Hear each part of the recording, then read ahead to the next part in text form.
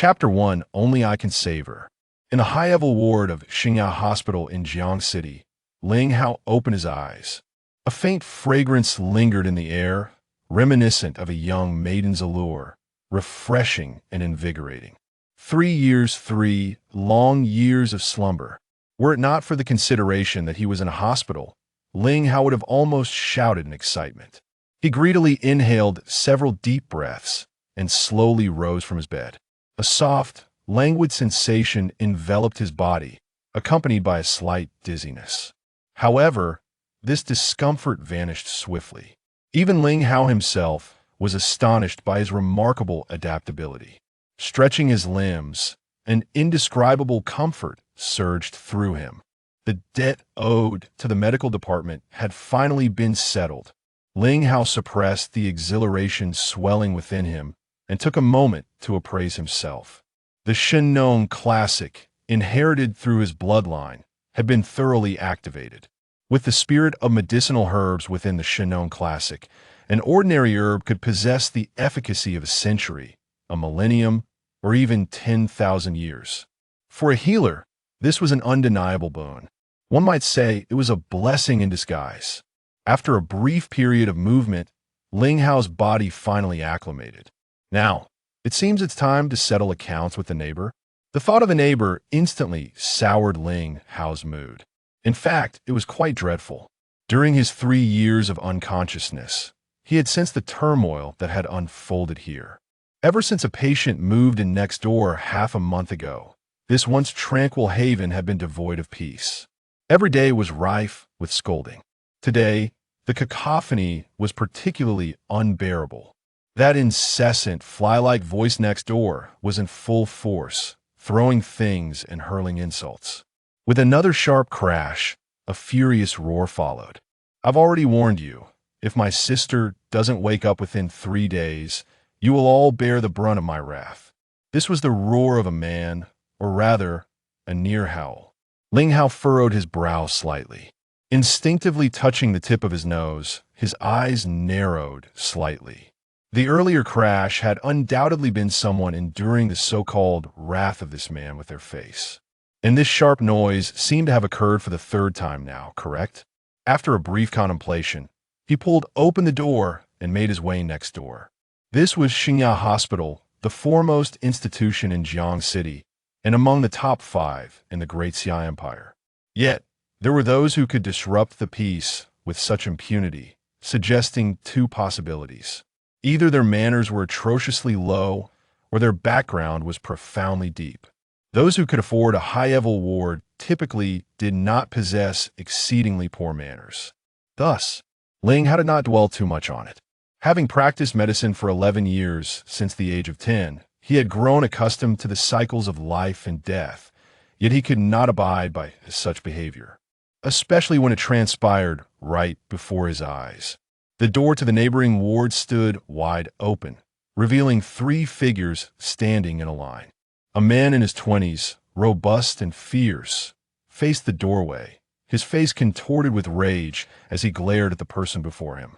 Before him stood an elderly man with a head of white hair, clad in a white coat and adorned with gold-rimmed reading glasses. Behind the old man was a young woman, clutching a folder in her left hand while covering her cheek with her right, tears glistening in her eyes. Ling Hao's gaze fell upon the hospital bed, where a pallid young girl lay in deep slumber, her eyes shadowed. "It's her? What an astonishing coincidence." Ling Hao instinctively touched the tip of his nose, his expression shifting slightly. This world truly is too small. It appeared that he must intervene. "Mr. Hong, for the sake of Shangbuyun, please do not trouble the young lady." The elderly man wore a smile, imploring the furious young man. Ling Hao's gaze shifted to the old man, his brow arching. Shangbuyun? Could this elderly gentleman be the renowned expert in the medical field? Shangbuyun? Shangbuyun had already made a name for himself in the medical community a decade ago, and Ling Hao was not unfamiliar with him, though they had never met in person. "Stop pretending to be a good person. If my sister does not wake up today, I will ensure that you all experience the taste of unconsciousness." The man referred to as Mr. Hong clearly had no intention of granting Shang Buiyun his favor.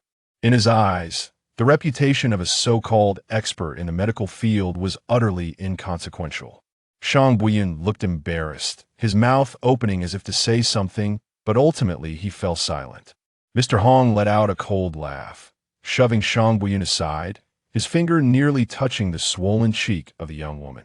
Go tell Xiao Xiao that if my sister is not awake by dinner, I will show her what unendurable wrath truly is. Xiao Xiao. It seems today's events have indeed taken a fortuitous turn. Ling Hao's eyes narrowed further at the mention of the name. The young woman shot Mr. Hong a fierce glare before turning to face Ling Hao, who stood at the door. Their eyes met, and the young woman appeared momentarily taken aback. Brother Ling, you're awake? You've finally awakened. Joy radiated from her face, her tone imbued with warmth. Yes, I'm awake. Ling Hao noted the genuine surprise in her voice, feeling a warmth in his heart as he nodded.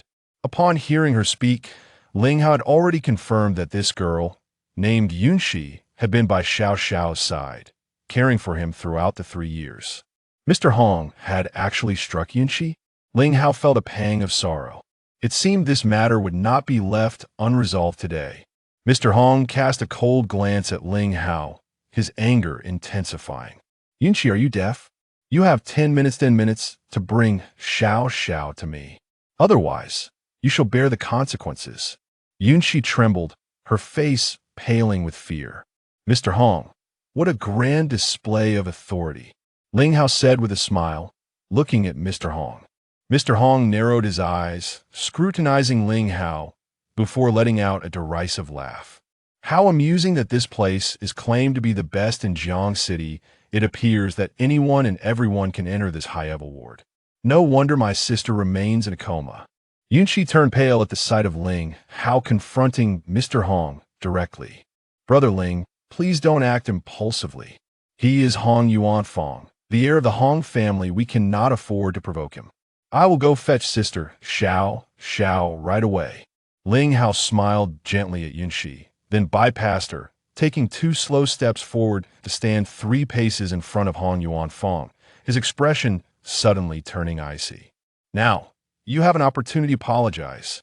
Yunxi gasped, her mouth agape. Shang Buiyun was taken aback, adjusting his glasses. Both shared the same thought. It's over, we are finished. Hong Yuanfang was momentarily stunned. Is there actually someone in Jiangcheng City who dares to speak to him this way? A hero rescuing a damsel? That was akin to an old man on his deathbed, seeking more life. After narrowing his eyes and staring at Ling Hao for a while, Hong Yuanfang confirmed that he had not misheard. Kid, do you know who I am? You demand an apology from me? What do you think you are? This is a hospital, I am a patient. And she is a woman. Only 12 words, simple to the utmost. And so what? Hong Yuanfang froned, soudainly looking. A laugh that suggested he saw Ling Hao as a fool. Disturbing a patient's rest and laying hands on a woman. Didn't your parents teach you the most basic manners? He spared no mercy, striking straight to the core. Shang Buiyun's expression immediately darkened. Yunxi's face was filled with terror. Before them stood Hong Yuanfang, the heir of Jiangcheng City's foremost family. If he were to sneeze, the entire Jiangcheng City would surely tremble. Now Ling Hao dared to claim he lacked manners? Indeed, so-called manners were but a pale shadow in the face of absolute wealth. However, that did not mean anyone could openly point it out. Shang Buiyun understood this clearly. Yunxi understood this even better. Only Ling Hao seemed oblivious. Or rather, he had no intention of understanding at all. Much like how Hong Yuanfang had no intention of adhering to basic decorum. Are you mentally ill? Hong Yuanfang stared at Ling Hao for a moment, his lips twitching slightly. Aside from this explanation, it seemed there was no other plausible justification. A mentally ill person is still a patient, isn't he? Ling Hao's expression remained calm and unflustered, unyielding and unperturbed, as if nothing in this world could stir his emotions. Hong Yuanfang chuckled. At this moment, he could ascertain that the man before him was simply an arrogant lunatic, unaware of the gravity of his situation. Shang Buiyun, and the young woman were on the verge of tears. Hong Yuanfang's style of conduct was known throughout Jiangcheng City. Today's incident was bound to end poorly. Hong Yuanfang took a few slow steps forward, gently pinching Ling Hao's hospital gown. I've already shouted and thrown things. What can you possibly do about it? What can you do about it? This singular phrase exuded overwhelming arrogance. The room fell silent. With a ruthless demeanor, a penchant for vengeance, coupled with the identity of the heir to Jiangcheng City's foremost family. No matter how one viewed it, he was indeed beyond reproach. He possessed the capital to disdain all. With a resounding smack, under the watchful eyes of all, Ling Hao raised his hand and delivered a resounding slap to Hong Yuanfang's face. Hong Yuanfang covered his right cheek, staring at Ling Hao in bewilderment. The expressions of everyone in the room shifted dramatically as they exchanged glances. Ling Hao had struck Hong Yuanfang? Ling Hao actually dared to lay hands on Hong Yuanfang. This was a joke that had gone too far. Chapter 2. Are you Xiao Xiao? Young man, since you disdain your own life, do not blame me. Hong Yuanfang finally reacted, his face a mask of fury, and before his words had fully escaped his lips, his hand had already risen, aimed directly at Ling Hao's visage. In a fit of rage, Hong Yuanfang had summoned all his strength. Everyone present closed their eyes, bracing for the impending sharp crack of the slap. Yet, Ling Hao stood motionless, exuding an air of calmness, as if the impending blow were not directed at him. Her life, only I can save. Thus, I demand an apology, she stated nonchalantly. Hong Yuanfang's hand abruptly halted. Mere inches from Ling Hao's cheek, casting a glance towards the hospital bed, Hong Yuanfang hesitated. That it was the first time in his life he had refrained from striking someone. Today, he encountered two firsts simultaneously.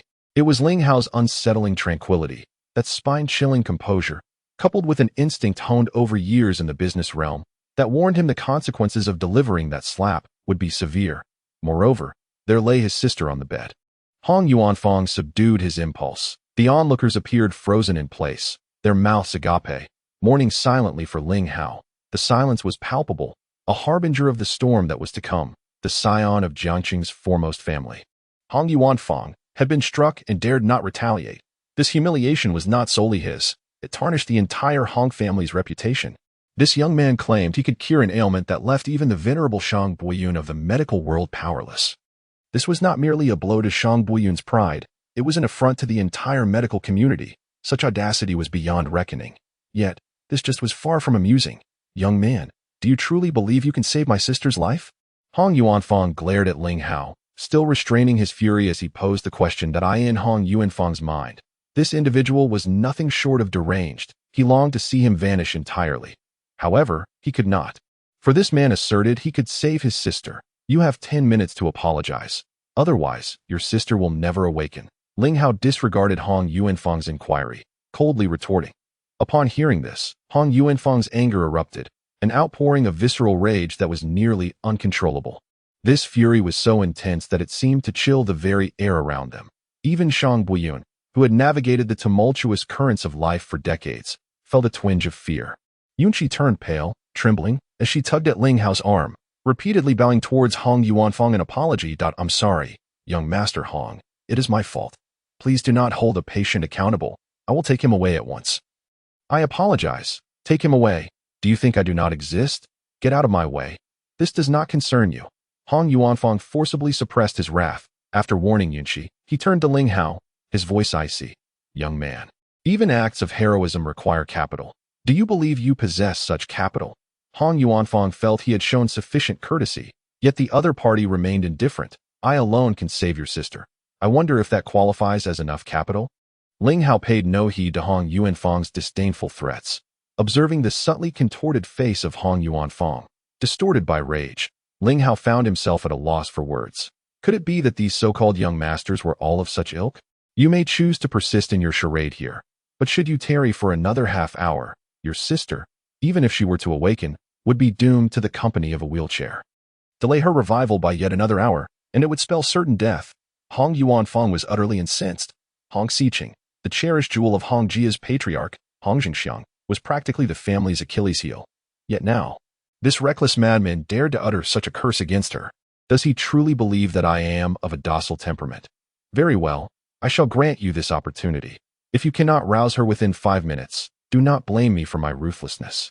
Shang Buiyun regarded Ling Hao with an expression of disdain, shaking his head in disbelief. For a condition like Hong Xiqing's, recovery was a matter of fortune. Failure was simply fate. Why must this young man insist on confronting Hong Yuanfang? Such is the impetuousness of youth. Absolutely the folly of youthful bravado. 5 minutes. If it were that simple, I would have acted long ago. If this ailing individual could indeed awaken the comatose Hong Xiqing after 15 days of unconsciousness in but 5 minutes, I might as well retire from my profession entirely. Yet Yunqi wore a face of concern, quietly tugging at Ling Hao's sleeve. Ling Hao remained unperturbed, offering Yunqi a gentle smile, then turning his gaze to Hong Yuanfang with icy resolve. It need not take 5 minutes. However, do remember that offering an apology requires sincerity. Ling Hao disregarded Hong Yuanfang further, turning to seize the folder and pen from the hands of a young woman, swiftly inscribing several lines before returning it to Yunqi. Please assist me in procuring these medications post-haste. They shall be needed shortly. Yunqi, puzzled, accepted the folder with a glance at Ling Hao, her mind racing, before promptly departing. Ling Hao, pen in hand, approached the bedside with measured steps. Lifting the covers, Hong Yuanfang narrowed his eyes slightly, a sardonic smile gracing his lips. Truly, there exist individuals in this world who fear not for their lives, boasting audaciously even in the face of the Hong family. Shang Buiyun's expression was one of complexity as he silently shook his head. Even he, a renowned medical expert, felt powerless against this peculiar ailment. How dare this young upstart claim he could remedy it in mere moments? Most exasperating was the realization that this brash youth was likely the same individual who had languished in a vegetative state for 3 years in the adjacent room. Very well, indulge in your jest. May it bring you joy. Ling Hao's left middle finger rested upon Hong Xiqing's wrist. After a moment of concentration, his right hand shot forth, the pen tip striking her body in rapid succession 9 times. In a single breath, neither more nor less, precisely 9 times. Ling Hao exhaled deeply, his face etched with fatigue. Though it was merely 9 swift strikes, they had nearly exhausted his entire strength, wiping the beads of sweat from his brow. He sighed inwardly. It seems that 3 years of vegetative existence have greatly diminished his physical prowess. Young man, have you completed your performance? This audacious lad dared to engage in such frivolous antics. And not only did his sister remain unresponsive, but he himself was left drenched in sweat. The cold mockery and fury on Hong Yuanfang's face were unmistakable. Ling Hao, seemingly oblivious, nodded with calm assurance. She shall awaken, and then it shall be your turn to apologize. Upon hearing this, Hong Yuanfang felt his nostrils flare in indignation. Despite the dire circumstances, Ling Hao still had the audacity to speak so shamelessly. Awake, he was clearly still in a state of unconsciousness. Steeling himself, Hong Yuanfang coldly remarked, "To dare play this game before me, you are courting your own demise. Do not blame others for it." No sooner had he spoken than Hong Xiqing, who lay on the hospital bed, suddenly let out a muffled groan, followed by a violent retching of dark purple blood as his eyes slowly opened. Upon seeing Ling Hao, they brightened with recognition, and he weakly uttered, "Esquire Padot." He had indeed awakened, after half a month of closed eyelids. Yet, the name he spoke, Esquire Pu. Shang Buiyun's expression changed subtly as he adjusted his reading glasses. Casting a puzzled glance at Ling Hao. It must be a coincidence. Surely, however, Hong Yuanfang was beside himself with joy, immediately rushing to the bedside. "Xiqing, how do you feel?"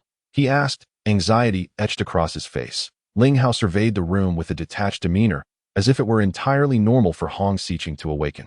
At that moment, 3 individuals burst through the door.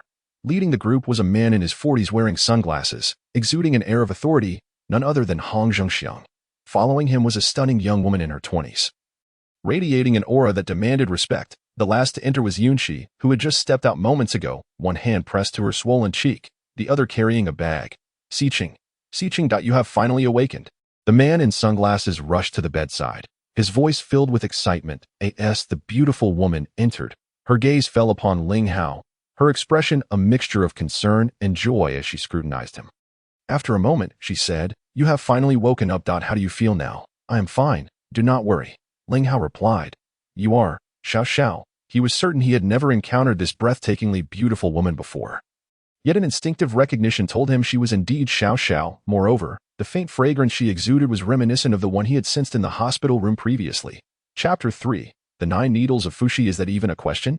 For the past 3 years, it has been Sister Xiao Xiao who has cared for you, making time to visit you daily, no matter how busy she was. Heaven has finally smiled upon you. And you have awakened. Before Xiao Xiao could respond, Yunqi interjected with an indignant expression. Xiao Shi, mind your tongue. Xiao Xiao blushed slightly, interrupting Yunqi. Ling Hao regarded Xiao Xiao, utterly captivated by her beauty and grace. Though it was their first meeting, the name Xiao Xiao was one he had often heard from his grandfather. Even during his 5 years of study at HF Medical College, each phone call was bound to mention her. It was no exaggeration to say that the name Xiao Xiao had become almost second nature to him. Many times, he had found himself curious about the girl his grandfather praised so highly. Yet, Ling Hao had never doubted the merits or beauty of Xiao Xiao as described by his grandfather. After all, a girl who could earn such accolades from Ling Leizizi could not possibly be lacking in worth. In truth, Xiao Xiao did not disappoint Ling Hao. She astonished him. Her kindness was something he had come to appreciate during his 3 years of slumber. As for her beauty, he finally beheld it today, truly exquisite. Breathtakingly beautiful. With a subtle smile directed at Xiao Xiao, Ling Hao turned his gaze towards Hong Yuanfang. Young Master Hong, your sister has awakened. You haven't forgotten your promise to me, have you? Upon hearing this, Hong Yuanfang rose, casting a fleeting glance at Xiao Xiao, a flicker of something unusual flashing in his eyes before he resumed his icy demeanor. Young man, I am in a good mood today, so I shall not engage with you further. You may leave. Just because you're in a good mood, I must take my leave. Hong Yuanfang, are you resolutely refusing to apologize? Ling Hao regarded Hong Yuanfang as one might a fool. Particularly displeased by the way he looked at Xiao Xiao. Hearing Ling Hao's words, Hong Zhengxiang gently patted Hong Xiqing's hand. Slowly rising to his feet, he removed his sunglasses and squinted at Ling Hao before turning to Shang Boyun with a smile. Old Shang, my daughter's awakening is largely thanks to you.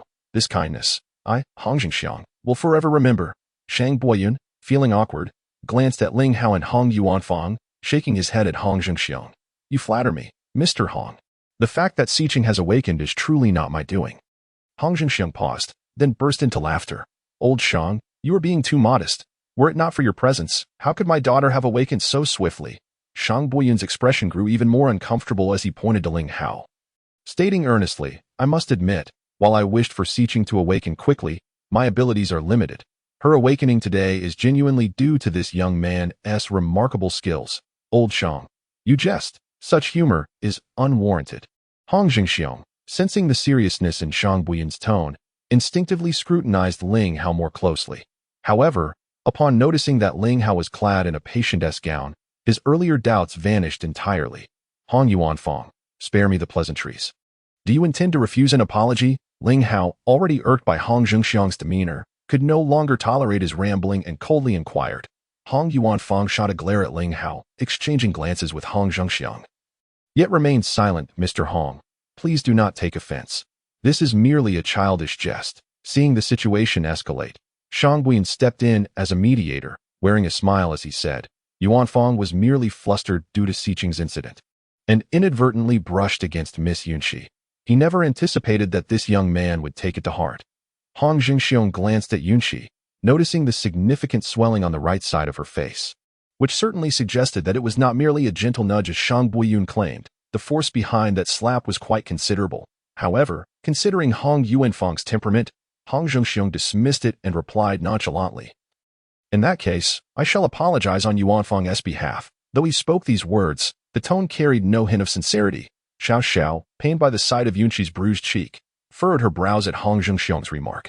Ling Hao observed Xiao Xiao's expression, a flicker of emotion stirring within him, as he addressed Hong Zhengxiang. Very well, since you, as a father, have expressed it thus, I shall refrain from further comment. Let us depart. The latter part of his statement was directed towards Xiao Xiao and Yunqi. After taking a couple of steps, Ling Hao turned back, coldly asserting, by the way, as a healer must possess a compassionate heart. I feel compelled to remind you that your daughter is afflicted with a severe poison. I have only managed to expel 50% of the toxin thus far. Should it remain unpurged within 48 hours? Once it infiltrates the internal organs, even deities may struggle to save her. Xiao Xiao cast a glance at Hong Zhengxiang, noticing his intense focus on Hong Xiqing, and chose not to respond further. Leading Yunqi to Ling Hao's hospital room, she had no desire to offend the Hong family, yet that did not necessitate her subservience. Upon their entrance, Ling Hao promptly closed the door and inquired of Yunqi, Have you managed to procure the medicinal items I requested earlier? Yunxi glanced at Xiao Xiao, her expression betraying a hint of hesitation. Ling Hao, however, dismissed her apprehension, stating nonchalantly, "Do not overthink it. Xiao Xiao is my fiancée, and she will not misconstrue our situation. Please, hand me the medicine." Upon hearing Ling Hao's words, Xiao Xiao felt a faint blush creep onto her cheeks, yet she remained silent, eyeing the rush of the moment. One item had been overlooked as Yunxi handed over the plastic bag. She sheepishly remarked. Ling Hao inspected the contents, a broad smile illuminating his face as he nodded approvingly, gesturing toward the sofa. No worries, no worries. This is more than sufficient. Now, please, lie down here. Lie down here? Yunxi exclaimed, her curiosity piqued, fearing she had misheard. She glanced at Ling Hao and then at Xiao Xiao. If he instructs you to lie down, you ought to comply. Xiao Xiao seemed in remarkably good spirits, her lips curling into a gentle smile. Yunxi observed Xiao Xiao's unusual demeanor, her confusion deepening, yet she acquiesced, reclining on the sofa. Her mind racing with thoughts. Sister Xiao Xiao is acting quite strangely today. I have not seen her smile like this in 3 years. Could it be that this young man's awakening has caused such a change? Once Yunxi was comfortably settled, Ling Hao retrieved the medicinal items she had brought, skillfully preparing them into a paste, which he then applied directly to Yunxi's bruised face, swollen from Hong Yuanfang's earlier strike.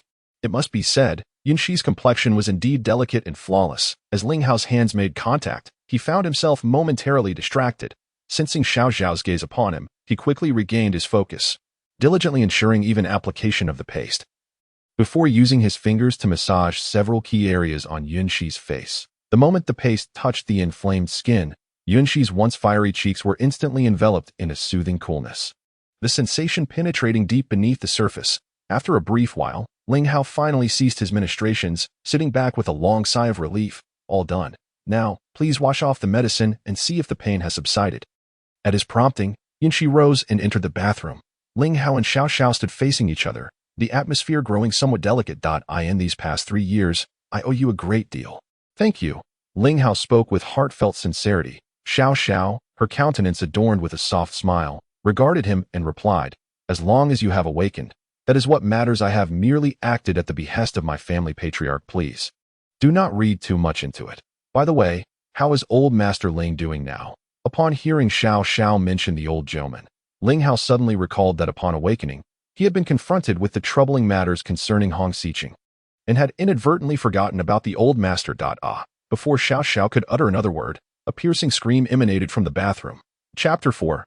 A million slaps. Xiao Xiao's expression shifted dramatically, and she instinctively rushed into the bathroom. Ling Hao remained rooted to the spot. Yunxi was staring incredulously at her reflection in the mirror. When she saw Xiao Xiao anxiously burst in, she paused for a moment, then excitedly pointed at her own cheek, exclaiming, Sister Xiao Xiao, look at my face. It's completely healed. Xiao Xiao scrutinized Yunxi's cheek closely. It was as smooth as ever. Where was the previous redness and swelling? Her complexion was even better than before the injury. Their gazes locked, both faces filled with disbelief. Emerging from the bathroom, laden with doubts, she glanced at Ling Hao, who was already seated on the sofa, and suddenly felt as though she no longer recognized the man she had cared for over the past 3 years. You daughter skilled in medicine.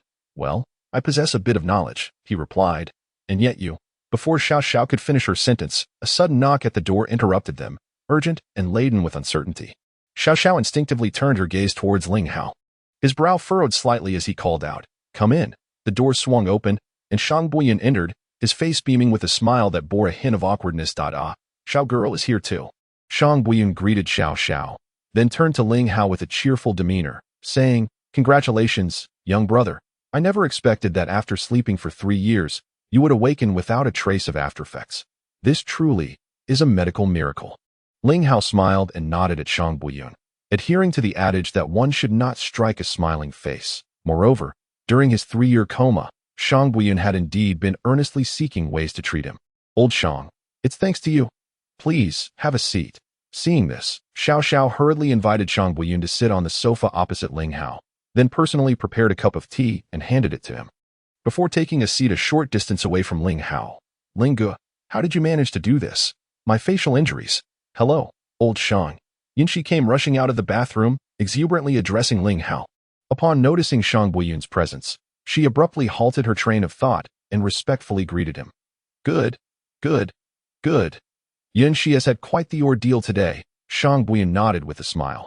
However, as his gaze swept over Yunxi's cheek, his smile froze momentarily. Your face that healed so quickly. Based on Shang Buyan's medical experience, the injuries from Hong Yuanfang's 3 slaps should typically take at least 10 days to half a month to heal, even under proper care. Yet now it was evidently less than half an hour.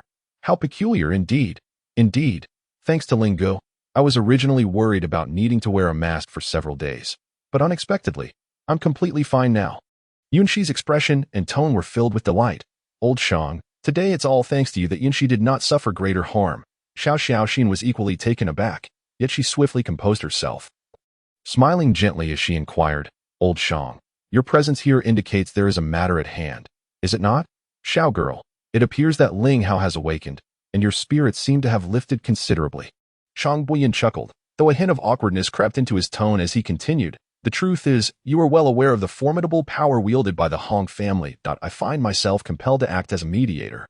Could it be that they truly believe Ling Hao's ramblings and wish for him to treat the princess of the Hong family? Xiao Xiao glanced at Ling Hao, who wore a serene smile, her expression darkening slightly as she remarked, if that is indeed the case, Old Shang, I fear you may be disappointed.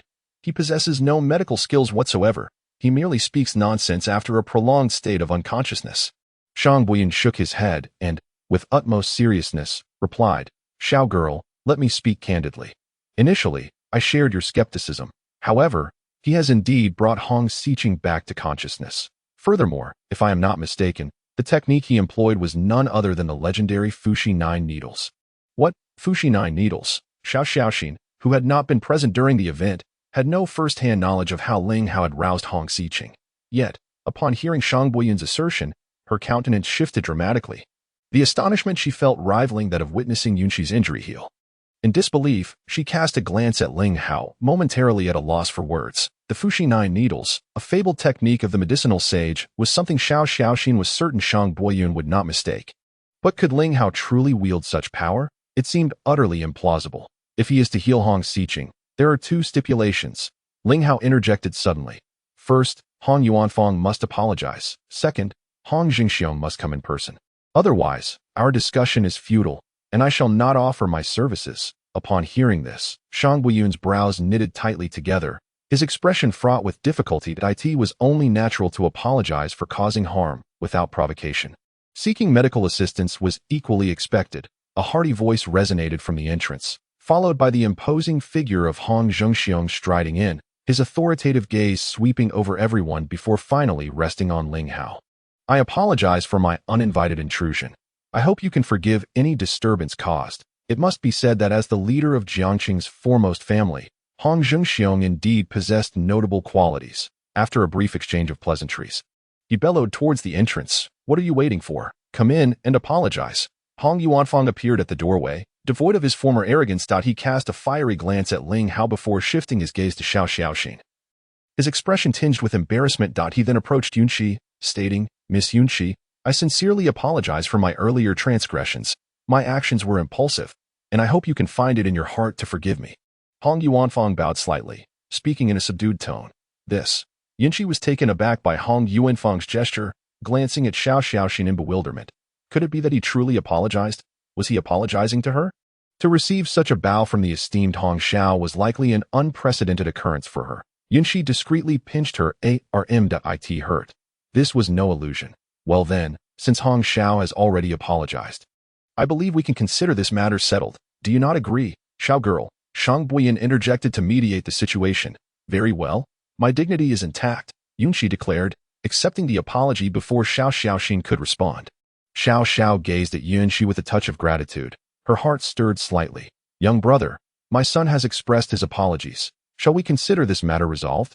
Hong Jingxiong said as he took a seat, directing his gaze toward Ling Hao. Indeed, since Yunxi has accepted the apology, I naturally have no objections. Ling Hao nodded, then shifted the topic. Next, let us calculate the medical expenses for treating Yunxi's facial injury. Shall we? What? Medical expenses? Hong Jingxiong exclaimed, taken aback. Yes, medical expenses. Ling Hao replied nonchalantly. Otherwise, do you think Yunxi's face could have healed so quickly? Upon hearing this, Hong Jingxiong turned to look at Yunxi, only to realize that the previous redness and swelling had vanished. and her complexion appeared even better than before. The medical expenses must be paid, without question, Hong Xiong declared, his expression brightening as he said earnestly, "Young brother, please state the amount. I shall cover it all." Considering Hong's promptness, I shall waive the consultation fee, and let us apply a 50% discount on the medical expenses, rounding it off to 1 million. Ling Hao calculated with utmost seriousness. At his words, the room fell into stunned silence. 1 million in medical fees, particularly for Yunxi, her jaw nearly dropped. She was acutely aware that the medications Ling Hao had requested were all prepared by herself. It seemed that they didn't even amount to 100, did they? Hong Yuanfang could no longer contain his anger and shouted at Ling Hao, "Kid, don't push your luck. Such exorbitant demands require substantial leverage. Have you even looked in the mirror?" Chapter 5. Deep bonds of grandparent and grandchild. Enough. Silence yourself. Hong Zhengxiong's thunderous roar rendered Hong Yuanfang speechless. In the hospital room, the only one unaffected by shock was Hong Zhengxiong. Yet he was filled with fury, not due to Ling Hao's audacity, but because of his son's lack of discernment. Having navigated the business world for decades and becoming the head of the foremost family in Jiangcheng, Hong Zhengxiong was far from foolish. Ever since he heard from Elder Shang that Ling Hao possessed the skill of the Fuxi 9 needles, he resolved to cultivate a relationship with him at all costs. The Hong family lacked not for wealth, but for life. At least for Hong Xiqing's life, Hong Zhengxiong was willing to spend millions, even billions, if it meant saving him. Money was merely a number. Yet life was singular and irreplaceable. 1 million was simply too low a price. It seemed I have struck an incredible bargain. Young brother, please hold on, with remarkable decisiveness and ease. It was as though Hong Zhengxiong felt he was getting the better end of the deal regarding the 1 million medical fees. Hong Zhengxiong had misunderstood. Ling Hao chuckled lightly. Hong Zhengxiong was momentarily taken aback. Hong Yuanfang sneered, while Xiao Xiao and Elder Shang breathed a sigh of relief. It appeared Ling Hao was aware of propriety and knew when to draw the line. Just as Hong Yuanfang prepared to launch a scathing remark, Ling Hao preempted him. "What I meant was 100,000 per slap. And it seems he delivered 0.3 slaps, perhaps." Everyone gaped, staring at Ling Hao as if he were a monster. 3 slaps amounted to 0.3 million. Only Hong Zhengxiong regained his cheerful demeanor. "Not at all. It is only fair. Young brother, please wait a moment." He then picked up his phone and sent a message. Upon seeing the message from Hong Zhengxiong, a sinister smile unexpectedly crept upon Hong Yuanfang's lips, a smile laced with cruelty. He was all too familiar with his father's temperament. The audacity of someone daring to extort the Hong family was truly a sign of recklessness. The family's bodyguards should be arriving shortly, and when they do, young man, brace yourself. Soon, you shall regret this reckless act. Hong Yuanfang was utterly convinced, 200% certain. However, Shan Buiyun's expression shifted dramatically, while Yunxi's countenance paled in shock. Beneath their astonished visages lay a shared sentiment.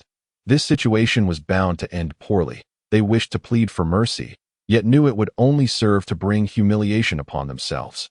Leaving them speechless, Xiao Xiao was equally taken aback, yet her curiosity surged that a mere casual gesture could restore Yunxi's swollen visage to its former state. The To remained composed in such circumstances was remarkable. Every time the old master Xiao spoke of Ling Hao, he was effusive in praise. It seemed Ling Hao harbored many secrets. Xiao Xiao observed Ling Hao with keen interest, her curiosity akin to a spirit unbound. Swiftly enveloping her heart, before long, a knock interrupted, and a sharply dressed woman entered the ward. Wordlessly, she handed an envelope to Hong Zhengxiong before turning to leave. "Young brother, the 3 million medical fees are all on this card, along with a membership card. I hope you can find the time to come and support us." Hong Zhengxiong, with a notably amiable demeanor, almost reverent, extended the envelope towards Ling Hao. Hong Yuanfang rubbed his eyes in disbelief. Was his father truly not seeking retribution against this young man? Instead, he had graciously offered 3 million in medical expenses, and that membership card, a super VIP card, of which there were no more than 10 in the entire Jiangcheng city.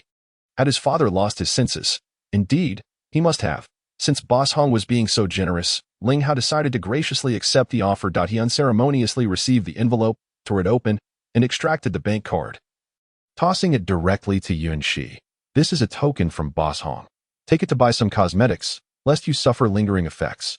Everyone present was struck dumb. 0.3 million, and he handed it over to Yunxi without a flicker of his brow. To offend the Hong family merely to allow Yunxi to purchase cosmetics? Xiao Xiao suddenly felt a pang of bitterness in her heart. "I cannot accept this." Yunxi was left utterly astonished.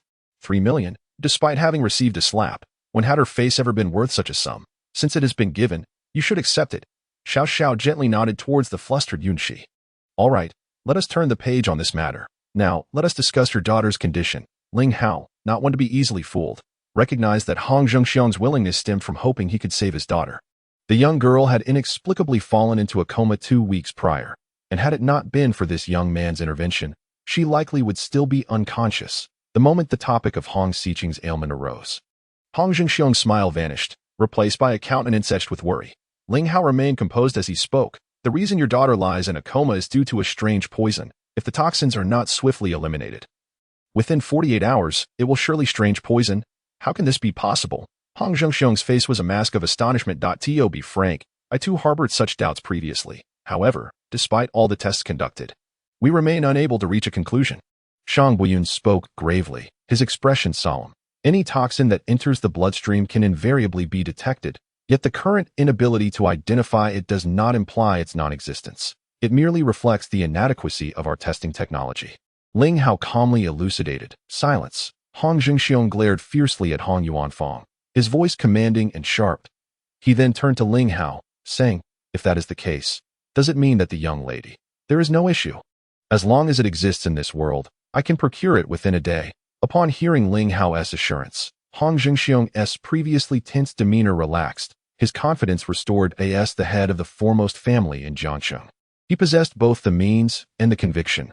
Ling Hao wasted no time. Seizing paper and pen to write with remarkable speed, in a matter of moments, he handed over a meticulously filled A4 sheet to Hong Zhengxiong, stating, these items will suffice. Gather them within a day.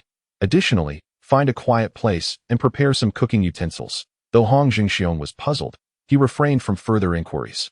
Glancing at the paper, he noted the commonplace nature of the listed items, which alleviated his worries. He beckoned the others and departed with Hong Yuanfang. Although Shang Buyun was intrigued, he recognized the futility of lingering and discreetly took his leave. The room was left with only Ling Hao, Xiao Xiao, and Yun Shidadam. Sister Xiao Xiao, I have matters to attend to, so I shall take my leave.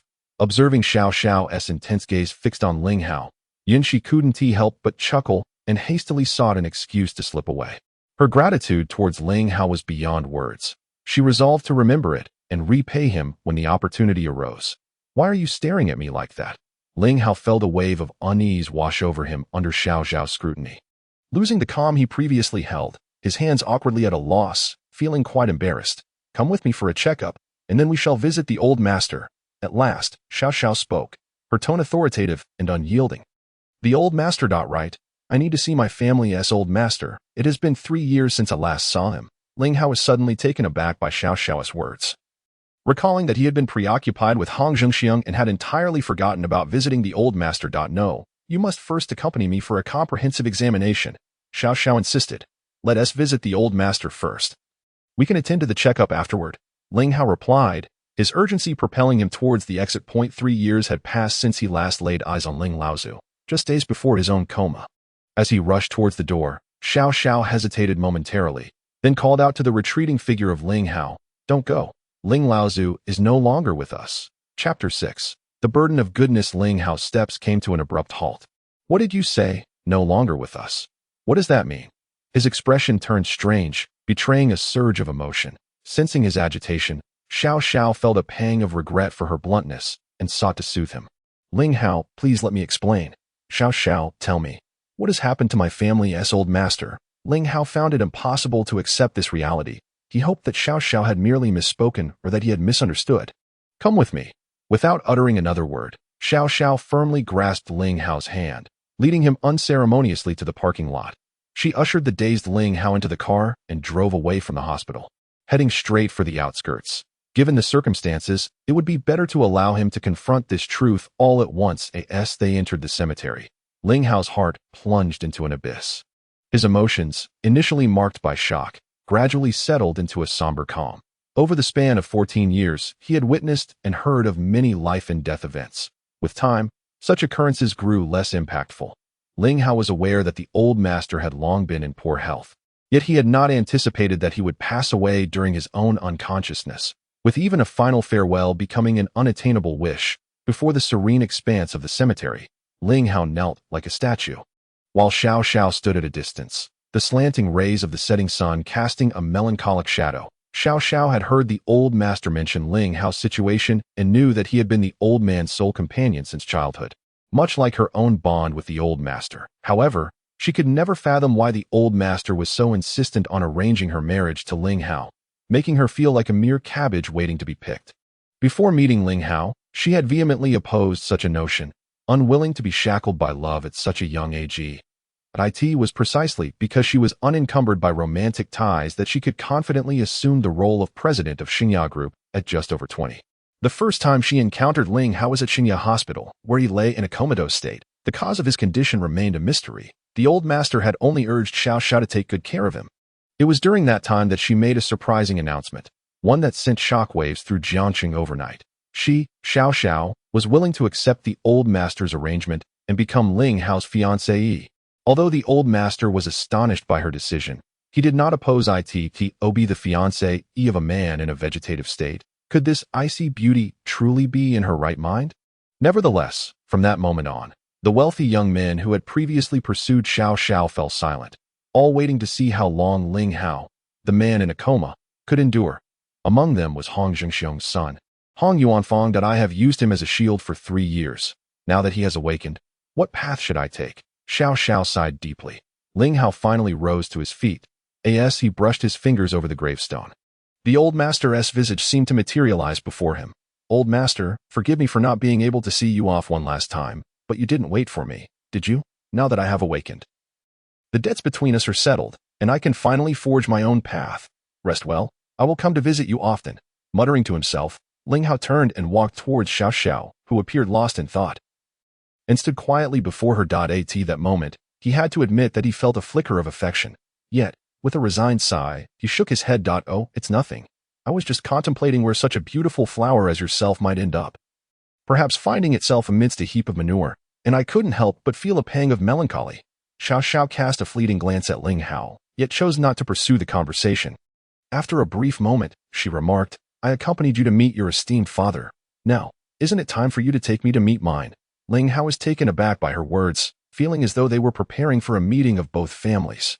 Nevertheless, he knew that meeting Zhao's father was inevitable. Before Ling Hao departed for abroad, his father had persistently urged him that if he ever missed the chance to see him one last time, it was imperative to meet Zhao's father. Little did he know that this would become an ominous premonition.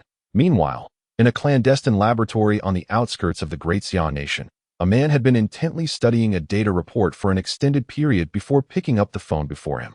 Throughout the journey, neither of them had initiated conversation, each lost in their own thoughts. They had lingered in the cemetery for quite some time, and now it was already dinner time. The roads were congested with a steady stream of vehicles.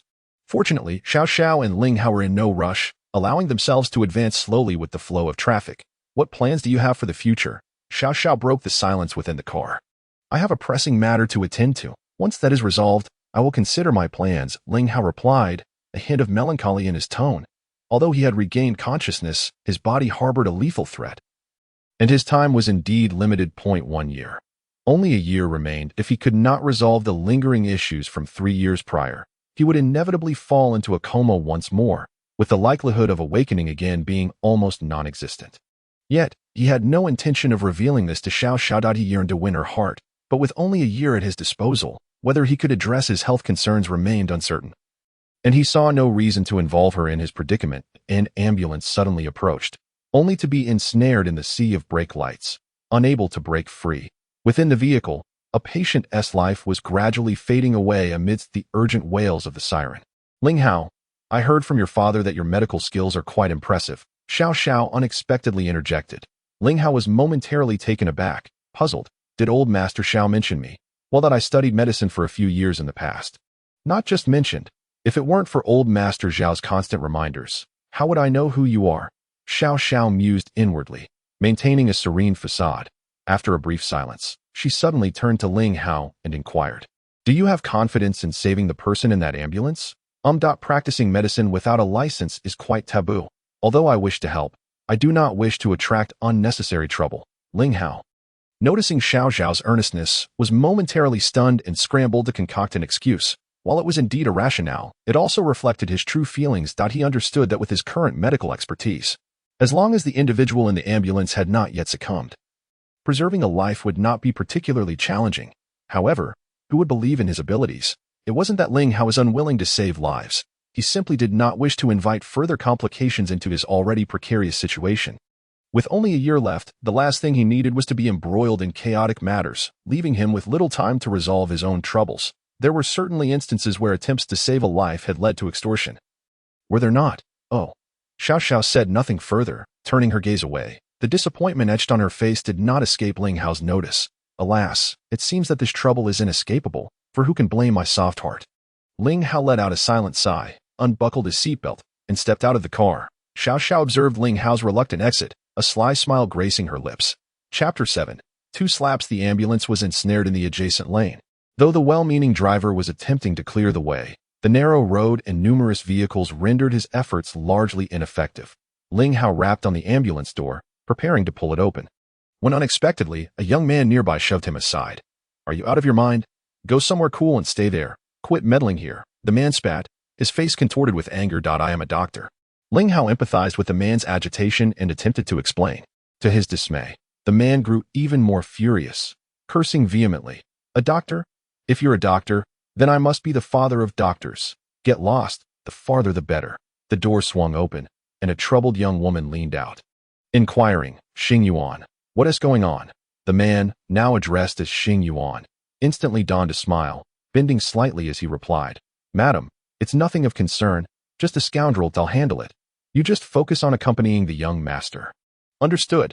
The young woman refrained from further comment, not even casting a glance at Nanyu, before shutting the door.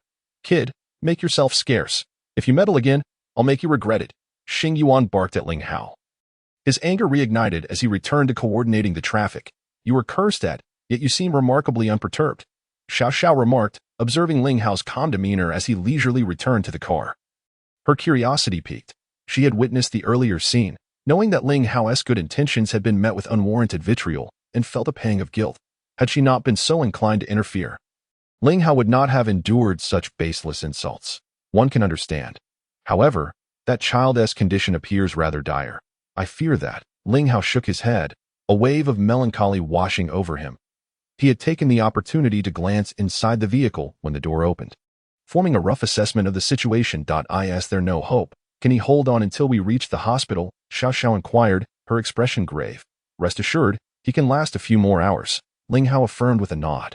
"However, that is merely a handful of hours." After a brief pause, he suddenly asked, "If I am not mistaken, that ambulance belongs to Xiao Hospital, does it not?" "Indeed," Xiao Xiao nodded, somewhat puzzled as she asked, "What of it?" Xiao Xiao was momentarily taken aback, but soon grasped Ling Hao's intentions. The heart of a healer, a flicker of emotion stirred within her as she regarded Ling Hao, and she simply nodded, choosing not to elaborate further. Turning the vehicle around, she accelerated towards Xiao Hospital. The ambulance had already departed for the hospital over 10 minutes prior, navigating the cleared path. Upon arrival, Xiao Xiao led Ling Hao directly to the emergency room. At the entrance, the anxious young woman from the ambulance paced back and forth, her face etched with worry. Xing Yuan stood nearby, flanked by 2 burly bodyguards, upon the sight of an approaching figure. Xing Yuan and his 2 bodyguards immediately became vigilant, stepping forward to block Xiao Xiao and Ling Hao. After a prolonged gaze fixed upon Xiao Xiao, an unmistakable yearning flickered in their eyes.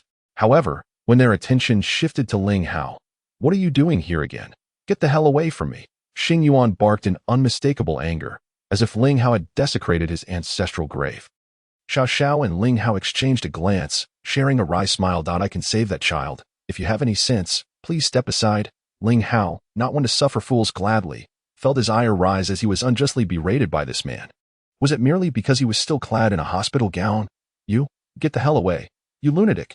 Xing Yuan waved his hand impatiently at the 2 bodyguards, who immediately positioned themselves in front of Ling Hao, ready to engage. "Xing Yuan, do not instigate trouble." From a distance, a young woman observed the unfolding scene, her brow furrowed in concern. Yet, she paid it no mind, merely issuing a command before anxiously returning her gaze to the emergency room door. "Let us wait over there. Please don't be angry," Xiao Xiao urged as she guided Ling Hao to a chair nestled in a corner. "At long last." The emergency room door swung open, and a fully equipped doctor emerged. "Dr. Shang, how's my son?" The young woman rushed forward, her anxiety palpable. "Dr. Shang Boyan, Ling Hao felt a stir within him and exchanged a glance with Xiao Xiao. Remaining silent, before Shang Buiyun could utter a word, a man burst in from outside, seizing his arms with the ferocity of a lion bereft of reason, nearly shouting, "What has happened to my son? How is he?" It was none other than him. Xiao Xiao and Ling Hao exchanged a knowing look, both sharing the same thought, for this man was none other than Hong Yuanfang, who had departed not long ago. Truly, fate has a peculiar way of intertwining paths. Shang Buiyun removed his mask, his expression grave. "Young Master Hong, your son's condition is most peculiar. Based on my diagnosis, it appears he has been afflicted by a strange poison, akin to what befell Xichen." "What? Poisoned?" At this revelation, Hong Yuanfang trembled, quickly regaining his composure as he implored, "Then hurry and save him." "What is his current state?" Shang Buiyun shook his head, expressing his helplessness. "I am sorry. Your son has fallen into a coma, and there is little I can do." Before Hong Yuanfang could respond, the young woman beside him crumpled to the ground, unconscious. He rushed to catch her. While Shang Buiyun pressed his fingers to her ACU point. As she opened her eyes, a moment of dazed silence was followed by a heart-wrenching wail that echoed throughout the floor. "Enough. Be quiet." A commanding voice sliced through her lament, abruptly silencing her cries. The imposing figure of Hong Jingxiong appeared at the emergency room door. "Father, Ju he." Hong Yuanfang glanced at Hong Jingxiong, his grief rendering him momentarily speechless. "Dr. Shang, what is the condition of Ju?" Hong Jingxiong, maintaining a semblance of composure, turned to Shang Buiyun for answers. Shang Buiyun shook his head, expressing his concern that it seems rather dire. "If my suspicions are correct, it is likely akin to Xichen's predicament." "What? Are you suggesting poisoning?" A flicker of something unusual passed across Hong Jingxiong's face, his brows knitting tightly together. "Indeed." Shang Buiyun solemnly nodded, contemplating for a moment before stating, "In my view, our only course of action now is to seek out. Yes, we must quickly locate that young brother." Hong Jingxiong then turned to Shang Lao with a respectful gesture and said, "Could you please reach out to Xiao Xiao?" He was acutely aware that directly approaching Ling Hao was clearly out of the question. Thus, they would have to take an indirect approach and let Xiao Xiao take the lead. It seemed that young man held Xiao Xiao in high regard. After Shang Buiyun agreed with a nod, Hong Jingxiong addressed Hong Yuanfang and the young woman beside him, saying, "Yuanfang, Xinyu, let us proceed to see Juer." Following Hong Jingxiong, Hong Yuanfang and Xinyu entered the emergency room, while Shang Buiyun stepped aside to fetch his phone from the changing room. "You knew all along?" Xiao Xiao inquired, her gaze fixed curiously on Ling Hao. "Yes," Ling Hao nodded, feeling somewhat embarrassed under Xiao Xiao's scrutiny after a moment, and promptly suggested, "Shall we go take a look?" Xiao Xiao regarded Ling Hao with a peculiar expression but chose not to speak further, merely nodding in agreement. The two approached the entrance of the emergency room, only to be blocked once more by Xing Yuan and two bodyguards. "Are you trying to get yourself killed? Why can't you just leave like a pesky fly?" Xing Yuan glared at Ling Hao with palpable disdain, a disdain that seemed entirely unfounded. Perhaps it was because he could not bear to see someone as ethereal as Xiao Xiao accompanying Ling Hao. "Let us in, or you shall bear the consequences." In this day and age, why is it so challenging to be a good person? Upon hearing Ling Hao's words, the man was instantly enraged, and he swung his hand to deliver a sharp slap. Chapter 8. Clinging to you with a resounding crack, Ling Hao did not flinch. He accepted the blow with composure, a distinct handprint now adorning his face. "Get lost," he seethed. "If I see you again, I will strike you again." Xing Yuan spat, leaving behind a venomous remark. Xiao Xiao's face had long since drained of color, her expression filled with fury, while Ling Hao remained unfazed. Suddenly, his phone rang. Xiao Xiao glanced at it and answered. "Shang Lao, we are right at the entrance." After uttering those words, she hung up and gently caressed the swollen half of Ling Hao's face, as if a tender wife were soothing her husband. At that moment, the doors to both the changing room and the emergency room swung open simultaneously. Shang Buiyun and Hong Jingxiong emerged, their faces lighting up with surprise upon seeing Ling Hao and Xiao Xiao standing side by side. They hastened forward a few steps, only to be momentarily taken aback, for they clearly observed that Xiao Xiao was utterly disregarding them, focusing instead on gently blowing air onto the right side of Ling Hao's face, which bore a prominent handprint. "My apologies, Mr. Hong. It is my incompetence that has led to this. I shall promptly remove them." Xing Yuan, noticing the discontent in Hong Jingxiong's expression towards Ling Hao, hurriedly bowed in apology. Without waiting for Hong Jingxiong to respond, he eagerly stepped forward, shoving Xiao Xiao aside, and then delivered another slap to Ling Hao's left cheek. Shang Buiyun was stunned. Hong Xiong stood frozen. Ling Hao simply smiled. Xing Yuan seethed with anger, convinced that the man before him must be deranged. How could he laugh after being slapped? Without even a hint of retaliation. This jest had gone too far. Hong Xiong could no longer endure the situation and, without hesitation, lifted his foot to deliver a forceful kick towards Xing Yuan. Just as Xing Yuan was contemplating how to impress Hong Xiong, he was unexpectedly struck, landing on the ground in a most undignified manner. Bring forth this wretched creature and break both of its paws. The sharp sound of bones cracking resonated in the air. Dear brother, I sincerely apologize. It is entirely my fault for not exercising proper discipline. In front of Ling Hao, Hong Xiong's body nearly bent at a 90-degree angle, repeatedly expressing his contrition, almost to the point of prostration. Shan Buyun's expression darkened considerably. He understood all too well that this incident had escalated into a significant commotion due to this foolish lackey's actions. The lives of Hong Xiqing and Hong Ju now rested squarely on Ling Hao's shoulders. Everyone was ruminating on how to invite him here, and now, when he finally arrived, he was met with a couple of resounding slaps from Xing Yuan.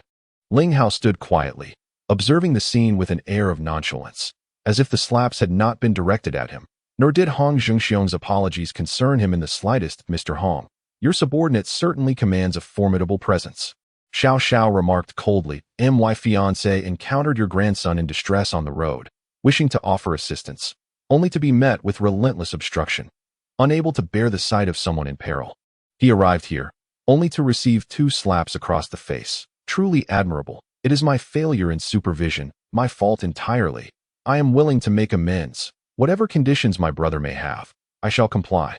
I implore your magnanimity. Hong Xiong spoke with utmost sincerity. Just moments ago, the imposing Xing Yuan was utterly bewildered by the unfolding events. Did I strike the wrong person?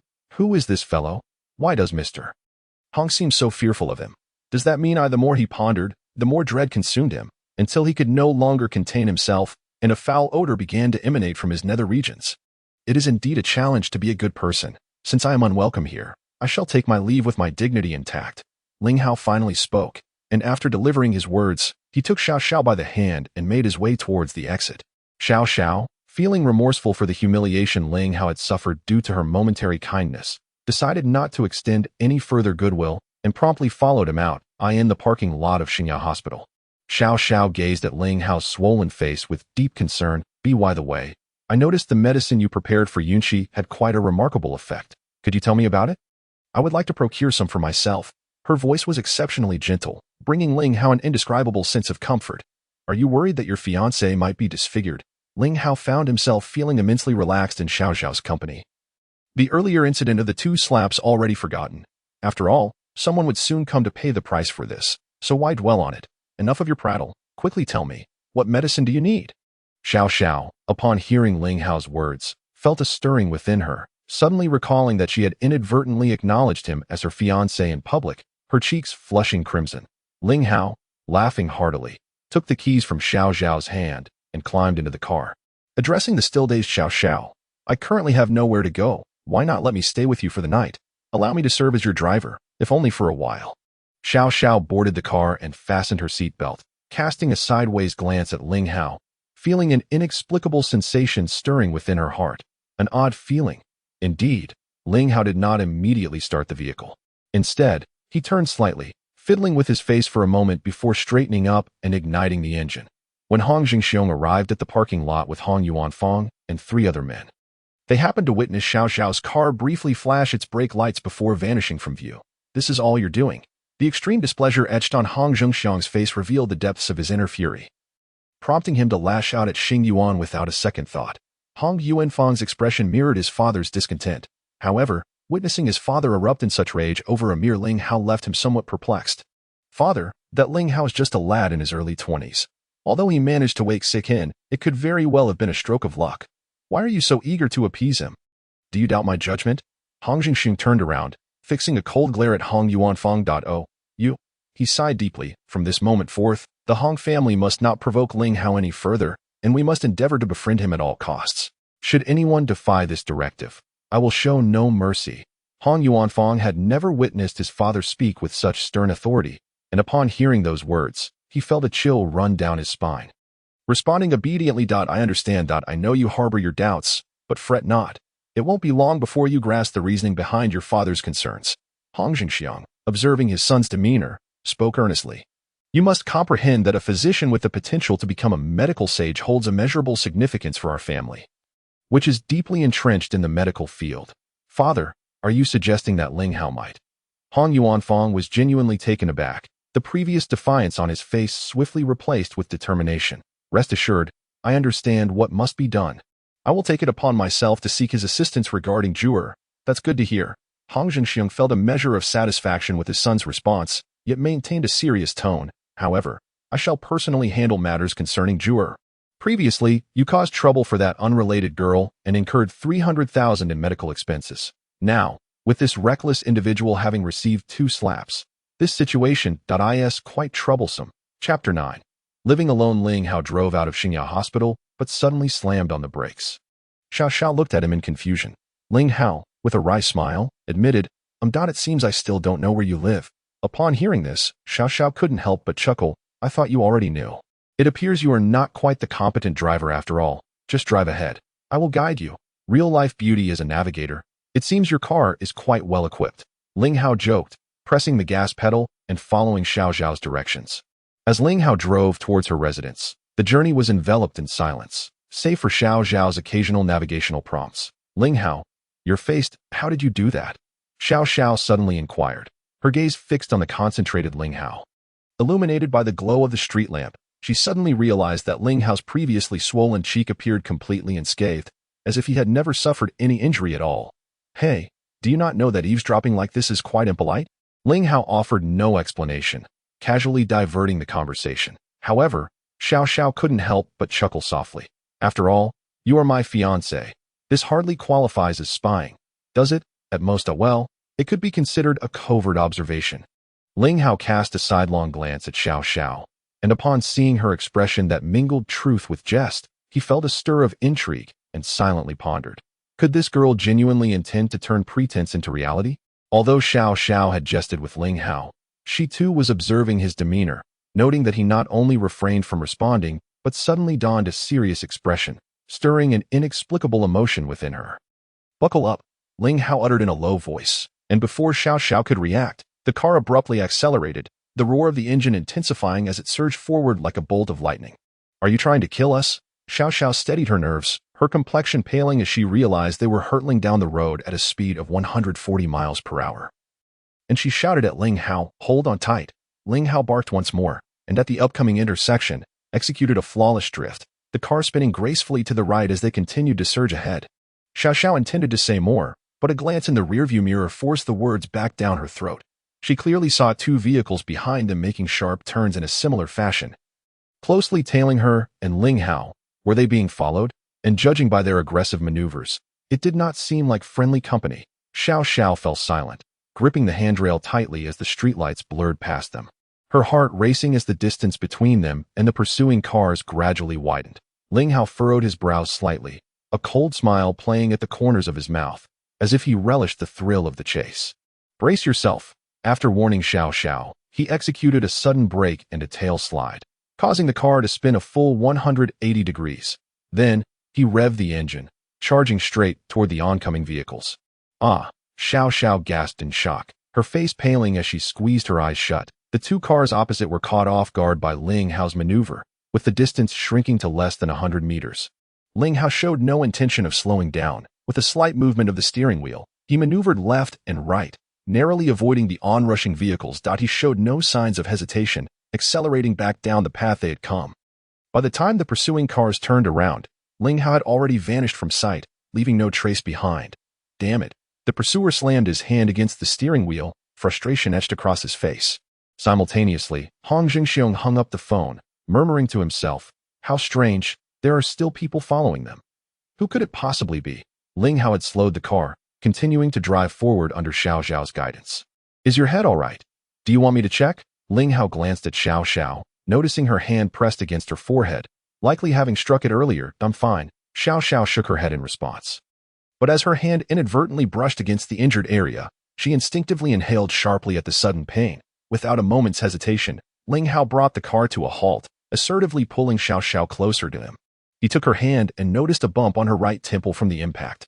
Gently blowing on the injury, Ling Hao began to massage several acupressure points surrounding the swollen area.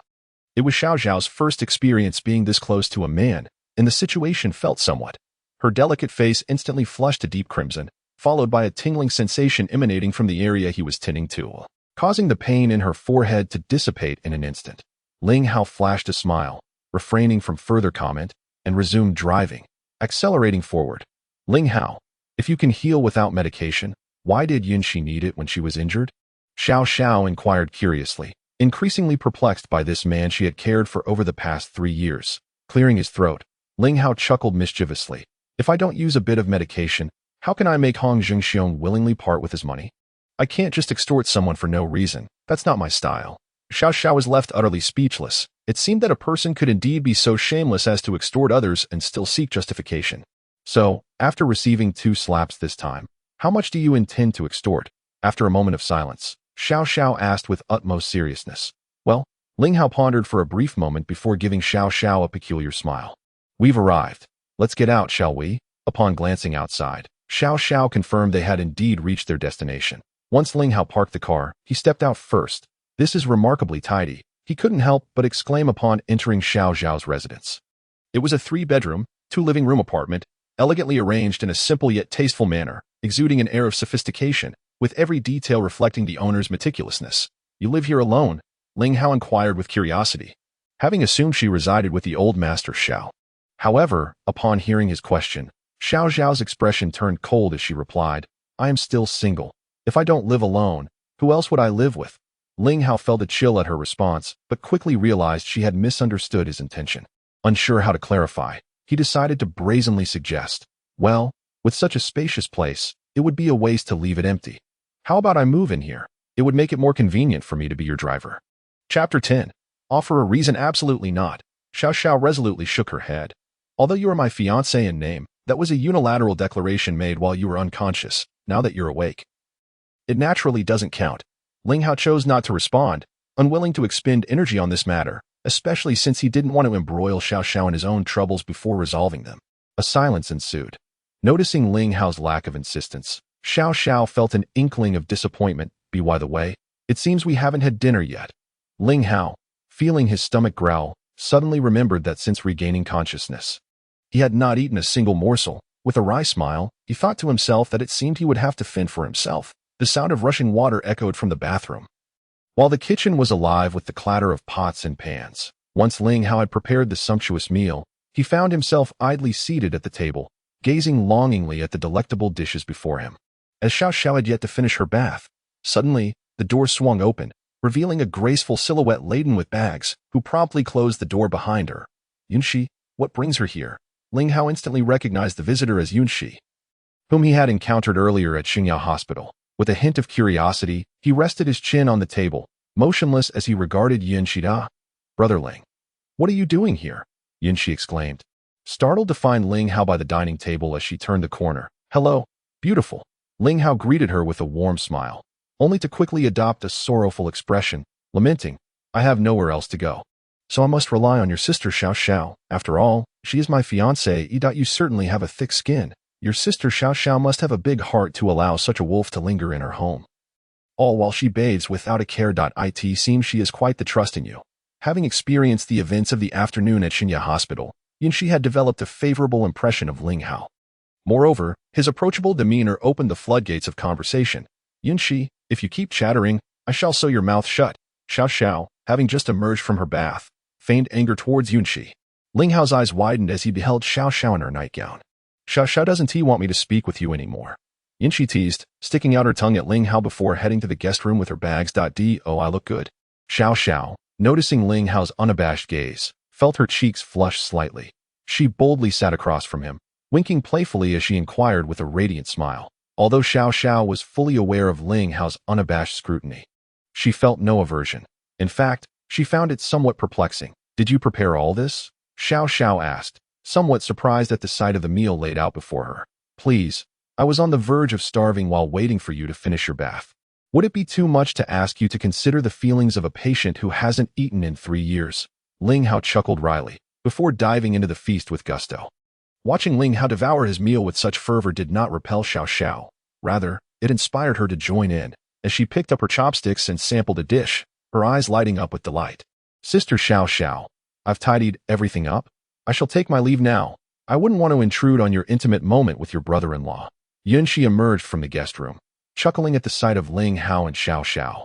Before heading toward the door, Ling Hao, with his mouth full, could only wave a hand in farewell towards Yunxi. Xiao Xiao felt her cheeks heat up at the comment, remaining silent. Knock, knock, knock.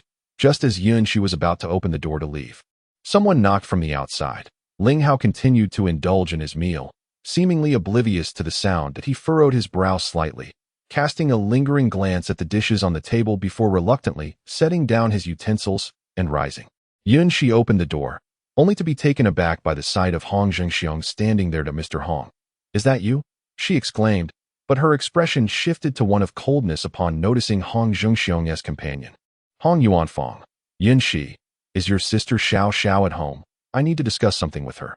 Hong Zhengxiong maintained a cordial demeanor, adopting a humble stance. Mr. Hong, is there a significant matter that brings you to my fiancé at such a late hour? Ling Hao approached Yunxi, regarding Hong Zhengxiong with a faint gaze. Little brother is here as well? How delightful. I was just pondering where to find you. Upon seeing Ling Hao present, Hong Zhengxiong beamed with a broad smile. However, Hong Yuanfang wore a perplexed expression, secretly astonished. It was widely known that Xiao Xiao maintained an aloof demeanor, never allowing any man to grace her residence. Why then was Ling Hao here? The critical point was that she had just referred to him as her fiancé without displaying the slightest hint of irritation. Could it be that her engagement announced 3 years ago was sincere? Mr. Hong, let us adjourn to the CAF downstairs to discuss matters, Xiao Xiao gracefully suggested, having changed into casual attire. She then turned to Ling Hao and inquired, would you accompany me? Ling Hao looked at Xiao Xiao with warmth and nodded affirmatively. Hong Yuanfang's expression darkened as he gritted his teeth in frustration. Her home was off limits to other men. Yet Ling Hao was an exception. While he and his son sought her counsel, she insisted on having Ling Hao accompany her. What did this signify? Could it be that she truly regarded this man, who had been in a coma for 3 years, as her fiancé? In the CAF, Xiao Xiao and Ling Hao sat side by side, facing the smiling Hong Zhengxiong and the icy Hong Yuanfang. Mr. Xiao and little brother, I sincerely apologize for the events that transpired at the hospital today, Hong Zhengxiong said, looking at the calm Xiao Xiao and Ling Hao with genuine contrition. He understood that if he remained silent, these two would likely never speak first. This matter has nothing to do with Mr. Hong. My skin is thick enough to endure it.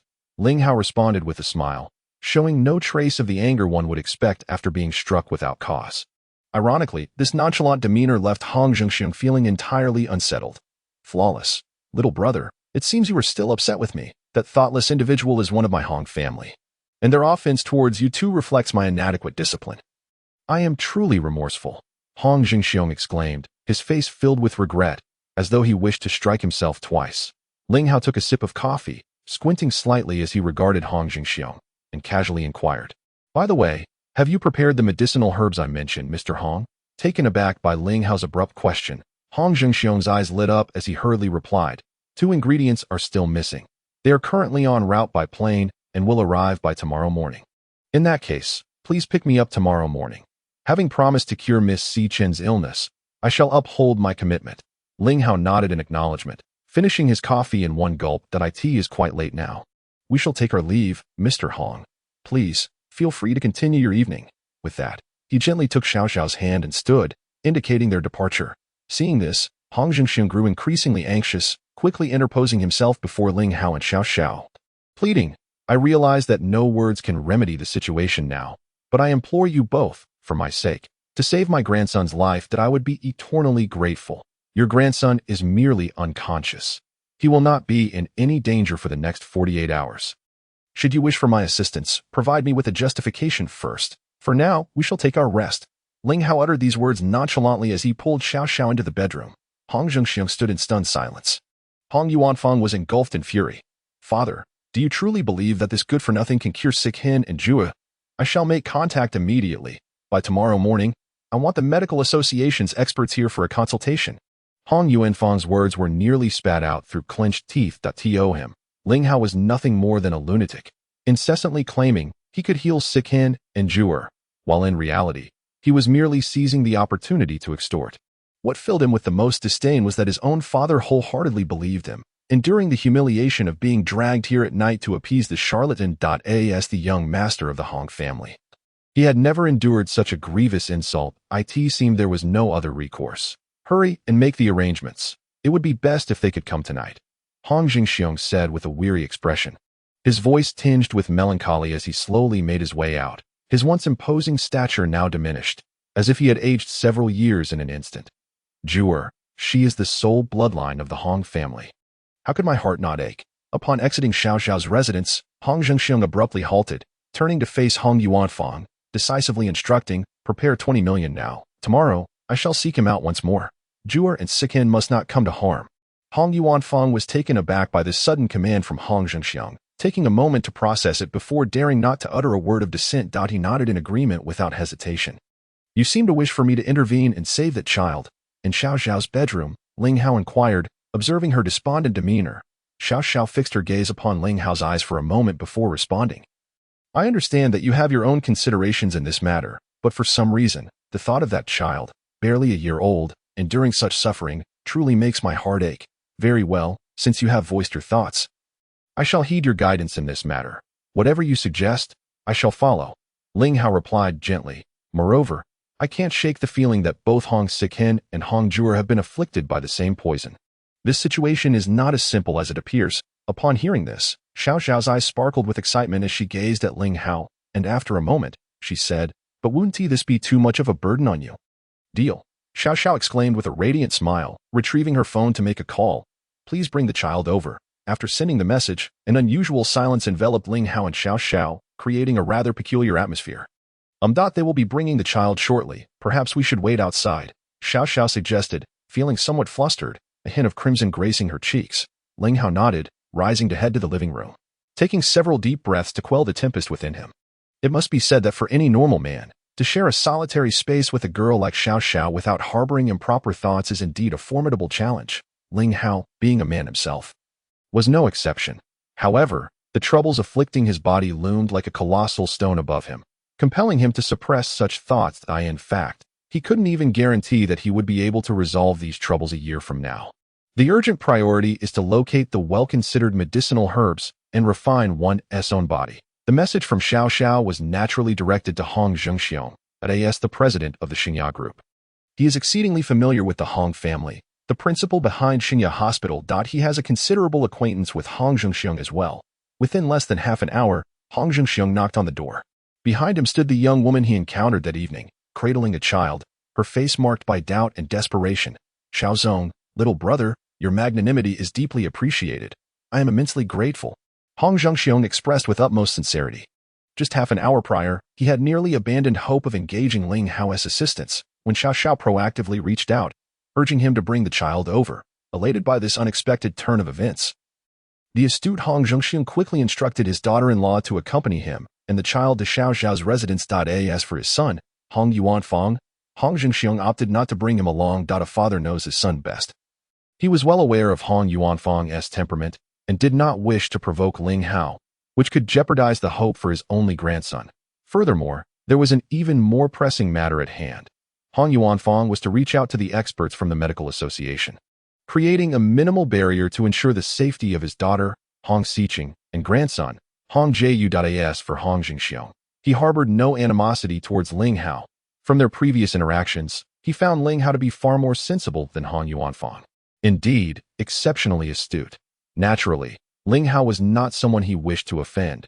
He adhered to the principle of not instigating conflict unless provoked. In no time, under Ling Hao's instruction, the unconscious Hong Ju was placed upon the sofa, the wrapping removed to reveal his sturdy form. The treatment of a child barely over a year old was certainly not as straightforward as that of Hong Xiqing. Ling Hao meticulously kneaded every inch of Hong Ju's body with unwavering concentration. The onlookers, Xiao Xiao, Hong Xiong, and Hong Ju's mother, held their breath, fearful that even the slightest disturbance might disrupt Ling Hao's focus. At that moment, Ling Hao was entirely devoid of any emotional fluctuations, wholly immersed in the healing process. Chapter 12. The mystery of coma. Approximately 5 minutes elapsed, yet for those awaiting, it felt akin to half a century. Finally, Ling Hao ceased his movements and straightened up, his face bearing a hint of fatigue.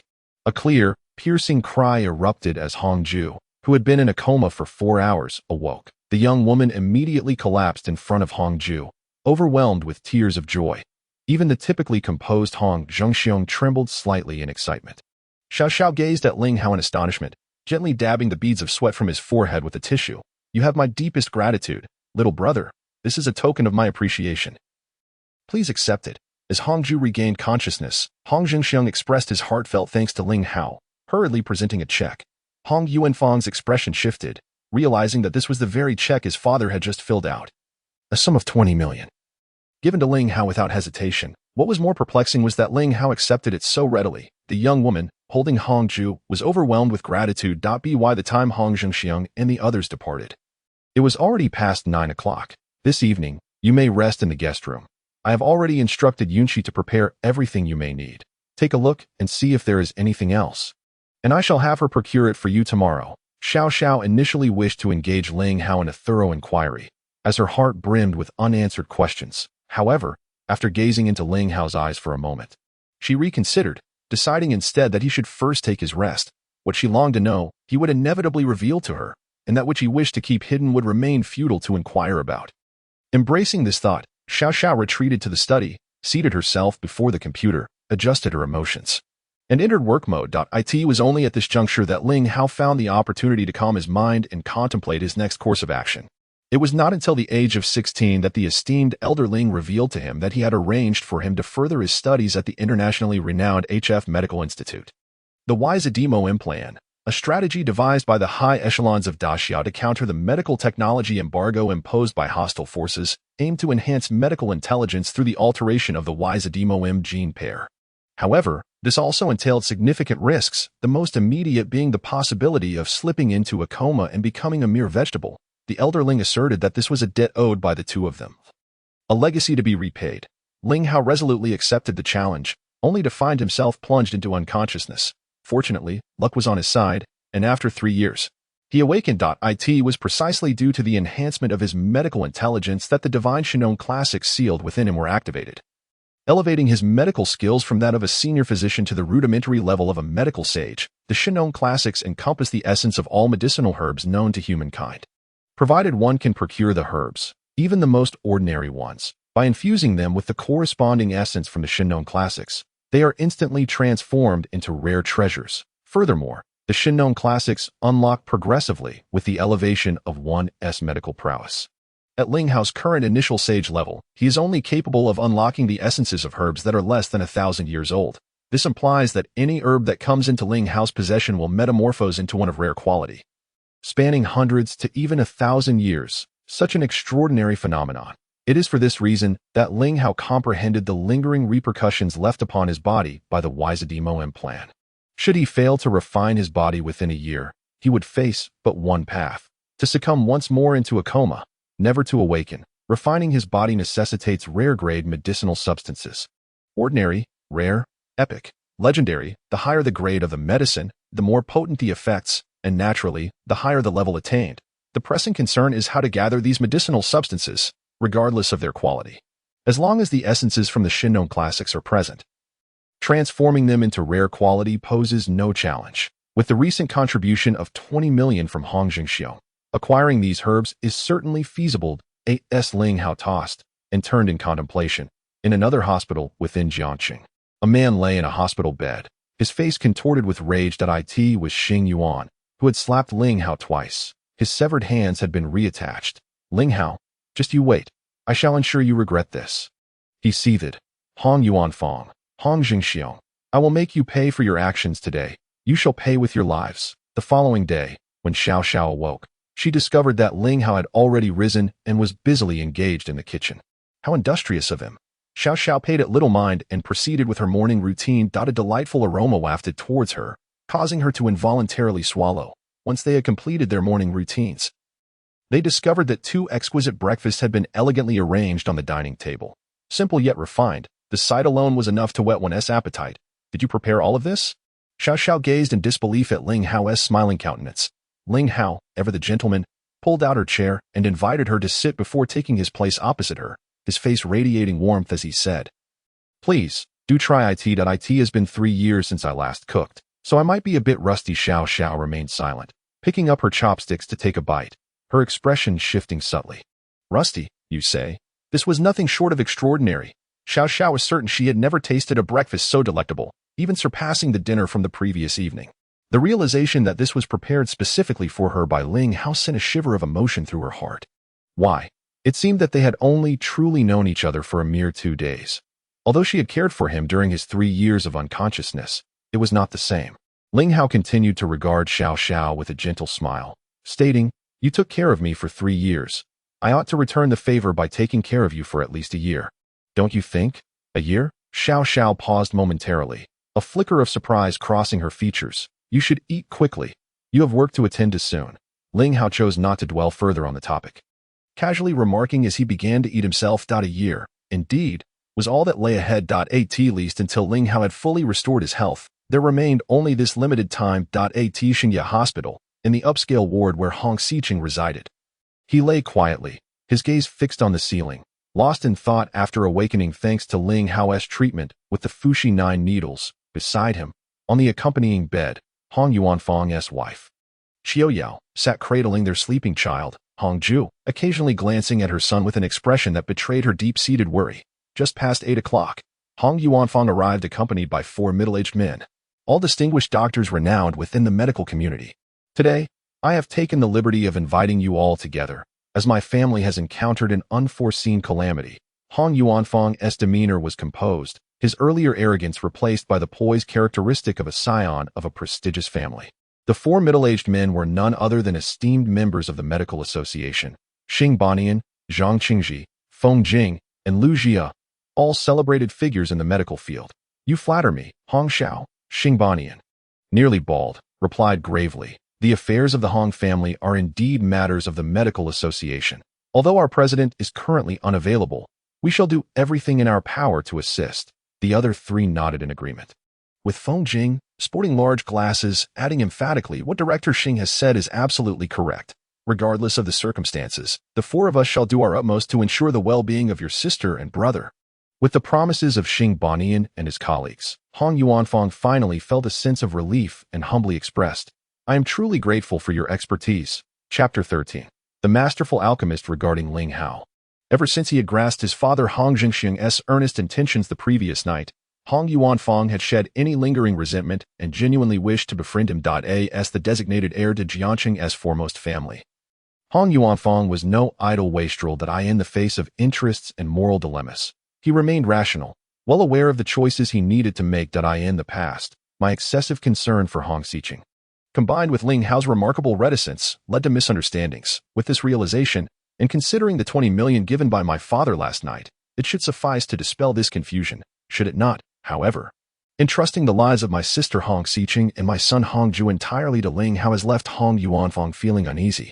Thus, he spared no expense last night to urgently summon 4 elder-level experts from the medical association, who arrived here early this morning via a private jet.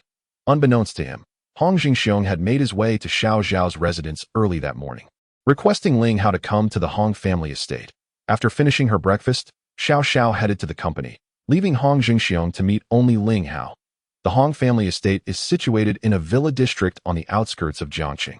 It appears unassuming, lacking the ostentation one might expect, yet every resident of Jiangcheng agrees on one assessment: understated luxury. With superb feng shui, distinct architectural styles, and exquisite decor, it undeniably reflects the power of Jiangcheng's foremost family. Following Ling Hao's instructions, Hong Jingxiang had gathered all the hundreds of medicinal herbs. These herbs were consolidated in a separate villa, and although only a day had passed, they had already been meticulously categorized and arranged on temporary herb racks. Furthermore, a modern alchemical apparatus had been prepared. 2 herbalists and 2 operators of the apparatus stood ready for action. Ling Hao inspected everything and felt a modicum of admiration for Hong Jingxiang's meticulousness. Shang Buyan and Hong Zhengxiang naturally stood by, anticipating the surprises Ling Hao would bring. Without delay, Ling Hao commenced the alchemical process, deliberately not evading Hong Zhengxiang and the others. He felt no pressure regarding the viruses within Hong Xiqing and Hong Ju. Had it been 3 years ago, he might have felt helpless. Now, having activated the Shinnon Classic and attained the level of a medical sage, it was as easy as pie. In fact, There was no need for such grandiosity. However, Ling Hao chose to proceed in this manner, for his years of experience led him to firmly believe that any endeavor lacking a sense of ritual would significantly diminish its credibility, healing included. Of course, Ling Hao also harbored a slight ulterior motive. He sought to leverage Hong Zhengxiong's resources to acquire these herbs for his own purposes. The alchemical apparatus was now operational one by one. The herbs, under Ling Hao's deft hands, entered the apparatus in an orderly fashion. The entire villa was already permeated with the fragrance of the herbs. Suddenly, Shang Buyun's brow furrowed tightly, his expression one of disbelief.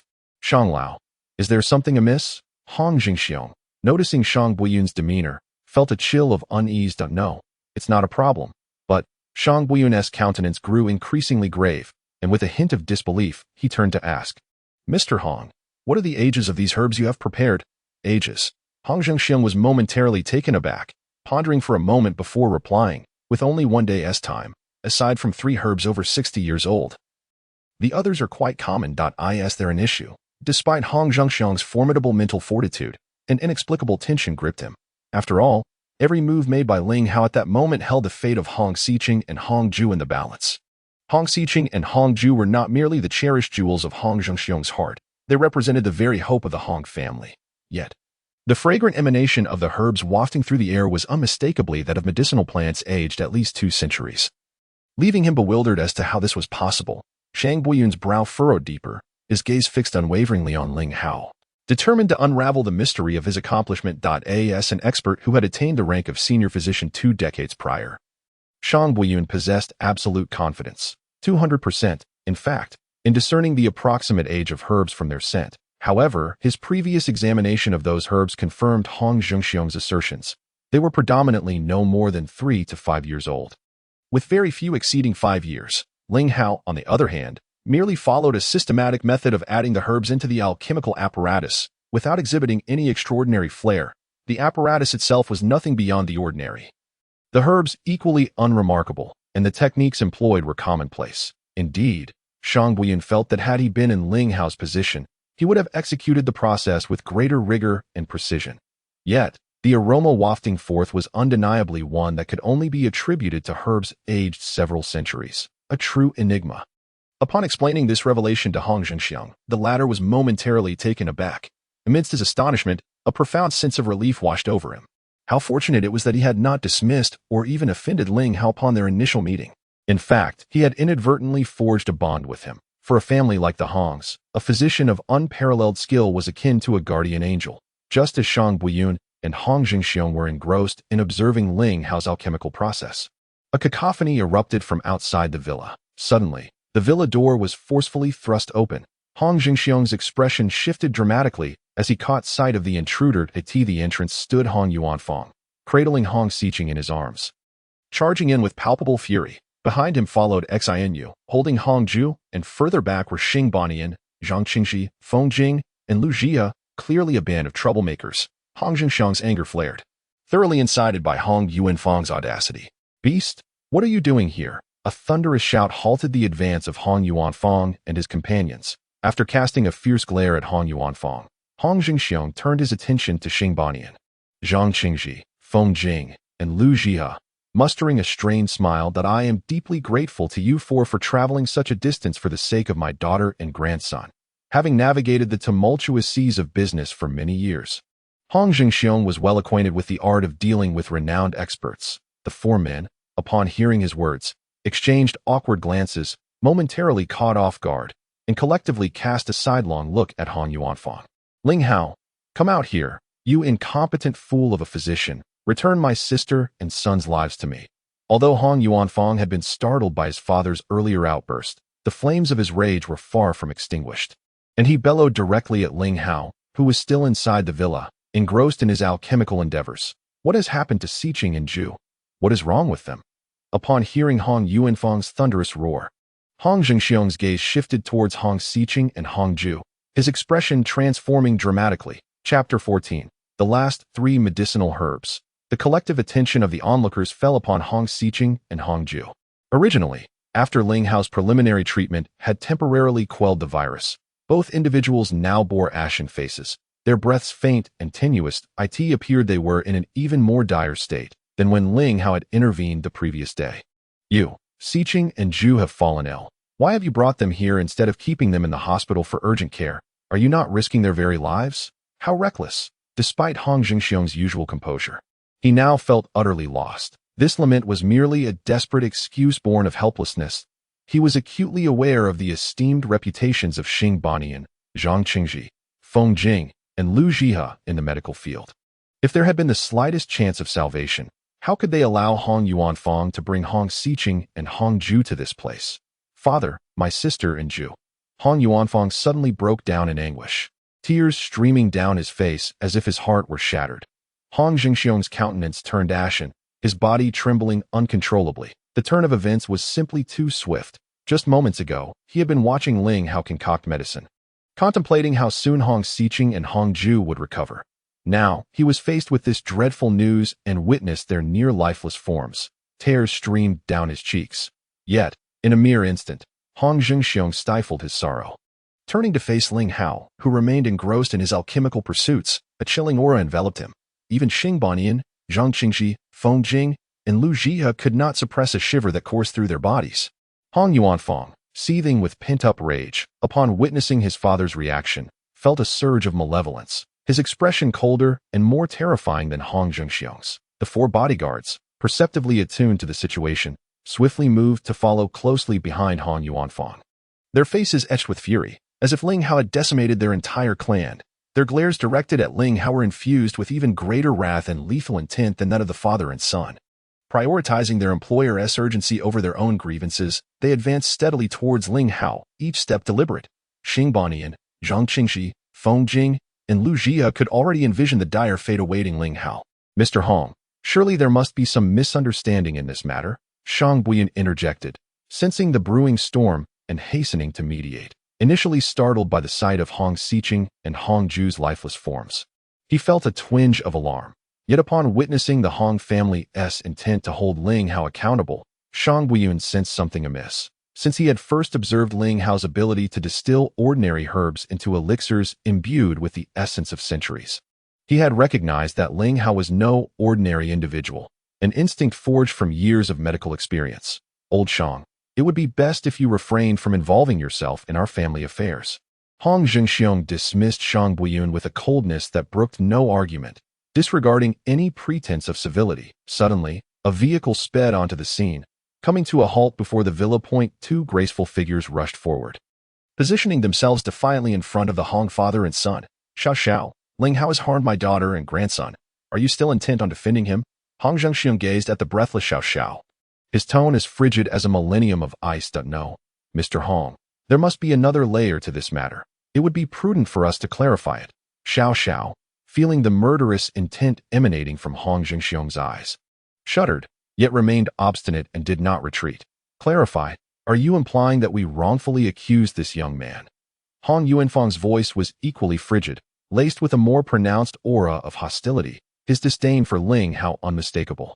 Indeed, I can assure you, there is undoubtedly more to this story, Xiao Xiao asserted with unwavering conviction, not a moment's hesitation crossing her mind. Everyone was taken aback. They were all somewhat familiar with Xiao Xiao's character, especially the Hong father and son, who understood her well. That it appeared she had never defended a man with such fervor before. Could it be that you truly intend to marry that brat? Which explains your fierce defense of him. Hong Yuanfang's tone was peculiar, tinged with anger and jealousy, which only fueled his ire further.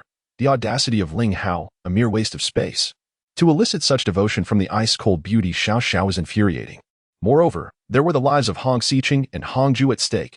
Hong Yuanfang turned his gaze toward Hong Jingxiong, who nodded in acknowledgement. A cruel smile spread across Hong Yuanfang's face, sending a chill down Xiao Xiao's spine. Everyone understood that Ling Hao's fate was already sealed. The four robust bodyguards exchanged knowing glances. Ling Hao remained engrossed in his alchemical work, from the moment the alchemical apparatus was activated and the first herb was placed within. He had devoted his entire being to the task. He was acutely aware of when Hong Jingxiong had departed and when Hong Yuanfang had arrived, yet he could not afford to be distracted. This was his first foray into alchemy after 3 years of slumber, but in addition to concocting the remedies to completely heal Hong Xiqing and Hong Zhu, he was also preparing 2 other potions. Had anyone discovered that Ling Hao could multitask so effortlessly while producing potions of several hundred years' worth, they would undoubtedly deem him insane. Furthermore, the prospect of refining herbs of merely a decade in age into potions of several centuries vintage was nothing short of extraordinary. While the possibility existed, it had never been realized in nearly hundreds of years. Ling Hao appeared relaxed, yet more than 70% of his energy had already been expended. Each herb required him to exert 200% of his focus. Infusing it with the essence of the herbs from the Shenong Classic, those 2 to 3-year-old herbs, upon receiving the corresponding essence, transformed instantly into those of several centuries. Some particularly crucial materials even approached a millennium in age. Naturally, the older the herb, the more energy it demanded. Ling Hao dared not exhibit even the slightest carelessness or laxity. Only 3 herbs remained, 3 essential catalysts. If he could successfully introduce these final catalysts into the alchemical apparatus, his endeavor would be complete. Even Ling Hao himself felt a surge of excitement, though fatigue weighed heavily upon him. Each movement seemed as if it bore the weight of 1,000 pounds. Hong Yuanfang, accompanied by his 4 bodyguards, had approached Ling Hao, halting 3 zhang away. The 4 bodyguards fixed their gazes intently upon Hong Yuanfang, as long as he merely nods, gestures with his hand, or even casts a glance. They would charge forward without a moment's hesitation. Regarding the young man before them, the 4 of them harbored absolute confidence that they could reduce him to a mere breath in an instant. With only a breath left, they would allow Hong Yuanfang to unleash his fury at will. Xiao Xiao and Yun Shi were on the verge of losing their minds. A slight smile curled at the corners of Hong Yuanfang's mouth, a cruel, indifferent smile in his eyes. Ling Hao had already become a lifeless corpse. Just as he was about to signal the 4 bodyguards with a nod, suddenly, something interrupted. "Wait 3 minutes." Ling Hao's voice rang out, leaving no room for negotiation. Chapter 15. Goddess Athena. Hong Yuanfang was furious. The 4 bodyguards trailing behind him were even more enraged. He was utterly convinced that within a breath's time, Ling Hao would be kneeling on the ground, begging for mercy and confessing to being a fraud. Seeing the dire situation, Xiao Xiao abruptly dashed in front of Ling Hao, confronting Hong Yuanfang directly. It seemed that the stunning beauty, Xiao, was resolutely determined to protect this pretty boy. Hong Yuanfang's cold laughter was laced with boundless mockery. Ling Hao, undeterred, remained focused on his alchemical work. There was only one herb left to refine, the most crucial one that he needed to pour every ounce of his energy into infusing the essence of a millennium-old herb into it. His hand, already fatigued, trembled slightly as he grasped the herb, which felt as though it weighed 1,000 pounds, despite its initial lightness. The herb was less than 3 inches from the boiling cauldron. The 4 bodyguards had already lunged forward. Xiao Xiao's face had turned utterly pale. "Wait." A booming command suddenly resounded from outside, causing the 4 bodyguards to freeze in their tracks. All eyes turned toward the entrance. The last herb was finally cast into the cauldron. Ling Hao's body shook violently, and he collapsed to the ground. A wave of exotic fragrance erupted from the cauldron. 3 individuals entered through the doorway, 2 men and 1 woman. All in their 20s, the woman was strikingly beautiful, and the men were quite handsome. "We're taking this fellow," the woman at the forefront declared imperiously, her lips parting slightly. "You dare to disregard even the Hong family. How arrogant of you." Hong Yuanfang scoffed. "Our medical department can certainly take anyone we desire. The mere Hong family cannot hold us back." The woman didn't even spare Hong Yuanfang a glance. Her gaze fixated entirely on Ling Hao. Upon hearing the mention of the medical department, Hong Zhengxiong's expression changed dramatically. Ling Hao narrowed his eyes slightly. It seemed these 3 were indeed from the medical department. Clearly, there were still those unwilling to let him go. The scent of the herbs began to permeate throughout the entire villa. Suddenly, the woman furrowed her brows, looking incredulously at Hong Xiqing and Hong Ju. "Damn it! The alpha virus!" As she uttered these words, she retreated to a distance of 10 feet. Ling Hao, who had been sitting weakly on the ground, struggled to gather the newly concocted pills, swallowing one in the process. Instantly revitalizing himself, he took a couple of steps closer, eyeing the now flustered woman with interest, and said nonchalantly, "You guessed correctly. It is indeed the alpha virus. I wonder, do you still wish to insist on taking me away?" The woman unexpectedly retreated 3 steps, as if Ling Hao were a harbinger of plague, someone to be avoided at all costs. After a moment of contemplation, she stamped her foot and glared at Ling Hao, declaring, "I have no interest in the deceased. Let us leave." The trio swiftly distanced themselves. Curious gazes turned toward Ling Hao, who merely smiled. "I almost forgot to inform you. The alpha virus, commonly referred to as the zombie virus, has an incubation period of 1 to 3 weeks. With a transmission rate of 50%, the chance of survival post-infection is less than 1 in 10,000. The expressions of the crowd darkened further. Their eyes instinctively shifted to Hong Xiqing and Hong Ju, and collectively, everyone took 2 steps back, their faces betraying unmasked terror. That it appears you have surmised correctly. These two have indeed contracted the alpha virus. Once again, all retreated 2 steps. Kid, cease your alarmist rhetoric. Do you think us fools? Alpha virus? Perhaps you should contemplate how you wish to meet your end. Hong Yuanfeng was momentarily taken aback, yet upon reflection, he concluded that Ling Hao was merely concocting a lie to evade blame. If you do not believe it, you are free to leave this very moment. At this juncture, Ling Hao had fully regained his strength, thanks in no small part to the recently concocted pills. So, you can save Xiqing and Juer? Hong Jingxiong inquired after a moment's hesitation. When did I ever imply otherwise? Hong Jingxiong was taken aback, realizing that he and his son had been the ones harboring doubts all along, while Ling Hao had been wholly focused on alchemy. If you wish for them to survive, leave them here. Everyone else should exit and return in an hour. The command left no room for negotiation, and naturally, no one voiced dissent. Even those, such as Shang Boyun, Xing Bonian, Zhang Qingxi, Feng Jing, and Lu Jiha, who were eager to witness how Ling Hao would attempt to save the seemingly doomed Hong Xiqing and Hong Ju, had no choice but to step outside. Their curiosity about Ling Hao's methods was overshadowed by their concern for their own lives. The zombie virus, after all. As they reluctantly exited the villa, they could almost envision Ling Hao struggling in his final throes after succumbing to infection. Ling Hao, can you truly do it? Even Xiao Xiao suddenly found her confidence wavering. Ling Hao smiled reassuringly and replied, do not worry, with me here, they shall not perish. Once everyone had vacated and the door was securely closed, Ling Hao's expression shifted to one of gravity. He approached the frail Hong Xiqing and Hong Ju, scrutinizing them closely. To his surprise, he discovered that the Hong family indeed concealed such intricacies, piquing his curiosity. Ling Hao murmured to himself before seemingly absent-mindedly tracing his fingers over each of them. The once nearly lifeless Hong Xiqing and Hong Ju suddenly exhibited a marked improvement. The darkness on the faces of the 2 individuals was fading at an astonishing pace. Their breathing gradually became steadier, and the pallor on their cheeks slowly gave way to a rosy huet. Long last, Hong Xiqing's beautiful eyes slowly fluttered open. Initially, she gazed around in confusion, but upon seeing Ling Hao's smiling face, surprise sparked in her eyes. Esclaripus, is it truly you? I knew you wouldn't abandon me. The frailty of her recent illness and her bashfulness were momentarily forgotten. Hong Xiqing struggled to throw herself into Ling Hao's embrace, holding him tightly. I am Ling Hao. Have you mistaken me for someone else, my goddess Athena? Upon hearing Ling Hao's words, Hong Xiqing regarded him with utmost seriousness, scrutinizing him for a considerable time before affirmatively stating, I have confirmed it. There is no mistake, Your Excellency Esclaripus. Ling Hao was amused by her earnest demeanor and shook his head in exasperation. Who could have imagined that after their hurried parting 3 years ago at HF Medical College, their reunion would unfold in such a manner? With a long, wistful sigh, his deep-set eyes brimmed with joy. Chapter 16. You have not disappointed me. I always said you couldn't escape. Surely you believe that now? Hong Xiqing had recovered from the brink of death. Though still weak, her spirit had improved significantly. We have only met a few times, and I have already mentioned that it could never be between us.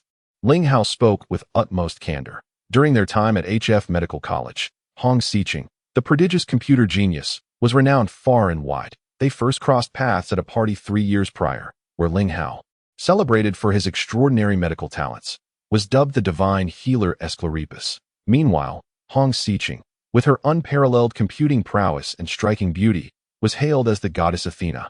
The meeting of these 2 geniuses was marked by a sense of missed opportunities. The risks of their plans loomed high, and Ling Hao had resolutely suppressed his feelings for Hong Xiqing, rejecting her confession. Perhaps we can only be friends. This was Ling Hao's parting sentiment as he left HF Medical College. He had believed they would remain worlds apart, yet fate had orchestrated this unexpected reunion. Hong Xiqing's charming face momentarily registered surprise before transforming into a captivating smile. Are you afraid I might cling to you? Fear not.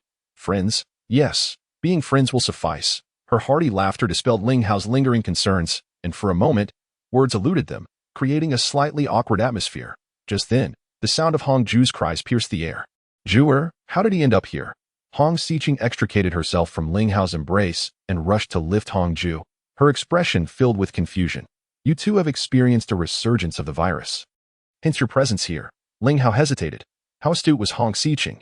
Merely observing the hesitation on his face, she had already begun to piece together the events that had transpired. However, as Ling Hao remained silent, she chose not to inquire further. That a truly wise woman knows when to ask the right questions. Upon being cradled by his aunt, Hong Ju's cries ceased immediately. It seems our family owes you 2 lives this time. How might I express my gratitude for this life-saving favor? Your Excellency Esculape, with a mischievous grin adorning his face, accompanied by his strikingly beautiful features, Ling Hao appeared almost entranced. Truly, to repay such a debt. Then let me be your humble attendant for a year. Really? That seems a rather steep price. Nevertheless, I, the goddess, shall grant your wish. One condition, half real and half illusory. You ought to hasten and reunite with your father. I fear he may be in anguish, perhaps even having his heart torn asunder by my predicament. Ling Hao gazed at Hong Xiqing with a playful smile. Hong Xiqing rolled his eyes and, with a huff, embraced Hong Ju and made his exit. Wait, there's a matter I need your assistance with. Ling Hao stepped forward, leaning in to whisper a few urgent words into Hong Xiqing's ear. With a solemn nod, Hong Xiqing acknowledged the entrance of the villa. Ever since being dismissed by Ling Hao, Hong Zhengxiong and his entourage had been waiting for nearly an hour. Hong Zhengxiong stood steadfastly, his brow furrowed with concern and anxiety. His expressions of indignation were palpable, radiating the frustration simmering within. Meanwhile, Xiao Xiao maintained her composure, betraying no trace of worry. She was like a tranquil lake, undisturbed by ripples. Her faith in Ling Hao was unwavering, especially after the encouraging smile he had bestowed upon her moments ago, reinforcing her belief that he would not let her down. At this moment, Shang Boyan, Xing Banian, and the others were equally vexed. They had presumed that, given their years of experience, such minor ailments would pose no challenge. Moreover, they were 5 individuals acting in unison. Such a scenario seemed quite rare in the annals of the medical association. Yet, given that Hong Xiqing and Hong Ju were the apple of the Hong family's eye, this display of urgency was not entirely unexpected. What was infuriating, however, was the fact that even with their combined efforts, they found themselves utterly ineffectual. More aggravating still was that this young man had the audacity to claim he could cure them. This lad in his early 20s must surely be out of his mind. Such was the consensus among Shang Boyun and his companions. What was most perplexing was that pivotal figures like Hong Zhengxiong and Xiao Xiao appeared to place their trust in this youth. Odd occurrences abound, but today seemed particularly rife with them. Father, it has been nearly an hour. Are we truly to place our faith in that young man? Hong Yuanfang glanced at the clock, unable to contain his impatience any longer. Just wait, a few minutes more. One tea matter. Hong Zhengxiong's tone was unusually frigid. From that chilling tone, Hong Yuanfang discerned a hint of murderous intent, a cruel smile curling upon his lips. Ling Hao. Oh Ling Hao, why must you forsake your patience and masquerade as a miracle worker at the Hong family's doorstep? It is as if you are an elderly immortal hanging from a noose. Weary of life, Hong Xiqing and Hong Ju are on the brink of death, and you dare utter such wild claims. Healing within an hour. What a preposterous jest. Do you truly believe that esteemed experts like Shang Boyun and Xing Banian are mere novices? Hong Yuanfang had quietly resolved that, once the hour elapsed, he would burst through the door and ensure Ling Hao met a torturous end, thus alleviating his own pin-up frustration. The illustrious Hong family would certainly not shy away from dealing with one so recklessly audacious.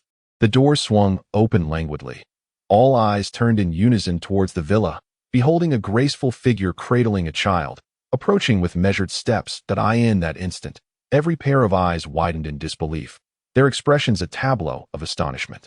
An hour ago, the death warrant was issued, and yet, the nearly lifeless Hong Xiqing and Hong Ju appeared to be perfectly fine. The most astonishing part was that they seemed completely unscathed. Where was the slightest hint of illness?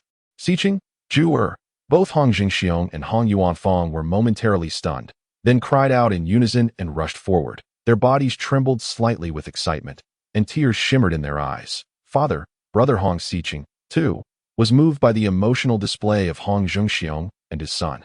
Unable to contain himself any longer, he called out and threw himself into Hong Zhengxiong's embrace, sobbing uncontrollably. Shang Buyun and the others stood with their mouths agape, staring at Hong Xiqing and Hong Ju as if they were creatures of legend. They are alive, glancing at one another in disbelief. Ling Hao sauntered out from the villa. Xiao Xiao greeted him with a radiant smile and approached. You truly did not disappoint me. How could I ever let you down? Hong Zhengxiong gradually calmed down from his initial excitement. Releasing Hong Xiqing, he stepped forward to face Ling Hao. After adjusting his emotions, he bowed deeply.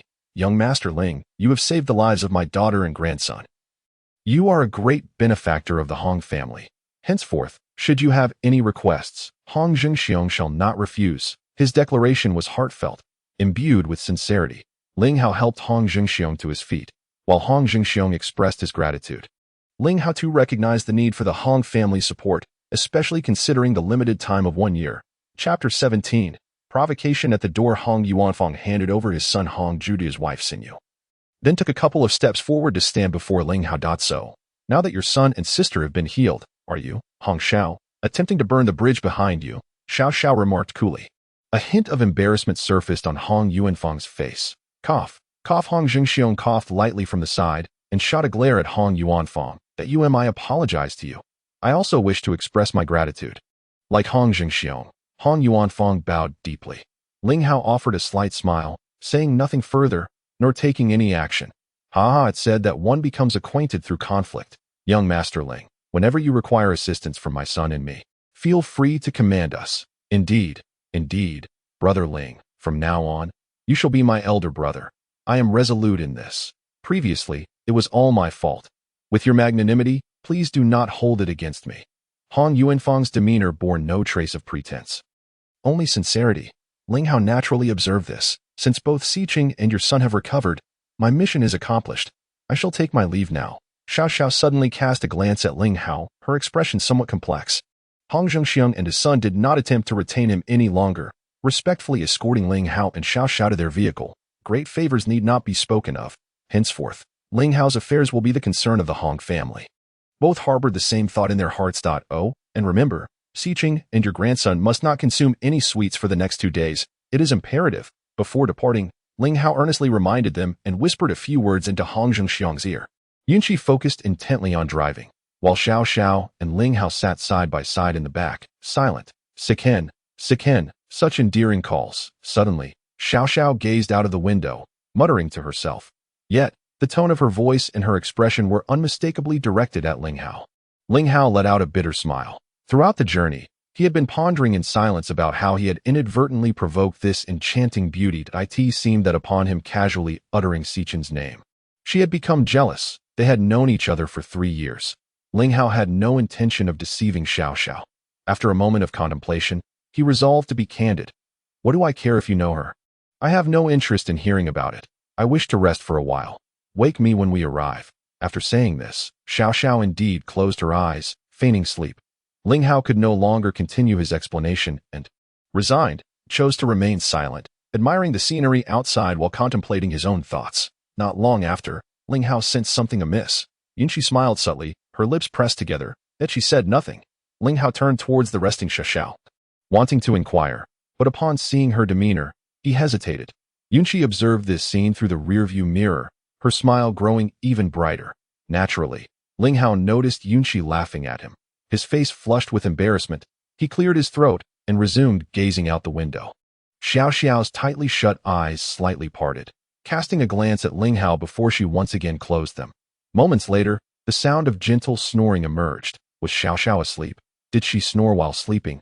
Observing the furrowed brows of Xiao Xiao even in slumber, Ling Hao felt as if something had suddenly pricked his heart. Sister Xiao Xiao, we have arrived. The car halted in front of a quaint little courtyard in the suburbs, and Yunqi softly called out. Xiao Xiao rubbed her eyes and stretched gracefully. After Ling Hao and Xiao Xiao disembarked, Yunqi was already waiting at the entrance with an array of bags in hand. Let me handle this laborious task. Ling Hao stepped forward to take the bags. Come now. It's the first visit of the new son-in-law. How could you do such menial work? Am I right, Sister Xiao Xiao? Yunqi smiled sweetly at Xiao Xiao, rejecting Ling Hao's offer. If you keep chattering, you might as well stay in the office from now on. Xiao Xiao's cheeks flushed slightly as she shot a glare at Yunqi's son-in-law. The eldest lady is bullying me. You must stand up for me. Yunqi feigned a pitiful expression, pouting and exclaiming. Ling Hao and Xiao Xiao couldn't help but chuckle at Yunqi's antics. It finally dawned on Ling Hao that Xiao Xiao had directly brought him to meet old Master Xiao. Judging by the numerous bags Yunqi carried, it was evident that she had meticulously planned this visit. The courtyard was adorned with a variety of vibrant flowers and lush greenery, exuding a lively atmosphere that a 3-story duplex stood proudly, its design and hues reflecting a pastoral charm. Amidst cheerful voices, an elderly gentleman with a head of white hair, yet a robust demeanor, emerged from the building. Beaming with joy, "Grandfather, are you trying to amuse me again?" Xiao Xiao feigned anger, yet her face radiated delight. The faint melancholy from the journey seemed to vanish without a trace. "Greetings, esteemed elder. I am Ling Hao." Ling Hao addressed him with utmost respect. However, after merely glancing at old Master Xiao, his brows slightly furrowed. Although they had never met before, Ling Hao was well aware that the venerable Mr. Xiao before him was a close friend of old Master Ling. Moreover, old Master Ling had specifically instructed that, should anything untoward happen to him, Ling Hao should seek out him or Xiao. It seemed there were ulterior motives at play, perhaps splendid. It appeared that old Master Ling had raised a commendable grandson. Indeed. Ha! Mr. Xiao laughed heartily, his eyes narrowing into slits of mirth that a man emerged from the small building, casting a cold glance at Ling Hao before greeting Xiao Xiao with a grin upon seeing this man. The smile on Xiao Xiao's face vanished in an instant, transforming her into an icy beauty. "Xuezian, what brings you here?" Ling Hao scrutinized Xuezian, his eyes narrowing slightly. He had come to stir up trouble. Did he not realize that Xiao Xiao was already betrothed, and her fiancé stood right before him? It was a blatant provocation, utterly brazen. "I'm afraid I'm unavailable this evening." Her tone and demeanor suggested a dutiful wife seeking her husband as counsel. Xuezian's expression darkened. Mr. Xiao, understanding Xiao Xiao's sentiments, could only shake his head with a wry smile. Chapter 18. The Millennium Strengthening Pill. Due to the hastiness of his arrival, Ling Hao had prepared no gifts. "This is a strengthening pill I recently refined. If the old master does not find it lacking, I humbly present it to you." Witnessing Xiao Xiao's treatment of Xuezian, Ling Hao's anger dissipated significantly. He respectfully offered a vial of pills to Mr. Xiao. This was a concoction he had just successfully created at the Hong family's place, a plan he had meticulously crafted from the outset. When he initially asked Hong Jiangcheng for medicinal materials, he had intended to refine 3 types of pills. The first was a detoxification pill, meant to save Hong's sick hen and Hong Ju. The second was a beauty pill, intended as a token of gratitude to Xiao Xiao for her 3 years of care. The third was the strengthening pill, of which he had prepared a total of 3 vials, with one specifically for Mr. Xiao. The moment Xuezian saw Xiao Xiao link her arm with Ling Hao's, his anger flared. His words dripped with sarcasm. "A strengthening pill. Even renowned experts like Shang Boyun cannot produce such a thing. Yet this fellow dares to boast here." Xiao Xiao's anger intensified, and she shot Xuezian a fierce glare, remaining silent. However, Mr. Xiao appeared astonished as he accepted the vial from Ling Hao, promptly uncorking it and bringing it to his nose. His expression shifted dramatically. "A strengthening pill? A millennium strengthening pill? This that you refined this?" Mr. Xiao gazed at Ling Hao with a look of incredulity, his eyes brimming with questions. Meanwhile, Xuezian's countenance turned grim. He had no doubt about Mr. Xiao's judgment. If he said it was a strengthening pill, then it undoubtedly was. The critical point was that he claimed it to be a millennium strengthening pill. How could that be possible? A strengthening pill was already a rare treasure. But a millennium strengthening pill was a gem among gems. To say that a single vial was worth its weight in gold would be an understatement. "Grandfather, I witnessed it with my own eyes. He truly refined it just now." Seeing Mr. Xiao's expression of disbelief, Xiao Xiao feared he might be swayed by Xuezian's words and misunderstand Ling Hao. She immediately interjected to clarify. This young man had presented such a generous gift upon their first meeting. It seemed he was determined to make a lasting impression. "Ha," the old Master Xiao remarked, yet his gaze was entirely fixated on Xiao Xiao. The implication was unmistakable. He was urging me to consent to his union with Xiao Xiao. "Grandfather, since you have matters to attend to, I shan't impose further. I shall visit you another day." Xuezian, observing the situation, felt a surge of anger within him, realizing that remaining here was futile, and he promptly took his leave. The old Master Xiao, equally cheerful, bid farewell to Xuezian with a smile. "Grandfather, that Xuezian clearly harbors ill intentions. Why do you treat him so kindly? This may easily lead him to." Xiao Xiao nestled beside the old Master Xiao, half pouting, half serious in her murmurs. The old Master Xiao, however, replied with a stern expression. "Do you think this old man cannot discern the lad's thoughts? To be frank, he is no ordinary character. You must exercise caution in the future." Upon hearing the old Master Xiao's serious tone, Xiao Xiao's heart sank, and just as she was about to seek clarification, the old Master Xiao waved his hand to interrupt. "Let us not speak of that lad. Though a python is colossal, it is no match for a true dragon." Let us discuss your matters instead." As he spoke, the old master Xiao retrieved a small box, perfectly square, from his inner pocket and handed it to Ling Hao. "Grandfather, what is this?" Ling Hao exclaimed with excitement upon receiving the small box. He recognized it instantly. The old master Ling had even taught him how to open it. However, at that time, the old master Ling had said the moment was not right. Thus, he never truly opened it. "This is something your grandfather entrusted me with before his passing. To be honest, I am unaware of its contents, so asking me would be futile." The old master Ling had merely instructed that if Ling Hao could survive this calamity, he should be entrusted with this item. Ling Hao felt a wave of sorrow wash over him as the old master Xiao mentioned his grandfather. "Alas, my grandfather did not live to see me awaken. The unpredictability of life brings little solace. If you can safely navigate this tribulation, I believe the old master Ling in the heavens will be at peace," the old master Xiao said with a reassuring smile. Ling Hao examined the small box for a moment before suddenly pricking his right index finger, allowing 2 drops of blood to fall upon it. The box silently absorbed the blood, and moments later, it split in two. Inside lay a ring with an ancient charm. Ling Hao picked it up, scrutinizing it for a while before trying it on his left thumb. It fit perfectly, as if tailor-made.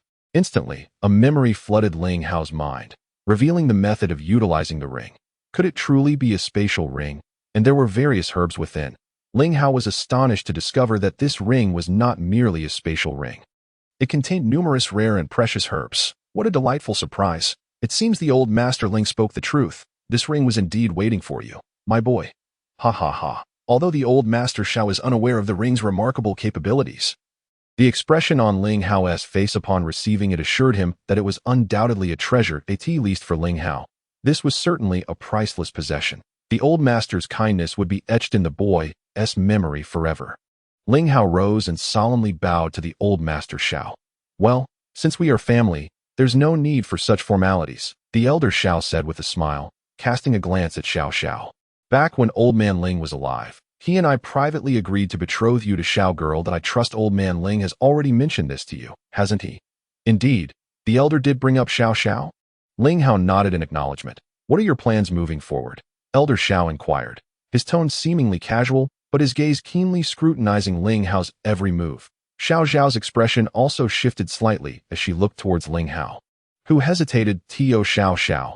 This hesitation translated into boundless disappointment. Elder Xiao, noticing this, could not help but feel a surge of anger. "What? Do you think our Xiao girl is unworthy of you?" Startled, Ling Hao quickly grasped the gravity of the misunderstanding upon observing the expressions of both Elder Xiao and Xiao Xiao.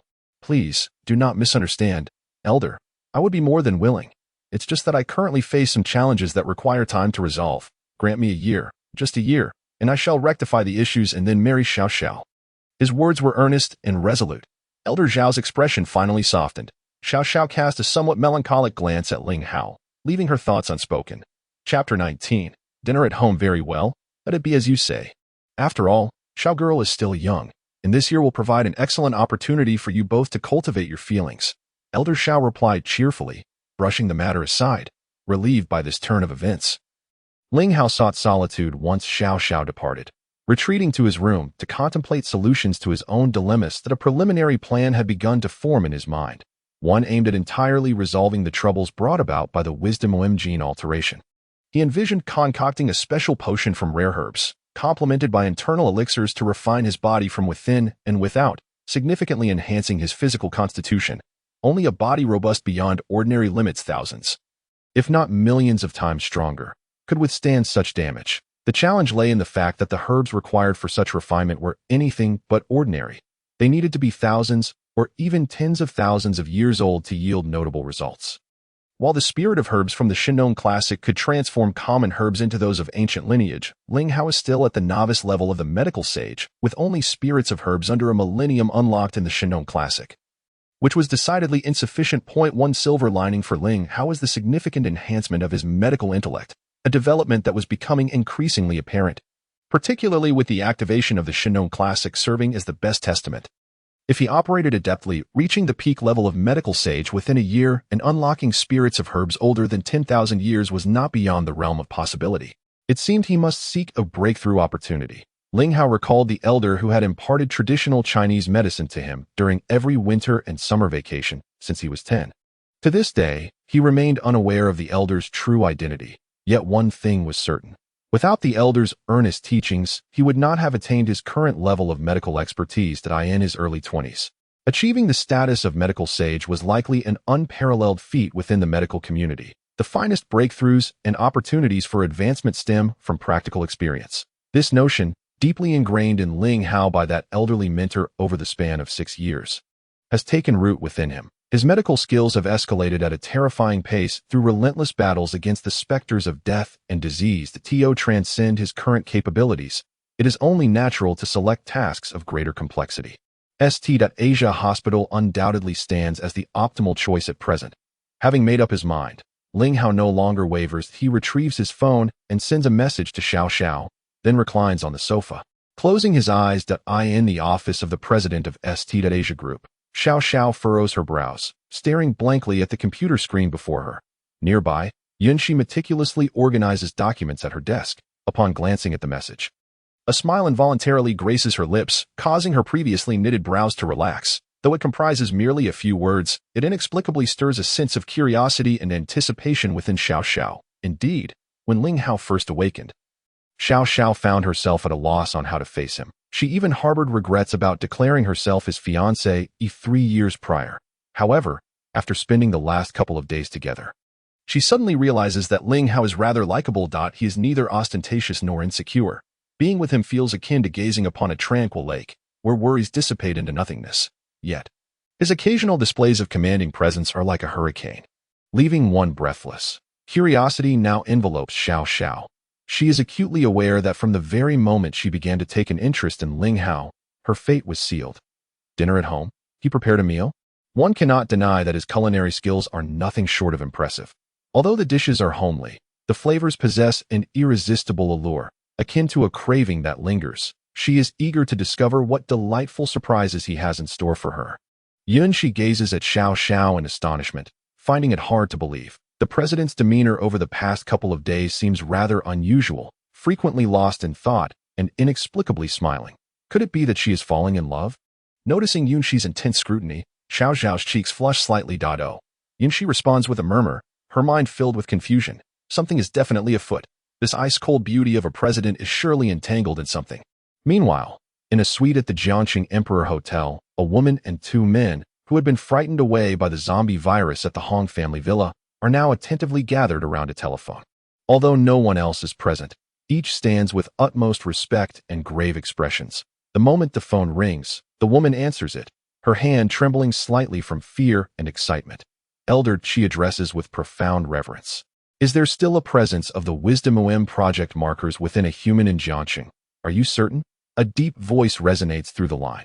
Even so, initiate the secondary plan. Report any developments immediately. As the conversation concludes, the call is abruptly terminated. All 3 exhale deeply, as if a great weight has been lifted. Fei Fu, Xianhu, let us seek an opportunity to confront that young man, the woman instructs calmly. Her eyes glimmering with a hint of excitement. You command. Yihu. As expected, upon entering the home, Ling Hao greeted her warmly. It felt entirely natural as she observed him change his shoes and wash his hands. Before they strolled side by side into the dining room, they seemed like 2 individuals who had shared a life together for an eternity, so familiar with one another that it was beyond comprehension. Xiao Xiao shook her head slightly, lost in thought. This was not an illusion. How could she possibly feel this way? The dishes were light and visually pleasing, exuding a subtle medicinal fragrance. Confused, Xiao Xiao looked at Ling Hao. I noticed you didn't sleep well last night and have been so weary today, so I specially prepared this medicinal meal for you. Would you care to try it? Ling Hao said with a mysterious smile as he served the dish before her. Her cheeks flushed. It seemed that no man had ever been so forward with her before. Yet, she obediently opened her mouth. As the dish entered her mouth, Xiao Xiao's eyes widened in astonishment.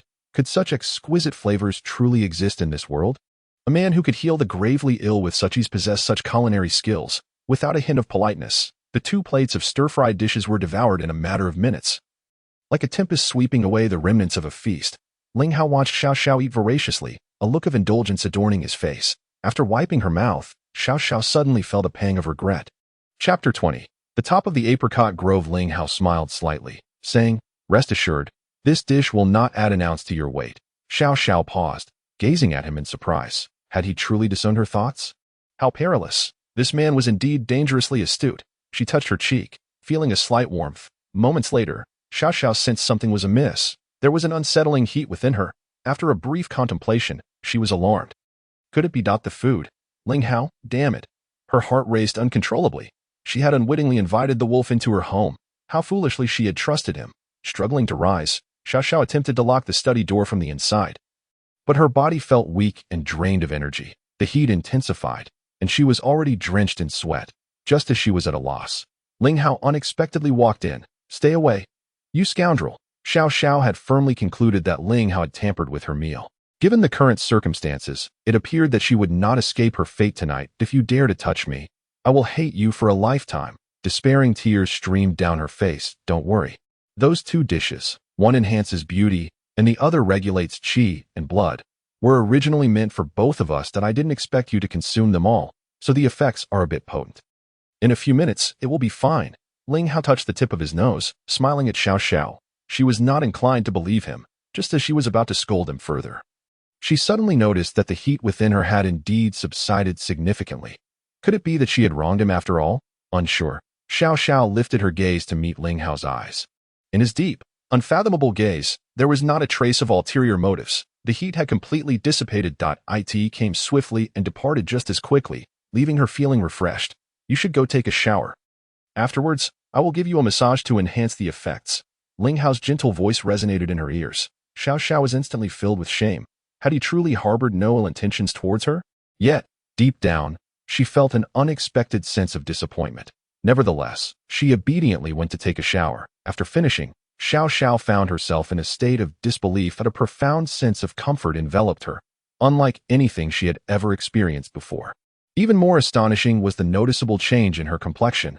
Undoubtedly, it was all thanks to the two exquisite dishes prepared by Ling Hao. Please take a seat here, he said to Xiao Xiao, who was gazing at him in astonishment as he gestured towards the sofa before them. Still somewhat dazed, Xiao Xiao settled onto the couch. When Ling Hao's hand rested gently on her shoulder, an involuntary shiver coursed through her body.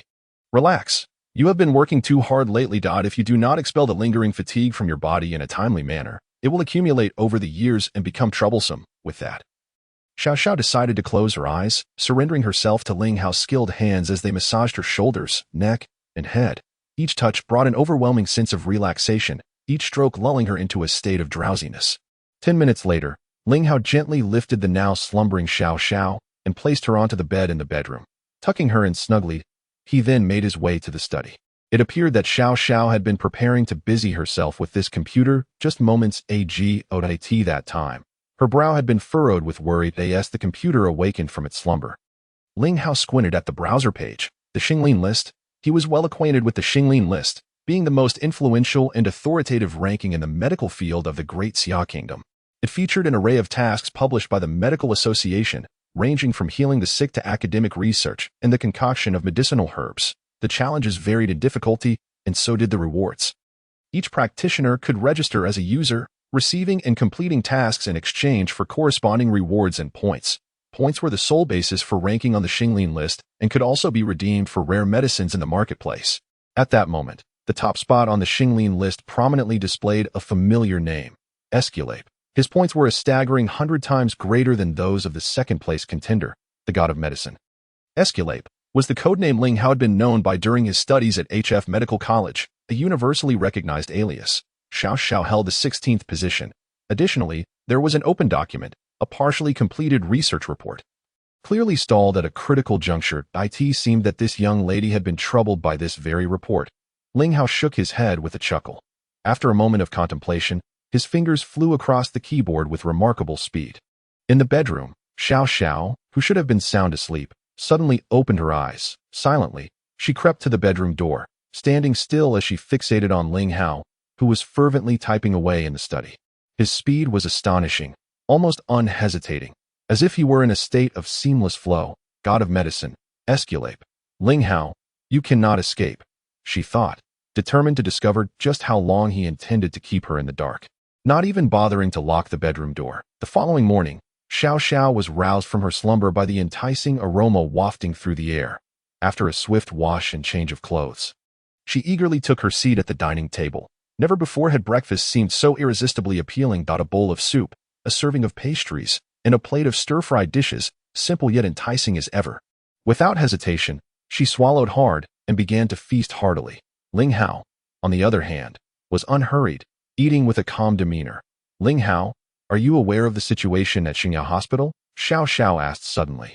Wiping her mouth, her tone suddenly serious. Ling Hao shook his head. Xiao Hospital is the most renowned institution under the Xiao Group, with the Hong family holding half of its shares. The position of director has always been held by the president of the medical association. Xiao Xiao began her introduction directly. Ling Hao set down his chopsticks, listening with keen interest. His eyes narrowed slightly. Is it Xuezian? A flicker of surprise crossed Xiao Xiao's face, and she nodded in affirmation. Indeed, it is Xuezian. However, I can't shake the feeling that his ambitions are excessive. While this may bode well for Xiao Hospital, it could spell trouble for the Xiao Group. Upon hearing this, Ling Hao began to grasp Xiao Xiao's intentions. I'm sorry, but I have no desire to be the director. Ling Hao shook his head. Xiao Xiao was taken aback, her gaze fixed on Ling Hao in stunned silence. How did you know? Ling Hao smiled without a word. You truly do not wish to. I understand that this role may seem burdensome, but at a hint of disappointment flickered across Xiao Xiao's face. No, I do not wish to be the director, not because I feel burdened. Then what is the reason? Xiao Xiao's curiosity deepened. Yet, Ling Hao responded with a mysterious smile. Because I wish to pursue molecular biology. Xiao Xiao was utterly taken aback. Chapter 21. The Sealed Laboratory Molecular Biology. Are you certain? Xiao Xiao appeared momentarily stunned, doubting whether she had misheard. It is indeed a cutting-edge field, yet undeniably obscure. I am certain. Molecular biology it is. Ling Hao nodded affirmatively. Well, I understand you have your reasons, and I respect your choice. However, there is one thing. Xiao Xiao merely mumbled to herself. As long as you remain within Xinya, you cannot escape my grasp. Xiao Xiao was quite decisive. She visited Xinya Group in the morning and had Yunqi escort Ling Hao to Xinya Hospital to commence his duties in the afternoon. Director of the Molecular Biology Department. It seems this girl, Xuezian, must be seething with frustration. Ling Hao sighed inwardly, finding the thought of Xuezian amusing. After Yunqi introduced Ling Hao to the department staff, she took her leave. The Molecular Biology Department was indeed obscure, cold in an extraordinary sense. There was one associate chief physician, one junior intern, and 2 nurses. The associate chief physician, Tan Yongguan, was in his 40s, with a square face and a lean physique. The intern, Hu Mingchen, in his 20s, sported a pair of glasses. The 2 nurses, Ran Xiaomei and Tong Feifei, possessed above-average looks and striking figures. Ling Hao's arrival elicited no ripple of excitement. It seemed that these 4 individuals were far from welcoming. Their disdain was palpable. Ling Hao smiled calmly. He had anticipated such a scenario, but a young man in his 20s, parachuted in as the director, would naturally not be well received, especially by Tan Yongquan, who was the most senior and the most likely candidate for the directorship. The molecular biology department was indeed too niche, despite the presence of top-notch equipment occupying an entire floor. It remained eerily desolate. In the half-hour Ling Hao spent circling the entire floor, not a single patient arrived. It is surely a case of nepotism, a fade of brilliance concealing a core of mediocrity. What more is there to say? But alas, who can deny the fortuity of others? Poor Tan Lauda, having waited for 3 long years, ultimately succumbing to a well-connected young lad. Fear not, with that lad's demeanor. He shan't last long. Ran Xiaomei and Tong Feifei whispered to one another. Meanwhile, Tan Yongquan maintained a stern expression, diligently typing away at his computer. Hu Mingchen, perceptively, retreated to the analysis room, fiddling with the equipment while surreptitiously observing the scene from the corner of his eye. Are you Tong Feifei? What? Do you not intend to enlighten me about the circumstances here? Ling Hao inquired, casting a glance that settled upon Tong Feifei. She exchanged a surprised look with Ran Xiaomei.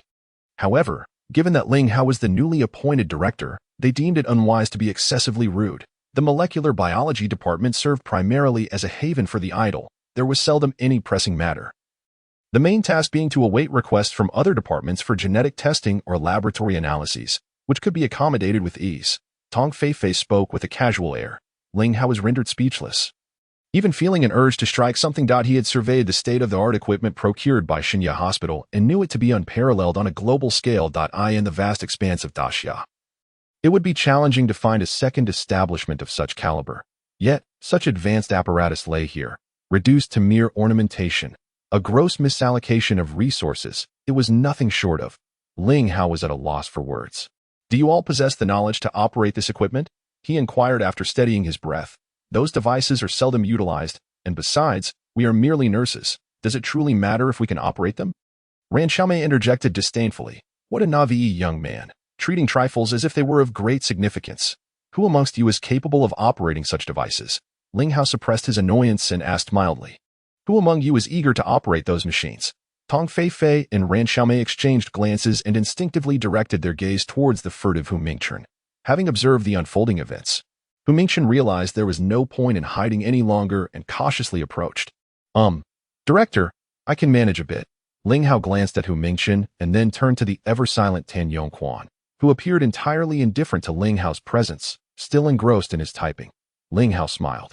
It seemed these four individuals possessed distinct personalities. However, it remained to be seen how long such individuality would endure. Starting now, in the span of 7 days, whoever masters the operation of this equipment will see their monthly salary doubled. Ling Hao declared this news with utmost seriousness. Tong Fei and Ran Xiaomei were taken aback. Hu Mingchen was similarly astonished, while Tin Yongquan remained unfazed. Director, what if one fails to master it? Ran Xiaomei cautiously ventured. Ling Hao's eyes narrowed slightly. Should you not master it within 7 days, this month's performance bonus will be suspended. Should it extend beyond 7 days, for each additional day required to master it, another month's performance bonus will be withheld. Ling Hao uttered not another word. Directly entering his office, Ran Xiaomei and Tong Fei exhaled deeply in relief. You scared me to death. I thought the salaries were being suspended. It turns out it was merely the performance bonus. Tong Fei patted her chest, her expression of fright vividly displayed. Ran Xiaomei couldn't help but chuckle at Tong Fei's antics. Well, then I think we should really learn diligently.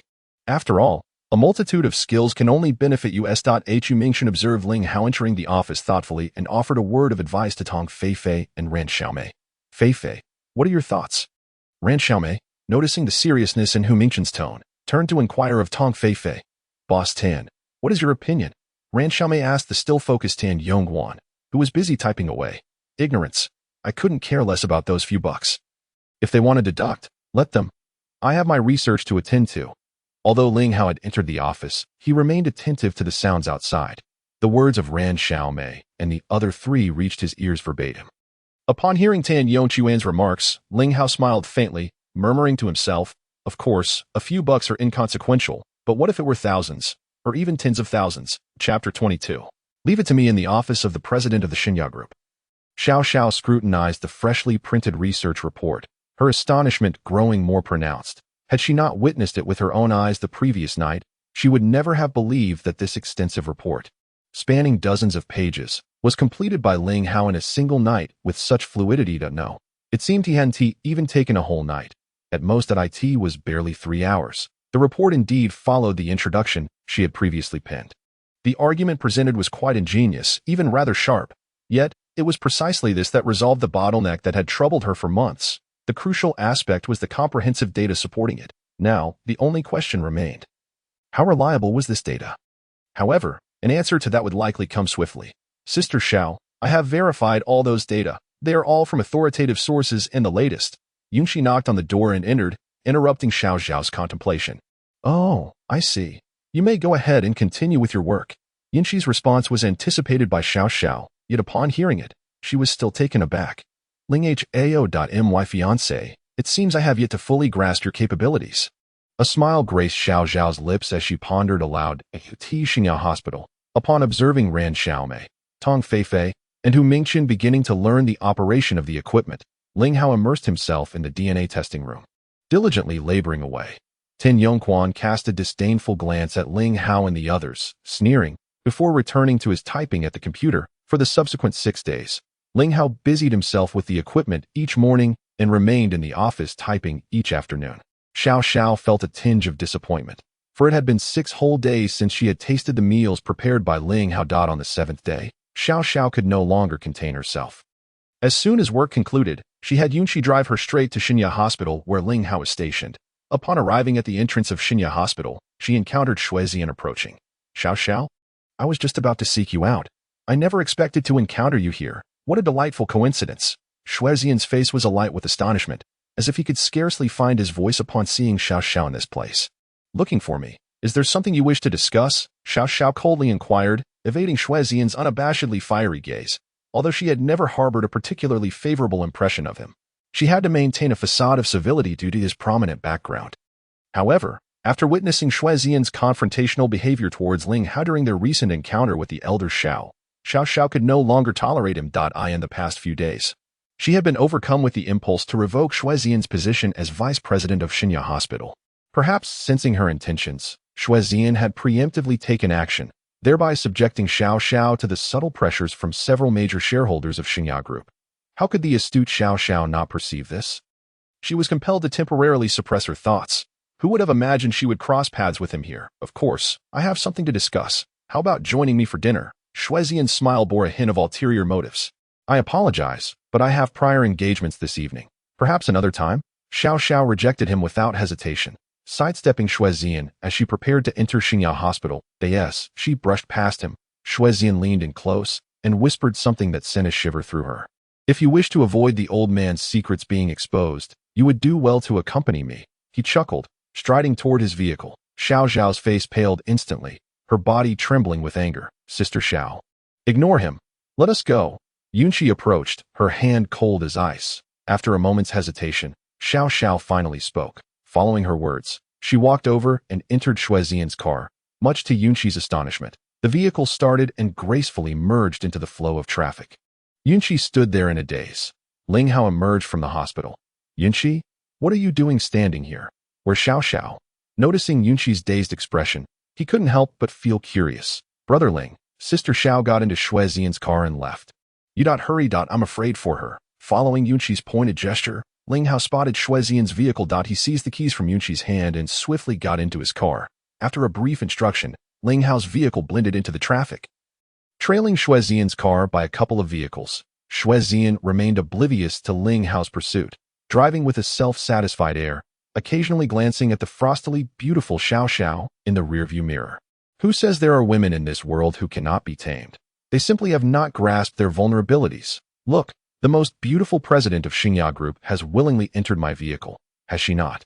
Soon, when she is distracted, I shall make my move. Xue Xian felt an indescribable thrill, envisioning Xiao Xiao succumbing to his advances under the influence of substances. Hong Tai Air Restaurant. Xue Xian strode confidently inside. Xiao Xiao paused at the entrance, her delicate brows furrowed. This establishment belonged to Hong Xiong, now managed by Hong Yuanfang. Xiao Xiao was no stranger to this place, having frequented it in the past. It was a tranquil restaurant, where she often found solace alongside Yunqi, sipping a drink whenever she felt troubled, and no one dares to cause a ruckus here. And this is precisely why Xiao Xiao enjoys frequenting this place. However, after so many visits, she has never felt as repulsed as she does now. After hesitating for a moment, she ultimately decided to step inside. A handsome waiter approached, guiding Xiao Xiao to a private booth. Xue Xian was already there, indulging himself in drink. Xiao Xiao naturally took a seat and ordered a beverage. What's the matter? President Xiao seems rather dismissive of sharing a drink with me, Xue Xian said with a playful glint in his eyes, unabashedly scrutinizing Xiao Xiao. She chose not to respond, quietly savoring her drink. Her expression remained composed, yet her heart was in turmoil. Particularly haunting were Xue Xian's words earlier at the entrance of Xinya Hospital, which filled her with deep concern. If you wish for your grandfather to be unharmed, then you must obediently heed my words. A seemingly trivial threat, yet it instilled in her a profound sense of trepidation. Xiao Xiao was acutely aware of her grandfather's health condition. All her hopes rested squarely on Xue Xian, the associate dean. Come now, President Xiao, let us share a drink.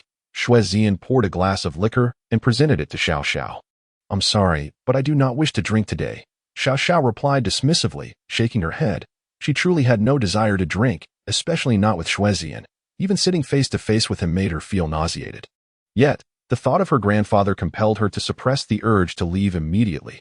Upon her refusal, Xue Xian appeared unfazed. Instead, he slowly retrieved a small vial from his pocket and placed it on the table.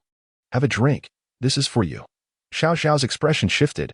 Her composure shattered. No one knew better than she what the vial contained. It was precisely for this reason that she found herself unable to utter another refusal. Without this substance, her grandfather would likely not survive even 3 days. Xiao Xiao had no alternatives. 2 years prior, Her grandfather had fallen gravely ill, and several expert doctors from Xinya Hospital had been summoned. Yet, the conclusion was shockingly unanimous. They were utterly powerless that it was at this moment that Xue Zian stepped in, saving his life. However, every year since, they were compelled to enlist Xue Zian's expertise to concoct the necessary medicine to prolong his existence. Before her lay the very potion crafted by Xue Zian himself. After a brief moment of hesitation, Xiao Xiao lifted the glass before her. Xue Zian, with a smile, raised his own glass as he watched Xiao Xiao's cup draw ever closer to her delicate lips. A flicker of eagerness sparkled in his eyes. Suddenly, Ling Hao appeared beside Xiao Xiao, gently taking hold of her slender hand that held the glass. Ling Hao, what brings you here? Xiao Xiao asked, momentarily taken aback. Before Ling Hao could respond, Xue Zian's expression turned frigid, arriving neither too early nor too late, but precisely at this moment. Wasn't he that a deliberate disruption? Young man, I am in discussion with President Xiao. Please show some respect. His tone was as harsh and unyielding as cold iron. Ling Hao narrowed his eyes, casting a glance at Xue Zian. Go. I am dining with my fiancée. Do you insist on being the unwelcome third wheel? Anger flashed across Xue Zian's face. After locking eyes with Ling Hao for a moment, he suddenly let out a cold laugh. Young man, you claim she is your fiancée, but mere words are insufficient. Surely you must provide some proof. A change swept over Xiao Xiao's countenance. Xue Zian, do not overstep your bounds. Ling Hao's expression shifted slightly. If you wish to take her away, so be it. But first, drink this glass. Upon witnessing Ling Hao's demeanor, Xue Zian's smile deepened. Yet that smile exuded a chilling coldness. If we are to drink, let it be a full cup. Half a glass will not suffice. Ling Hao, too, smiled, lifting the wine jug and filling Xiao Xiao's glass to the brim. Not only that, he filled Xue Zian's glass in the same manner. Come now, let us drink together. Ling Hao raised Xiao Xiao's glass. Xue Zian found himself momentarily taken aback. He had anticipated Ling Hao would refuse, would become angry, would lose his composure. Yet, none of these reactions materialized. Ling Hao remained calm as water, the initial flicker of anger now entirely dissipated. His eyes brimming with genuine mirth. What, are you afraid? Ling Hao's gaze pierced like a blade, as if attempting to see through Xue Zian. The smile on Xue Zian's face finally vanished, replaced by a steely glare that could slice through flesh. Were looks capable of slaying, Ling Hao would have been rent asunder. Young man, this is a predicament of your own making. Xue Zian seized the filled wine glass with fervor, casting a sinister glance at Ling Hao before downing its contents in one swift motion. Ling Hao mirrored him, drinking with equal fervor. Following that, he said nothing as he took Xiao Xiao's hand and departed. Remarkably, Xue Zian refrained from further obstruction, silently watching as Ling Hao and Xiao Xiao walked away arm in arm. Ling Hao, the sole victor of the wisdom implant, can only be one person, and that person shall undoubtedly not be you. Xue Zian enunciated each word with a clenched jaw. Drive to Xinya Hospital. Swiftly, upon exiting the Hong Shao restaurant, Ling Hao shed his earlier composure, handing the car keys to Xiao Xiao in a tone that brooked no argument. Startled by his command, Xiao Xiao hastily started the car. Speeding toward Xinya Hospital. Throughout the journey, Ling Hao kept his eyes tightly shut, silent, his expression grave, his breathing heavy. Xiao Xiao had never seen Ling Hao in such a state, and a sense of dread filled her, prompting her to refrain from questioning him further as she navigated through the bustling traffic with both urgency and calm. What usually took half an hour to drive was accomplished in a mere 15 minutes. Yet those 15 minutes felt like an eternity to Xiao Xiao. Upon reaching Xinya Hospital, she quickly assisted Ling Hao in seeking emergency care. Throughout this ordeal, she had been closely observing his condition. She could assert with absolute certainty that Ling Hao had been poisoned, and not with a mere toxin. What could render Ling Hao, who could effortlessly cure ailments that left even esteemed experts like Tang Xiao and Li Shangboyan helpless, so unnerved, if not a most formidable poison? And what poison, crafted by Xue Zian's hand, would be easily remedied? Had Ling Hao not intervened, it would have been she who drank that poison wine. To my office. Ling Hao instructed in a low voice. Xiao Xiao opened her mouth to protest, but reconsidered, nodding in acquiescence that it was already past 8 in the evening. Yet the molecular biology department remained brightly lit. Xiao Xiao paused, momentarily taken aback by the sight. When did this department become so bustling? This thought was fleeting, and at this moment, Xiao Xiao couldn't afford to ponder too much. She directly supported Ling Hao into the office. Director, what happened to you? Upon arriving at the office, Ran Xiaomei, Tong Feifei, and Hu Mingchen appeared, all with expressions of astonishment. Ling Hao remained silent, simply taking the blood collection apparatus and handing it to Tong Feifei. Quick, draw the blood. It was an order that brooked no dissent. Tong Feifei was momentarily taken aback. I'll do it. However, Xiao Xiao swiftly took the apparatus from her, proceeding with remarkable efficiency. Her movements were fluid and seamless. Ling Hao observed Xiao Xiao, a flicker of surprise crossing his face, before instructing Hu Mingchen, take this for DNA testing, and also analyze the components in the blood. Hu Mingchen readily nodded in agreement. Remember, once the test results are out, deliver them to Xiao Xiao immediately, and ensure no one else finds out. Ling Hao reiterated. After Hu Mingchen and the others exited, Ling Hao looked at Xiao Xiao, forcing a faint smile. Don't worry, it's nothing serious. I need to detoxify now. Could you please keep an eye at the door? Xiao Xiao felt a twinge of unease but nodded nonetheless, silently turning to leave and closing the door behind her.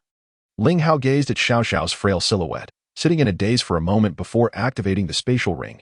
Xiao Xiao sat quietly on the chair by the door, yet her heart was tumultuous. She couldn't quite articulate when she began to care so deeply for Ling Hao. Suddenly, her phone rang.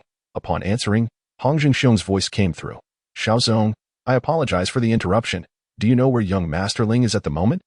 Xiao Xiao paused slightly, inquiring calmly, is there something you need to discuss with him, Director Hong? Oh, it pertains to a matter he previously instructed me about. I have obtained the results. Additionally, I would like to see when you and young Master Ling are available, so that my son and I can offer our apologies. It was evident that Hong Xiong's tone lacked its usual authority, now filled with concern that Ling Hao and Xiao Xiao might not acquiesce. Thank you for your consideration, Director Hong. Let us tentatively schedule it for tomorrow evening, shall we? Xiao Xiao is keen to avoid offending this major shareholder of Xingya Group. Hong Xiong responded with palpable delight.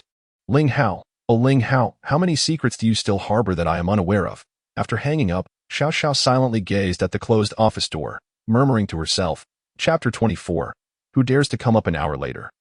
In the office of the vice president of Xingya Hospital, Xue Zian slowly opened his eyes. It was an undeniable fact that Ling Hao was gravely poisoned. The toxin in the wine was administered by Xue Zian himself. Initially, he had only intended to use a substance that would easily ensnare Xiao Xiao. Who could have predicted that an unexpected complication would arise?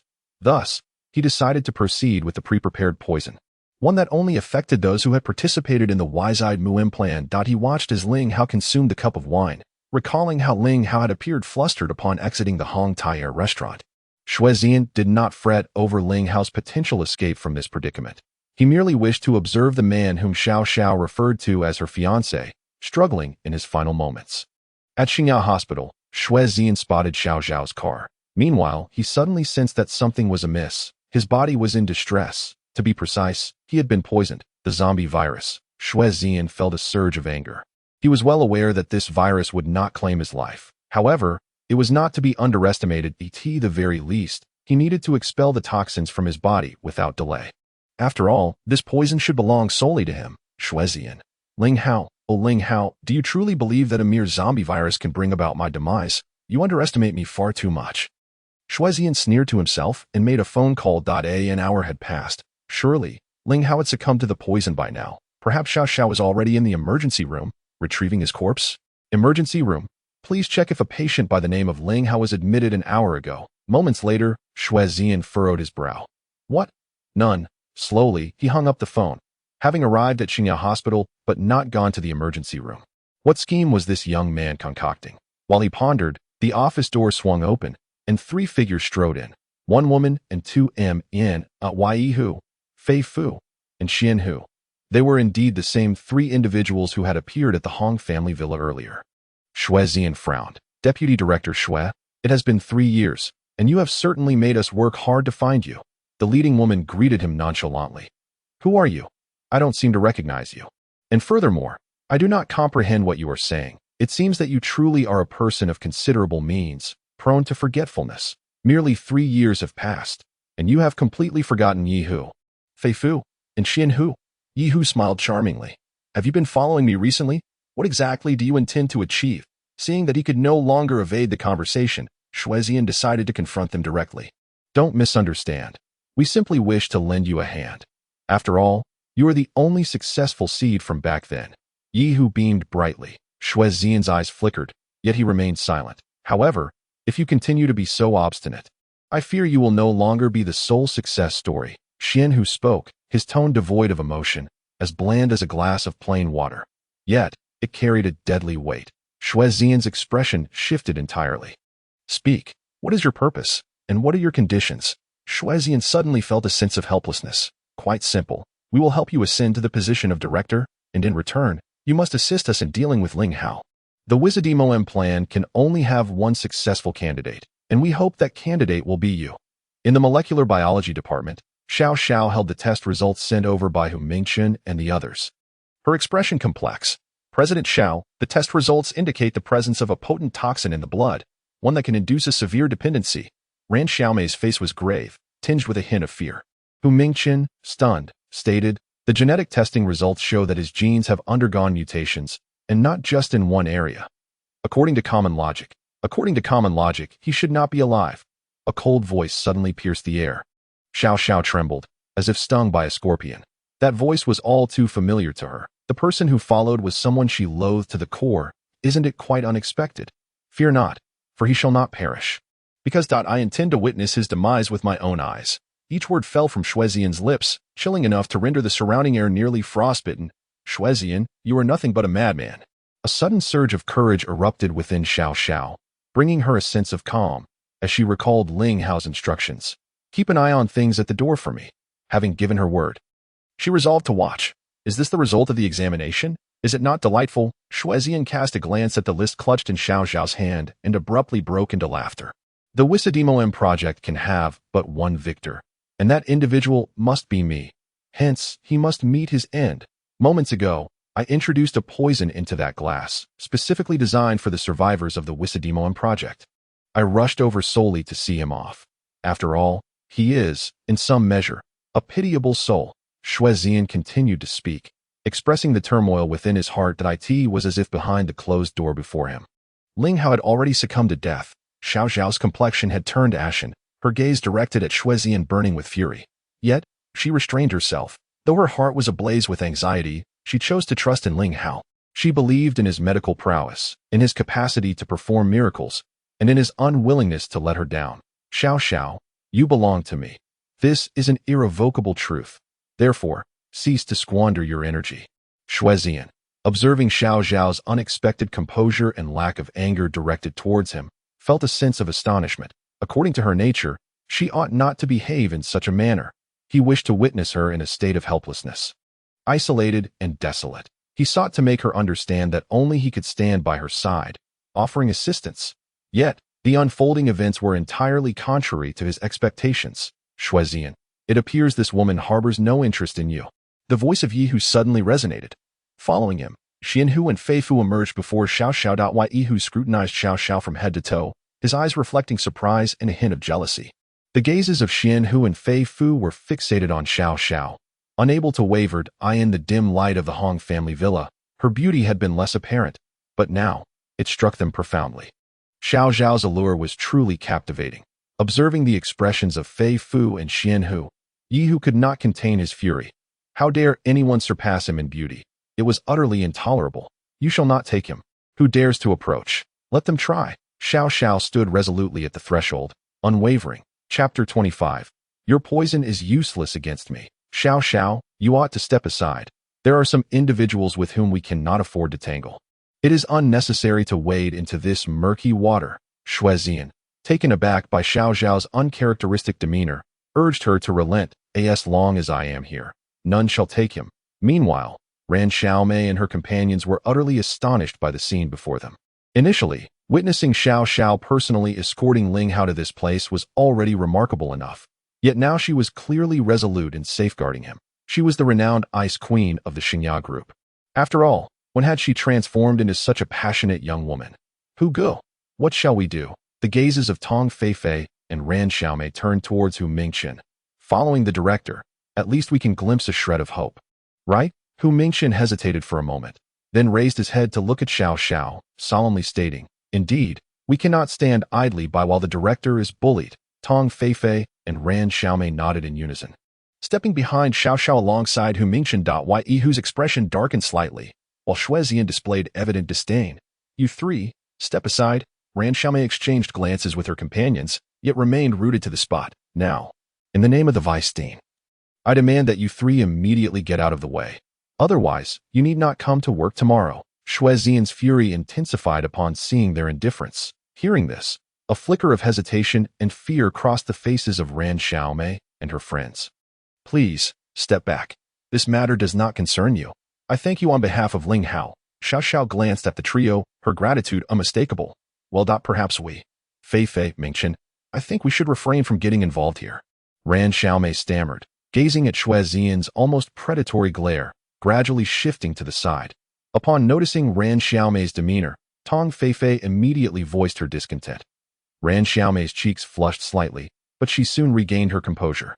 Even appearing somewhat frosty, I apologize. I still have my parents to care for. If I can no longer work here, I truly wouldn't know what to do. Tong Fei, fuming, turned to Hu Mingchen and inquired. What about you? The director has given me a glimmer of hope, so no matter what, I will not abandon him. After all, having lingered here for over 2 years without seeing any prospects, remaining a mere shell of my former self holds no significance. Hu Mingchen responded with remarkable calmness. Xiao Xiao cast a glance at Hu Mingchen and Tong Fei, her face reflecting a hint of surprise. Ye Hu and the others wore expressions of mockery. Xue Xian coldly remarked, You certainly possess quite the audacity that if that's the case, you need not come to work starting tomorrow. If we don't come, then so be it. We have long since had our fill of your inept leadership. Just as Xue Xian was about to retort, four figures approached from a distance. Upon recognizing the newcomers, Xiao Xiao's expression softened slightly. However, Xue Xian's countenance shifted drastically, as if he had swallowed a fly. For the arrivals were none other than Hong Xiong and his son, accompanied by 2 burly bodyguards. Xiao Zong, you truly are here. Is Ling Gongzi present? Hong Xiong called out from afar, and upon finishing his inquiry, he reached Xiao Xiao. Xiao Xiao nodded, saying, He is inside, but the situation is rather dire. Hong Xiong grunted in acknowledgement, then coldly regarded Xue Xian, stating, Isn't this Vice Dean Xue? What brings you here? Xue Xian's face flushed with embarrassment as he forced a smile. Replying, It's just a matter of work requirements, he then added, By the way, what brings such a distinguished figure like you here? Ha, you hit the nail on the head. Indeed, it was the wind that brought me here.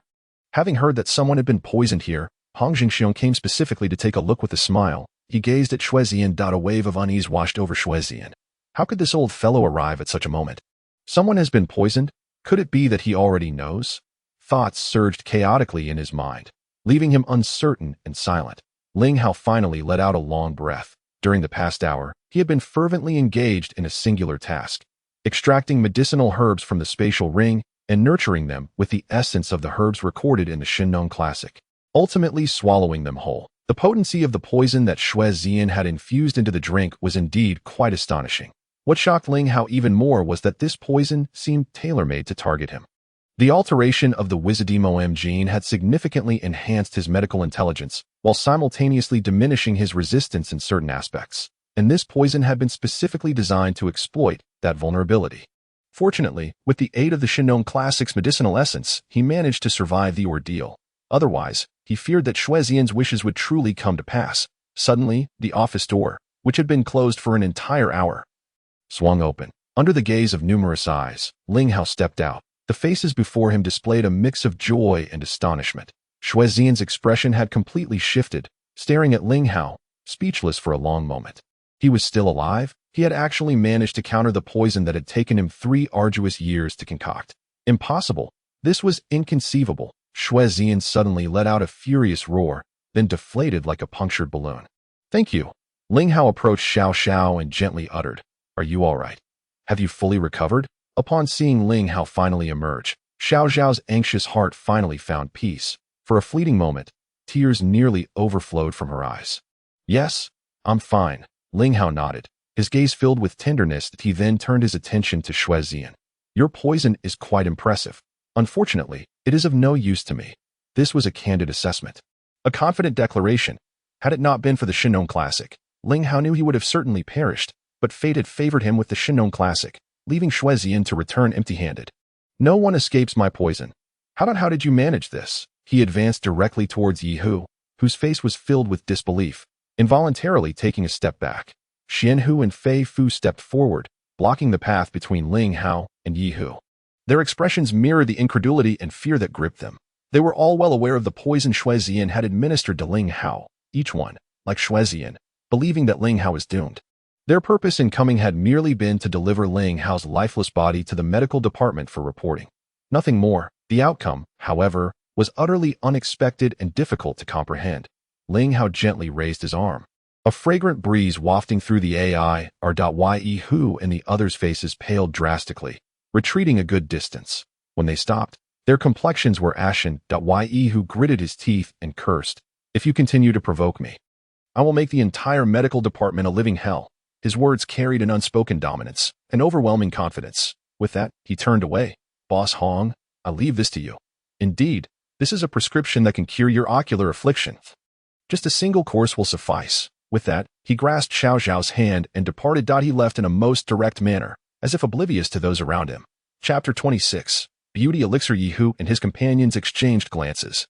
Astonished, Ling Hao had astonished them with his remarkable abilities, capable of poisoning 3 individuals with but a mere gesture. Moreover, this poison seemed akin to a zombie virus, albeit with a higher purity and greater potency. Once it entered the body, it would manifest immediately. Well-versed in the consequences of dealing with toxins, Ye Hu and his companions understood the gravity of the situation. As they observed Ling Hao's retreating silhouette, they could not suppress a resentful snort before leaving in defeat. Ran Xiaomei, witnessing this scene, was utterly dumbfounded. She had thought Ling Hao was devoid of any hope. She had believed that by supporting the vice president, she had secured a reliable ally.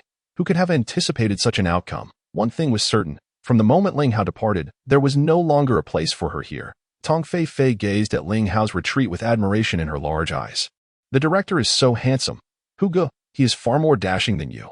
Hu Mingchen clicked his tongue but said nothing, feeling a touch of bitterness within. Xue Ziyan, Vice President Xue, it seems it is time for us to converse.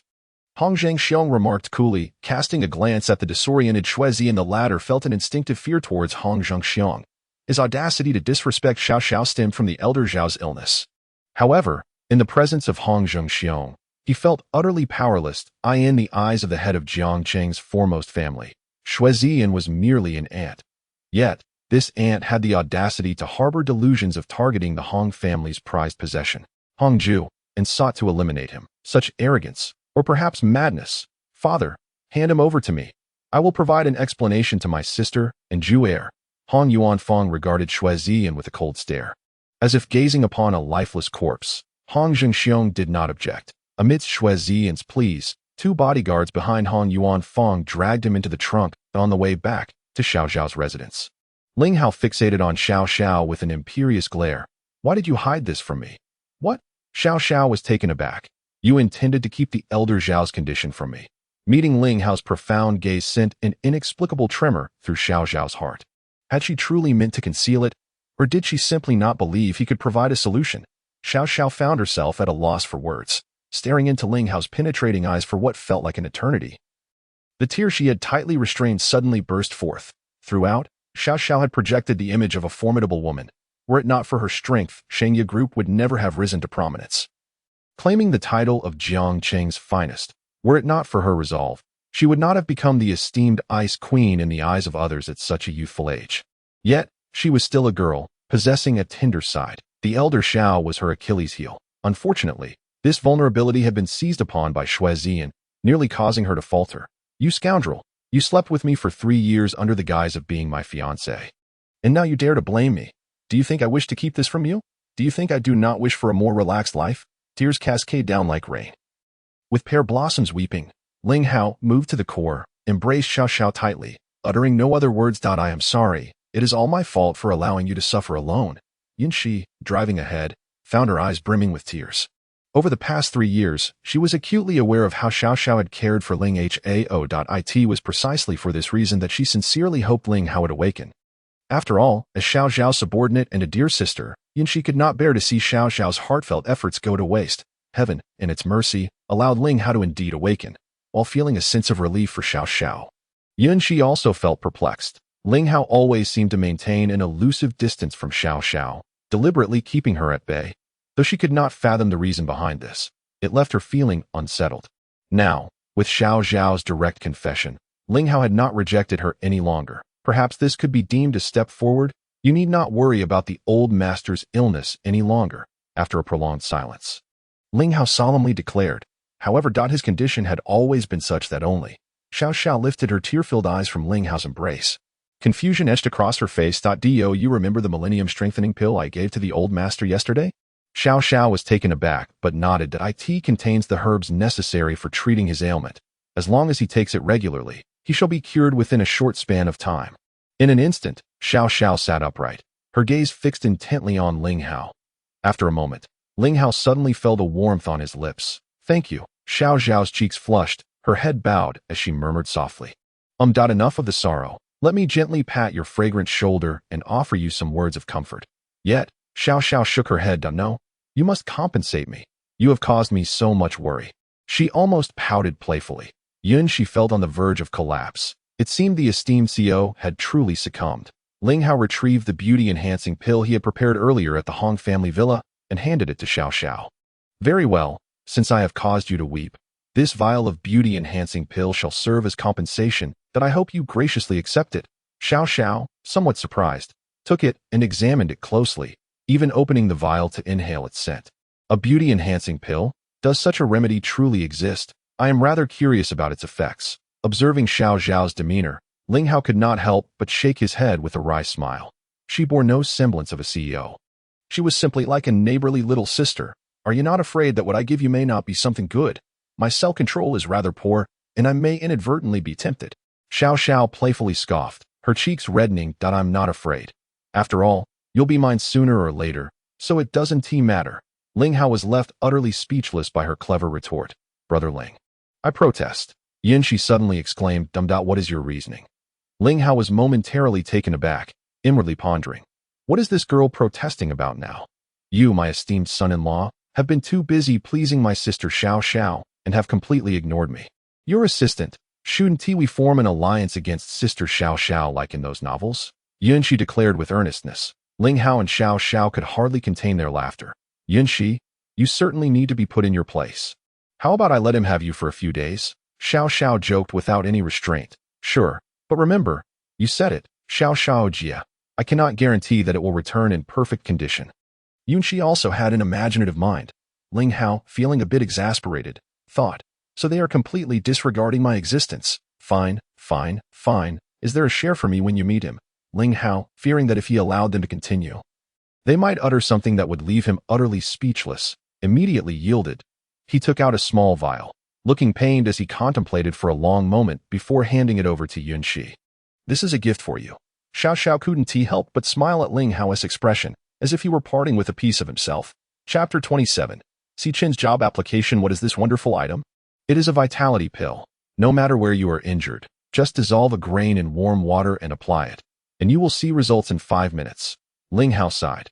It had taken considerable effort to catch hold of Hong Zhengxiong's little weakness to procure these herbs, and he had only managed to refine these few pills. It seems I need to find time to concoct more pills. Wow, Xiao Xiao Jia, our son-in-law is quite generous. I assent if I end up selling you out because of him. Don't blame me. Though the words were spoken in jest, the surprise was indeed genuine. Originally intending to tease Ling Hao to lighten the awkward atmosphere, she was astonished by such a delightful surprise. She had personally experienced the miraculous effect of Ling Hao removing the injuries she incurred from Hong Yuanfang's 3 slaps, and she understood the value of this vitality pill without hesitation. She tucked it away, her face beaming with delight. I never would have guessed.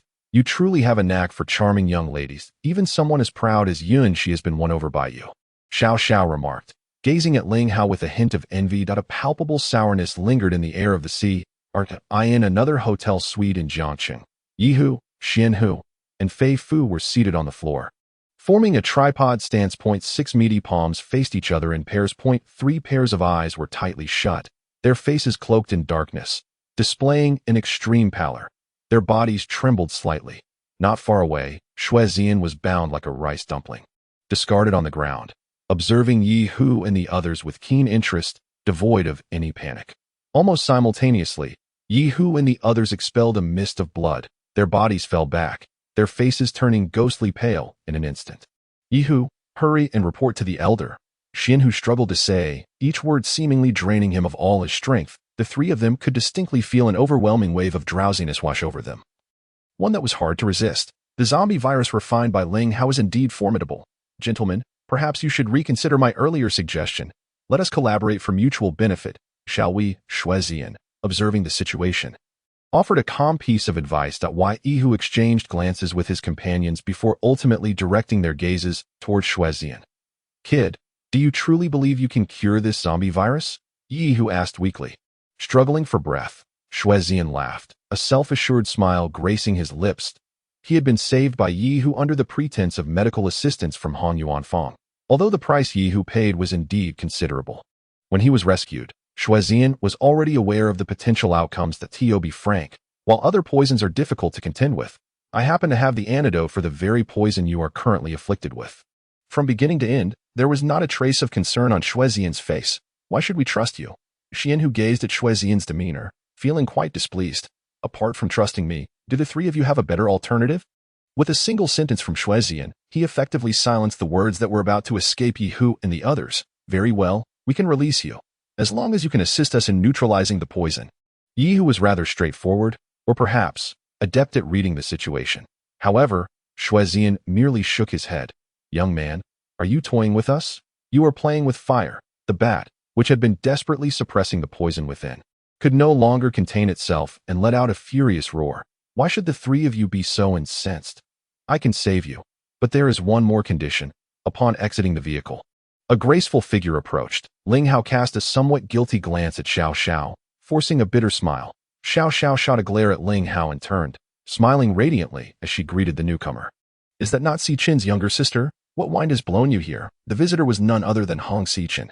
Sister Xiao Xiao, now that you have found a worthy partner, you have cast me aside. I protest. Hong Xichen and Xiao Xiao embraced warmly, their hands intertwined. It seems Sister Xiao Xiao is under pressure now. Brother Ling, you truly are a philanderer. Yunxi observed the equally striking beauty of Xiao Xiao and Hong Xichen, muttering to Ling Hao before departing. Sister Xiao Xiao, I am here for an interview. Upon entering, Hong Xichen immediately declared her intention.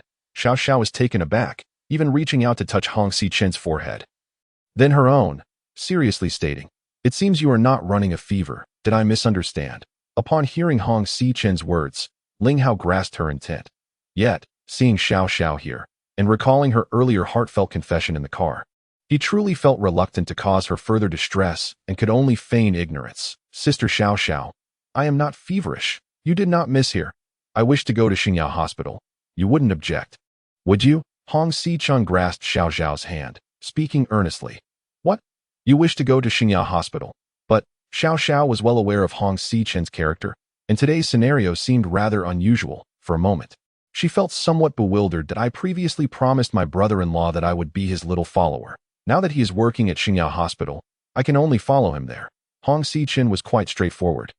Speaking candidly, Xiao Xiao turned her gaze to Ling Hao. Shouldn't you explain yourself? Her brother-in-law. Ling Hao's face flushed. I haven't had dinner yet. I will go prepare it. It's already late into the night. What dinner are you preparing? Ling Hao scratched the back of his head, feeling somewhat awkward. Indeed, after such a tumultuous day, it was nearly midnight, and dinner was naturally a lost cause. The key point was that the escape had failed. Sister Xiao Xiao, your brother-in-law seems to listen to you quite well. It appears I have come to the right person today. Then it is settled. Rest assured, I will keep an eye on your brother-in-law. Hong Xichen's constant reference to her brother-in-law caused Xiao Xiao to feel a touch embarrassed, and she immediately shot a glare at Ling Hao. You will keep an eye on him? I fear you may end up pilfering him instead. Ling Hao was taken aback, his mind clouded with confusion. If I am to become his subordinate, I have a stipulation. Xiao Xiao fixed her gaze upon Hong Xichen, speaking earnestly. Both Ling Hao and Hong Xichen were momentarily stunned. Their curiosity piqued as they regarded Xiao Xiao. That if, within the span of 1 month, the performance of the molecular biology department doubles, then you may have your way. Otherwise, there shall be no further discussion. Hong Xichen's expression instantly fell in disappointment. Xiao Xiao, if you do not wish to agree, that is one thing, but why must you make it so difficult for me? Yet, Xiao Xiao remained unfazed. One of you is a master of medicine, and the other, a genius in computer science. Achieving this goal should not pose much of a challenge, should it? Upon hearing her words, Hong Xichen pondered for a moment, and suddenly his eyes sparkled with delight as he turned to Ling Hao with a grin. Ling Hao felt an instinctive shiver, as though he were being preyed upon by a wolf. Hong Xichen, however, burst into laughter. Truly, Xiao Xiao is formidable. I am determined to take on this role as her subordinate. Chapter 28. A surge in points. Hong Xiqing departed with great satisfaction, while Ling Hao was left drenched in cold sweat. For Xiao Xiao's gaze seemed as if it could slay it. There is nothing between that girl and me. Please do not misunderstand. Instinctively, Ling Hao began to clarify. Xiao Xiao remained silent, her unwavering gaze fixed upon him. Very well.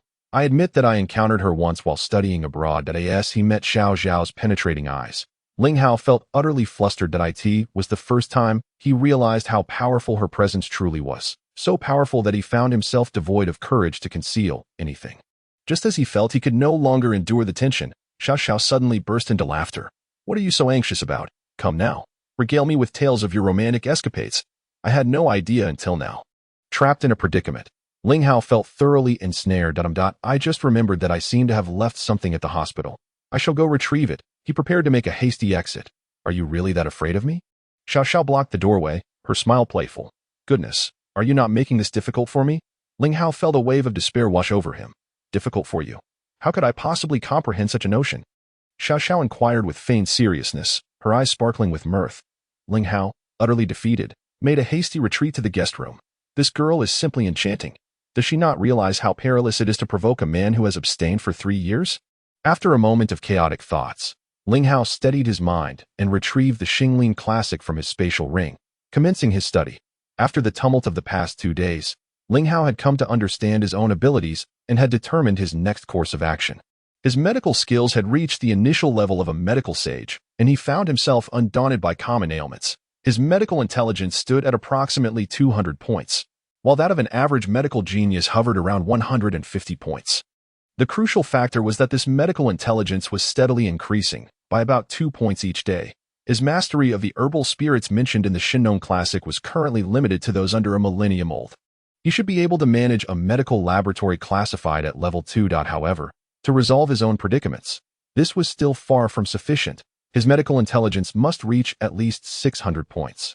He needed to master the herbal spirits within the Xingling classic that were under 10,000 years old. One must possess the capability to govern a medical laboratory of the 5th level. As for medical skills, one must attain the pinnacle of mastery. The requisite level of medical intelligence can be achieved within 200 days, which is ample time. The rest will demand diligence, and perhaps even a stroke of fortune.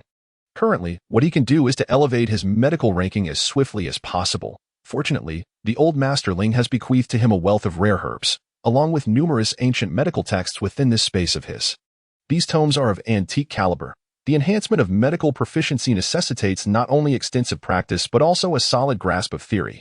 Given Ling Hao's current medical intelligence of 200 points, mastering theoretical works such as the Xingling classics is by no means a daunting task. Moreover, the presence of the Xingling classics further aids him. It is akin to having the framework of a towering skyscraper already erected. With only the materials needed for filling in the structure, the value of these materials directly influences the overall worth of the edifice. The Xingling classics can be likened to pearls, while they may not be exceedingly precious. They are infinitely superior to mere stone. Surprisingly, Xiao Xiao chose not to disturb Ling Hao any further. She quietly completed her morning routine and proceeded to the study to turn on her computer. Upon accessing the Xingling rankings, Xiao Xiao's expression shifted dramatically, disbelief etching her features. Her rank had ascended by 1 position. Xiao Xiao was well aware that this was due to Ling Hao's assistance in crafting a research report. This report stemmed from a challenge task she had undertaken, directed at the individual ranked 15th. After 2 months of relentless effort with no progress, she was on the verge of giving up when Ling Hao accomplished it in a single night. This outcome was anticipated. Ever since Xiao Xiao received Ling Hao's report, she had known success was her destiny. What astonished her was the fluctuation at the top of the rankings. Ace Kalipu, who had maintained static points for 3 years, had seen a staggering 50% increase in just 2 days. Such a meteoric rise in points had been witnessed 5 years ago when Ace Kalipu first challenged the top position. Within a mere year, points skyrocketed from 0 to surpass the 2nd place by 100-fold, securing the top rank. This had been a legendary feat since the inception of the Xingling rankings. Yet now, Ace Kalipu's points were surging once more. Unbelievable, simply unfathomable. After sitting silently at her computer for a while, Xiao Xiao stood, casting a complex glance at the closed door of the secondary bedroom. What on earth is this guy up to? Is he determined to make life unbearable? A wave of immense pressure surged within her In that moment, even Xiao Xiao's confidence wavered. Divine Dr. Ace Kalipu. You belong to me, Xiao Xiao.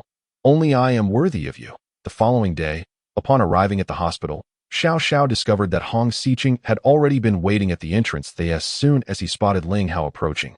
He rushed over, linking arms with him, addressing him as brother-in-law with an exuberance that was almost overwhelming. The crowd in the outpatient hall, lining up in long queues, glanced over, their expressions revealing hints of curiosity. Of course, there were those who took delight in the spectacle, whistling and laughing unabashedly. Ling Hao maintained his composure, while Hong Xiqing feigned ignorance. The two strode confidently through the corridor, making their way to the molecular biology department. Upon seeing Ling Hao enter, Tong Feifei and Hu Mingqian immediately approached him, their faces alight with joy. Ran Xiaomei stood at a distance, casting a fleeting glance at Ling Hao before lowering her head once more. Tan Yongquan continued to type away at his keyboard, though his expression had grown even more somber. What is this? Have you two already met the requirements? Ling Hao cast a sweeping glance around the room, his gaze settling on Tong Feifei and Hu Mingqian.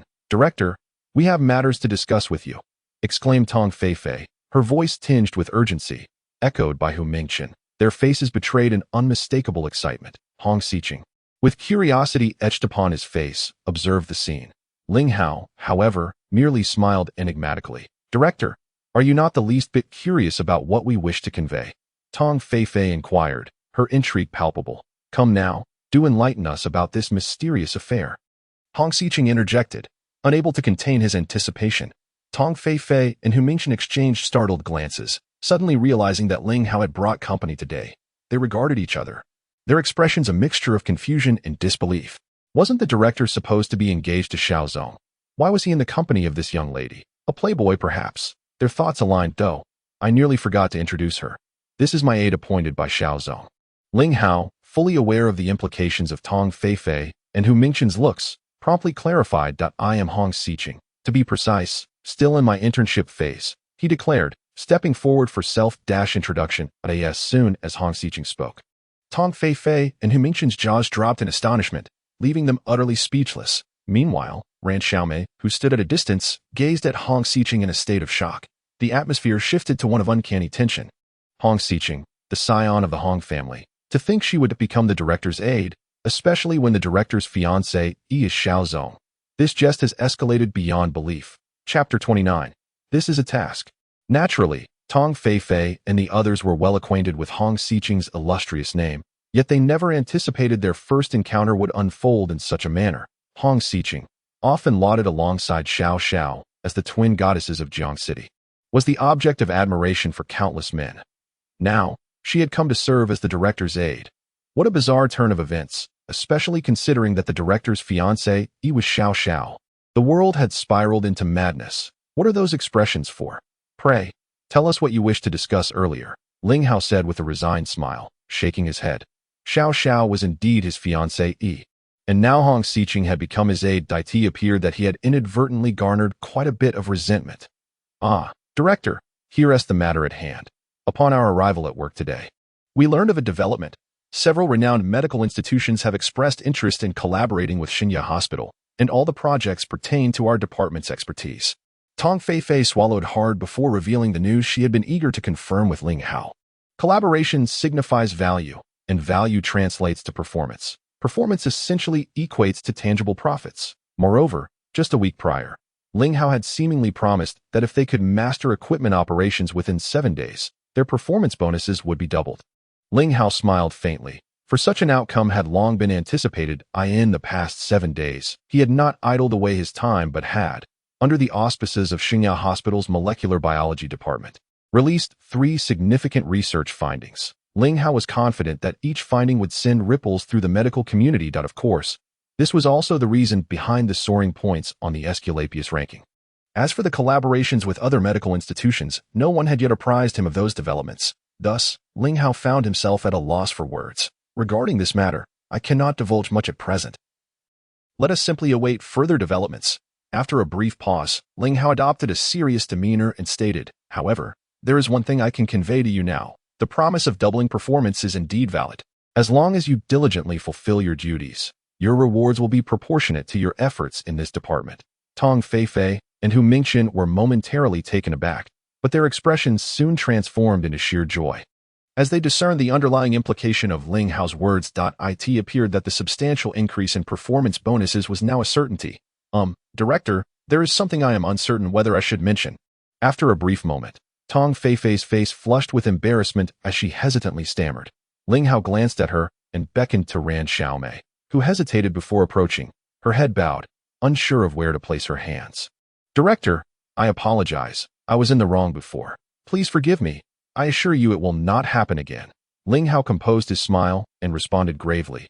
This is the first and last time. The members of our department must first unite in purpose and second, master their skills. Should anyone err again, they shall depart.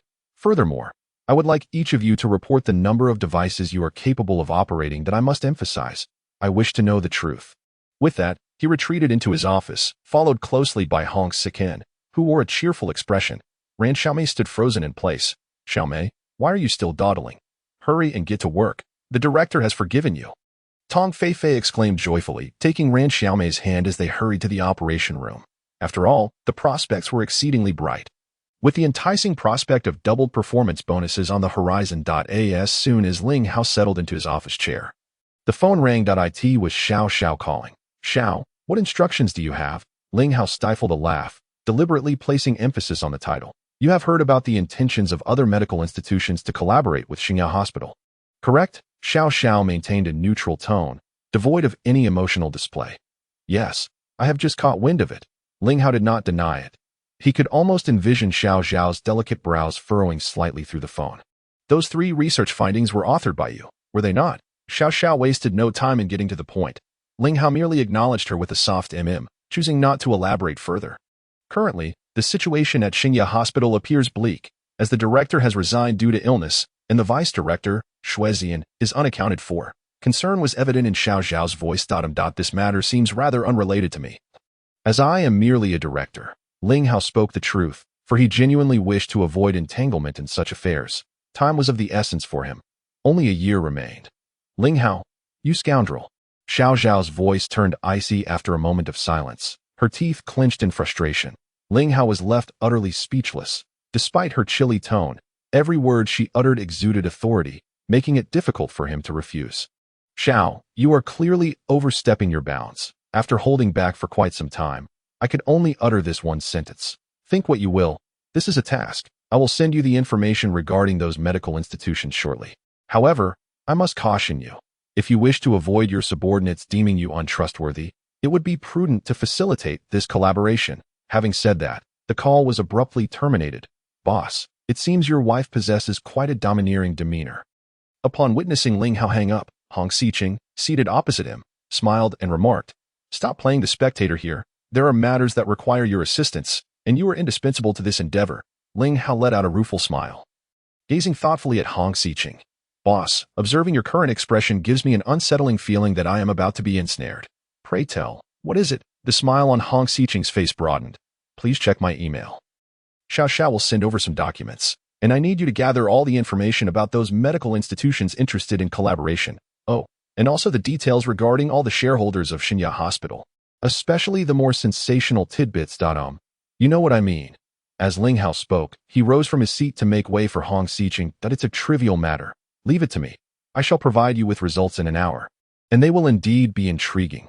Hee. Hong Xiqing promptly occupied Ling Hao's desk and immediately immersed himself in work. Shuezian, that fellow will certainly not be so easily deterred, nor will he relinquish his pursuits lightly. It seems I ought to prepare some gifts for him. Ling Hao observed Hong Xiqing deftly maneuvering the computer, muttering to himself, a faint smirk playing at the corners of his mouth. Chapter 30. He is a good person in the office of the president of Xinya Group. Xiao Xiao had been frowning ever since receiving a phone call. Meanwhile, the presidential assistant, Yun Shi, busied herself with her own tasks while discreetly observing Xiao Xiao, speculating about the challenges she was facing. Indeed, Xiao Xiao found herself grappling with a dilemma. The recent resignation of the director of Xinya Hospital, due to severe illness, had already unsettled the staff, and the sudden disappearance of Shuezian, the most likely candidate for the directorship, only exacerbated the anxiety within the hospital. This sense of panic had even spread to certain stakeholders within the Xinya Group. One of the recent phone calls was from several shareholders who had joined forces. Their demand was straightforward. They urged the upper management of Xiao Group to promptly appoint a new director for Xiao Hospital to prevent the ongoing panic from escalating. However, what truly troubled Xiao Xiao was the second call. It was a direct call from the Minister of Health himself. While the purpose remained ambiguous, his words were laden with implications. It appeared he intended to designate someone to assume the position of director at Xiao Hospital. At face value, there was nothing amiss. Xiao Hospital had always operated under the auspices of the Ministry of Health of Daxia, and all past directors had to be reported. However, it had never been the case that the ministry intervened directly in the selection of a director. Nor had there been a tendency for parachuting a director into the role. Xiao Xiao gently massaged her forehead, unable to discern what was fundamentally wrong with the situation. Yet, her intuition suggested that these two phone calls were pointing towards the same issue. What that issue was, however, remained shrouded in mystery. Sister Xiao Xiao, why not take a break and enjoy a cup of coffee? You have been occupied here for quite a while. Yunqi brought over a cup of coffee, casually speaking as she handed it to Xiao Xiao. Xiao Xiao took a sip of the coffee, savoring the familiar taste. Yunqi, may I ask you something? Just as Yunqi was about to leave, Xiao Xiao called out to her. Sister Xiao Xiao, what would you like to inquire about? After a moment of contemplation, Xiao Xiao seemed to hesitate before finally looking up. What kind of person do you think Ling Hao truly is? Yunqi was taken aback. She had anticipated that Xiao Xiao would pose a question related to work, but instead, this inquiry emerged. He should be a good person. After pondering for a while, Yunqi could only utter this one statement. Suddenly, Xiao Xiao turned around, fixing her gaze intently on Yunqi's eyes. Tell me, what has truly transpired with him? Why do I always feel like I do not know him well enough? Yunqi felt a slight unease under Xiao Xiao's scrutinizing gaze. Sister Xiao Xiao, I remember that 3 years ago, you had already investigated all of Ling Deji's information. You should be fully aware of what has happened to him. Perhaps you are just feeling fatigued lately, which is why you feel this way. However, Xiao Xiao shook her head, her gaze slowly drifting away from Yunqi. After sitting in silence for a while, she spoke again. What we uncovered back then was likely only what others wanted us to see. Yet, I am certain that he harbors some secrets within, secrets he simply does not wish to share with me. There was a hint of melancholy in her words. Xiao Xiao chose to end the topic, and Yunqi did not pursue it further. I in the molecular biology department of Xiao Hospital. Boss, how is it? Are you satisfied? Hong Xiqing jovially sat across from Ling Hao, smiling as he asked. Ling Hao was perusing the information that Hong Xiqing had just gathered, nodding in satisfaction. Indeed, it seems the capabilities of the goddess Athena are truly remarkable. Even such obscure information has been uncovered. You are qualified to be my assistant. Upon hearing this, Hong Xiqing beamed even brighter. Come on, my esteemed Aesculapius. Compared to your profound medical skills, my trifling abilities are hardly worth mentioning. However, Ling Hao looked up, grinning as he inquired. However what? Why are you hesitating? The smile on Hong Xiqing's face faded somewhat, and he appeared more serious. If you truly wish for me to unleash my full genius as your assistant, it would be best to find a way to procure some advanced equipment for me. Once that is arranged, I can open the gates to global internet data for you, should you desire. Ling Hao pondered for a moment, a mischievous smile emerging on his face. You make a valid point. It seems I must figure out a way to acquire some equipment for you. All right then, that will be your responsibility. If there is nothing else, I shall take my leave. Hong Xiqing stretched lazily, about to turn to leave, when suddenly he remembered something and leaned closer to Ling Hao. By the way, I find doing face masks daily rather bothersome. When you have a moment, could you whip up some medicine for me? After all, it wouldn't be fitting for the illustrious Aesculapius's assistant to have poor skin. With that, she disregarded Ling Hao's helpless expression and giggled as she exited. Ling Hao watched Hong Xiqing leave, shaking his head with a wry smile. After reviewing the materials unearthed by Hong Xiqing using his unparalleled hacking skills, Ling Hao felt a surge of confidence, since Xiao Xiao entrusted him with the negotiations for this collaboration.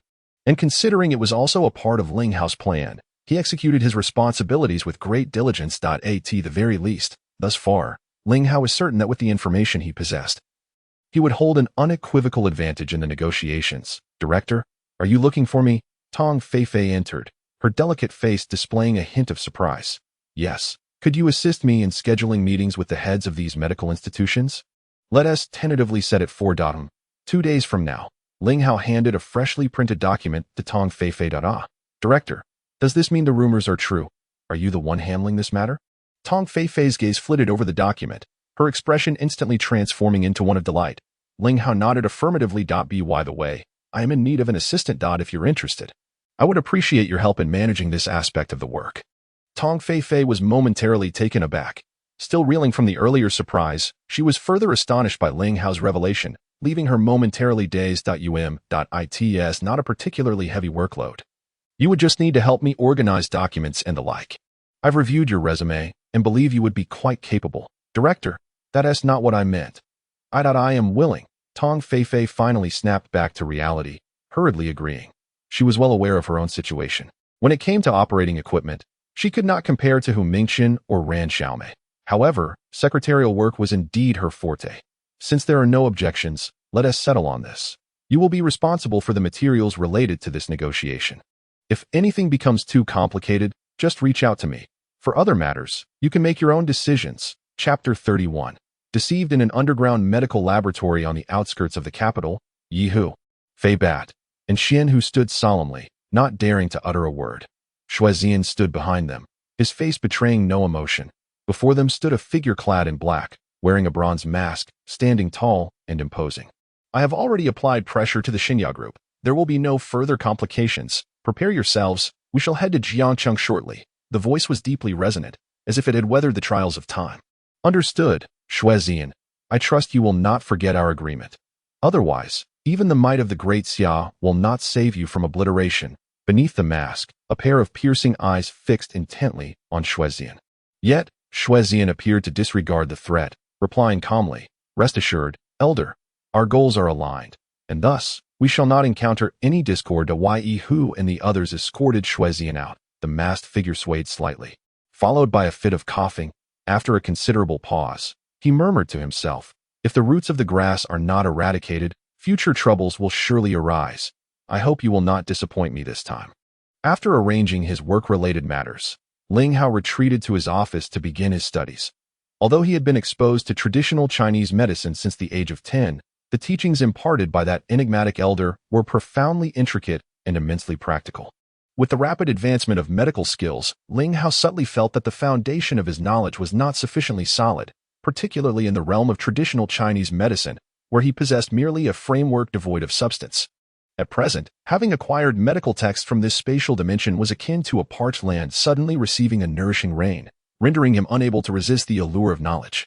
Ling Hao was acutely aware that to resolve his troubles within the short span of a year, he must swiftly elevate his medical proficiency, and the sooner, the better. Only in this manner could he grasp the ethereal essence of the ancient herbs documented in the Shinnon Classic and truly refine his own body, compensating for the deficiencies caused by the wise Mo implant. Thus, whenever he found a moment, Ling Hao immersed himself in study, exhibiting an industriousness surpassing even the most diligent of students. Upon exiting work one evening, he found Yin Shi's car conveniently parked before him. After exchanging greetings, he entered the vehicle, only to discover Xiao Xiao already seated inside. Hong Xiong has invited us for dinner, and I took the liberty of accepting on your behalf. You have no objections, I hope. Xiao Xiao's brow remained furrowed, and upon seeing Ling Hao, she merely offered a faint smile. When the lady commands, who dares to refuse such flattery? Xiao Xiao shot Ling Hao a sidelong glance. Yet a smile involuntarily graced her lips. The venue, naturally, was the Hong Tai Air Restaurant. As soon as Ling Hao and Xiao Xiao alighted from the car, Hong Xiong approached to greet them. After a round of pleasantries, they all took their seats. Boss Hong, I wonder if you have been following the prescription I provided for your eyes these past few days? Ling Hao observed Hong Xiong still wearing sunglasses, and, feeling a twinge of surprise, casually inquired. Upon hearing this, Hong Xiong momentarily froze, a flicker of embarrassment evident in his demeanor. Ling Hao had already surmised part of the situation, his expression subtly shifting. Noticing Ling Hao's unusual countenance, Hong Xiong hurriedly offered an explanation. However, Ling Hao chose not to pursue the topic further, redirecting his attention to Xiao Xiao. I have found you a business opportunity. What do you think?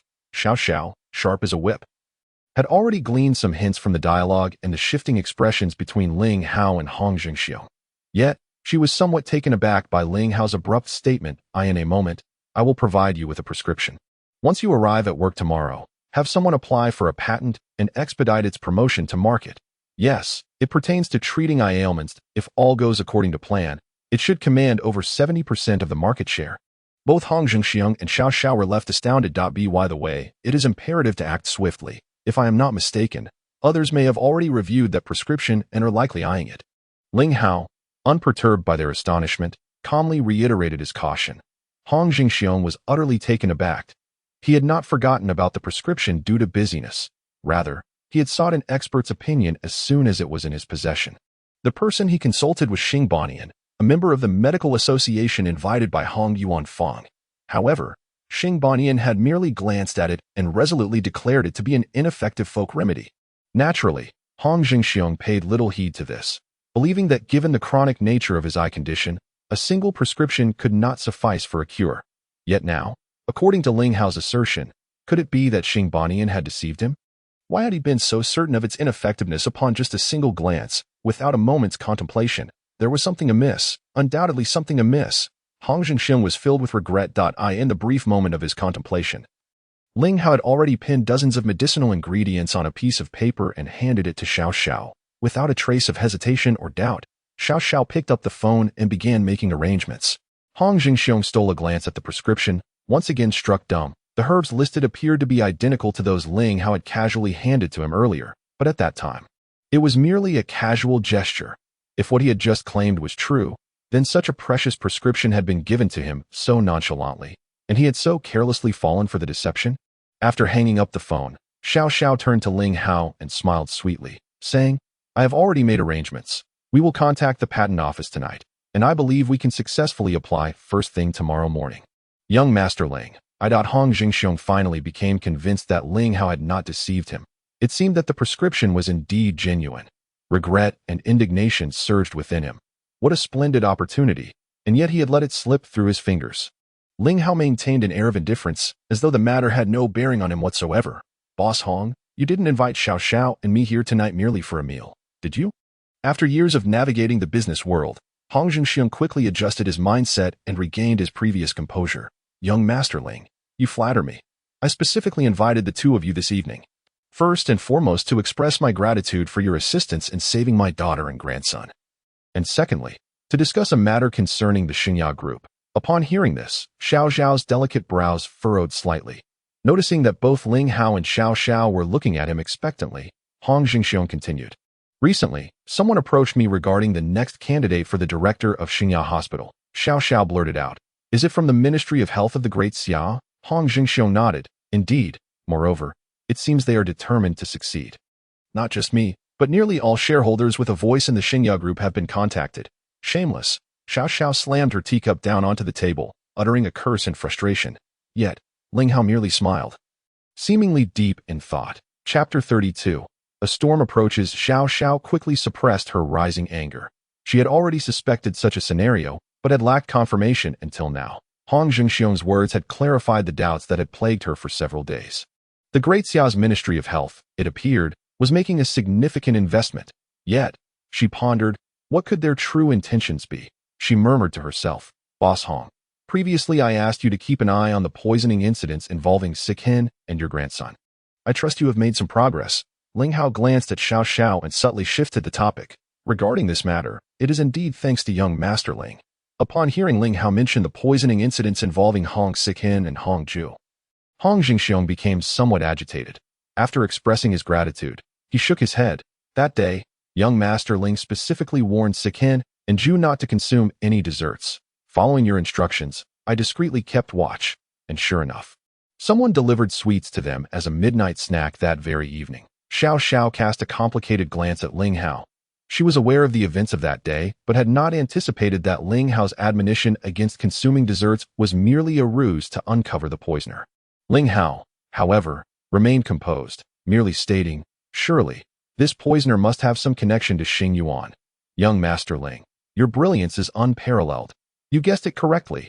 Hong Xiong nodded, a hint of embarrassment flickering across his face. After all, it was in plain sight that Xing Yuan had struck Ling Hao twice, and Xing Yuan was, indeed, under his command, although he had subsequently ordered the breaking of Xing Yuan's arms and compensated Ling Hao with 20 million as restitution. It was evident from Ling Hao's demeanor that this matter would not simply be laid to rest. "There is no need for you to feel awkward, Boss Hong. While Xing Yuan may be your subordinate, you have already expressed your sincerity. Therefore, the remaining burden should rightfully fall upon those behind Xing Yuan. Wouldn't you agree?" Both Hong Xiong and Xiao Xiao were momentarily taken aback. Indeed, it seemed that he would not easily let this go. That night, the one who delivered the sweets was indeed connected to Xing Yuan. I apprehended him and had Yuan Fong inquire about the situation, only to discover that Xing Yuan was acting under Shuezian's orders, attempting to poison Chun Air and Zhu Air. Hong Xiong spoke nonchalantly, yet Ling Hao and Xiao Xiao understood that the so-called inquiry must have been harrowing. Otherwise, how could it be that even the mastermind Shuezian was implicated? And what is your stance regarding the selection of the director for Xingyao Hospital? Ling Hao took a delicate sip of tea and inquired with feigned indifference. Naturally, I align with General Manager Xiao on this matter. Hong Xiong asserted without hesitation, then cast a glance at Xiao Xiao before his gaze fell upon Ling Hao, hesitantly adding, however, I perceive that the attitude of the pharmaceutical department is quite resolute. And I fear. At that moment, both Xiao Xiao's and Hong Xiong's phones rang simultaneously. Upon answering, they exchanged glances, then looked at Ling Hao before connecting the calls. Their expressions shifted dramatically, almost in unison. Xiao Xiao and Hong Xiong's faces paled. What is it? Don't tell me you both are encountering troubles. Ling Hao observed the unfolding events with keen interest, feeling a twinge of surprise, yet maintaining his composure. Xiao Xiao and Hong Xiong exchanged another glance, but nodded towards Ling Hao. Subsequently, both promptly dialed their respective contacts. Moments later, they ended the calls, their expressions now laden with gravity. Just then, Ling Hao's phone began to ring. Xiao Xiao and Hong Xiong's expressions changed once more, as if the ringing was a harbinger of doom. Ling Hao glanced at the caller ID and answered nonchalantly. Director, there has been an incident at the hospital. It was Tong Feifei's voice, urgent and frantic. Even through the phone, one could envision a face stricken with panic. Xiao Xiao and Hong Xiong were, of course, aware of this. Take your time. What exactly has happened? Ling Hao exhibited no signs of alarm, not even blinking an eye, as if he were merely receiving a call with news unrelated to him. He conveniently switched the call to speakerphone. A group of individuals suddenly intruded upon our department, obstructing the corridor and brandishing banners, claiming that one of us had assaulted a patient. The anxious voices transformed the previously serene atmosphere of the elegant restaurant room into something rather peculiar. I understood then. You all carry on with your tasks. Let them create a ruckus. Remember to safeguard yourselves. Ling Hao instructed succinctly before disconnecting the call. Pray tell, what calls have you all received? Ling Hao inquired calmly. Observing the already exchanged glances between Xiao Xiao and Hong Xiong, MY's son, Yuan Fong, has been kidnapped. The ransom is set at 20 million, and they demand that I personally retrieve him. Hong Xiong was the first to divulge the contents of his recent phone call. Clearly perplexed. 20 million. The heir of Jiangcheng's foremost family, Hong Yuan Fong, has been abducted, yet the ransom is merely 20 million. Are they unaware of Hong Yuan Fong's status, or are they merely toying with us? Ling Hao's gaze shifted towards Xiao Xiao. Someone has poisoned the old master and demands that I go to Shengjing to procure the antidote. Xiao Xiao had regained her composure from the initial shock and anxiety, articulating the troubles she faced with a serene demeanor. And what do you plan to do? Ling Hao regarded the now composed Hong Xiong and Xiao Xiao with genuine admiration. In such circumstances, one could easily lose their composure. Yet here they were, steadfast. Ignore them, they replied almost in unison, without a hint of hesitation, delivering their succinct response. Ling Hao, however, shook his head with a smile. Do you possess a better solution? Xiao Xiao and Hong Xiong were taken aback by Ling Hao's calmness, surpassing even their own. I actually believe you should comply with their demands. Xiao Xiao and Hong Xiong exchanged bewildered glances. Ling Hao, are you jesting? You suggest we acquiesce to their demands. Wouldn't that align perfectly with their intentions, placing us in a vulnerable position? After a moment of silence, Xiao Xiao could no longer contain her inquiry. She certainly trusted Ling Hao, but she struggled to comprehend the proposed course of action, making it difficult for her to accept. Upon receiving the initial call, her instincts had led her to deduce the intentions behind it, to leverage the safety of the old master to compel her departure from Jiangcheng. Meanwhile, the cunning Hong Xiong, upon hearing of his son's abduction, had immediately recognized the ploy to lure him away. Thus, they had both resolutely decided to remain unperturbed. However, Ling Hao was now insisting they follow the adversary's wishes, which seemed akin to leading lambs to the slaughter. This was incomprehensible. After all, their inexperience was evident. Both harbored a silent lament. Chapter 33. A gathering of elders. Do you perceive my suggestion as overly naive? Ling Hao discerned the shifts in expressions of Xiao Xiao and Hong Shao. They exchanged glances and nodded in unison. Although such a response might be disheartening to Ling Hao, the gravity of the situation compelled them to adhere to their established approach of indifference. As for Ling Hao's proposal, it can only be disregarded. Though you not think that if the other party dares to act in such a manner, they would not anticipate that the two of you would be unwilling to comply with their demands? Regarding the reactions of Xiao and Hong, Ling Hao was not overly surprised. After all, compared to them, he was significantly lacking in experience. However, Ling Hao possessed his own advantages, with an impressive medical intelligence of 200 points. Primarily in the realm of medicine, he was undoubtedly far ahead of the so-called geniuses. At times, intelligence directly dictates the level of one's thinking, especially when it comes to engaging in schemes. Xiao and Hong fell into contemplation. This was not a notion they had overlooked, but previously, it seemed highly improbable. Did the other party expend such considerable effort merely to observe their inaction? Nevertheless, the rationale proposed by Ling Hao was not without merit. Two pairs of eyes, filled with hope, simultaneously turned towards Ling Hao. In my view, you may fully comply with the other party's demands, although it would be prudent for you to remain here. Ling Hao spoke earnestly, albeit abstractly. Does Master Ling mean for us to find someone to impersonate us? Hong Xiang's eyes brightened, only to shake his head shortly after. Ling Hao also shook his head. I wonder if you have heard of disguise techniques? Upon hearing Ling Hao mention disguise techniques, Xiao Xiao and Hong Xiang's expressions subtly shifted, clearly revealing a hint of delight. Having only heard tales of this art without witnessing it firsthand, they recognized that Ling Hao's mention was far from mere talk. Yet, no one interjected, patiently awaiting Ling Hao to continue. You should find a confidant with a physique similar to yours, preferably someone whose loyalty no longer lies with you. Have them impersonate you and proceed. Initially taken aback, Xiao and Hong soon broke into smiles. They had already deciphered 9/10 of Ling Hao's plan. Almost simultaneously, both individuals envisioned the most suitable candidates. After all, having navigated the turbulent waters of commerce for so many years, they were not lacking in loyal subordinates or spies from their rivals. Who are rivals? Anyone with a vested interest is considered a rival. Some are overt, while others are covert, and occasionally, former allies. Soon, a confidant for both Xiao and Hong entered the Hongtail Hotel. Half an hour later, Xiao and Hong emerged from the establishment with their respective confidants, parting ways. He needed to observe the troublemakers on site. Some matters are far more tangible when witnessed firsthand than when relayed through hearsay. Once in the car, Ling Hao called Hong Xiqing. Xiqing, please monitor the phone calls in the vicinity of Xinya Hospital. I wish to ascertain who is leading the disturbances. Additionally, investigate the current whereabouts of Shuezian. Hong Xiqing, evidently already informed, asked no further questions and promptly agreed before hanging up. Gazing at the bustling traffic outside, Ling Hao felt a surge of emotions. The Ministry of Medicine of the Great Xia had cleared the debts owed by the two of us 3 years ago. Yet since we are compelled to intervene again, let it be known that I shall show no mercy. Upon arriving at the molecular biology department, Ling Hao discovered that the situation was indeed as Tong Feifei had described over the phone.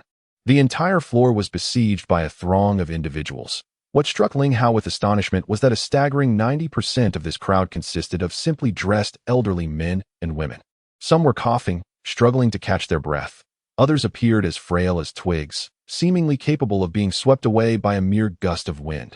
There were even those gasping for air, trembling hands fumbling to retrieve medication. The scene was chaotic and suffocating. Ling Hao's brows furrowed slightly. However, in the next moment, two graceful figures amidst the crowd illuminated his perspective. It was Ran Xiaomei and Tong Feifei. One held a water jug while the other clutched paper cups. Pouring water for the agitated protesters on their youthful faces, there was no sign of impatience or panic, only gentle smiles. Angelic smiles that emanated from the depths of their hearts. It seemed these two girls possessed commendable kindness. With this in mind, perhaps he could lend them a hand. Ling Hao approached, and Tong Feifei immediately spotted him, about to raise her voice, but he silenced her with a gesture. How's the situation?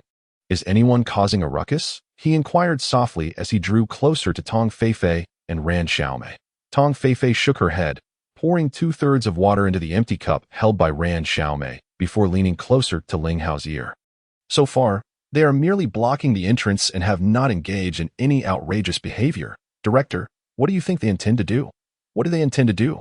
Ling Hao raised an eyebrow, his gaze sharp as a blade sweeping across the surroundings. Have you not noticed that these are all elderly individuals afflicted with chronic ailments? Even if they do nothing, just by lingering here for an entire night, it is inevitable that someone will succumb to their condition. And when that happens, if someone opportunistically appears, it will become a sensational story. Tong Feifei was momentarily taken aback. However, upon further reflection, she realized that Ling Hao's analysis was indeed accurate. The masterminds behind this scheme were diabolically cunning. They were intent on thrusting the department, and even the entire Xingye hospital, into a maelstrom of controversy. Director, what should we do now? This is utterly detestable. Shall we report this to the authorities? Tong Feifei's face was filled with anxiety, feeling somewhat at a loss. After all, this was her first encounter with such a situation, and the opposing party was ruthlessly aggressive from the outset. Ling Hao shook his head and, shifting the topic, asked, in your opinion, why are these elderly individuals, who could be living peacefully, congregating here? What could possibly drive them to do so? What else could it be? It must be money. The people behind this must have offered them compensation, which is why they are willing to risk their lives. Tong Feifei exclaimed with indignation, her tone tinged with bitterness. Look at you, brimming with righteous fury now, when just moments ago you were smiling and serving them tea. The contrast is too stark. Ling Hao regarded Tong Feifei with a peculiar expression, a mix of curiosity and intrigue, even hinting at a glimmer of anticipation. Chapter 34. The masterful resolution. Tong Feifei hesitated briefly before speaking. I am indeed furious, but I also understand the ethical principles that a physician must uphold. Therefore, my disdain for their actions cannot serve as an excuse for neglecting my patients. Her response was resolute and unwavering. Ling Hao nodded slightly. The essence of medical practice is something that likely no one can articulate completely.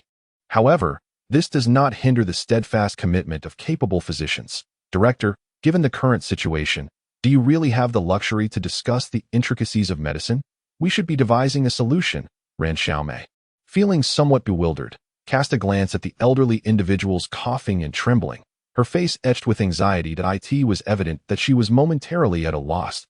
Do not worry, Xiaomei, as long as the director is here, everything will be just fine. Tong Feifei grasped Ran Xiaomei's slightly trembling hand with determination, offering her reassurance. Ling Hao instinctively touched the tip of his nose, smiling as he inquired, do you have such unwavering faith in me? Of course. Tong Feifei replied with conviction, nodding seriously. This situation clearly indicates that they are targeting the vacancy at our hospital's upper echelons. If I were to lose faith in my superior, I might as well resign at once. One cannot deny that Tong Feifei possessed a silver tongue, and indeed, a sharp mind as well. Enough of idle chatter for now. Feifei, Xiaomei, go and engage with these elderly patients. Tonight, I will transform my office into a temporary clinic, providing free treatment to see who among them is willing to come. Seeing that time was of the essence, Ling Hao concluded the conversation and issued a solemn directive. Additionally, summon Hu Mingchen and Tan Yongquan. This is a matter for the molecular biology department, and everyone bears responsibility. Tong Feifei and Ran Xiaomei acknowledged his command, yet exchanged glances without making a move. What is it? Is there an issue? Ling Hao observed their hesitation with mild surprise. No, there's no problem. It's just Dr. Tan has always. Tong Feifei hastily attempted to clarify, but refrained from being too direct out of respect. Although I, Tan Yongquan, prefer not to meddle in unnecessary affairs, I firmly stand by the director in this matter. Before Ling Hao could respond, Tan Yongquan and Hu Mingchen entered in succession, the former wearing an expression of utmost seriousness. Although Ling Hao had anticipated that Tan Yongquan would not remain aloof, witnessing his proactive stance still filled him with elation, invigorating his spirit. Hu Mingchen, Tong Feifei, and Ran Xiaomei expressed their delight in unison. Only Tan Yongquan regarded Ling Hao with a hint of uncertainty, as if poised to speak but hesitating. Dr. Tan, feel free to voice your concerns. Ling Hao noticed Tan Yongquan's reluctance and surmised his apprehensions. Director, considering our department's limited clinical experience, the 30 or so patients outside present a variety of ailments. Relying solely on our abilities seems somewhat, although Tan Yongquan did not articulate the latter part of his thought. It was clear to anyone with sense what he implied. Even the previously enthusiastic trio of Hu Mingchen, Tong Feifei, and Ran Xiaomei appeared dampened by Tan Yongquan's words, as if doused with cold water. Tonight, I will take the lead in treatment, while Feifei and Xiaomei will handle communication with the patients outside. You and Hu Mingchen will assist as needed. Ling Hao refrained from elaborating further, opting for a straightforward division of tasks. Certain matters, no matter how extensively discussed, ultimately prove futile. In the end, it is the facts that must speak for themselves. The elderly individuals outside had already been scrutinized by Ling Hao upon his arrival. Although afflicted by ailments, their conditions were not beyond remedy, and with his current medical expertise, he considered their cases to be mere trifles. Observing Ling Hao's resolute demeanor, Tan Yongquan refrained from further comments and turned to collaborate with Hu Mingchun in preparations. Meanwhile, Ran Xiaomei and Tong Feifei ventured outside to engage with the elderly. Apart from Ling Hao, the other four harbored a mindset of treating a dead horse as if it were alive, hoping to conjure a miracle. Each individual yearned for this miracle to materialize, yet deep within, they held no illusions of hope. Nevertheless, they proceeded with unwavering determination. Soon, the first patient, supported by Tong Feifei and Ran Xiaomei, entered Ling Hao's makeshift office, a temporary consultation room. What transpired next left Tan Yongquan and the others utterly astounded, as if witnessing the extraordinary. The patient was an elderly woman, clearly one who had long relied on medication. Yet, under Ling Hao's care, a mere 15 minutes later, the pallor of illness had dissipated. There was no reliance on advanced diagnostic equipment or exorbitant medicinal materials. Only 9 utterly ordinary silver needles. Without uttering a word, the four observers found their gazes subtly shifting toward Ling Hao, their expressions transforming as doubt melted away, replaced by a burgeoning confidence, upon witnessing the elderly woman cured of her affliction that had plagued her for over a decade. And without any charge, those who had initially come to cause trouble were stirred by a sense of intrigue. The molecular biology department had ceased to be a scene of discord. It had transformed into a site of nocturnal consultations. In fact, the atmosphere was more orderly and serene than at any other time or place of treatment. There were no hurried voices, no scornful remarks, only a collective anticipation, filled with hope. At 3 o'clock in the morning, the last of the troublemakers exited Ling Hao's office, departing with a satisfied demeanor. The once bustling floor returned to tranquility. Despite toiling throughout the night, Tong Feifei and her companions exhibited no signs of fatigue. Rather, they radiated an uncontainable excitement, an ineffable exhilaration, coupled with genuine admiration for Ling Hao. Over the course of those hours, they had received countless praises, some of the most sincere and simplest, others the most extravagant, but all shared a common thread. They were heartfelt accolades from those who had initially come to create chaos. "Director, I must reflect on my previous attitude," Tan Yongquan declared, presenting a freshly brewed cup of tea to Ling Hao with both hands. Ling Hao accepted the tea without hesitation, downing it in one gulp. Having worked tirelessly through the night without even a sip of water, it would be disingenuous to claim he was not parched. Let us turn the page on the past. I understand the sentiments of the four of you. However, I must still remind you that to make a name for yourselves in this department, mastering the equipment is imperative. What I previously stated remains in effect, as Ling Hao broached the subject of equipment operation. The expressions of the four varied considerably. Hu Mingchen and Ran Xiaomei appeared more composed, yet Tong Feifei and Tan Yongquan exhibited signs of discomfort. Ling Hao chose not to elaborate further. Just then, his phone rang unexpectedly. Ling Hao picked it up and took a glance, his sword-like brows slightly furrowing.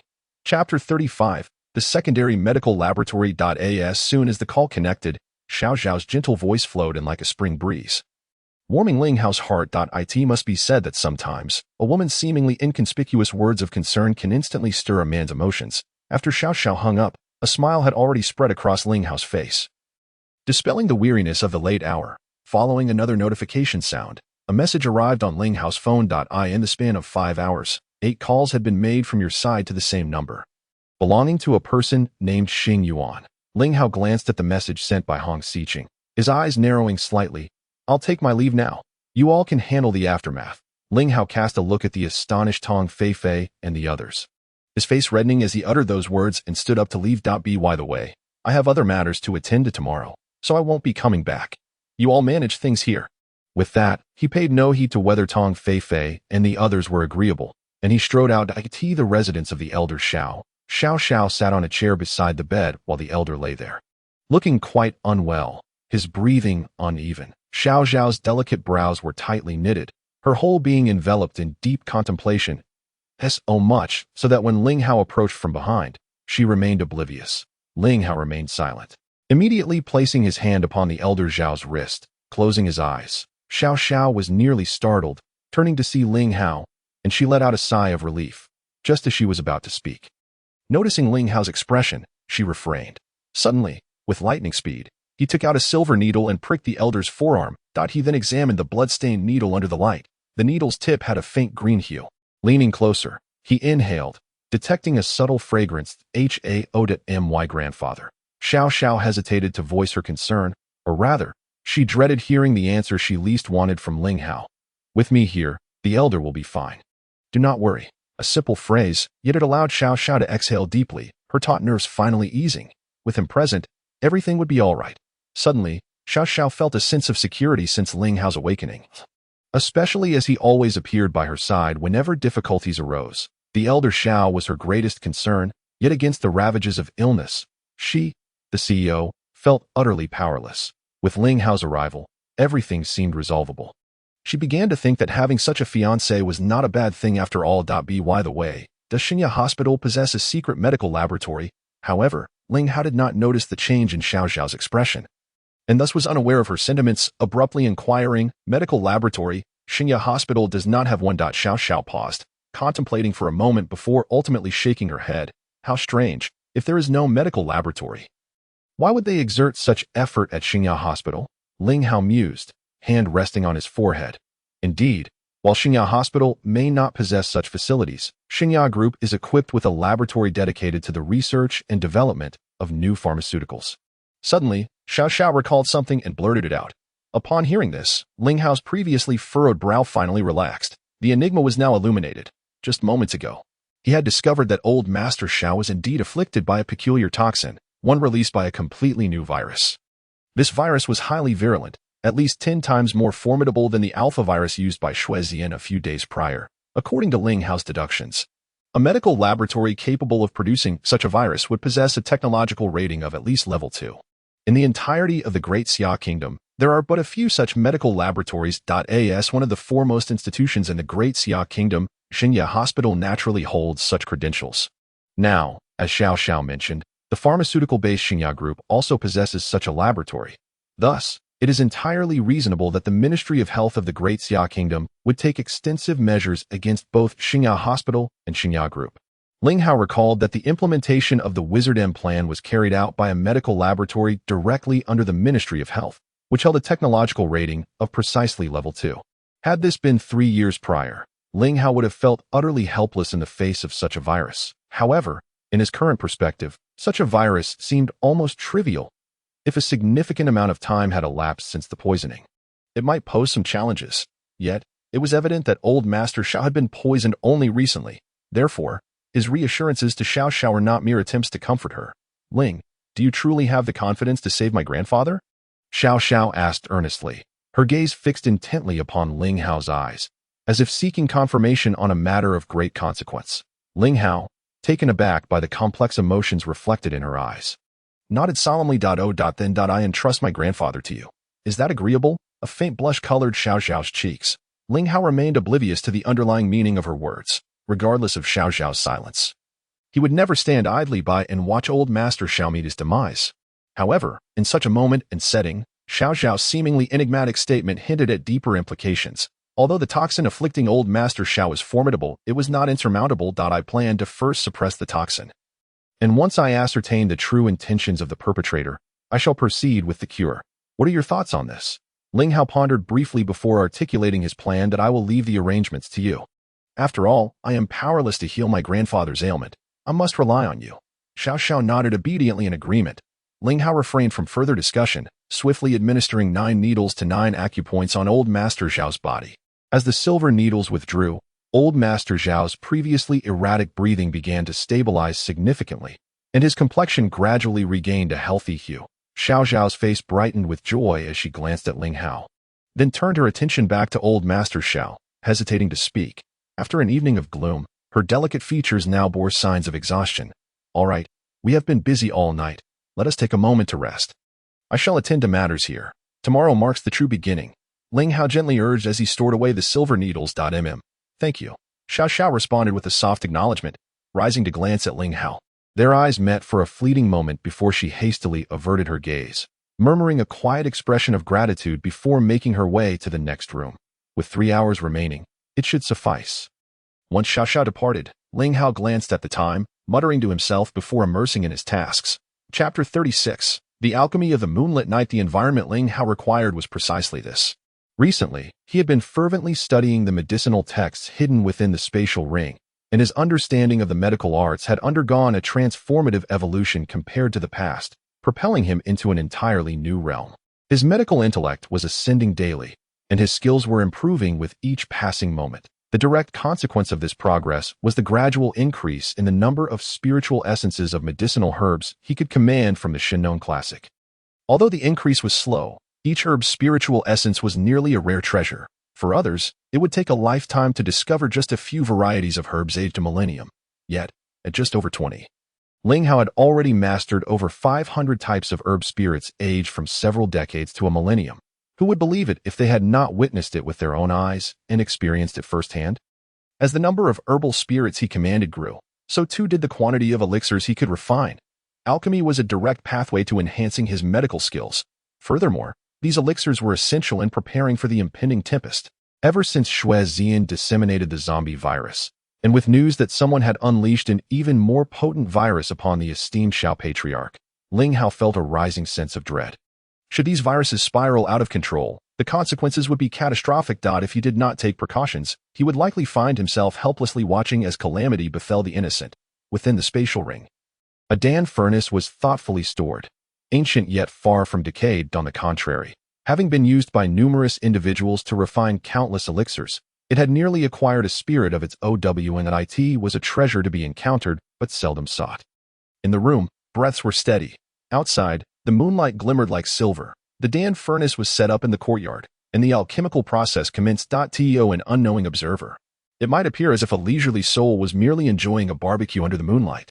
This time, the elixir being refined was known as the detoxification pill, capable of neutralizing toxins in the blood, thus achieving a detoxifying effect. Most crucially, it could also counteract the toxins produced by the viruses from the secondary medical laboratory. If the detoxification pill were successfully refined, the viruses emanating from the Xingya Group's medical laboratory would no longer pose a threat. The refining process was devoid of any peculiarities, selecting the herbs, infusing them with their corresponding spiritual essences, and utilizing the Dan furnace for the refinement. Following this was a lengthy period of anticipation, accompanied by the necessary oversight. After a couple of hours, a rich fragrance of medicine erupted from the Dan furnace, enveloping the entire courtyard. It seemed I truly possess a talent for alchemy. I have even managed to produce the detoxification pill. Ling Hao greedily inhaled the fragrant aroma, relishing the scent much like a scholar delights in the tranquility of pastoral landscapes. Undoubtedly, this was owing to the mysterious elder who had imparted the art of traditional Chinese medicine to him years ago. Those who study medicine for wealth and fame may only attain the status of a doctor. Those who pursue medicine to save the world may eventually become a medical sage. Yet those who embrace the art of medicine out of a passion rooted in their bloodline may achieve the status of a divine healer. From beginning to end, Ling Hao was resolutely pursuing the path of a divine healer. Although distant, it was by no means an illusion, even if it meant succumbing to a 3-year slumber, nearly losing his life in the process. He would not hesitate. Those who remain true to their original aspirations shall attain eternity. As the first light of dawn pierced through the veil of night, Ling Hao had just completed the refinement of his elixirs. He had successfully concocted a precious vial of the rare detoxification pill. Without counting the exact number, he estimated there to be no fewer than 50 capsules. Gazing at the crystalline pills, Ling Hao couldn't help but smile in satisfaction. The fatigue from a sleepless night vanished in an instant. Xiao Xiao was roused by an unusual fragrance wafting through the air. Hearing the soft clinking sounds emanating from the kitchen, her freshly awakened face instantly brightened with a smile, one filled with happiness. After a brief moment, she got out of bed. You're awake? I imagine you didn't sleep well. Come, try the facial wash I prepared for you, Ling Hao said eagerly, bringing forth a basin of water. The peculiar aroma that had awakened Xiao Xiao was indeed emanating from this very wash. This is... Xiao Xiao looked at Ling Hao, puzzled, searching for answers in his expression. This is a potion I concocted. It can alleviate fatigue and invigorate one's spirit, with no side effects whatsoever. Feel free to use it, Ling Hao proclaimed with utmost seriousness, as if advertising a product. Xiao Xiao was taken aback for a moment, then smiled gently. Complying, she accepted the water and began her morning routine. The effects were astonishing. Originally burdened by a late night and overwhelming stress, Xiao Xiao felt completely rejuvenated after washing her face with Ling Hao's potion. The dark circles under her eyes vanished without a trace. If this potion were marketed as a flagship product, it would undoubtedly outshine masks and other beauty treatments. One couldn't help but wonder just how many secrets this fellow harbored. It seemed worth exploring thoroughly. Xiao Xiao found herself lost in thought, gazing at the basin of potion before her. My beautiful lady, that potion is meant for washing your face, not for drinking, if you're hungry. Breakfast is ready. Ling Hao, having appeared behind her, teased with a playful remark. Caught off guard by the revelation of her thoughts, Xiao Xiao immediately shot him a glare, her cheeks flushing a deep crimson. I have a question for you, she said nonchalantly while enjoying her exquisite breakfast. Ling Hao paused, intrigued, and turned his attention to her, awaiting her inquiry. How many secrets do you still possess that I am unaware of? Are you planning to keep them hidden from me forever? Xiao Xiao met Ling Hao's gaze earnestly, her tone serious. Ling Hao rubbed his nose, his eyes twinkling as he posed a question in return. Well, do you truly wish to know? Xiao Xiao nodded earnestly. When you marry me, I shall reveal everything. His words were laced with playful seduction. Yet Xiao Xiao remained unfazed, maintaining her serious demeanor as she inquired. So when do you intend to marry me? PFF. Ling Hao nearly spat out his porridge. What? You don't want to marry me? Do you think I'm unworthy of you? Xiao Xiao's expression remained grave, devoid of any hint of jest. Ling Hao, observing the seriousness in her demeanor, finally realized she was not joking. His once light-hearted heart sank, engulfed in silence. If you're unwilling, I shall not indulge in vain hopes. Xiao Xiao set down her chopsticks and rose, her delicate face tinged with a hint of anger, and her eyes shimmering with a sense of loss. Xiao Xiao, grant me a year, just 1 year. Is that too much to ask? Before that, I do not wish to deceive you. Ling Hao suddenly declared impulsively, his expression exceedingly earnest. So, you finally speak the truth? Very well. After a year, I shall marry. If you are unwilling to be the groom, then I shall find another. Chapter 37. The unfathomable truth. Hong Xiong had been waiting at the entrance of the Hong Tire restaurant for quite some time. The restaurant owner, Li Baixing, accompanied him, yet his heart was filled with unease. Throughout the years, he had never encountered such a scene. The renowned Hong Xiong, known throughout Jiangcheng, was actually waiting for someone at the entrance of a restaurant. Even the most prominent figures of the Daxia kingdom were met with punctuality by him. Never such an unusual display. Hong Xiong maintained a stoic expression, standing silently as he pondered. His son had recently been kidnapped, and the demand for a ransom of 20 million clearly indicated that the assailants were not merely after money or his son's life. This situation unmistakably revealed one thing. He and the perpetrators were not of the same ilk. As a significant shareholder in the Xingya group, being regarded as an adversary by the group's rivals at such a critical juncture was far from advantageous. Yet, it could also be seen as a blessing in disguise. Due to the elder Zhao's influence, Xiao Xiao was likewise deemed an opponent. The enemy of my enemy is my friend, a timeless truth. What further stirred Hong Xiong's interest was the man standing behind Xiao Xiao. Today, he had deliberately chosen to arrive 15 minutes early at the restaurant to await Xiao Xiao and Ling Hao, aiming to convey a message. Xiao Xiao and Ling Hao were his esteemed guests, more honored than anyone else at any time. At 9 o'clock, Yunxi drove Xiao Xiao and Ling Hao to the Hong Tire restaurant. Upon their arrival, Hong Xiong's eyes brightened at the sight of Xiao and Ling, and he hurriedly approached them with hearty laughter and light-hearted pleasantries, as if the recent kidnapping of his son, Hong Yuanfeng, were of no concern. Xiao Xiao and Ling Hao remained equally composed, exchanging greetings before accompanying Hong Xiong into the restaurant. In Hong Xiong's exclusive private room, he had indeed been waiting all morning for them. Could it be that appearances are truly deceiving? The restaurant owner, Li Baixing, while serving them with great courtesy, found himself perplexed. He recognized Xiao Xiao. He had seen her with Hong Xiong in the restaurant before, but he had never witnessed such reverence from him. The only peculiar aspect was the young man beside Xiao Xiao. Yet, he appeared to be just in his early 20s. Could his worth surpass that of the president of the Xingya group? From Hong Xiong's treatment of Xiao and Ling, Li Baixing quickly realized that Ling Hao was someone who must not be offended. Without waiting for any instructions from Hong Xiong, he meticulously managed everything, providing exceedingly attentive service. Just as the three settled down with their tea, Xiao Xiao's phone rang. After answering the call and listening for a moment, she simply said, "I understand," before hanging up, her expression momentarily veiled in a thin layer of concern. Yesterday, the prescription you provided me revealed during the patent application that someone had already preempted it. Xiao Xiao did not conceal the information, but rather candidly disclosed the news she had just received. Hong Xiong's expression shifted dramatically as he forcefully placed his cup on the table before him. Indeed, it is much easier to depict a tiger's appearance than to capture its essence. One may know a person's face but remain oblivious to their heart. How audacious of Xing Banian, the traitor, to employ his cunning against me. Hong. Anger surged within him, truly furious. Ling Hao maintained a composed demeanor, savoring the exquisite by Luo Chun tea, a subtle smile gracing his lips, hinting at a barely perceptible amusement that a mischievous grin. Had you anticipated such an outcome all along? Observing this, Xiao Xiao expressed mild surprise, her delicate brows furrowing as she inquired, "Let us set this matter aside for now. In due course, someone will surely come to seek reconciliation. Perhaps it will present a significant opportunity for Xing'an. The only course of action now is to cut through the chaos and address the immediate troubles at hand." Ling Hao tantalizingly withheld the full truth. Both Xiao Xiao and Hong Xiong were no fools. From Ling Hao's cryptic remarks, they surmised that he had undoubtedly retained a backup plan. His cunning was akin to that of a seasoned battlefield veteran. For a moment, each pondered their own thoughts, none willing to speak. Shortly thereafter, the proprietor of the establishment, Li Baixing, entered with two individuals, both donned in hats and masks, concealing their identities thoroughly.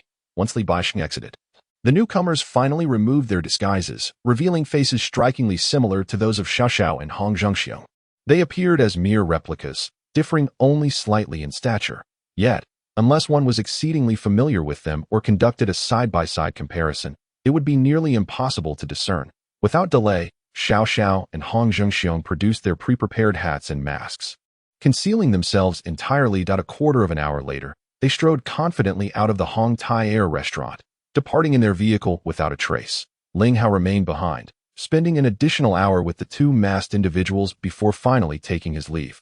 Once in the car, Xiao Xiao settled into the back seat and removed her hat and mask. "How? The research report you assisted me with has been accepted by HF Medical College. They plan to dispatch a research team to Jiangcheng next Monday." A deep sorrow clouded Xiao Xiao's expression. HF Medical College. Does this imply they are interested in collaborating with Xingya Group? Upon hearing Xiao Xiao's words, Ling Hao slightly raised an eyebrow, instinctively touching the tip of his nose. This was anticipated, albeit a bit sooner than expected. Indeed, Xingya Group has been actively pursuing collaboration with them, yet the other party has remained non-committal. I never imagined this report would serve as a stepping stone. But given Xingya's current situation, the prospect of HF Medical College's interest in collaborating with Xingya Group surfaced. A rare satisfaction flickered across Xiao Xiao's face, only to be swiftly overshadowed by concerns regarding Xingya's condition. If they were to approach the negotiation under the present circumstances, they would likely be met with an unyielding rejection. Next Monday, with 5 days remaining, that should suffice, one would hope. Ling Hao muttered to himself, devoid of any worry. If another team were to arrive, it could prove to be somewhat troublesome. As for HF Medical School, it is merely a matter of a single statement. Of course, Ling Hao does not intend to divulge everything to Xiao Xiao at this moment. However, he does not wish to burden her with excessive worry. Regarding the matter of HF Medical School coming over, I shall accompany you when the time comes. Fixing his gaze upon Xiao Xiao's melancholic eyes, Ling Hao asserted in an unyielding tone. Xiao Xiao was momentarily taken aback. Raising her eyes to meet Ling Hao's tranquil demeanor, she felt a sense of uncertainty. After a brief pause, she finally nodded in agreement. "Then let us go together. After all, that report is also a product of your efforts. My presence alone would not suffice to resolve it. Furthermore, I will clarify the true situation to HF Medical School in the coming days." Ling Hao smiled helplessly. Is it truly necessary for us to delineate our roles so distinctly? However, Xiao Xiao looked at Ling Hao with utmost seriousness and shook her head, stating earnestly, "Of course it is. This pertains to the principles of academic integrity. I am not so desperate as to resort to stealing your research findings. Although the report has already created quite a stir in the medical community and greatly benefits Xiao Xiao's forthcoming plans, she remains steadfast in her commitment to the truth. How about this? Let us consider that report a collaborative achievement, as you have contributed significantly. When the time comes, just give me co-authorship, and it will not compromise your integrity." It is settled then. Ling Hao fully comprehended Xiao Xiao's insistence, and, in a moment of resignation, proposed a compromise. After a brief contemplation, Xiao Xiao acquiesced and added, "Let us proceed to Xingya Hospital to check on those troublemakers from last night." Chapter 38. Astonishing turn of events last night. Completely preoccupied with old Master Zhao's situation, Xiao Xiao scarcely attended to this matter. Upon hearing that Xiao Xiao wished to visit Xinghua Hospital to see those instigators, Ling Hao could not help but chuckle, nearly bursting into laughter. What? Is what I said so amusing? Xiao Xiao shot him a glare, slightly annoyed. Ling Hao quickly offered an explanation when the topic of the mastermind, Xing Yuan, arose. He involuntarily envisioned a scene of sleeplessness wrought by fury. Was everything settled last night? How did you manage that? Yet, Xiao Xiao's focus did not lie on Xing Yuan. Based on her estimation, the instigators from the previous night must have received considerable incentives from others to deliberately create a ruckus at Xinghua Hospital. That it was precisely this reasoning that led Xiao Xiao to refrain from anxious inquiries or pestering Ling Hao for updates on the situation's resolution. Given this context, today should mark the true beginning. How could it possibly end so abruptly and without cause? How could it be so easily resolved? Was it a stillbirth? Did the disturbance merely devolve into a farcical conclusion? Puzzled, Xiao Xiao cast an odd glance at Ling Hao. Ling Hao smiled faintly, offering no further explanation. Since a visit to Xinghua Hospital was inevitable, they would simply wait until they arrived there, and Xiao Xiao understood immediately. Soon, the two found themselves on the molecular biology floor of Xinghua Hospital. Before them was a bustling scene, with the 20 or so elderly individuals who had departed the previous night all present. In fact, there were also numerous young people accompanying the elderly. Xiao Xiao and Ling Hao's expression shifted dramatically. Return. Could it be that their good intentions in curing these individuals' ailments had prompted them to come back and create even more chaos? Ling Hao was indeed perplexed by the unfolding situation. Wait a moment, if that were the case, then Tong Fei and the others would have surely contacted him by now. Yet his phone had remained eerily silent throughout the morning. In an instant, a whirlwind of thoughts consumed Ling Hao's mind. His sword-like brows furrowed tightly. Xiao Xiao was equally bewildered. However, observing the current atmosphere, it was evident that the matter had not been resolved at all. Were these individuals truly unreliable, or was it Ling Hao's the notion of deceit flickered through her mind? Xiao Xiao instinctively shook her head, unwilling to accept it. Ultimately, her gaze shifted to Ling Hao. Filled with questions, Ling Hao could only shrug and offer a wry smile. It seemed he had spoken too eloquently earlier, and now he faced the repercussions of his words. No, things could not possibly be as they appeared. There must be some hidden truth. Look, he is coming. It's him, the one from last night. Just as Ling Hao and Xiao Xiao were engulfed in confusion, a voice emerged from the crowd blocking the hallway. Instantly, dozens of eyes turned in unison towards Ling Hao. Following that, a throng of 20 to 30 individuals surged toward them like a tidal wave. Xiao Xiao's delicate face turned ashen. Ling Hao swiftly pulled Xiao Xiao behind him. Don't worry. I'm here, he reassured her, suppressing the panic within, while casting a cool gaze at the faces that had recently been liberated from the clutches of illness. His heart ached in a mere 10 seconds. Ling Hao and Xiao Xiao found themselves encircled by the approaching crowd. They were surrounded, but there was no anger, no uproar, only gratitude reflected in the myriad of eyes, heartfelt appreciation, and an overwhelming excitement that rendered them speechless. What is happening? Despite having imagined countless scenarios, Ling Hao was taken aback by this bizarre scene. Divine Doctor, we have come to express our gratitude today. It is you who saved us. The elderly woman who had been the first to receive treatment from Ling Hao grasped his hand, tears welling in her eyes. Indeed, Divine Doctor, we were in the wrong before. Thank you for freeing us from the tormented lives we endured for so many years. You are a living deity. After a long sigh of relief, Ling Hao glanced at Xiao Xiao, only to find her wearing a similar expression. They exchanged a smile, both reading a hint of remorse in each other's eyes. Xiao Xiao felt guilty for previously doubting Ling Hao's intentions, while Ling Hao regretted his earlier skepticism towards the elderly individual's sincerity. Dear grandfathers and grandmothers, uncles and aunts, this is simply what we, as healers, ought to do. You need not express such sentiments, as long as we see you all in good health. That is our greatest satisfaction. Ling Hao sincerely addressed the elderly individuals before him. Divine Doctor, this is a token of our appreciation. Please accept it. A middle-aged man presented a banner to Ling Hao, which read, Healing the sick and saving lives, with noble medical ethics. The 8 gilded characters stirred a wave of emotion within Ling Hao. Please accept it. This is a gesture from all of us. Xiao Xiao watched Ling Hao with a gentle smile as she offered her encouragement. Ling Hao accepted the ceremonial banner with both hands, as if he had received a collection of fervent hearts. All right, let us depart. We must not disrupt the order of the hospital any longer. An elderly gentleman called out, shook Ling Hao's hand, and turned to leave. The others, upon hearing this, approached one by one to shake Ling Hao's hand before turning away. Gratitude evident on their faces. Ling Hao felt a warmth swelling in his chest as he observed Xiao Xiao, whose eyes had already turned red with emotion. The last person to stand before Ling Hao was the kindly elderly lady who had been the first to receive treatment the previous night.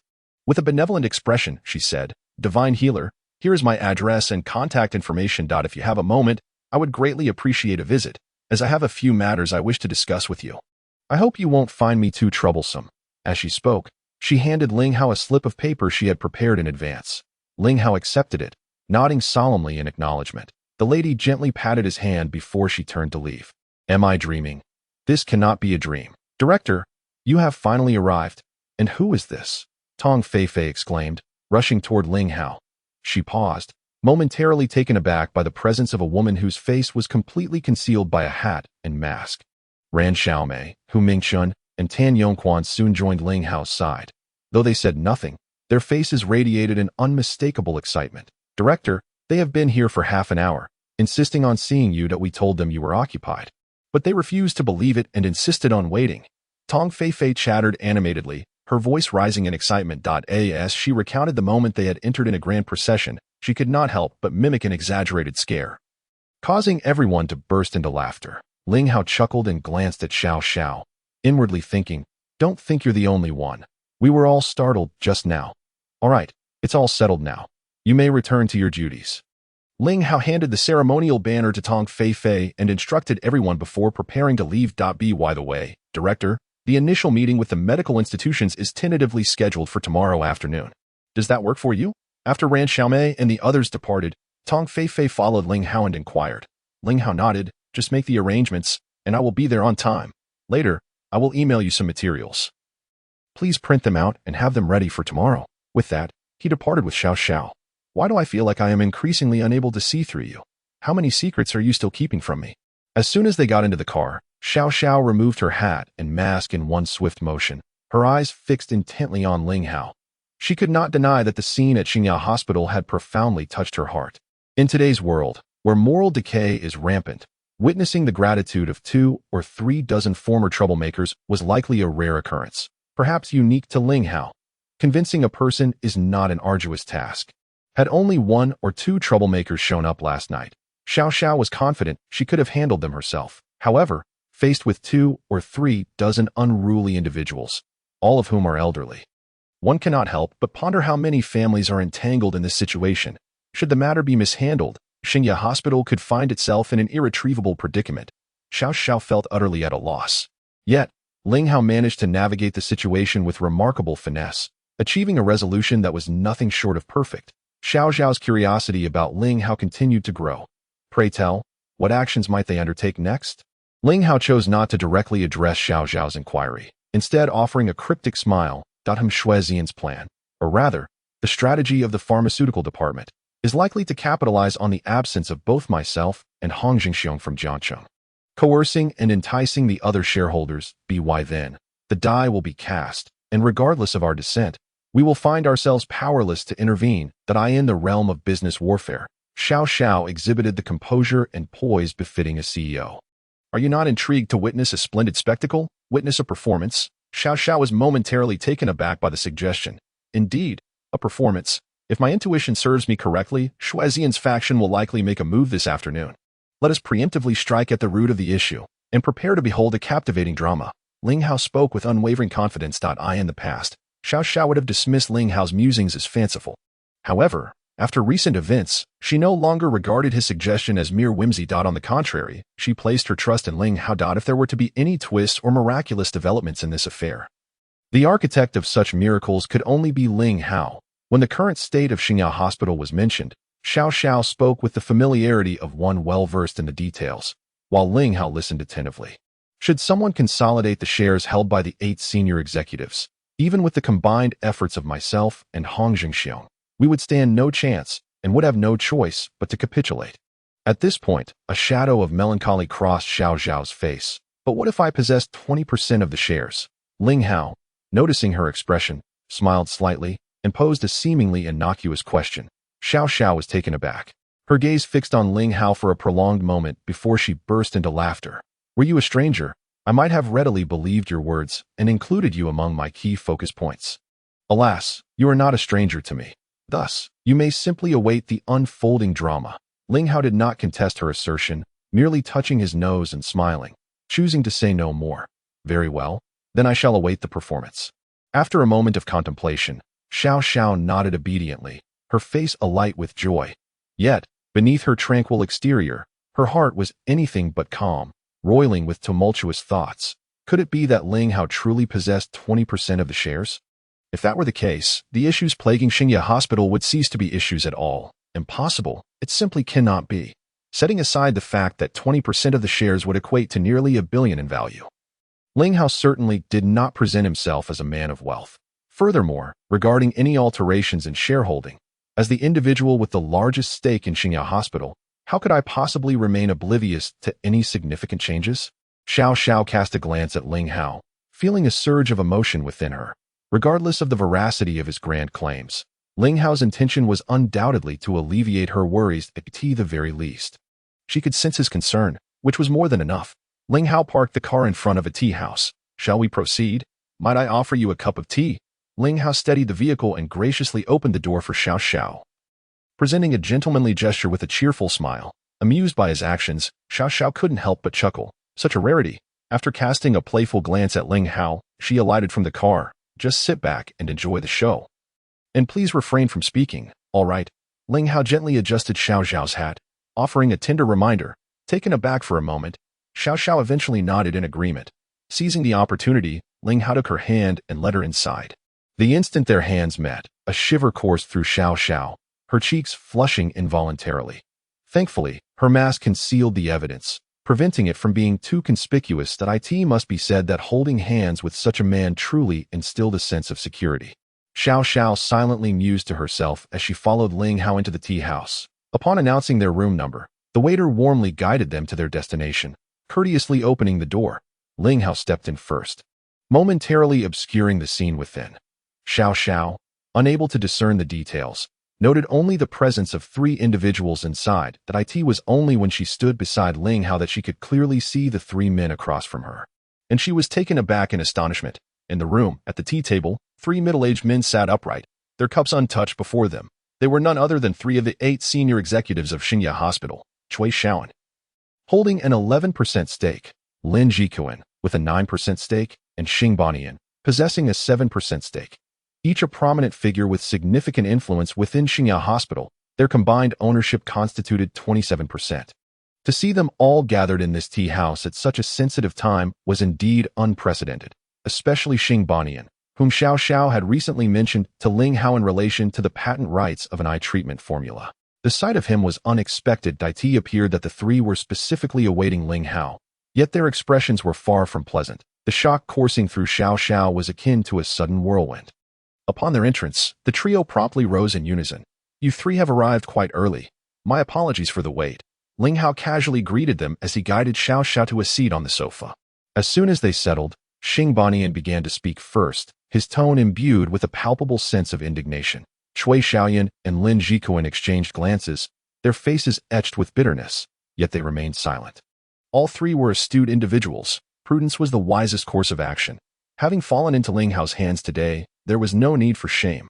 Rest assured, I shall fulfill my promises to you, Ling Hao declared, producing 3 envelopes from his pocket and presenting them to the men before him.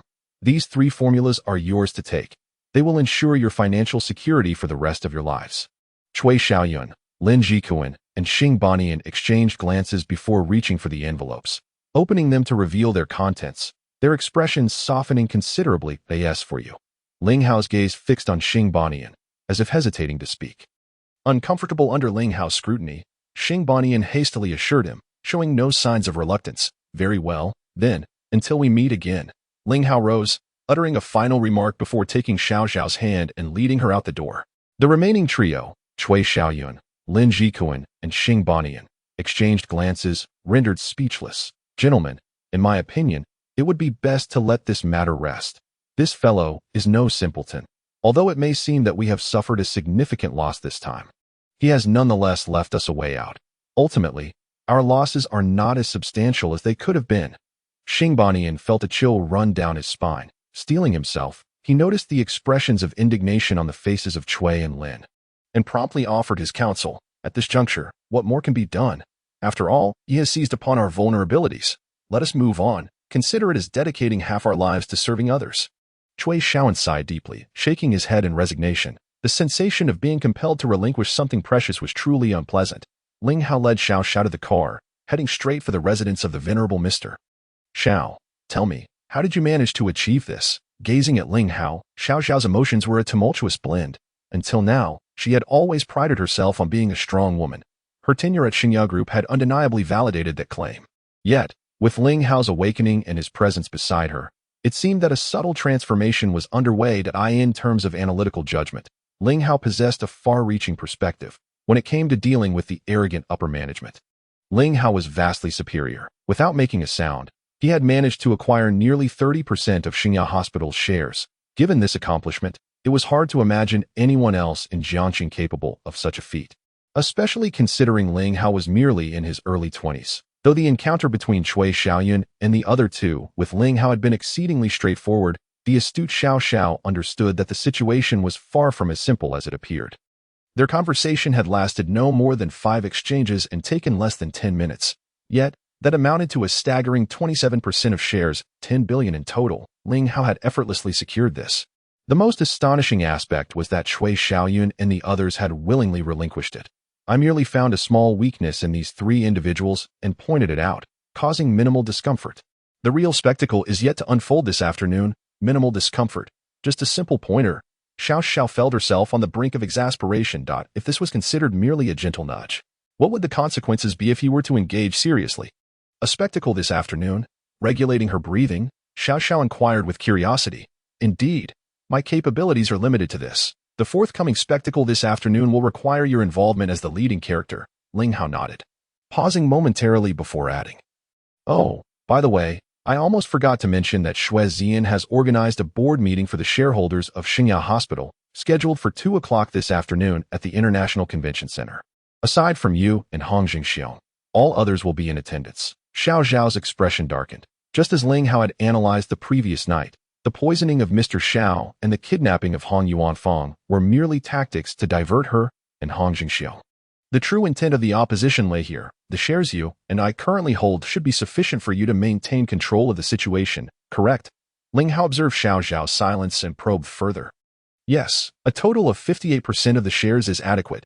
Xiao Xiao gently pressed her forehead, recovering from her shock as she began to contemplate her next course of action. An amusing thought crossed her mind.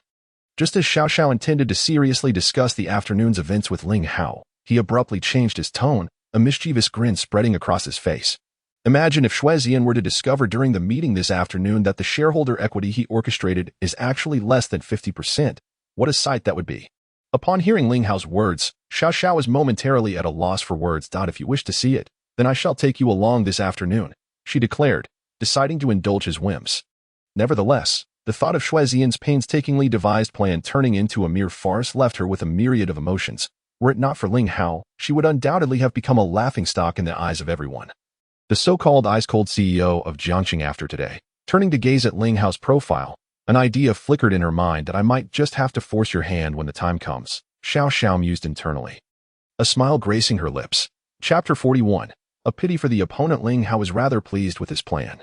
The reason why Cui Xiaoyan and the others so readily relinquished their shares was fundamentally due to the damning evidence that Hong Xicheng had previously gathered, material capable of ruining their reputations and even landing them in prison. Since the information was surreptitiously sent to their phones yesterday, Ling Hao had anticipated such an outcome. However, he did not engage in such dealings without due diligence, having purchased the shares at market value. Additionally, he had provided each of the 3 with a prescription, a formula that, if managed properly, could lead to considerable success in their endeavors. The majority of the funds came from nearly a decade of his medical practice before he fell into a coma, with a portion left to him by the elder Ling long ago. For an ordinary person, this amount would be astronomical. At least, it certainly was for Ling Hao. He had not disclosed any of this to anyone, including Xiao Xiao. Do you not feel the slightest bit embarrassed looking at me? Am I not quite handsome? Ling Hao sensed Xiao Xiao's unabashed gaze upon him, causing a flutter of nervousness within him. Indeed, you are very handsome, especially now. More so than ever before, she replied, and even she felt the words were overly sentimental. They exchanged glances and, in unison, burst into laughter that very moment at the Emperor Hotel in Jiangcheng. Shuezian, Yihu, Xinhu, and Fei Fu were seated around a tea table. Are you certain this plan is foolproof? I still have my reservations about Xiao Xiao and Hong Shao, Shuezian inquired anxiously. Looking at Yihu, with a smug smile, Yihu reassured him, rest assured, our people have already met with them as per the plan and are currently 1,000 miles away from Jiangcheng. Even if they receive word now, it will be too late. Though Shuezian's doubts lessened slightly, his brow remained furrowed. Rather than worrying about them, you should focus on how to perfectly control the shareholder meeting that is about to take place. After all, this matter pertains to the internal affairs of Xiao Hospital, and our pharmaceutical department is not in a position to intervene directly, Yihu remarked, casting a cold smirk at Shuezian as he offered his reminder. Upon hearing Yihu mention Xiao Hospital, Shuezian instantly perked up. Rest assured regarding Xiao Hospital, the combined shareholding of Xiao Xiao and Hong Shao amounts to a mere 46%, after excluding the small fractions scattered elsewhere. Our current shareholding significantly surpasses theirs. Moreover, we have already reached an understanding with the major shareholders, ensuring that there will be no unforeseen complications. His confidence bordered on arrogance. You assure us of that? The troublemakers we arranged to ensnare Ling Hao last night were subdued before the night was through. Is this your idea of reassurance? Observing Shuezian's excessive self-assurance, Yihu felt a surge of irritation. Lamenting the wasted potential, that was merely an accident. Besides, Ling Hao, despite his exceptional medical skills, lacks any substantial foundation and poses no real threat. Reflecting on the events of the previous night, Shuezian felt a pang of frustration. But the impending acquisition of Xiao Hospital brought him solace. As long as we get through today, Xiao Hospital will be firmly in our grasp. At that point, approaching the medical laboratory of Xiao Group will become significantly easier. Yihu nodded, deciding not to dwell further on the previous night's events. What about Xiao Xiao and Hong Shao? Let us not forget that the lives of Xiao Yuanlong and Hong Yuanfang are still firmly in our hands. Fei Fu reminded expressionlessly. The flicker of murderous intent sparkled in Shuezian's eyes. After a moment's contemplation, Yihu spoke. Once our objective is achieved, we shall release them. Release the tiger back into the mountain? Shuezian felt a wave of impatience. Why? Yihu beamed, a radiant smile illuminating his face. Release the tiger back into the mountain? In my eyes, they are nothing more than two ailing cats. Are we truly afraid that sickly cats will bite? Seeing Yihu's steadfastness, Shuezian refrained from further protest, though the coldness reflected in his gaze remained unabated. Brother, let us adopt a long-term perspective, until we can confidently seize Xiao Group in one fell swoop. It would be wise to refrain from targeting Xiao Xiao and Hong Shao. Fei Fu observed Shuezian's demeanor closely, offering a chilling piece of advice. The events unfolding within the Dizun Hotel soon appeared on Ling Hao's phone. Courtesy of Hong Xicheng. At that moment, Ling Hao and Xiao Xiao were in the small courtyard of the elder Xiao. What is this? Xiao Xiao inquired as she took the phone. Absolute sensational news. You'll understand once you see it. Ling Hao grinned mischievously, gesturing for Xiao Xiao to look at the phone. How? The sheer volume of shocks you've delivered in just this morning has been overwhelming. I can barely handle it. Can I refuse to view this? Xiao Xiao spoke candidly, fearing that what lay within the phone might push her over the edge. Many people delight in surprises, but an excess of surprises can swiftly morph into sheer terror. Xiao Xiao teetered on the brink of a breakdown. First, there was the chaos involving Xiao Hospital, which could have easily escalated into a public scandal, yet it was quietly resolved by Ling Hao. Next, she was already frazzled over the shareholding issues of Xiao Hospital, unaware that Ling Hao had deftly taken control of the situation, effortlessly shifting the balance of power into their favor. Now Xiao Xiao was filled with curiosity, almost unable to resist the urge to open her phone for a closer look. However, upon seeing Ling Hao smile, her courage suddenly faltered. Surely, it was good news, exhilaratingly good news. Yet perhaps it would be wise to consider her fragile heart. It would be better to observe the situation first. This was the scenario she would face in the afternoon. Knowing oneself and one's adversary ensures victory in 100 battles. Although she was confident in her ability to manage, she still preferred to watch him effortlessly crush his opponents. Ling Hao spoke with such seriousness, as if his words were a profound truth. Yet, it felt like a mere game. Xiao Xiao nonetheless clicked on the video. In an instant, she found herself frozen, gazing in disbelief at Ling Hao. A tempest of emotions surged within her. What an epitome of knowing oneself and one's foe. ensuring invincibility. Suddenly, Xiao Xiao felt a wave of sorrow. Pitying Ling Hao's opponent. This sensation was akin to a few ants earnestly discussing how to devour an elephant, oblivious to the fact that the elephant was merely watching these pitiful ants with indifference. Sorrow. True sorrow. Xiao Xiao stifled her inner shock and finished watching the video, fully comprehending the impending situation. Ling Hao gently took the phone from Xiao Xiao, smiling faintly that I have already neutralized the poison within the old master. Whether the upcoming performance is captivating will depend on our esteemed President Xiao's acting skills. Chapter 42. The performance unfolds. Xiao Xiao and Ling Hao, having acquired the schemes of Xue Zian and others, felt assured. Xue Zian and his associates, seeing that Xiao Xiao and Hong Shao had been reassigned as planned, brimmed with confidence. At this moment, Xue Zian sat quietly in the meeting venue, undeterred by the failure of their plan to entangle Ling Hao with troublemakers. In his eyes, Ling Hao was merely a young man who had nearly lost his life after a 3-year slumber, lacking a formidable background and any noteworthy abilities, apart from his serendipitous luck in accidentally curing his own zombie virus. He was, in essence, worthless. Was the virus within old Master Xiao also beyond his reach? The so-called extraordinary medical skills were nothing remarkable. Xiao Xiao, once I seize control of Xinya Hospital, next I shall dominate the Xinya Group's medical laboratory. At that time, who in the vast realm of the Daxiao medical field could surpass me? My target is you. Xue Zian sneered coldly, exerting a slight force, causing the glass to shatter into countless fragments. Simultaneously, Xiao Xiao, who was driving towards the International Convention and Exhibition Center, suddenly felt a jolt throughout her body. What's wrong? Ling Hao noticed Xiao Xiao's unusual demeanor and inquired with concern. I'm not sure. I suddenly sensed an ominous premonition. Perhaps it's just the overwhelming events of the past few days. Xiao Xiao took several deep breaths, calming her emotions, and smiled sweetly at Ling Hao. It was as if she had been bitten by a venomous snake. Ling Hao did not press further, but his expression grew serious. After a moment, he abruptly slammed the brakes, pulling the car over to the side of the road.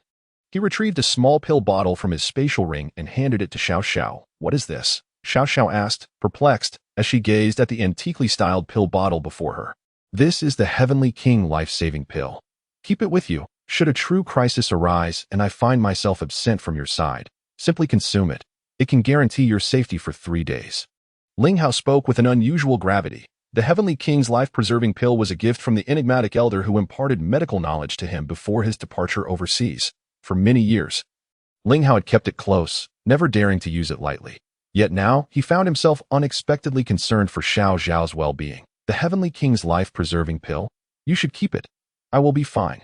Besides, with you by my side, what do I have to fear? Xiao Xiao shook her head, declining Ling Hao's generous offer. However, a warmth blossomed in her heart. Just the sight of the pill bottle revealed its age.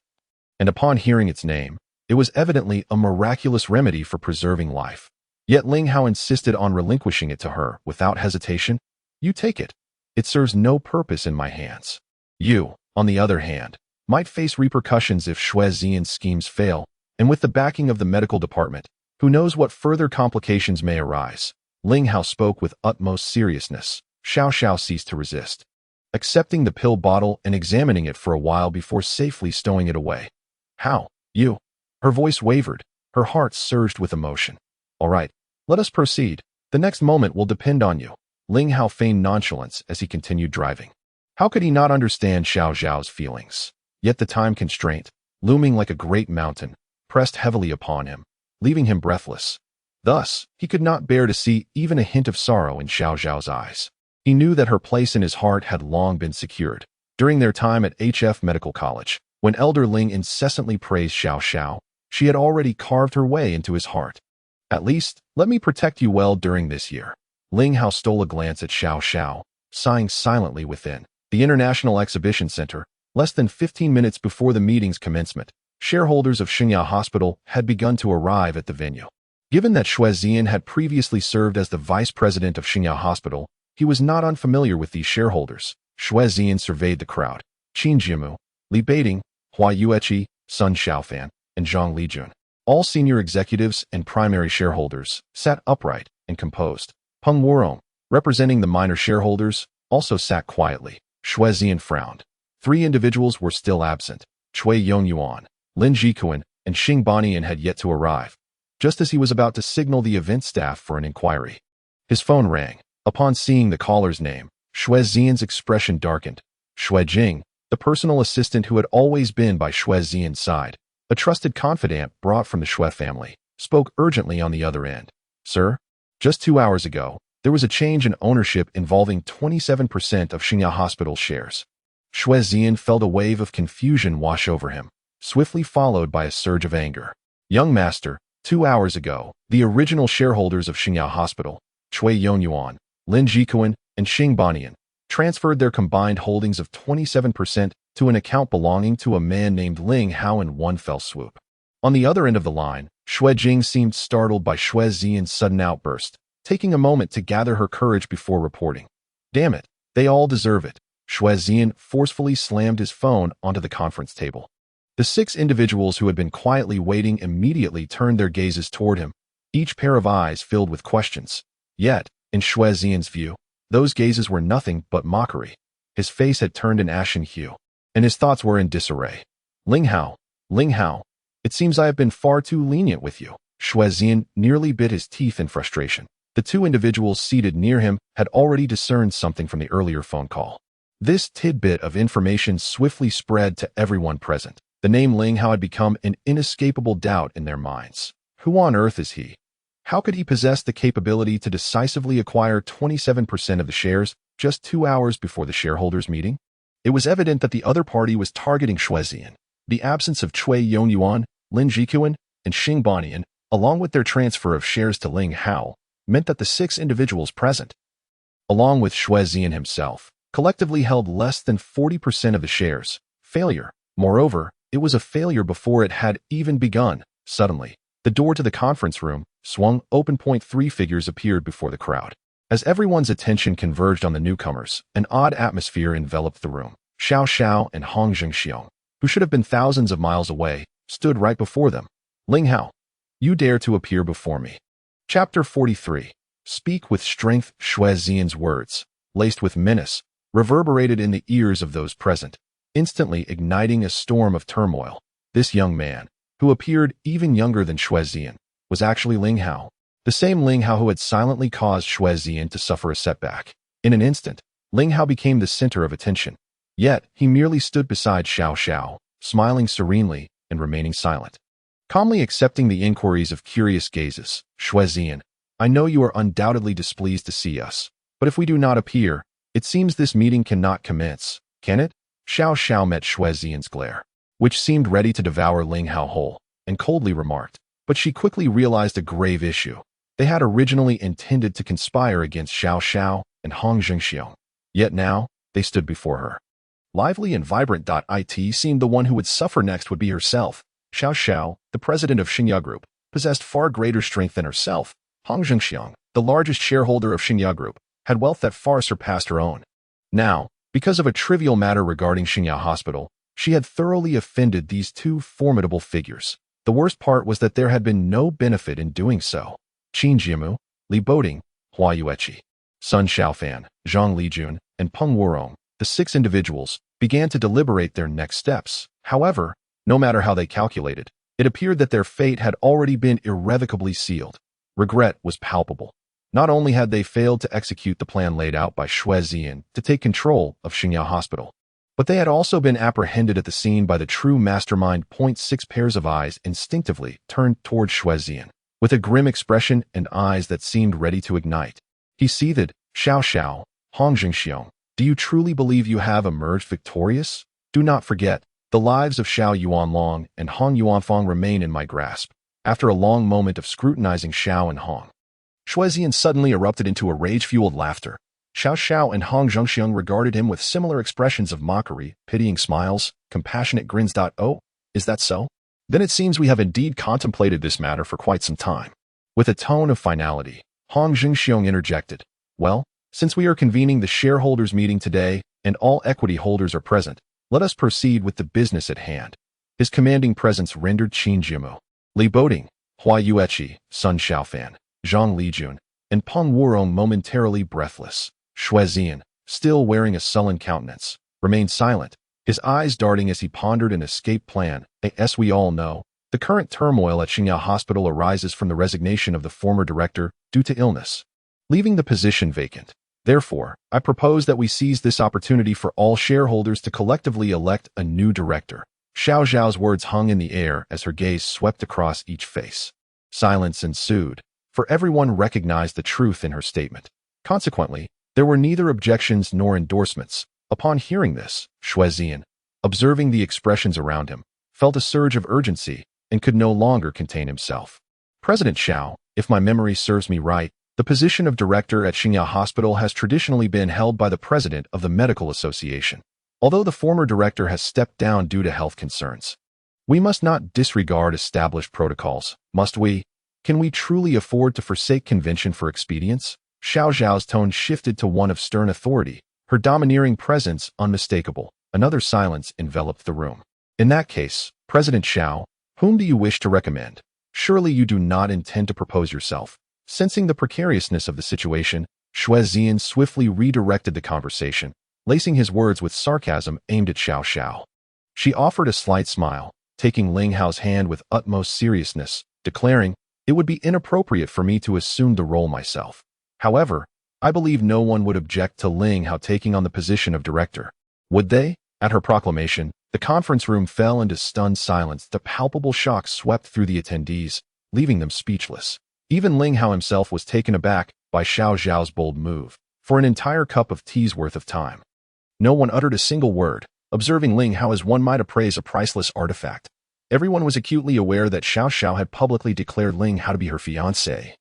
Yet they were astonished by her willingness to elevate him to such heights. Why was she so determined to propel him into power? What justified this? Ling Hao was hardly conventionally handsome. A myriad of questions brewed in the minds of the onlookers. Shuezian cleared his throat twice and remarked with a cold smile, "It seems that President Xiao greatly values your fiancé. However, the position of the director of Xiao Hospital cannot simply be determined by your words alone, can it?" Naturally, without exception, everyone sided with Shuezian. After pondering for a moment, they realized that they had no other choice but to align themselves with him. "Then according to your suggestion, how should we proceed?" Xiao Xiao, unfazed by the peculiar gazes directed at her, calmly inquired of Shuezi. "To aspire to the position of director of Xiao Hospital, one must let their abilities speak for themselves."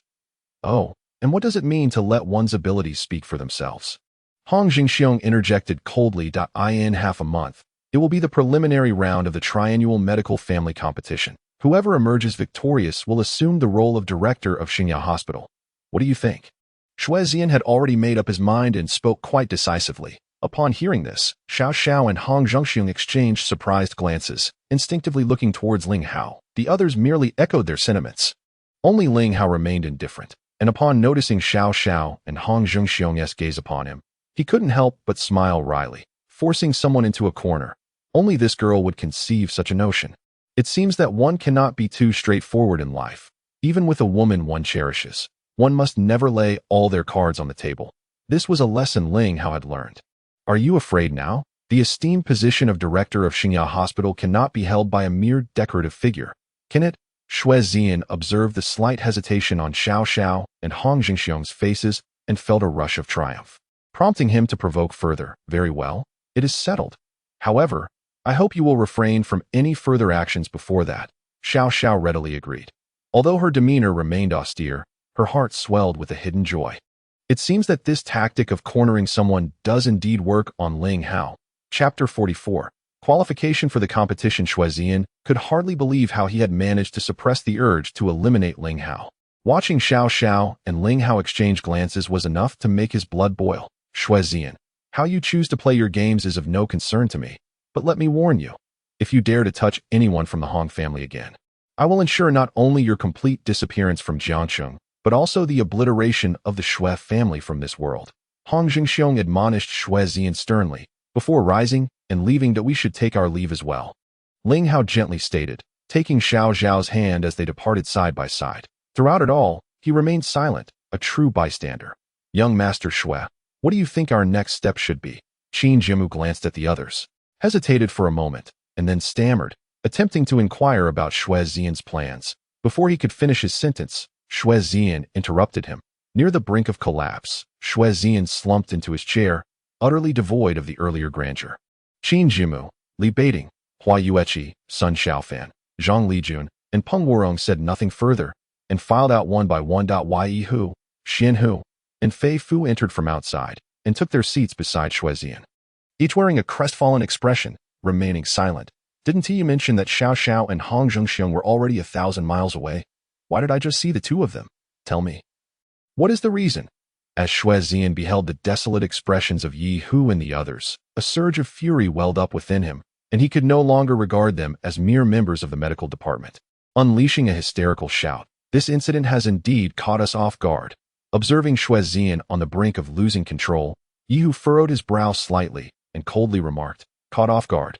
Is that all you have to say? Do you have any idea how long I have schemed for this day? 3 years, a full 3 years, and now it's all gone to waste." Shuezian was consumed with rage, nearly bursting at the seams. "Young Master Shui, do not forget your own identity. If you continue to act so childishly, we shall deem you of little value." Xian Hu interjected coldly, his tone colder than the icy depths of a frozen abyss. Shuezian shivered, his spirit once more deflated. "Prepare well for the grand competition in half a month." Yi Hu said no more, abruptly rising to his feet, casting a disdainful glance at the disheartened Shuezian before departing. Xian Hu and Fei Fu followed closely behind. Once the footsteps of Yi Hu and his companions faded away, the previously lost Shuezian suddenly regained his composure, a hint of a cold smile curling at the corners of his mouth. "The medical department? One day, I shall make you kneel before me in supplication," he muttered to himself, dialing a number. Tonight, let him vanish forever. At the Hong Tai Air restaurant, Hong Xiong sat across from Ling Hao and Xiao Xiao. "How could you so readily accept Shuezian's provocation? Are you aware that there are conditions to participating in the medical family grand competition?" Hong Xiong took a sip of tea, voicing his concerns. "What? Does President Hong lack confidence in Ling Hao? By the way, how is the situation with Hong Yuanfang?" Xiao Xiao smiled warmly at Ling Hao, exhibiting no signs of worry, seeing Xiao Xiao's self-assured demeanor. Hong Xiong was momentarily taken aback, expressing his gratitude to Ling Hao before resuming a serious tone. However, the medical family grand competition should not be underestimated. The mere requirement that participants must rank within the top 10 of the Xinglin list is enough to deter countless aspirants. As he spoke, Hong Xiong turned his gaze toward Ling Hao, his meaning unmistakable. To compete in the grand event in half a month, one must secure a position within the top 10 of the Xinglin list in a mere fortnight. Is that difficult? It is exceedingly so, akin to scaling the heavens. Countless self-proclaimed medical geniuses have ultimately found themselves lamenting their inability to ascend the list. Is that truly so difficult? Ling Hao toyed with the teacup in his hand, asking with keen interest. He was well aware of the medical family grand competition, organized by the Medical Association and supported by the 5 great medical families, held once every 3 years, a coveted opportunity for countless practitioners. It is not merely to showcase one's medical prowess. What is even more enticing are the prizes on offer. Almost every iteration of the competition, the 5 great medical families present prizes that leave the world in awe. Even in the preliminary rounds, the rewards are undoubtedly rare treasures. Knowing Ling Hao's secret, Xiao Xiao felt no concern, casting a loving glance at him, her face radiant with joy, upon accepting the challenge posed by Shuezian. Xiao Xiao was acutely aware that the position of the dean was an inescapable fate for Ling Hao. To abstain from the competition would be deemed cowardly, a notion Ling Hao could hardly tolerate. Yet, given his remarkable abilities, one might reasonably assume that he would encounter few unexpected obstacles in the contest. After all, as the reigning champion of the Xinglin rankings, his score surpassed that of the second place by several multiples. To a certain extent, scores are indicative of one's prowess. Observing the calm demeanor exhibited by Xiao Xiao and Ling Hao, Hong Xiong felt a profound sense of perplexity. "Little girl, I am aware that you rank within the top 10 of the Xinglin list. Yet according to the rules of the competition, one cannot be substituted by another. You should be well aware of this." After much contemplation, Hong Xiong decided to offer a heartfelt reminder that in a sense, he and Xiao Xiao had become allies of sorts at this moment. Ling Hao's victory in the competition would undoubtedly benefit the Hong family. "Rest assured, with half a month remaining, I will devise a plan," Ling Hao reassured, not wishing to cause further concern for Hong Xiong. For now, he preferred to keep his secret from too many prying eyes. "Eldest brother, how could you be so inconsiderate? Such an exhilarating event. And you didn't even bring me along, insisting I remain in the shadows to provide cover for you. This is an outrage." Just then, Hong Xiqing burst in, making a beeline for Ling Hao. seizing his hand and launching into her complaints. Chang'er, what brings you here? Hong Zhengxiang noted the familiarity with which his daughter addressed Ling Hao, yet he could not recall any encounters they had shared beyond their time in the hospital. Could it be that during those days at the hospital, they had? Upon this realization, Hong Zhengxiang's expression shifted, and he instinctively glanced at Xiao Xiao. He had witnessed Ling Hao's unwavering support for Xiao Xiao and felt the trust she placed in him. Should anything untoward have transpired, the fragile alliance between the Hong and Xiao families would surely be at risk. However, Xiao Xiao appeared unperturbed, smiling as she watched Hong Xiqing playfully dote on Ling Hao. She possessed absolute confidence. Ling Hao, slightly embarrassed, cleared his throat and remarked, "Well, I must express my gratitude for your cover. It was indispensable." Hong Xiqing pouted, feigning indignation as she huffed. "That one do. You must compensate me." "Sister Xiao Xiao, do you think Ling Hao should make amends?" Everyone was amused by Hong Xiqing's exaggerated display of grievance. "Of course, he should. Whatever compensation you desire, just say the word. I will advocate for you." Xiao Xiao took on the role of the protective older sister. "Very well, you have said it, and there shall be no backing out." Hong Xiqing seemed to have eagerly anticipated Xiao Xiao's response. Chapter 45. There are others. This is disastrous. Hong Xiqing has clearly dug a pit for Xiao Xiao to tumble into. Both Ling Hao and Hong Zhengxiang shared this sentiment. "Enough, Chang'er, cease your antics. Do you truly lack anything that warrants extorting your elder sister Ling?" Hong Zhengxiang emphasized the term Ling elder sister. Appearing amiable, while laden with veiled warnings, he feared that his unruly daughter might make some embarrassing demands of Ling Hao and Xiao Xiao. "Old Hong, there's no need for you to stir up trouble," Xiao Xiao retorted, casting a disdainful glance at Hong Zhengxiang before turning to Hong Xiqing. Speaking with utmost seriousness, "I wish to participate in the grand competition of the esteemed medical families alongside you." The moment the words left her lips, everyone was taken aback, followed by a burst of laughter. The illustrious young lady of the Hong family merely sought to join the competition of distinguished medical families. Given her status, it was unlikely that the medical association would refuse her participation. Observing the expressions of those around him, even Hong Xiqing, though dim-witted, could discern the thoughts hidden behind their amused faces. "Stop laughing. I'm serious. I know I won't encounter any issues if I participate, but my request is to join you all," Hong Xiqing declared earnestly, gazing pitifully at Xiao Xiao while completely disregarding Ling Hao. All right. You've got yourself a deal. You can accompany us." Xiao Xiao replied with a cheerful nod that I knew Sister Xiao Xiao would not be so heartless as to refuse. Upon hearing Xiao Xiao's consent, Hong Xiqing's face lit up with joy, and then he turned to Ling Hao with a triumphant glint in his eye. "Sister Xiao Xiao has already agreed to take me along. The boss shouldn't have any objections, right?" Ling Hao smiled and shook his head. "With a beautiful companion, how could I possibly refuse? Even if it's merely to feast my eyes." As for Hong Xiqing, Xiao Xiao genuinely wished to befriend him. They had met a few times before, but their exchanges had been limited to mere greetings. She had never seen this amiable side of him until now. Suddenly, Xiao Xiao felt that perhaps she had misjudged Hong Xiqing based on hearsay. Thus, she was genuinely pleased to see him so affable. Of course, her agreement to have Hong Xiqing accompany her and Ling Hao was also tinged with a hint of selfishness. Ling Hao had already formed a bond with Hong Xiqing. In terms of looks and intellect, Hong Xiqing was certainly her equal if she did not keep a close watch. She feared Ling Hao might be tempted. It's not the thief that one should fear, but rather the thief's intentions. "Boss Hong, regarding your eye ailment, once Xiao Xiao formulates the medicine according to my prescription and you complete 2 courses as instructed, you should be well on your way to recovery." Ling Hao recalled that Hong Zhengxiang was still wearing sunglasses, prompting him to bring up this matter. "Young Master Ling, please refrain from calling me boss in the future. If you do not mind, you may call me Brother Hong, and I shall refer to you as Little Brother instead." However, concerning the patent for that prescription, Hong Zhengxiang took the opportunity to draw closer to Ling Hao, only to furrow his brow upon recalling the previous discussions about the prescription. "Rest assured, Xing Banian will soon withdraw his patent application." Ling Hao, fully aware of Hong Zhengxiang's concerns, interjected confidently before he could finish speaking. Glancing at the time, Hong Zhengxiang apologetically remarked, "Very well, I have some matters to attend to as well.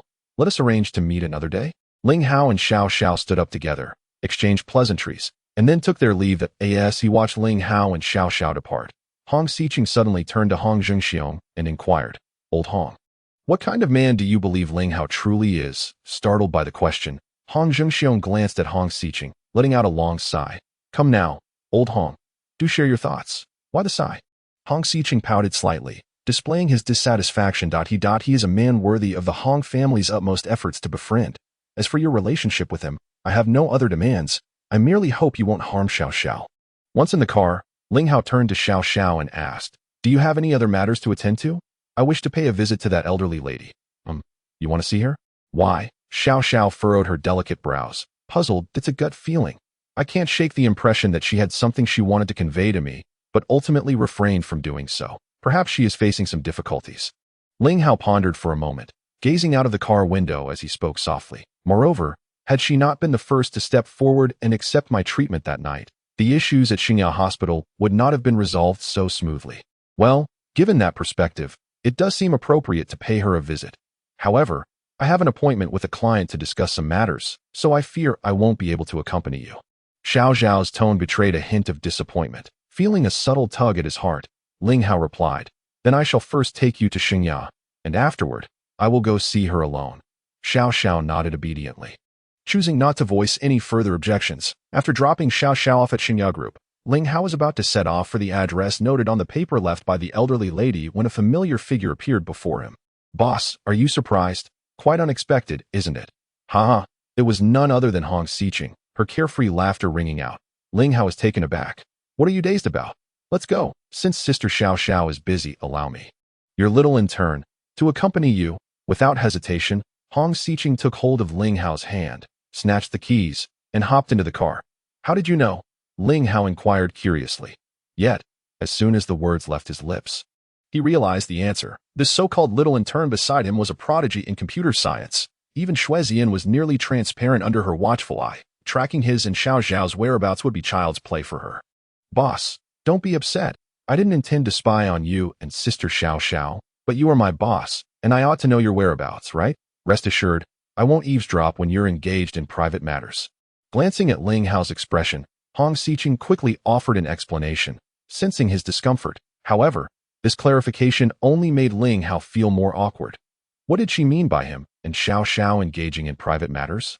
It was all quite innocent, wasn't it? The car fell into silence as it continued on its way. By the way, boss, there's something I must remind you of. Just now, while I was keeping an eye on you and Sister Xiao Xiao, I noticed that others were doing the same. Chapter 46. A web of suspicion. Someone is monitoring me. Ling Hao's eyes narrowed slightly at the remark, and he instinctively touched the tip of his nose. Hong Xiqing spoke with an air of nonchalance. She is capable of detecting that someone is surveilling her, and Ling Hao is not the least bit surprised. After all, her computer skills are exceptional. Perhaps even among the finest in the entirety of the Great Xia Kingdom. It seems that Xue Zian remains undeterred. But who could this other force be? The medical department? Or perhaps, after pondering for a while, Ling Hao let out a long sigh. Aside from Xue Zian and the medical department, she truly could not recall anyone else who might be keeping an eye on her. However, it was evident that the medical department and Xue Zian were now in cahoots. And since Xue Zian lacked the requisite skills, one of the forces surveilling her must indeed be the medical department behind him. But there is another matter that is rather perplexing. Hong Xiqing interrupted Ling Hao's contemplation. Oh, what is it? The elderly lady we are about to meet has communicated with Xue Zian 3 times via phone since last night, yet the dialect spoken was incomprehensible to me. Hong Xiqing cast a sidelong glance at Ling Hao. Noticing his serious expression, he paused momentarily before continuing. I took the liberty of investigating her background and discovered that she moved to Jiangcheng 20 years ago. Upon settling, she changed her name, and the name she currently uses, Young Lanying, was adopted at that time. Ling Hao's brows furrowed slightly as he inquired, Is that so? That seems reasonable. By the way, what was her original name? You find that reasonable? Hong Xiqing shot Ling Hao a bemused look. Then added, Though it is understandable, you would think differently if you knew her former name. She was originally called Xue Jieli. Xue Jieli? Sharing the surname Xue Zian. Ling Hao fell into deep thought. Muttering those few words, his intuition suggested that it could not be mere coincidence. Hong Xiqing smiled knowingly. See, I knew you would wear that expression. Stop pondering. Let me tell you directly. They all hail from the Donghai Xue family. And Xue Zian is the young master of the Xue clan, while Xue Jieli is his own aunt. The Donghai Xue family? Ling Hao's brow knitted tighter. It was the first time he had heard of the Donghai Xue family, and naturally knew nothing about it. Indeed, it is the Donghai Xue family. They are a traditional martial arts lineage, currently led by Xue Shichong, who stands alongside the Qin family, a medical clan in Donghai, wielding considerable influence. Hong Xiqing divulged all that he knew to Ling Hao. Then, silence ensued. After driving for a while longer, Hong Xiqing, seeing Ling Hao still silent, decided to pull over to the side of the road and turn to him, asking, "So, boss, should we still go and meet this Xue Jie? Do you think she would conspire with Xue Zian against me?" Ling Hao, noticing a hint of concern flickering in Hong Xiqing's eyes, countered with a question. Without a moment's hesitation, Hong Xiqing nodded in agreement. Had it been anyone else, one might not have worried much about dealing with you or the Hong family in Jiangcheng. However, Xue Zian and Xue Jie are backed by the esteemed Xue family of Donghai, an ancient lineage of martial arts practitioners. Should a confrontation arise, the Hong family may not find themselves at an advantage. Ling Hao thoughtfully touched the tip of his nose. After a brief pause, he resolved firmly, "Let us proceed. Regardless of the circumstances, we must meet Xue Jie." "Is your decision made?" Hong Xiqing inquired calmly, without further elaboration. "Indeed," Ling Hao affirmed with a nod. "Based on your earlier observations, Xue Jie and Xue Zian may not necessarily share the same intentions. Moreover, I trust my instincts regarding people. Xue Jie is not of that ilk. Trust me. Let us go." "Very well. I shall follow your lead," Hong Xiqing replied with a radiant smile, restarting the vehicle and speeding towards the given address. The location Xue Jie had provided to Ling Hao was not far from Xiao Hospital. Thus, it took them less than half an hour to arrive at their destination. The area comprised a modest community, yet it was evident that the property prices were considerable. Just under a kilometer away lay the main campus of Jiangcheng University. The community boasted impressive greenery. With well-equipped facilities that it seems this neighborhood is indeed quite pleasant, Hong Xiqing remarked, unable to suppress his admiration. Just as Ling Hao and Hong Xiqing were about to locate the designated building number, someone gently tapped Ling Hao's arm. Unbeknownst to them, Xue Jie had quietly approached from behind, observing them with a calm demeanor. "Young man, the old lady anticipated your arrival. It is fortunate that you came now. Otherwise, she would have had to make an additional trip to the hospital." Xue Jie's expression revealed no hint of deception, mirroring her demeanor from their previous encounter at the hospital.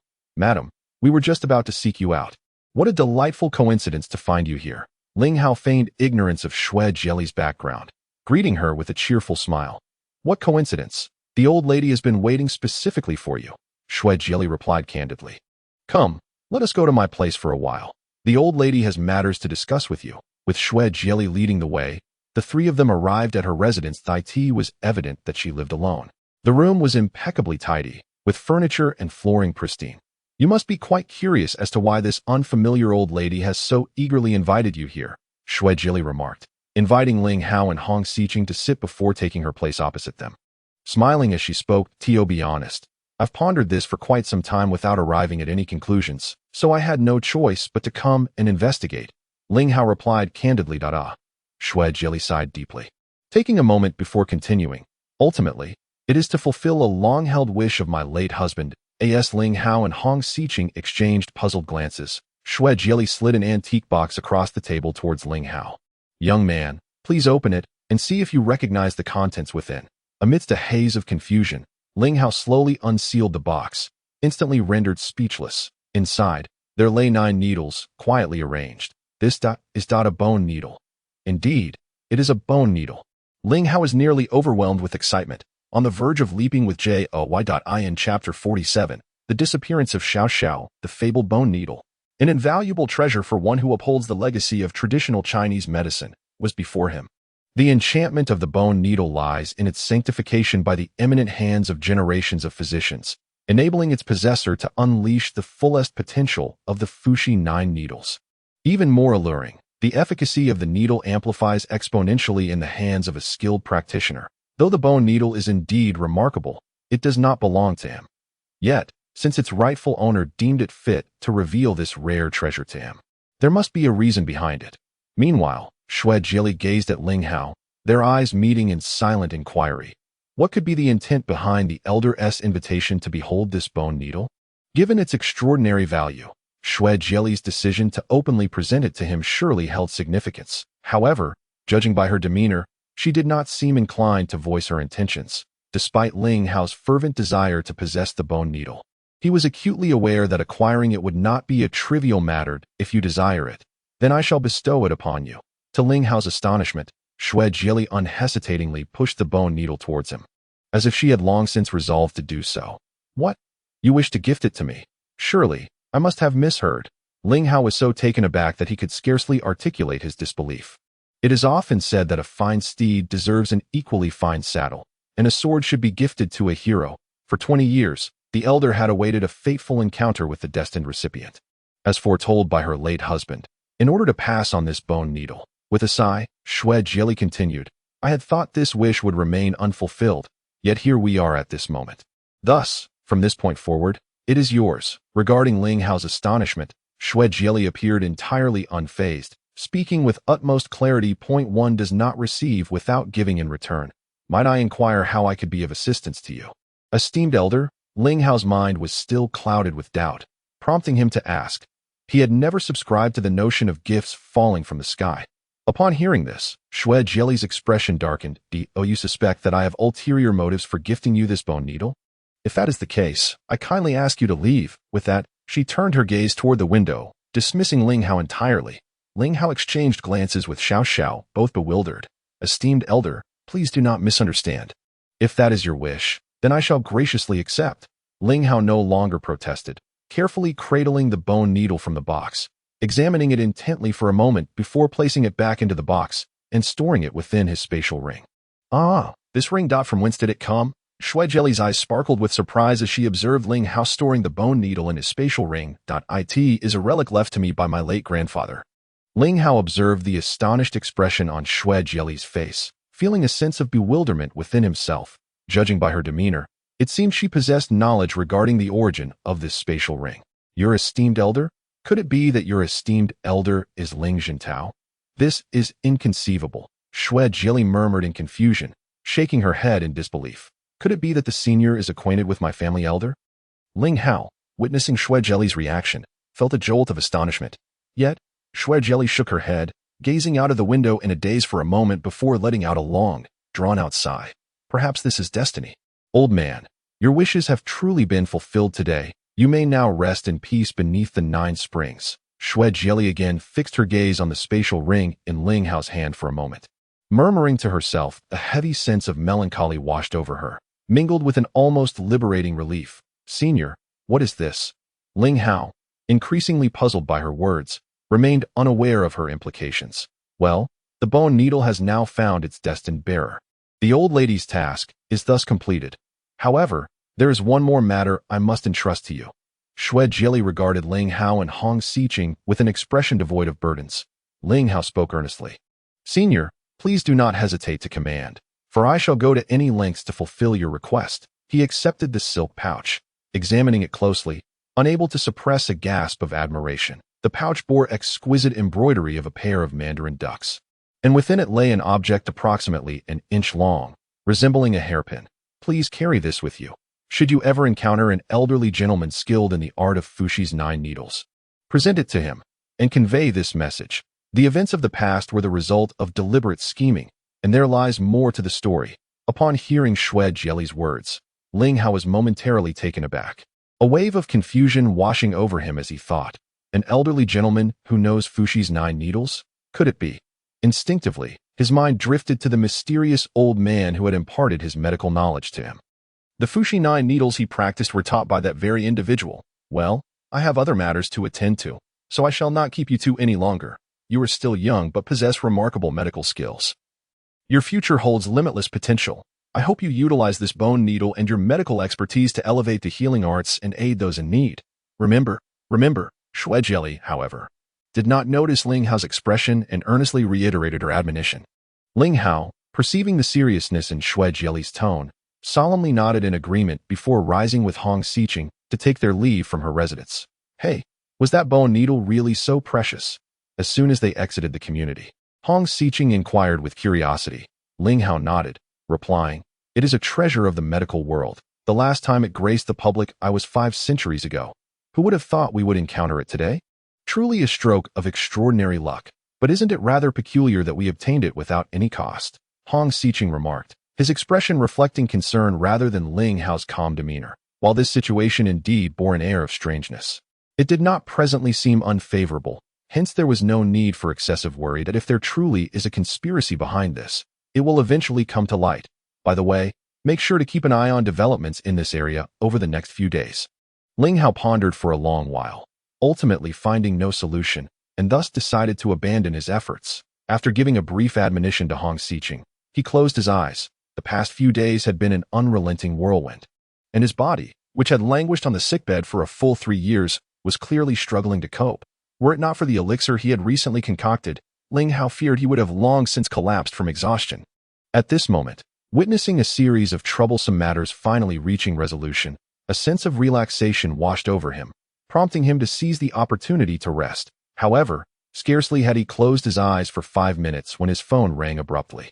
Upon seeing Ling Hao's forlorn expression, Hong Xicheng could not help but chuckle. When Ling Hao recognized the call was from Yunqi, he reluctantly answered, "Big brother Ling, something terrible has happened. Where are you, Sister Xiao?" "Sister Xiao is missing." Yunqi's voice was laden with urgency, even tinged with a hint of tears. Hearing this, Ling Hao's brows furrowed, and his expression shifted dramatically. "Yunqi, do not panic. Where are you right now?" I am at the Xiao group." "All right, wait there. I will head over immediately." Ling Hao hung up the phone, his eyes narrowing slightly. Without waiting for Ling Hao to utter another word, Hong Xicheng, having overheard the call, immediately pressed down on the accelerator. Steering towards Xiao group with haste, amidst the roar of the engine, Hong Xicheng drove into Xiao group, executing a graceful drift to halt at the entrance of the office building. Before the vehicle had come to a complete stop, Ling Hao was already rushing into the building, with Hong Xicheng hastily abandoning the car to follow suit. Before Sister Xiao's office, Yunqi paced anxiously. Originally, Sister Xiao had been in negotiations with several clients. After concluding the discussions, she had instructed Yunqi to escort the clients downstairs, and Yunqi, under the assumption that Sister Xiao had gone to the restroom, had returned to her own tasks without further thought. It was only when she sensed something amiss that she hurriedly dialed Sister Xiao's number, only to find it switched off. Having worked alongside Sister Xiao for 4 years, this was the first instance Yunqi had encountered where Sister Xiao's phone was turned off. Chapter 48. The basement of Xiao. Ling Hao contemplated briefly before decisively issuing instructions, then hurriedly made his way into the building in search of answers. By this time, nearly half an hour had passed since the end of the workday, and the vast Xiao group office was eerily silent, devoid of any personnel. In contrast, Ling Hao felt no surprise. Xiao group had long upheld the corporate philosophy that overtime was a sign of incompetence. Making such a scenario not at all unusual, he sprinted through the floors, starting from where Sister Xiao's office was located. Embarking on a frenzied search, he dashed into every corner, even barging into every restroom. Disregarding all propriety to check behind every closed door, the corridor echoed solely with the sound of Ling Hao's hurried footsteps, punctuated occasionally by his calls. His heart had never been so tumultuous, as if he had lost something profoundly precious, leaving him feeling hollow. Yet, despite traversing every floor, he found no trace of Sister Xiao. Meanwhile, Hong Xicheng had utilized Sister Xiao's office computer to infiltrate the entire security system of Xiao Group. Gaining the highest level of control, he was rapidly sifting through the surveillance footage from the floor where Sister Xiao's office was located. By the time Ling Hao entered, 2/3 of the footage had already been reviewed. Any discoveries? Ling Hao was indeed anxious. For the first time in his life, he felt an overwhelming sense of urgency, yet found himself utterly powerless. "Don't worry, boss," he urged. "The surveillance footage only shows Sister Xiao Xiao taking the client downstairs after Yunqi." But after that, she vanished without a trace. Xiao Qian furrowed her brows tightly, incessantly sifting through the surveillance videos from various corners, yet yielded no results. By the way, Sichun, can you pinpoint the location where Xiao Xiao's phone was turned off? A spark of inspiration ignited in Ling Hao's mind, and he hurriedly inquired. Although the phone was off and unreachable, identifying the shutdown location might unveil some clues. "Absolutely. Just a moment, boss." Xiao Xiao's eyes lit up at Ling Hao's suggestion. She quickly resumed her work on the computer and suddenly exclaimed in surprise, "Strangely enough, Sister Xiao Xiao's phone is still within this building." "What? Still in this building?" Ling Hao's expression changed, his voice trembling slightly. "Yes, even if the phone is off, I can still track its current location through the program." Hong Xicheng nodded, but soon added with disappointment, "However, this only indicates that the phone is somewhere in this building. I am unable to determine the specific floor or corner due to insufficient resolution." Ling Hao took a seat, his right hand instinctively brushing against his nose, as his mind raced to piece together the clues. First, there was a meeting with the client. Then, Yunxi escorted the client downstairs, while Xiao Xiao exited via the staircase. After that, she disappeared. The phone was off, yet it remained in the building. How much time elapsed between the phone's shutdown and Xiao Xiao's departure from the staircase? A sudden realization struck Ling Hao. Moments later, Hong Xichen stared at the screen and said, "The phone was turned off 2 minutes after Sister Xiao Xiao exited the staircase. 2 minutes? Only 2 minutes?" Ling Hao's brows furrowed in thought. Right, the clients. Xichen, quickly pull up the videos of the clients that Xiao Xiao met earlier. Ling Hao's eyes brightened as he emphatically slapped the table. Startled, Hong Xichen jumped at Ling Hao's sudden action, shot him a glare, but said nothing, instead promptly retrieving the requested videos. "Boss, come look, there's an issue here." Ling Hao and Yunxi rushed over. Hong Xichen pointed at the retrieved surveillance footage of the entrance, stating, "Look, there were 5 clients who entered, but only 4 exited through the main door. 1 person is unaccounted for. Where did that remaining individual go?" Ling Hao instinctively turned to Yunxi and asked, "Yunxi, do you recall where the other person went?" "That person also exited from the staircase, where Sister Xiao Xiao left." Hong Xichen retrieved the surveillance footage from that floor, rewinding it slightly to locate the inexplicably missing client. "Rewind. Zoom in," Ling Hao commanded calmly. Hong Xichen quickly extracted the frontal image of that client, magnifying it on the screen that an unfamiliar face appeared. Indeed, it's this person. His face was speckled with numerous freckles, evoking an unsettling sensation in those who beheld him. Consequently, I dared not scrutinize his features any further. Yunxi pointed at the man on the screen, affirming with conviction, "Freckles? I was nearly misled by this lackluster ruse." Ling Hao scoffed, his tone dripping with disdain. "Yunxi, are you aware of the location of the medical laboratory of Xingya Group?" Ling Hao fixed his gaze upon the visage displayed on the screen for a prolonged moment, before abruptly diverting to an unrelated inquiry. "Huh, the medical laboratory?" Yunxi was taken aback by Ling Hao's unexpected question but quickly regained her composure. Furrowing her brow, she pondered for a moment before responding. "You must be referring to the pharmaceutical research lab of Xingya Group. Right? It is situated in the outskirts of the city, approximately 35 kilometers from here." 35 kilometers? Ling Hao's brows knitted together slightly, his eyes narrowing in contemplation, before he suddenly rose to his feet. "Let us go. We must descend the stairs and investigate." As he spoke, Ling Hao strode towards the exit. Hong Xichen and Yunxi exchanged glances before following suit. The trio found themselves on the 13th floor of the Xingya Group office building. Rather than taking the elevator, Ling Hao opted for the stairwell where the client and Xiao Xiao had entered, proceeding to descend floor by floor at each level. He paused to listen intently for any sounds. This stop-and-go continued until they reached the ground floor. The staircase extended further down. "Yunxi, does this building have a basement?" Ling Hao inquired. Gazing at the darkened stairwell, "It seems there's a storage room, and possibly a warehouse below. Though I have never ventured down there. I've merely heard others mention it." Yunxi ultimately shook her head, with their phones still within the building yet no sign of them on each floor. Ling Hao contemplated for a moment and decisively declared, "Let us proceed downwards." A sudden and intense feeling surged within him. Xiao Xiao must be beneath them. Previously, he had only searched through the regular entrances and exits, neglecting to notice that this emergency exit also led to the basement. That he spiraled down the staircase, traversing 22 steps, until he arrived in the basement. It was spacious and expansive. Surrounding them were tightly shut rolling doors. "Shuezian, come out. I know you are here. There is no need for you to hide." Ling Hao stood for a moment before exclaiming loudly. The expressions of Yunxi and Hong Xichen shifted in unison. The vice president of Xingya Hospital, Shuezian, had abducted the president of Xingya Group, Xiao Xiao. What trickery was he up to? After Ling Hao's call echoed, an extended silence enveloped the area, devoid of any response. Ling Hao surveyed his surroundings, his gaze honing in on a rolling door that revealed a slight gap at its base. Signaling for Hong Xichen and Yunxi to remain stationary, he approached the door with slow but resolute steps. Chapter 49. Unexpected developments. Ling Hao advanced at a deliberate pace, nearly crawling forward. Covering a mere distance of 20 meters took him 3 full minutes. At last, he stood before the rolling door.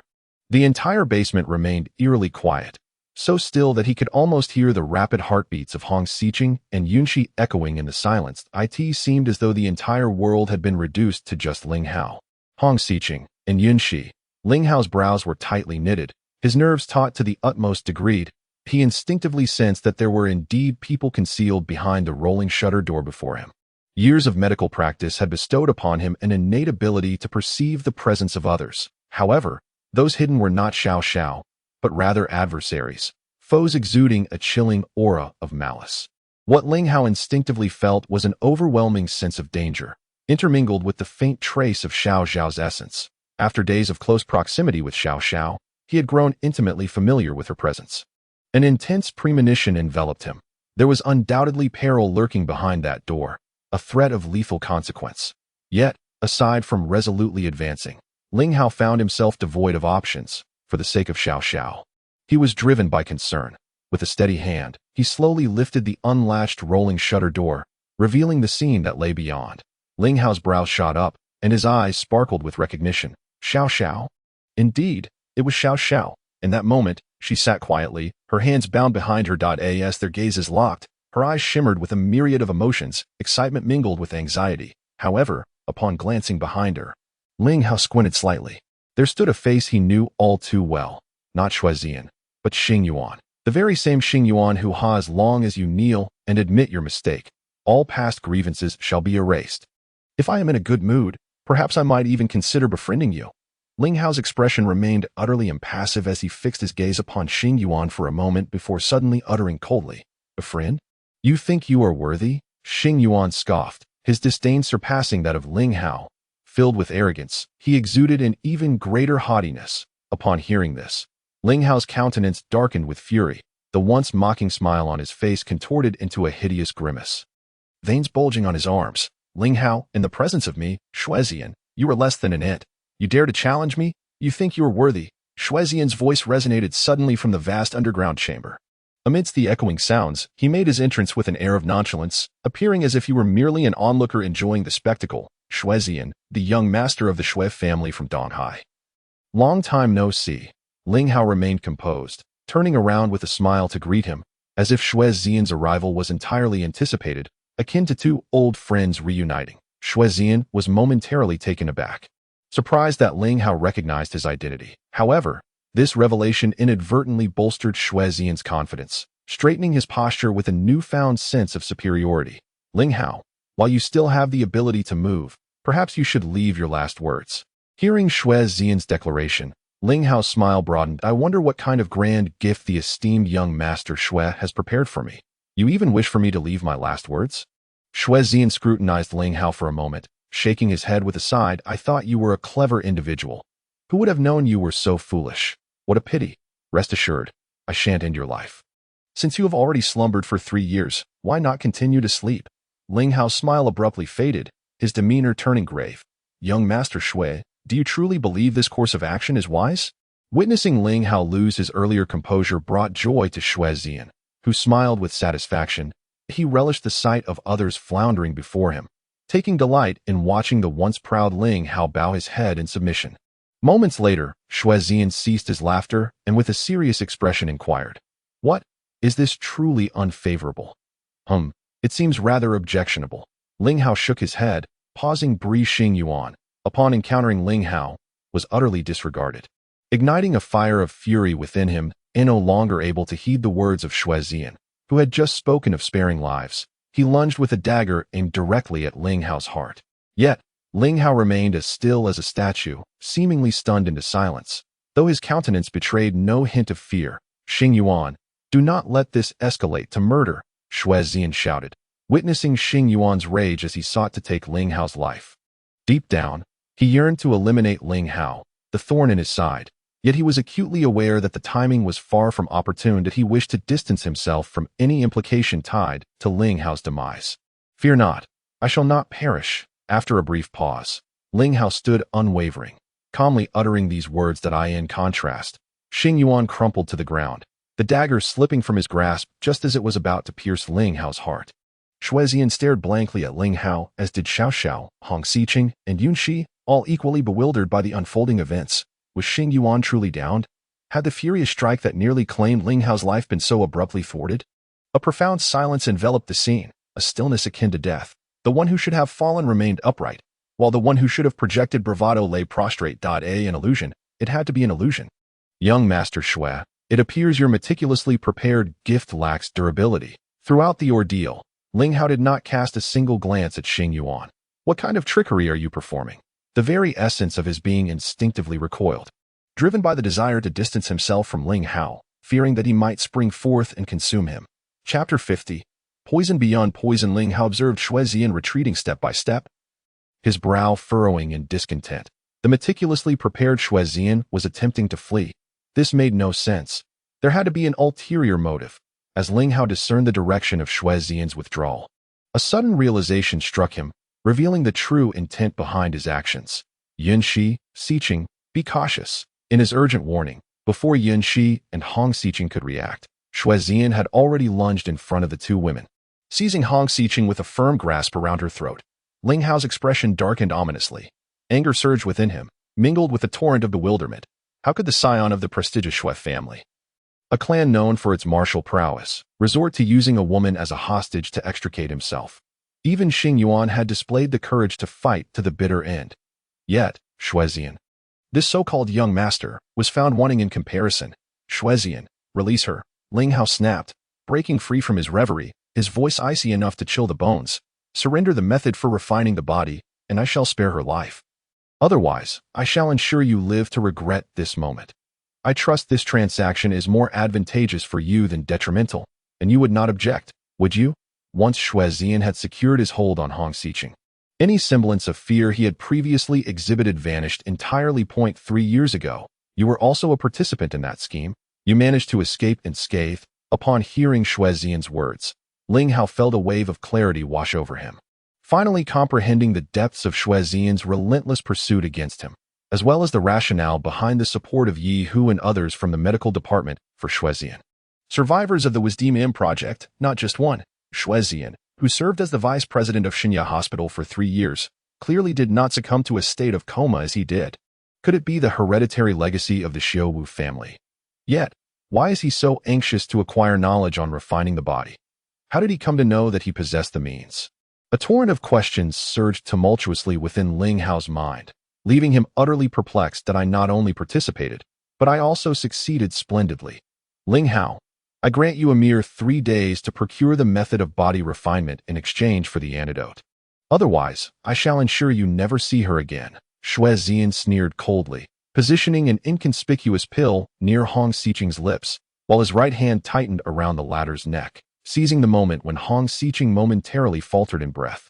The pill was deftly administered into his mouth. Following this, his right hand pressed and released with precision. With a bout of coughing, the pill was swallowed and lodged within Hong Xiqing's abdomen. Xue Ziyan, with another chilling laugh, forcefully shoved Hong Xiqing towards Ling Hao before sprinting away with the speed of a 100-meter dash. By the time Ling Hao caught Hong Xiqing, Xue Ziyan had vanished without a trace.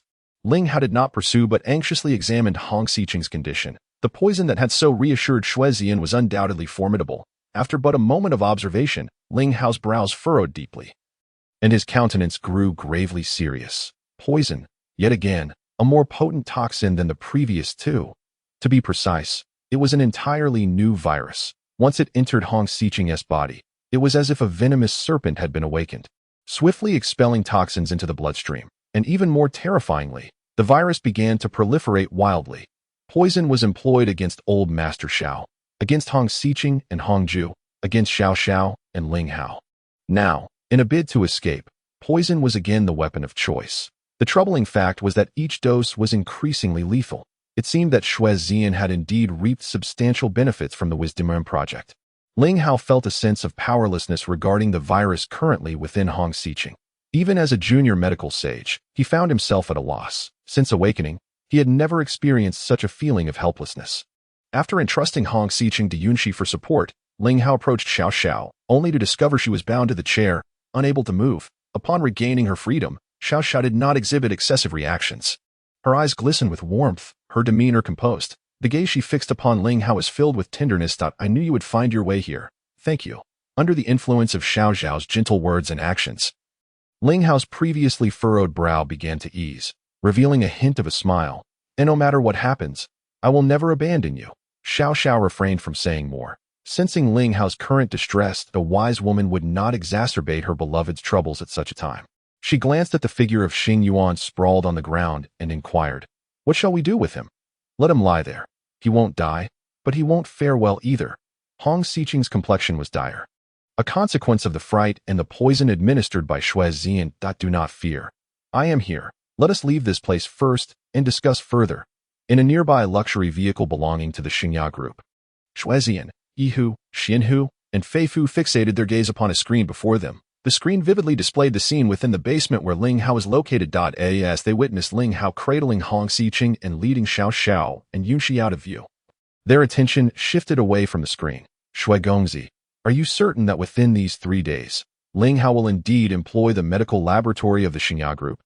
Yihu inquired with a hint of skepticism in his eyes. A barely perceptible smirk flickered in Shui Zian's gaze. Rest assured, the poison I administered to Hong Xiqing can only be neutralized with the resources of the medical laboratory. Even I would be powerless to counteract it otherwise. Thus, all we need to do is keep an eye on Ling Hao and wait patiently, he asserted confidently. However, the medical laboratory of the Xingya Group is a closely guarded secret.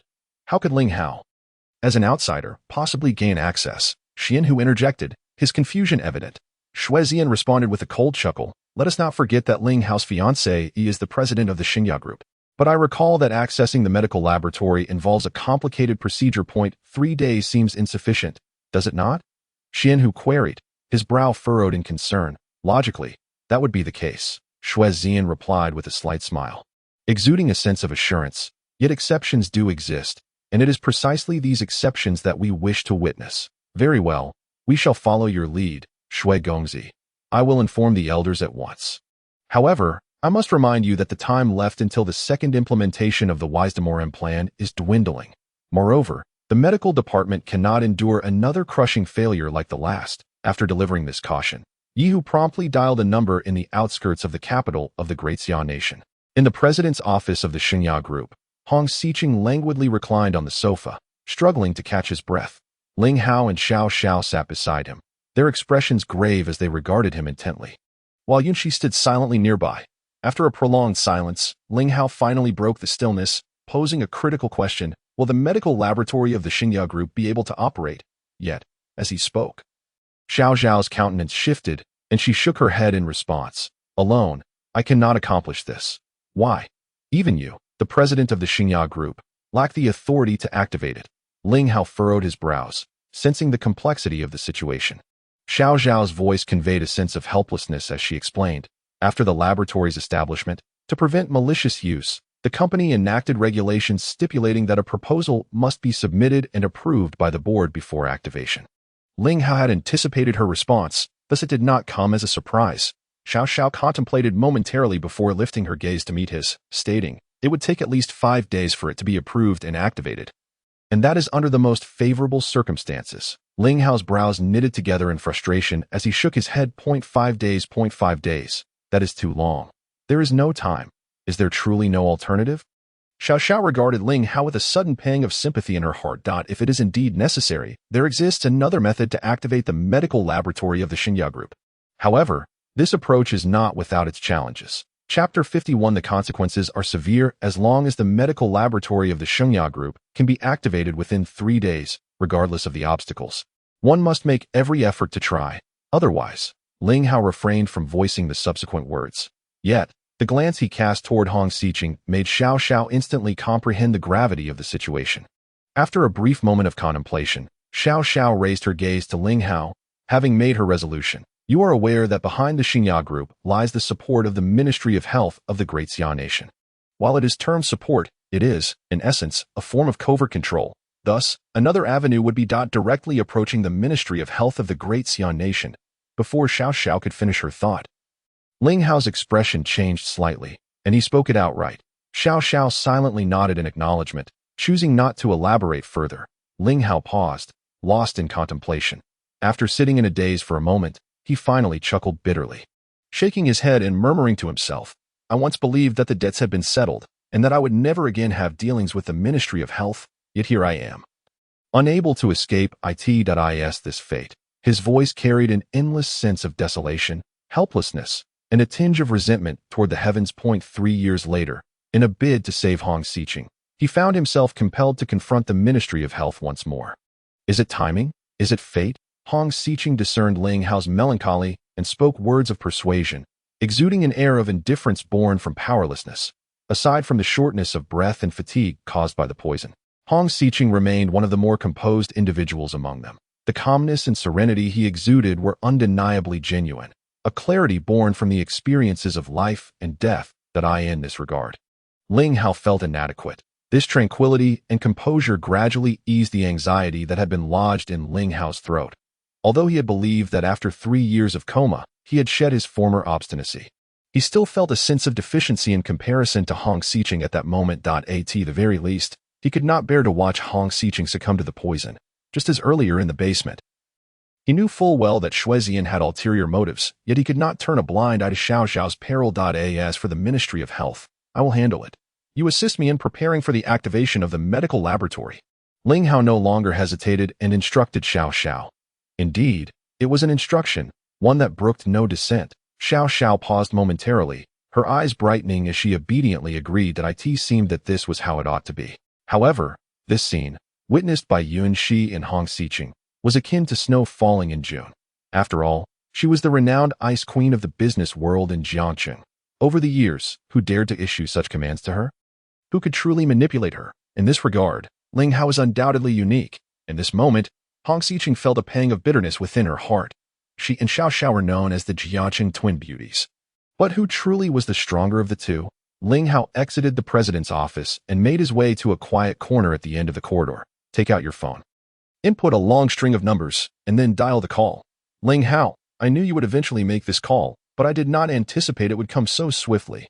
On the other end of the line, a voice tinged with a hint of weariness emerged. Ling Hao furrowed his brows slightly, instinctively touching the tip of his nose. That it was a voice so familiar that it bordered on haunting. One he would prefer never to hear again. 3 years ago, the orchestrator of the Wizardimoem project, Elder Long Hanzhou, Minister of Health of the Great Xia Nation, a mysterious figure, his origins shrouded in secrecy. Elder Long, I require access to the medical laboratory of the Xinya Group. Ling Hao inhaled deeply several times, composing himself before articulating his request with unwavering certainty. You truly believe, at your current level, you can manage the Xinya Group's medical laboratory?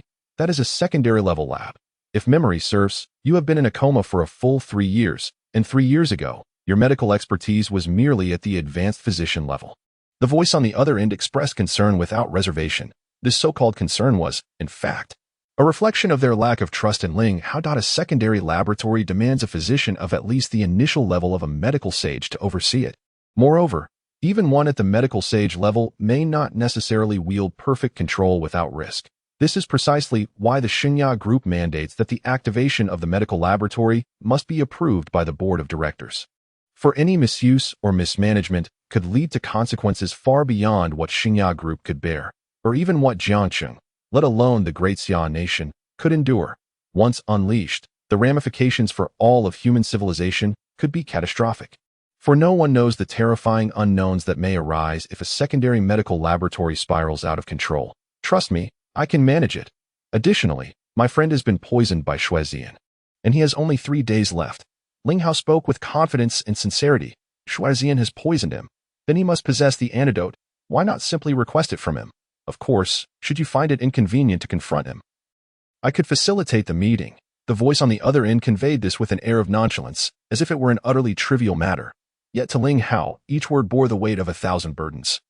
Profoundly grave, Xuezian, if he could provide the antidote, he surely would not resort to such a tactic. After a moment of silence, perhaps even he was unaware that the poison he wielded had long surpassed what he deemed an antidote could control. Even with the activation of the Xinya Group's medical laboratory, success was not guaranteed. Ling Hao ultimately resolved to speak candidly. Initially, he had intended to discreetly cure Hong Xiqing, allowing the arrogant Xuezian to taste the bitter fruits of his reckless meddling with viruses. However, Ling Hao's mind had shifted. He was anxious, profoundly anxious. He was now 100% certain that if an antidote was not swiftly developed, this mutated virus would continue to evolve and escalate until it was utterly uncontrollable. Once it spiraled beyond control, the repercussions would not befall Xuezian alone.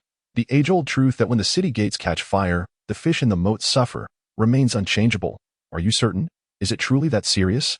The tone on the other end grew somber, as if the gravity of the situation had finally dawned upon them. The forcible development of a virus typically produced in a Class 3 medical laboratory using only a Class 2 medical laboratory raises a serious concern. Does it not? Ling Hao felt a sense of helplessness. The mere thought of the arrogant Shuezian left him feeling quite vexed. I will further verify this matter, if it is indeed the case. We shall make a decision. After a brief silence, the voice on the other end resumed. Provide me with an answer by tomorrow morning at the latest. Otherwise, I will spare no effort to save lives.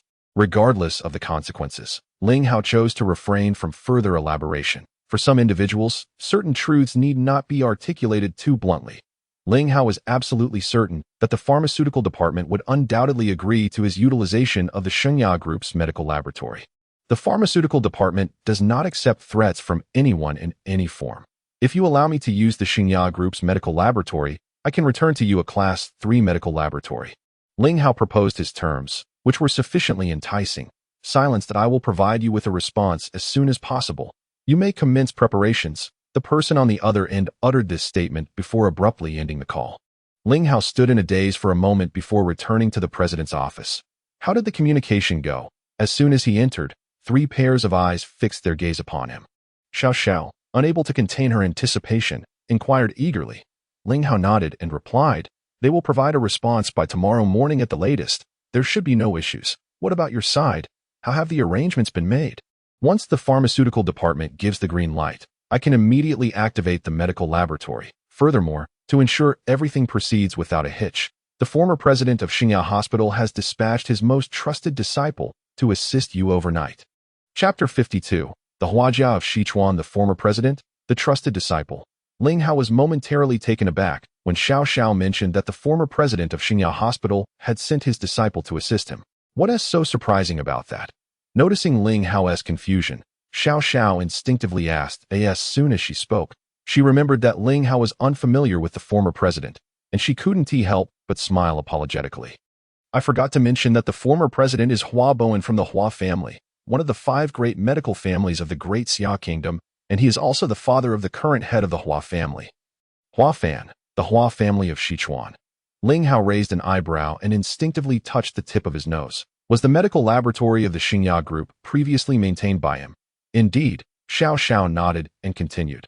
The position of president of Xiao Hospital has always been held by the chairman of the Medical Association. And since the establishment of the Xiao Group's medical laboratory, all aspects, including equipment upgrades and routine maintenance, have been personally managed by the president of Xiao Hospital. I see. Ling Hao nodded thoughtfully. Then after a moment, he asked, "Do you know who his disciple is that he has sent this time?" Upon hearing Ling Hao's question, Xiao Xiao's expression slightly changed, and her gaze toward him took on a peculiar quality. It is none other than Hua Zitong, the granddaughter of Hua Bowen, renowned as the most beautiful woman in Sichuan. Ling Hao paid little attention to the subtle changes in Xiao Xiao's demeanor. Upon learning that Hua Bowen's disciple was, in fact, his granddaughter, he was momentarily taken aback. Hua Zitoing.it seemed that there was no escaping this after all. Ling Hao let out a helpless, wry smile. You wish to avoid her? Xiao Xiao, catching Ling Hao's sigh, shot him a glance filled with disdain, then, somewhat inexplicably, remarked, "Do you not know that Hua Zitong is renowned as a prodigy among the younger generation of the esteemed Hua medical family? Not only has she inherited the profound medical skills of Hua Bowen, but she is also as beautiful as a celestial being." Noticing the peculiar tone in Xiao Xiao's words, Ling Hao fixated his gaze upon her lovely face and asked with a playful grin, "Are you feeling jealous? How vain." Xiao Xiao shot him another glare, feigning composure as she replied, "I merely fear that you might become weak in the knees upon encountering a beauty, thereby missing the opportunity to save Sister Si Chun." She continued, "Besides, back in the day, Ling Hao, well aware of what Xiao Xiao was about to say, felt a wave of embarrassment wash over him and cleared his throat to mask it. He was indeed familiar with Hua Zitong, who ranked 8th on the Xinglin list. Years ago, she had boldly issued a challenge, declaring that she would find the number 1 ranked Ace Culipi to compete against him, regardless of the circumstances. This incident had caused quite a stir in the medical community, becoming common knowledge. Her audacity was perplexing. Logically, the rankings of the Xinglin list were clear-cut, yet Hua Zitong remained persistently fixated on her goal. The expression on Ling Hao's face didn't escape Xiao Xiao's notice, and she found herself caught in a different kind of contemplation, especially since she knew that Ace Culipi was none other than Ling Hao himself. The prospect of their imminent meeting left her in a state of bewilderment. She even found herself puzzled, wondering when she had started to harbor such thoughts. Ling Hao, cradling Hong Chun, interrupted Xiao Xiao's reverie. An outsider. Are you certain I am an outsider? Ling Hao inquired with a teasing glint in his eye. Upon meeting his intense gaze, Xiao Xiao's cheeks flushed crimson, prompting her to hastily avert her gaze. After Yunxi drove the three of them to the residence of old Master Xiao, although she wished to stay behind to assist with Hong Chun's care. Xiao Xiao insisted that she leave. However, upon seeing Hong Chun in Ling Hao's arms, her expression turned solemn. Isn't this the girl from the Hong family? What happened to her? She questioned, her eyes brimming with confusion as she glanced at Xiao Xiao. At a loss for words, Xiao Xiao remained silent, unsure of how to explain. Old Master, the situation is urgent, and thus we had to come to you. I hope you will not take offense. As for the matter of Hong Chun's poisoning and injuries, it was far too complex to explain in a few words, and there was no time to delve into details, so she chose to omit it entirely. Old Master Xiao understood Ling Hao's intent and, noticing Hong Chun's serious condition, refrained from further questioning. He promptly arranged for everyone's accommodations. Given her current state, would taking the Tianwang life-saving pill you previously provided me help her? Xiao Xiao lingered by Ling Hao's side, observing his furrowed brow as he focused intently on Hong Chun, her heart aching with concern. Ling Hao shook his head in response. Useless. The poison she has been afflicted with is a virus forcibly synthesized by Xuezian's superpower, and it has already mutated, leading to signs of failure in various organs throughout her body. Ling Hao seemed more like he was talking to himself. If what you say is true, then even activating the medical laboratory of the Xingya group would likely be futile. Correct? Xiao Xiao pondered for a moment, recalling a crucial matter, her expression growing gravely serious. The medical laboratory of the Xingya group is classified as a level 2 facility. Given that Xuezian utilizes his superpower to concoct viruses, it is likely that he also employed a level 2 medical laboratory, as there has yet to be any mention of a level 3 or higher medical laboratory in the Great Xia Nation. Logically speaking, that is indeed the case. Ling Hao nodded, pausing briefly before continuing. Therefore, I must upgrade the Xingya group's medical laboratory to level 3 within a single day. What? You intend to upgrade the Xingya group's medical laboratory? Xiao Xiao was genuinely taken aback, her face a mask of disbelief. Even considering the numerous surprises Ling Hao had bestowed upon her in recent days, she still found it hard to fathom that he possessed the capability to upgrade the medical laboratory of the Xingya group. After all, it is a level 2 laboratory, not to mention upgrading it. Even fully mastering it would be an arduous task. Yet Ling Hao claimed he would upgrade it, and within a single day? No less. Although Xiao Xiao did not possess the ability to control a level 2 medical laboratory, she was acutely aware that to truly upgrade such a facility, one must have the capability to control a level 4 medical laboratory. As of now, she had never even heard of a level 4 medical laboratory, not just in the Great Xia Nation, but indeed throughout the entire world. Where does Ling Hao derive this confidence? Xiao Xiao gazed at him, her heart brimming with questions. More than that, she felt a sense of curiosity and anticipation. For a fleeting moment, she perceived Ling Hao as a deity, an enigmatic being shrouded in mystery. The medical laboratory of the Xingya group is not only the largest in Jiangcheng, but also ranks among the top 5 across the Great Xia Nation. To upgrade such a vast medical laboratory within a mere day is no small feat. Even to traverse every part of it would likely consume half a day. Xiao Xiao spoke earnestly, not to hinder Ling Hao's efforts to save Hong Chun, but rather to convey this undeniable truth. She did not wish to witness his failure. She simply wanted to see him forever standing at the pinnacle of success, looking down upon the tumultuous world. To save Xiqing, it is unnecessary to upgrade all the equipment. I merely require a set of equipment from a specific area within the medical laboratory. On his way here, Ling Hao had already devised his next plan. Speaking with utmost confidence, Xiao Xiao refrained from further comment, silently observing him. Are you certain you wish to proceed with this? After a long pause, Xiao Xiao asked softly. Chapter 53.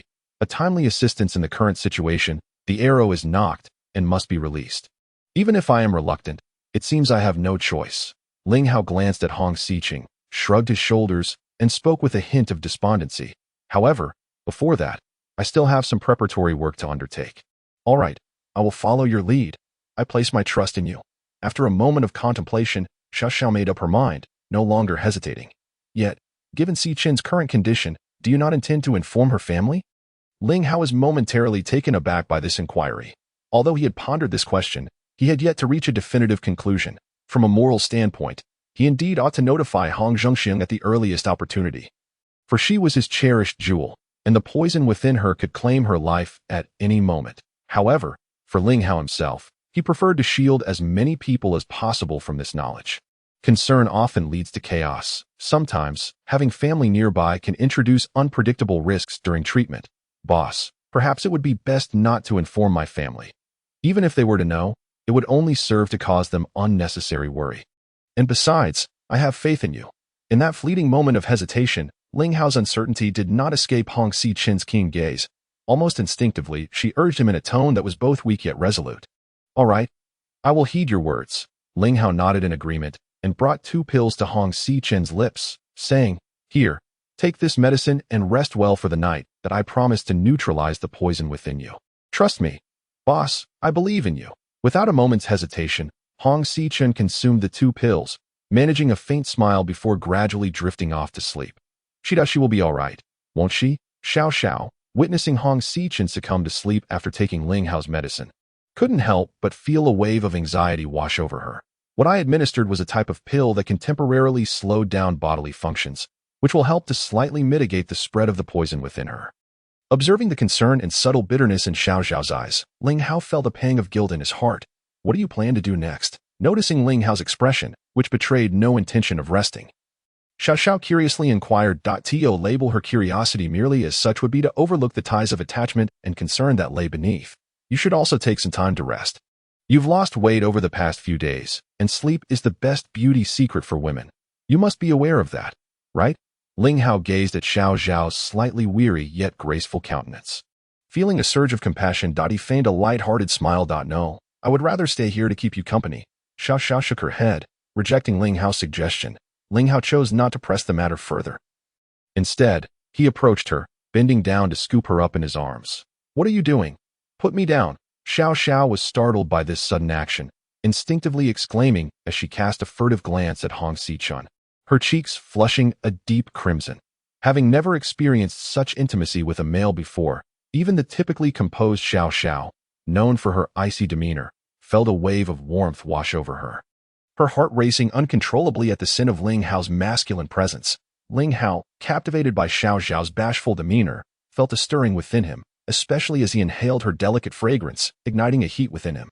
Yet, recalling the pressing matters at hand, he forcibly reined in his emotions, carrying Xiao Xiao to her room and gently placing her on the bed. Be good, and rest well.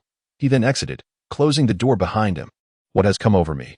Why am I experiencing such peculiar feelings? It seems I am being held in his embrace. That feeling is rather pleasant.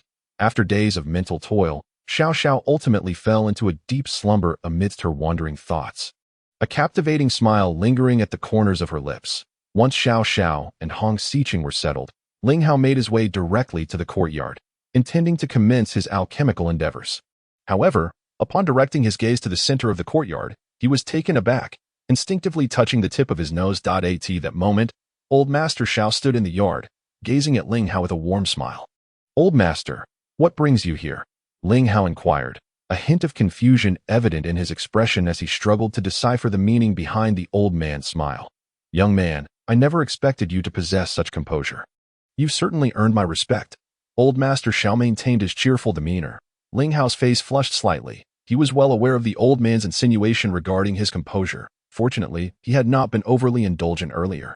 However, it was not due to profound self-restraint but rather his deep concern for Hong Xiqin's condition, leaving him no time to dwell on romantic entanglements. After a brief pause, Old Master Xiao continued. I am aware that you harbor many secrets, and they are of considerable significance. That I surmise that you intend to forcefully refine medicine tonight to enhance your abilities, preparing for the impending upgrades to the medical laboratory of the Xingya Group tomorrow. Am I correct? Ling Hao was taken aback, staring incredulously at Old Master Xiao. Old Master, how did you? Curious as to how I came to this conclusion, Old Master Xiao replied. Still smiling. It is merely an old friend of mine who has entrusted me to assist you. So there is no need for surprise. An old friend? Helping me? Ling Hao paused, narrowing his eyes slightly. Indeed, he is aware of your current predicament and asked me to deliver this to you. Old Master Xiao handed Ling Hao a tightly wrapped package. Ling Hao accepted the parcel, casting a puzzled glance at Old Master Xiao before cautiously opening it, his eyes instantly brightening. This is Dragon Spikenard, he exclaimed, his voice escaping him in sheer excitement, his entire being trembling with exhilaration. He recognized it immediately. This was indeed a dragon spikenard. The herb could significantly enhance a person's latent potential in a short span, bestowing great advantages across various capabilities that it was precisely what Ling Hao needed at this moment. A true stroke of fortune amidst adversity. Yet, dragon spikenard was notoriously difficult to procure, its presence absent even from Ling Hao's spatial ring. Yet, at this crucial juncture, someone had gifted it to him in his time of dire need. They had provided him with precisely what he required. Such kindness was monumental. Old master, may I inquire who this old friend of yours is? Ling Hao's astonishment knew no bounds. Old Master Xiao waved his hand dismissively, saying, Enough, I shall not intrude upon your work any further. As for the identity of that old friend, you will discover it in due time. For now, do not overthink it.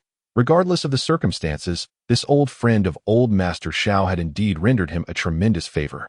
Yet, the air of mystery surrounding it was quite perplexing. Ling Hao shook his head, touching his nose as he pondered for a moment, ultimately unable to discern who might extend such assistance to him. With a slight shake of his head, he resolutely decided not to squander any more time pondering.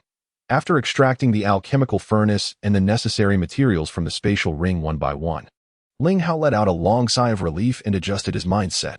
Then, he held the dragon's saliva herb and examined it closely for a moment before unhesitatingly swallowing the entire plant. Moments later, a wave of heat enveloped him. He felt as if every cell in his body was boiling, every blood vessel expanding in his mind. It was as if a refreshing rain had been poured in. After about 10 minutes, the heat gradually dissipated, replaced by a sense of clarity and refreshment. His mental acuity had soared to a remarkable 500 points, more than doubling from its previous state. Correspondingly, the essence of medicinal herbs within his body had unlocked the spirits of 3,000 years of herbal knowledge. Ling Hao understood that the dragon's saliva herb had begun to take effect. Truly, it was the legendary miracle drug. The results were astonishing.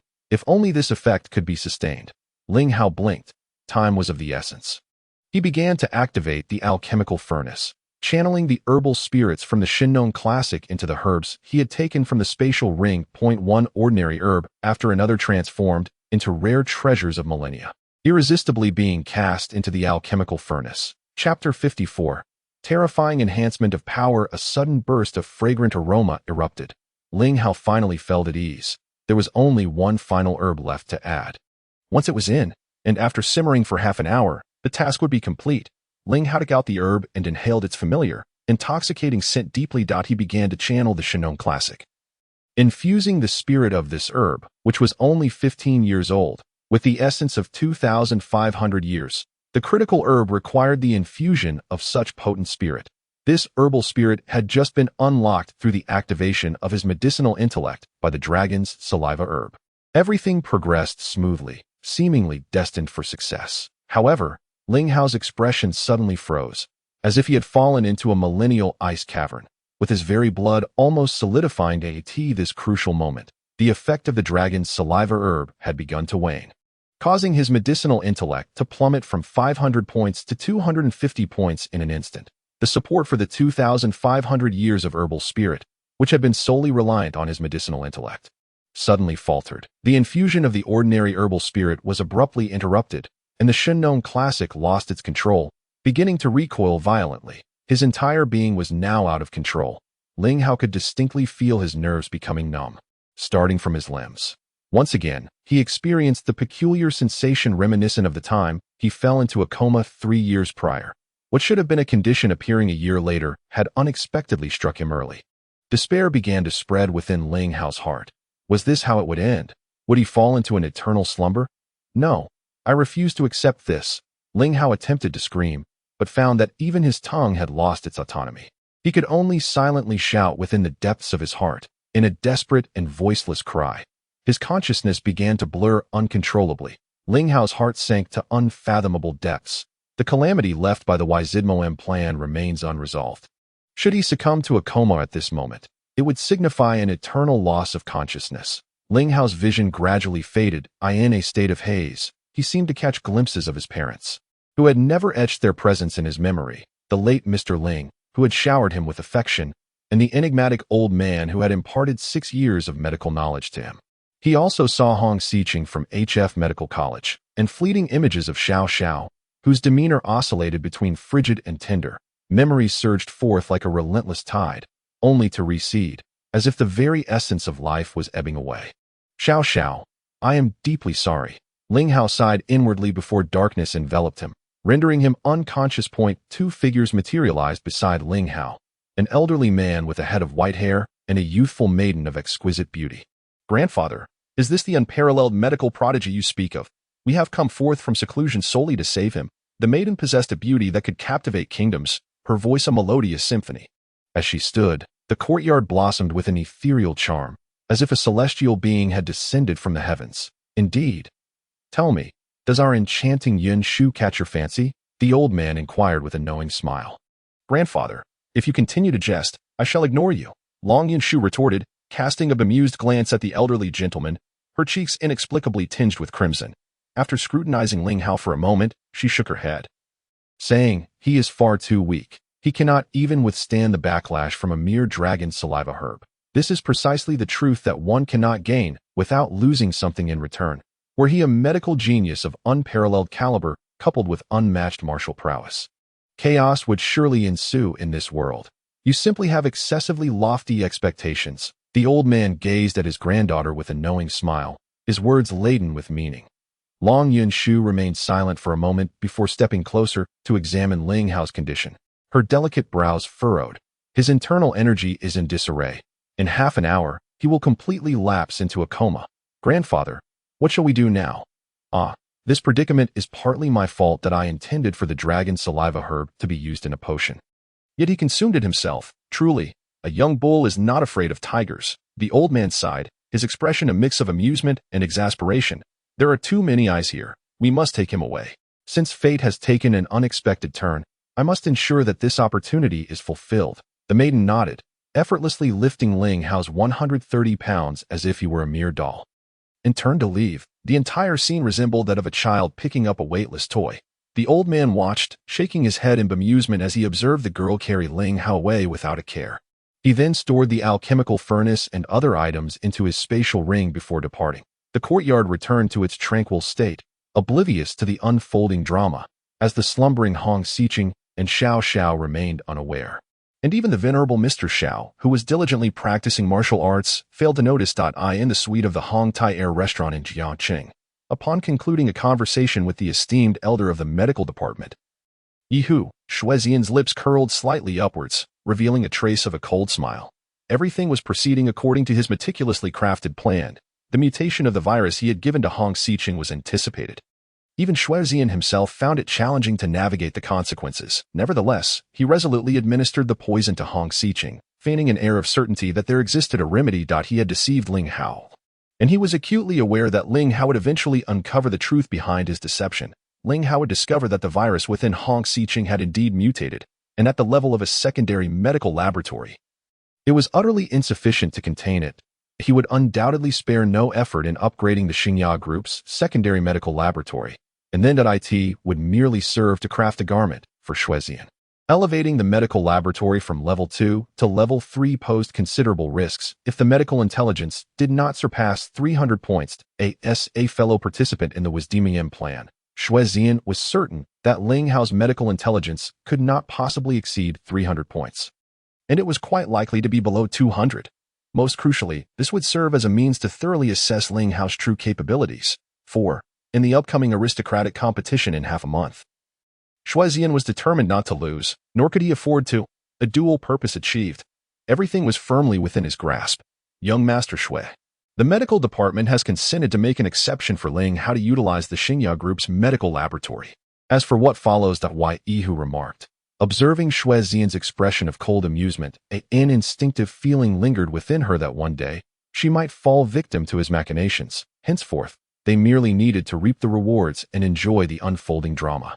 Shuezian was quite pleased with Yehu's current demeanor. To truly rise above the fray, one must wield absolute strength and command unassailable power. The mere status of the young master of the Donghai Shou family was inadequate to sustain his grand ambitions. At that moment, as if the universe had conspired, Ling Hao finally opened his eyes. Before him lay a verdant expanse, with droplets of dew adorning the tender green blades of grass, occasionally cascading onto his face. How did I end up here? Ling Hao rose, surveying his surroundings, and touched the tip of his nose, perplexed. It was still the small courtyard of the venerable Xiao. Yet, he distinctly remembered being in the central pavilion last night. How had he ended up in this thicket? A sudden recollection of the previous night sent a shiver down his spine. He hastily examined his body, only to be met with astonishment. His medical intelligence had astonishingly stabilized at 450 points. Although it fell short of the exaggerated 500 points he had reached after consuming the dragon saliva herb, it represented a complete doubling of his previous baseline. The immediate consequence was that Ling Hao's medical prowess had ascended to the intermediate level of a medical sage. The Shinnon Classic had reverted to normal, and it had even unlocked the spirit of herbs from the past 3,000 years. Inconceivable, absolutely inconceivable. The joy was overwhelming, an extraordinary delight. Ling Hao, who had previously been troubled by the upgrade of the Xingya Group's medical laboratory, was now brimming with confidence that he no longer needed to take risks. Managing a mere level 4 medical laboratory was now well within his capabilities. Why are you lying here? Xiao Xiao, having appeared behind Ling Hao at some point, observed his absent-minded expression with mild surprise. How did I end up here? I have no idea, Ling Hao replied, utterly bewildered.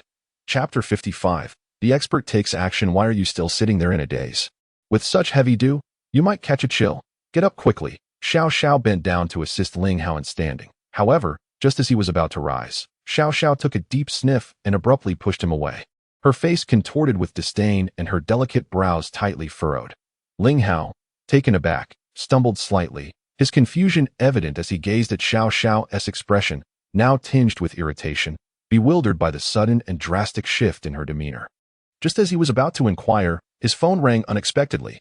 Glancing at the caller ID, Ling Hao answered the call. We agree to your request, but there is a condition. The voice of the Minister of Health echoed through the line, consistently exuding an air of superiority. Speak then.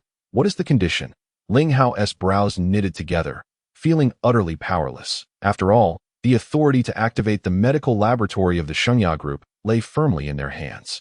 And who could deny that Hong Xiqing's recovery hinged upon the activation of that very laboratory? It's quite simple. For the family competition in half a month's time, we do not wish to see your name on the list of participants. The other party was remarkably straightforward, as if this were an unassailable decree. Ling Hao's brows furrowed deeper, his eyes narrowing with irritation. This was an egregious affront. Yet, he soon found a sense of calm. The fact that the medical department would impose such a condition undoubtedly pertained to Shuezian. The more they insisted, the more it underscored the unease within Shuezian's heart. To think they would still aspire to control Xingya Hospital under these circumstances. Such aspirations were but a dream. Very well, I concede to your demand. Ling Hao's name will most certainly not appear on the participant list for the medical family competition in half a month. His words were equally resolute, devoid of any hesitation. As he spoke, however, a faint smirk graced the corners of his mouth, revealing a hint of mockery. The name is merely a designation. Excellent. Remember what you have stated today? I have already notified the Xingya Group on behalf of the medical department. From this moment forth, you possess the rights to utilize the Xingya Group's medical laboratory. The mechanical tone from the other end barely concealed the underlying joy in their voice. You are truly willing to forego the medical family competition in half a month? With your capabilities, should you choose to participate? Ling Hao's conversation was crystal clear to Xiao Xiao, who, upon his conclusion of the call, could hardly contain her eagerness to question him. Her heart brimmed with disappointment and fury towards the medical department. While an individual could display shamelessness, that would merely reflect on their character. However, for a prestigious department such as the medical division to engage in such sordid machinations was utterly appalling.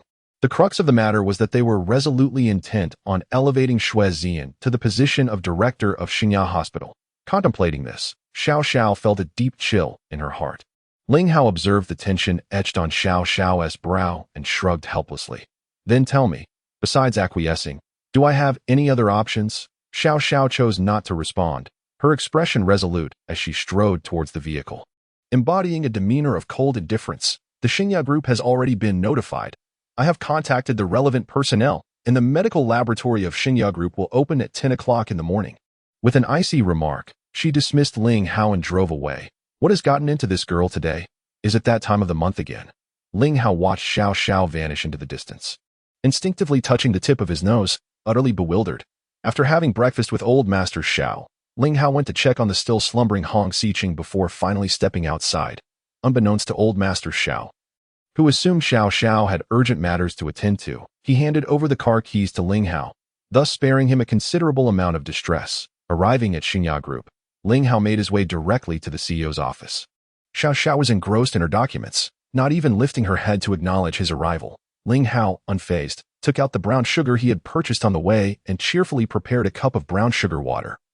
Placing it before Xiao Xiao. "My esteemed CEO, do have a sip of water," he offered. Yet, Xiao Xiao remained indifferent, not even glancing in his direction. "My dear fiancé, have you had breakfast yet?" Ling Hao continued, his smile unwavering, convinced that Xiao Xiao's sudden coldness stemmed from a special time of the month. Hence he felt a sense of inner peace despite her aloofness. Xiao Xiao continued to disregard him. Absorbed in her work, Ling Hao, recognizing the futility of further insistence, settled onto the mahogany sofa opposite her and began to doze off.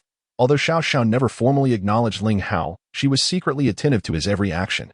When she noticed him serving her a cup of brown sugar water, she was momentarily taken aback, followed by a bitter smile. How infuriating. So, he believes her anger is simply due to a visit from relatives. Upon seeing him drift off to sleep, her irritation intensified, solidifying her belief that Ling Hao had been up to no good the previous night.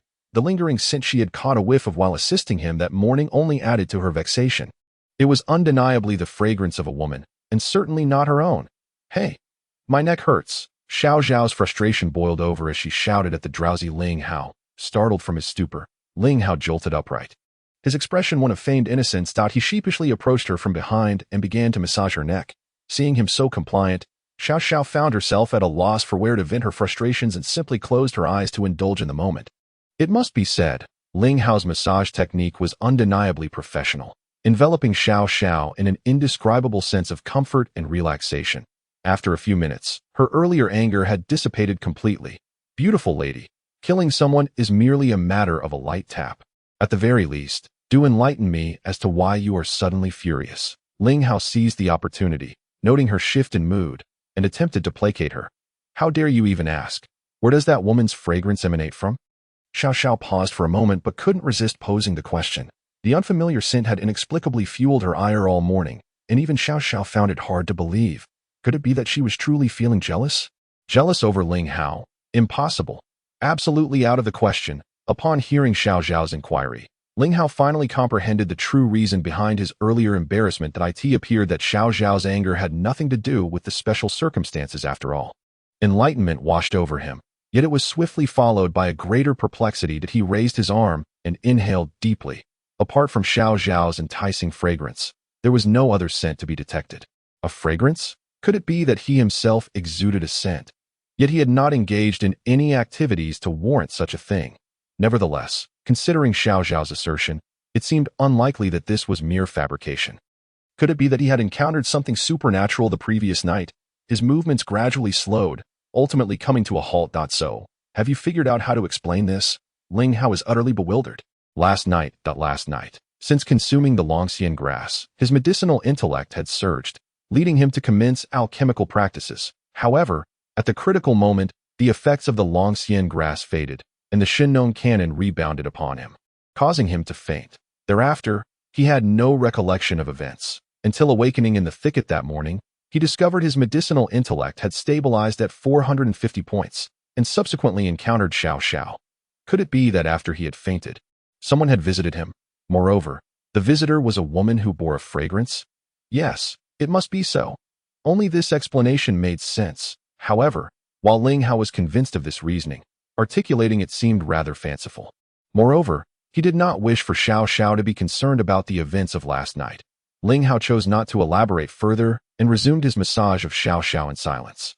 Observing Ling Hao's demeanor, Xiao Xiao was assured he was not deceiving her, and with a huff, she decided not to dwell on the matter any longer. Initially frustrated by Ling Hao's lack of explanation, she gradually forgot her annoyance under the soothing effects of his skilled hands. Perhaps he too had his own unexpressed reasons. Chapter 56. Medical Laboratory. "All right, let us depart," Xiao Xiao declared, rising abruptly. Depart? Where to?" Ling Hao, who had been lost in thought while massaging Xiao Xiao, was taken aback and instinctively inquired. "It's nearly 10 o'clock. We must head to the medical laboratory. I'm sure many are already awaiting us there. Xiao Xiao shot Ling Hao a glance, gestured towards her wristwatch, and made her way outside. Oh dear, I nearly forgot about this, Ling Hao exclaimed, slapping his forehead, hastily following after her. The medical laboratory of the Xiao Group is situated within the burgeoning technology park located on the outskirts of Jiangcheng City.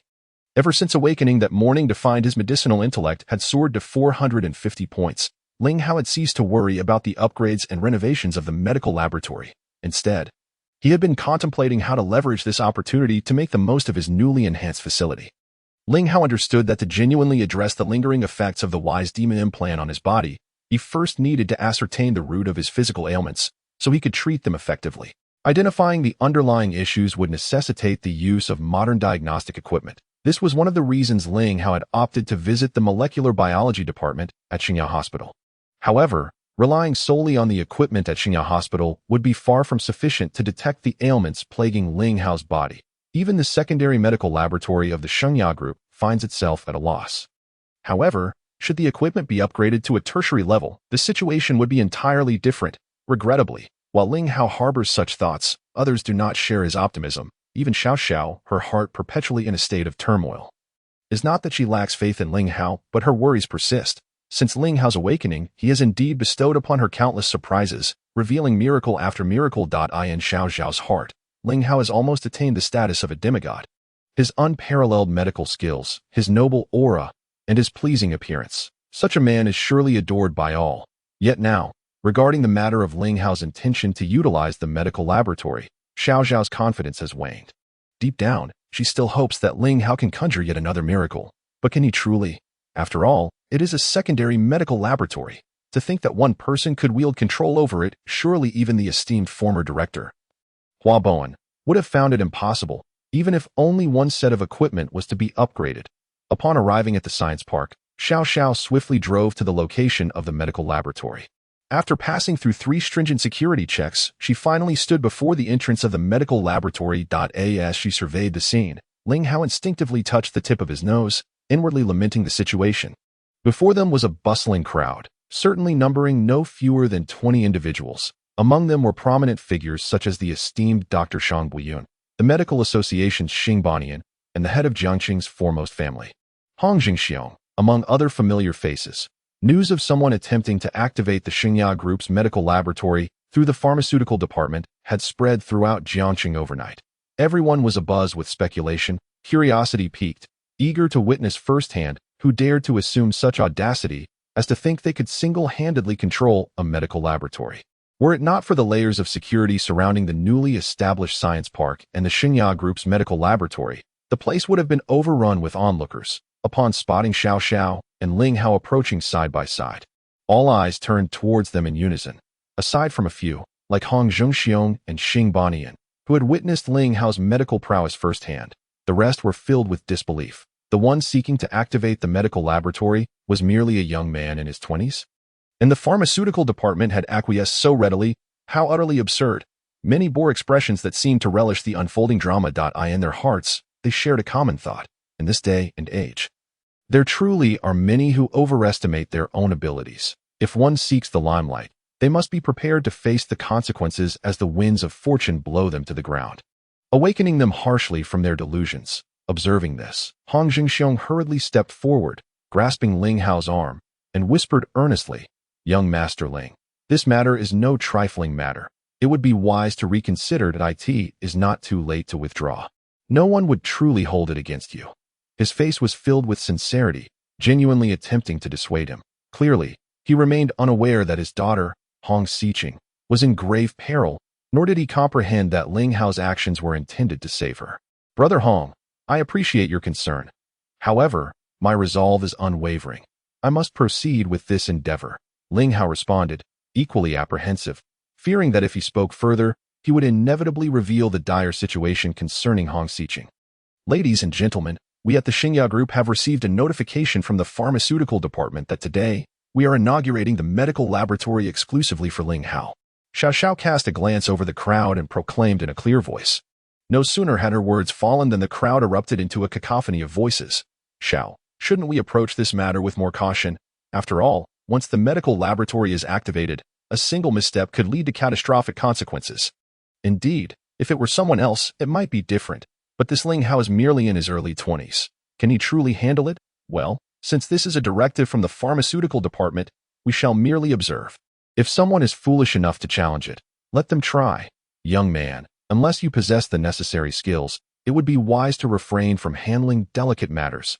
This is no trifling affair. In a moment, over 20 individuals were engaged in animated discussions, and the entrance of the medical laboratory was filled with a hubbub of voices. Only a few, including Hong Shao, Shang Boyun, and Xing Banian, remained silent, having previously witnessed Ling Hao perform astonishing medical feats that defied imagination. They pondered whether he might once again achieve the miraculous. Silence. Enough of this chatter. Xiao Xiao, noticing the growing commotion, furrowed her elegant brows and shouted sternly. The bustling noise ceased abruptly. Her commanding presence, the icy demeanor of a formidable Xiao, was unmistakable. Today, we are activating the medical laboratory as per the pharmaceutical department's request. Anyone with objections is welcome to leave this place. Before the watchful eyes of all, the imposing doors of the long-unused medical laboratory slowly swung open. Ling Hao stepped forward, stood at the threshold, and glanced at the assembly, curiously inquiring, wasn't it said that Hua Zitong would be arriving? Why has she not yet come? The flight is delayed. She is likely to arrive in about an hour. We have already made contact. You should proceed to familiarize yourself with the facility, and when she arrives, I shall escort her in. Ling Hao smiled faintly. Trust me, just wait here for now. As for Sichun, I leave that to you. Xiao Xiao nodded, choosing not to say more. The 20 or so individuals, each with their own thoughts, watched as Ling Hao entered the medical laboratory, their gaze fixed on the heavy doors as they closed once again. For a long while, silence enveloped the group. Their attention remained on the adjacent monitoring screen, which displayed Ling Hao's activities within the laboratory in vivid detail. Upon entering the medical laboratory, Ling Hao was taken aback by the sheer scale of what lay before him. An absolute masterpiece, it was indeed worthy of being one of the foremost medical laboratories in the Great Xia Kingdom. It was evident that although the facility had not been utilized for some time, it had been meticulously maintained and updated. The large equipment visible upon entry was of the most advanced variety, all meticulously cared for, showing no signs of neglect due to a lack of capable hands to operate them. Talented individuals may be common, yet true connoisseurs are rare. Gently brushing his hand over the cold instruments, Ling Hao could not help but sigh and lament. He felt a sense of sorrow not only for the equipment, but also for the state of the medical profession in the Great Xia Kingdom. Talent, clearly, was not in short supply.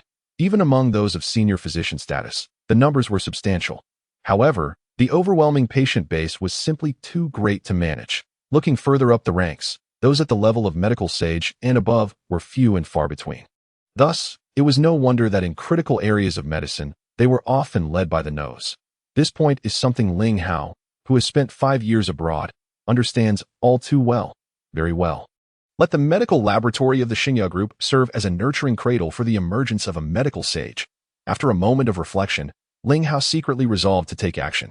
Chapter 57. He is a madman. The urgent task at hand is to swiftly upgrade and transform this equipment. After all, Hong Xiqing remains in a deep slumber, awaiting his antidote.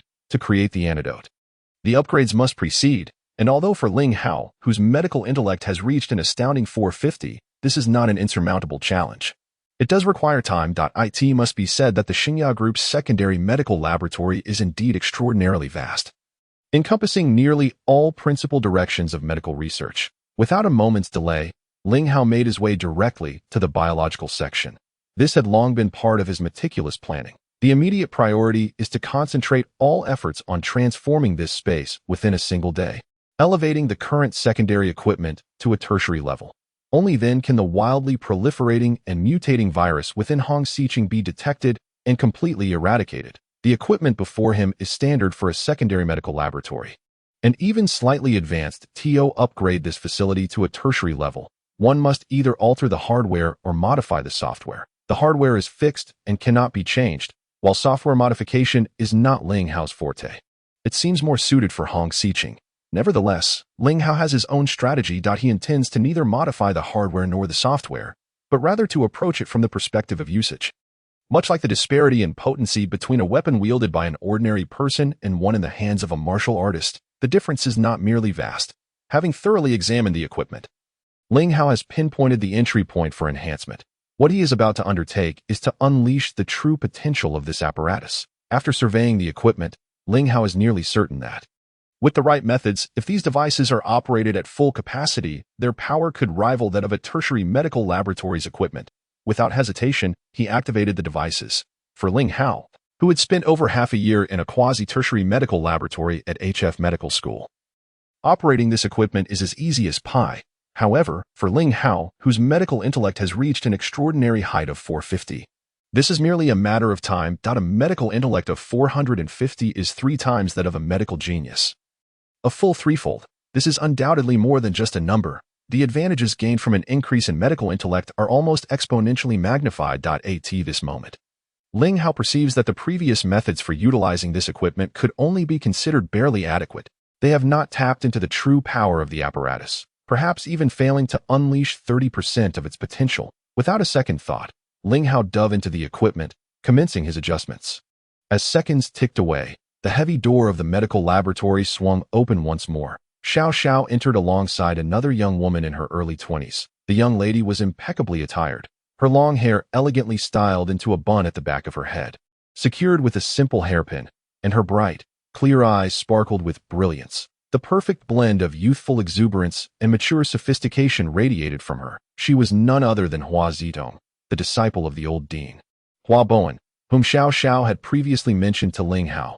Due to the connection with Hua Bowen, Xiao Xiao and Hua Zitong have become quite familiar with each other. Xiao Xiao admires the vibrant aura of youth and the carefree spirit that radiates from Hua Zitong, while Hua Zitong is captivated by Xiao Xiao's poised and composed demeanor. In a certain sense, they share a mutual appreciation for one another. Perhaps it is this very backdrop that has led to the two, who have known each other for many years, unknowingly embodying aspects of each other's temperament. This amalgamation of qualities has rendered the already remarkable duo even more enchanting. Xiao Xiao and Hong Xicheng are renowned as the dual beauties of Jiangcheng. Yet Hua Zitong, in both grace and appearance, is certainly their equal. Deep down, Xiao Xiao has always regarded Hua Zitong as her dearest younger sister. Zitong, why are you walking so fast? Are you eager to meet Ling Hao? Let me remind you, he is your brother-in-law. Don't worry, I won't compete with you. However, I must first see what kind of man has managed to steal my sister Xiao Xiao's heart. Xiao Xiao gazed at the striking figure before her, shaking her head in resignation, yet she quickly followed suit. Joking aside, Xiao Xiao genuinely harbored concerns for Ling Hao, uncertain whether he would succeed. Meanwhile, Ling Hao, engrossed in maneuvering the equipment and striving to find the optimal combination, remained oblivious to the arrival of Xiao Xiao and Hua Zitong. Hua Zitong, however, stood obediently beside Ling Hao, observing him as he adjusted the equipment. Yet, her expression grew increasingly grim, even contorted with anger. Hey, stop that. What you're doing violates the operational protocols of the equipment and could render it useless. Unable to contain herself any longer, Hua Zitong issued a serious warning. Ling Hao, at a critical juncture, disregarded Hua Zitong's outcry, lacking the bandwidth to respond. Witnessing Ling Hao's blatant dismissal of her, Hua Zitong's fury intensified. During Hua Bowen's tenure as the director at Xinghua Hospital, the medical laboratory of Xinghua Group was under his stewardship. As Hua Bowen's granddaughter and devoted disciple, Hua Zitong had always assisted in managing this laboratory. Consequently, since Hua Bowen's departure due to illness, she had followed her grandfather's instructions to maintain the facility regularly. She had nearly mastered the operational methods and protocols of the equipment, knowing them by heart. Yet now, someone was blatantly disregarding the laboratory's management regulations and the operational guidelines, recklessly tinkering with the equipment, an utterly unimaginable situation. Is this the man Xiao Xiao has set her sights on? Is this the so-called divine doctor for whom the medical department has specifically issued a notice to utilize the laboratory? A fraud, undoubtedly a mere charlatan seeking attention, a lunatic, a reckless madman.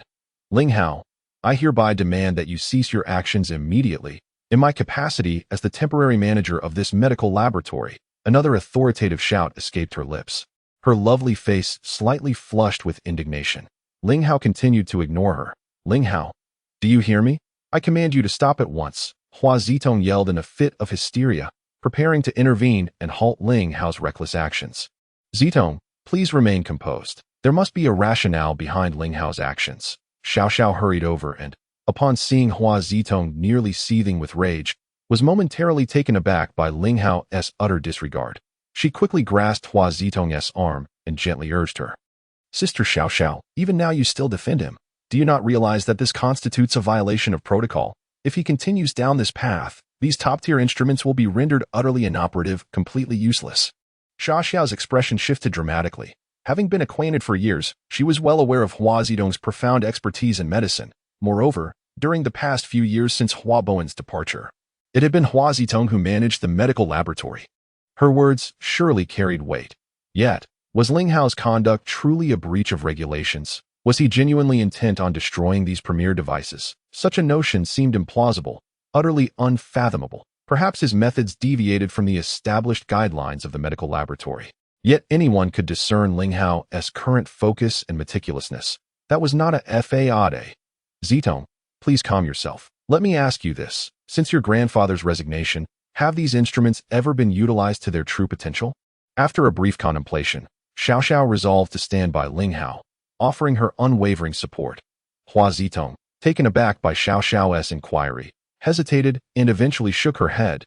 If they had not been utilized, what distinguished them from scrap?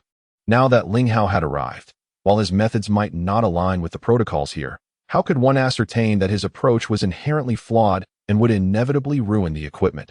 However, as Hua Zitong listened to Xiao Xiao's impassioned argument, she gradually regained her composure. Initially driven by instinct to rebut, she found herself at a loss for words. Casting another glance at the utterly absorbed Ling Hao, a tinge of complexity stirred within her heart. Had I wronged him? That was inconceivable. My grandfather's teachings could not possibly be erroneous. Chapter 58. If you are capable, step forward. Just as Ling Hao immersed himself in research within the medical laboratory, 3 figures approached the entrance, 2 men and 1 woman. They were Xue Zian, along with Yi Hu and Xian Hu from the pharmaceutical department, conspicuously missing Fei Fu. All eyes were fixed on the large screen before them.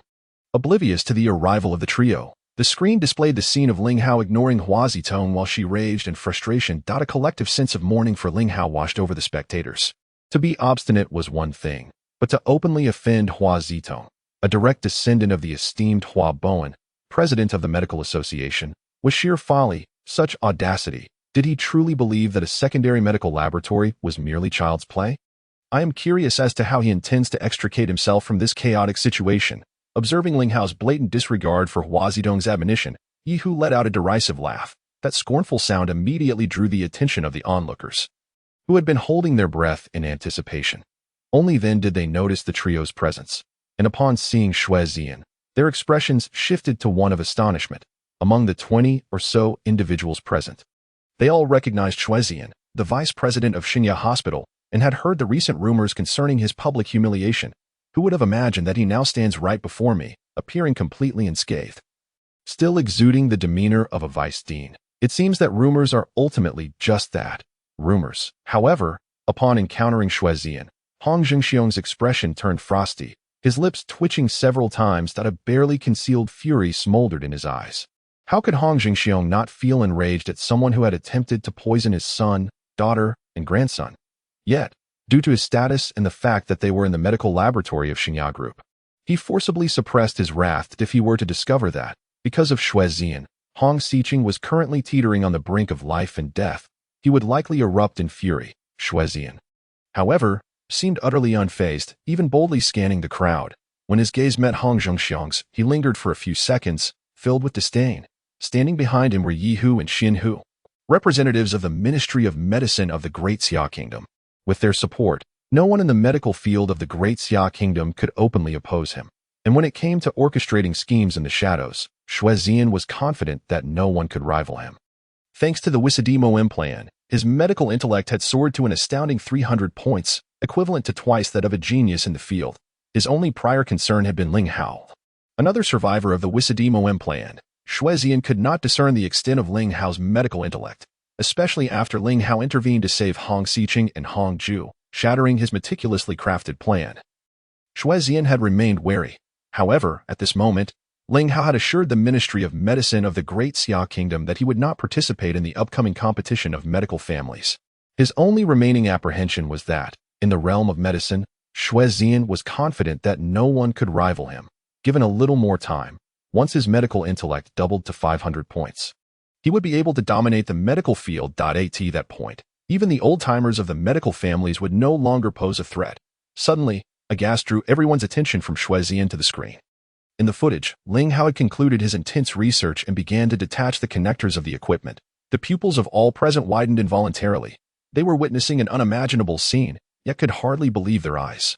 Ling Hao, who had seemingly secured the rights to the Xiao Group medical laboratory through unknown means, was now recklessly engaging in acts of destruction. Not only was he operating the equipment improperly, but he also had the audacity to dismantle the connectors. This was utterly outrageous, intolerable. The medical laboratory, especially a secondary medical laboratory, was a sacred place in the hearts of every medical practitioner. Yet here was Ling Hao, wantonly vandalizing this sanctum. No, this cannot continue. Even with the Ministry of Medicine's permission, we cannot stand idly by while this young man wreaks havoc in the laboratory. He must surely be out of his mind.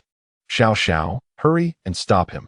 Each individual present was a heavyweight in the medical field of Jiangcheng, and all were filled with righteous indignation. However, everyone found themselves at a loss, for they were utterly unable to access the medical laboratory before them. Naturally, their overwhelming fury failed to reach Ling Hao in the slightest. Not only the crowd outside, but even Hua Zitong and Xiao Xiao, who were within the laboratory, were taken aback by Ling Hao's sudden actions, their faces paling in shock. Ling Hao, have you lost your mind? Stop this at once. Hua Zitong was the first to cry out, attempting to rush forward to halt Ling Hao's reckless behavior. Unexpectedly, she was seized by Xiao Xiao, who held her back. Sister Xiao Xiao, what are you doing? Hurry and stop him. He has gone mad. Xiao Xiao did not release Hua Zitong's delicate hand, nor did she show any intention of restraining Ling Hao. With each connector Ling Hao pulled away, Hua Zitong felt a sharp pang in her heart that I cannot ascertain whether he is mad or not, but I am certain that he must have his reasons for doing this. I trust him. As she observed Ling Hao deftly disconnecting half of the devices, Xiao Xiao resolutely declared. Hua Zitong was rendered completely speechless, staring blankly at Xiao Xiao, unable to articulate her thoughts. The shock on her fair visage was far more severe than her earlier astonishment at Ling Hao's destruction. Sister Xiao Xiao, have you also lost your mind? You must stop him. The medical laboratory of Xiao Group cannot be destroyed in an instant. Seeing that Ling Hao had nearly disconnected the chaotic array of connectors, Hua Zitong felt a wave of dizziness wash over her, and she screamed in desperation. It is too late now. Sometimes destruction is necessary for rebirth. Let us wait and see. Trust me, and also trust Ling Hao. All right. The initial shock in Xiao Xiao's heart had subsided, replaced by curiosity. At this moment, she watched Ling Hao busily at work with great interest, secretly speculating on his intentions. Ling Hao paid no heed to the commotion caused by Xiao Xiao and Hua Zitong nearby. He was wholly focused on executing his renovation plan for the medical laboratory. After a brief period of exploration and adjustment, he felt confident about upgrading the equipment before him. What he needed to do was reorganize and optimize the connections of these devices according to his own devised methods, thereby increasing their utilization rate from a mere 30% to over 80%. The equipment in this secondary medical laboratory was indeed extraordinary, with hundreds of connectors alone. Although Ling Hao's medical intelligence had surged to an impressive 450 points, he still invested considerable effort into the task. Yet, this was merely the beginning. The real focus lay ahead. Ling Hao raised his head, exhaling a sigh of relief, and stretched his aching back. Upon turning around, he noticed Xiao Xiao standing with a beautiful young lady, both gazing intently at him. President Xiao, why do you look at me like that? I presume this young lady is Ms. Hua Zitong. Seeing Ling Hao's face adorned with a cheerful smile reassured Xiao Xiao, who nodded at him with a warm grin. Remaining silent, in stark contrast, Hua Zitong's eyes widened in fury, as if she wished to devour Ling Hao whole. Do you have any idea what you just did? Do you understand where this place is? Do you comprehend how your chaotic actions have wasted the hard work of countless individuals? Hua Zitong was seething with anger, not merely due to Ling Hao's earlier disregard for her presence, but more significantly because she could not bear to witness a secondary medical laboratory meet its untimely demise. I am at a loss. If you are capable, then by all means, take action.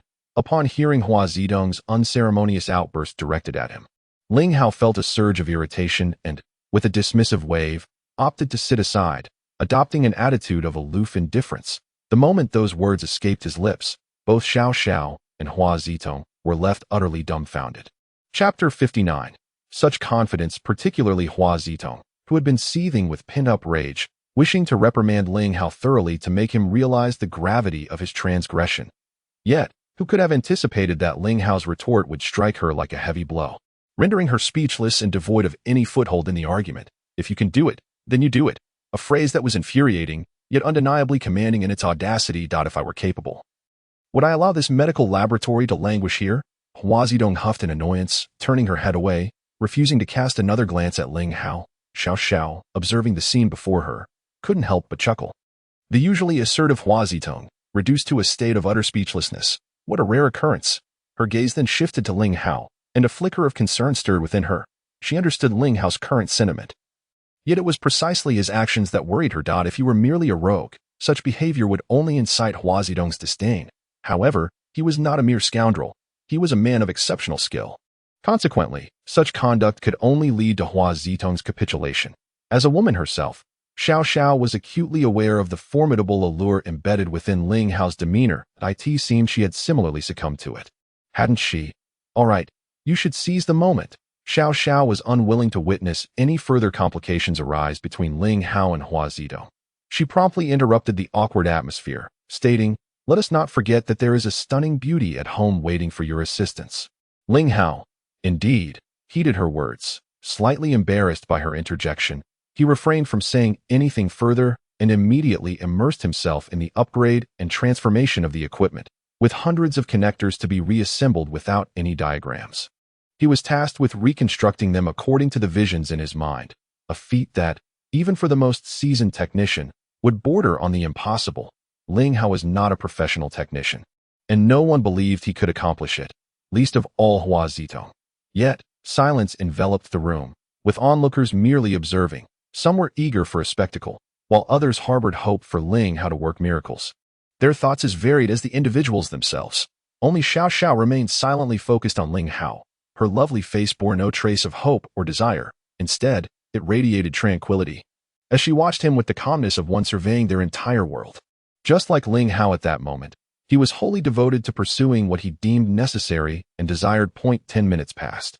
Half an hour went by. A sheen of perspiration had formed on Ling Hao's forehead. Yet his expression grew increasingly cheerful. Unbeknownst to her, Hua Zedong's mouth had fallen agape, her countenance awash with astonishment. An astonishment that knew no bounds. At the entrance of the medical laboratory, the crowd fixated on the large screen appeared utterly petrified. Yi Hu and Xian Hu were no exceptions. They could hardly believe their eyes. Ling Hao had succeeded. He had connected all those hundreds of connectors with remarkable precision, far surpassing the previous wiring in both organization and execution. It was simply astonishing, unequivocally incredible. Only two individuals stood apart from the rest. One was Xiao Xiao, who, with her ever-present smile, gazed at Ling Hao without a hint of surprise or astonishment. The other was Xuezian, his expression dark and brooding, fixated on Ling Hao on the screen, lost in contemplation. After all, it was merely a matter of piecing together these plugs. What was so extraordinary about that? If he truly had the capability, let us see if the equipment actually functions. If it operates correctly, then he deserves credit. Jealousy and resentment were evident on his face. Xuezian's remarks snapped the onlookers from their stupor. Indeed, it was simply a matter of connecting those connectors. The real question was whether the equipment would operate. Xiao Xiao, I can't be mistaken, can I? He really did connect those connectors. Hua Zedong bit her tongue hard, feeling the pain, confirming that she was not dreaming. After all, these were hundreds of connectors from a level 2 medical laboratory. While others might not grasp the complexities involved, Hua Zedong was acutely aware. She was 100% certain that even if she were in his place, she could never achieve this. Yet Ling Hao had done it, and he had done so with remarkable finesse. The sight of those connections was truly pleasing to the eye. Xiao Xiao flashed a slight smile at Hua Zedong, remaining silent. Yet her confident demeanor clearly conveyed that she had anticipated this outcome all along. Xiao Xiao, do you have such unwavering faith in him? Hua Zedong queried, puzzled, as she regarded Xiao Xiao. She simply could not comprehend why these two individuals were so extraordinary. One disregarded the gazes of the crowd, engrossed in what he believed should be done, unfazed by being labeled a madman. The other unconditionally believed in this so-called lunatic, holding steadfast confidence in him while quietly offering her support. Were they the ones mistaken? Or was it the crowd that had erred?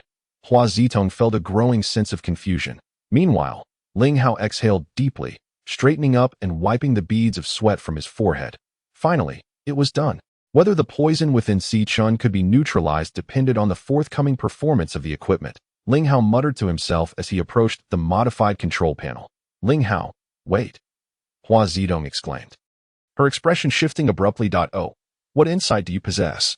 Ling Hao replied, his tone somewhat frosty. It was hardly surprising, given the circumstances. Nevertheless, he paused and turned to Hua Zedong, who had been persistently attempting to obstruct him from the outset.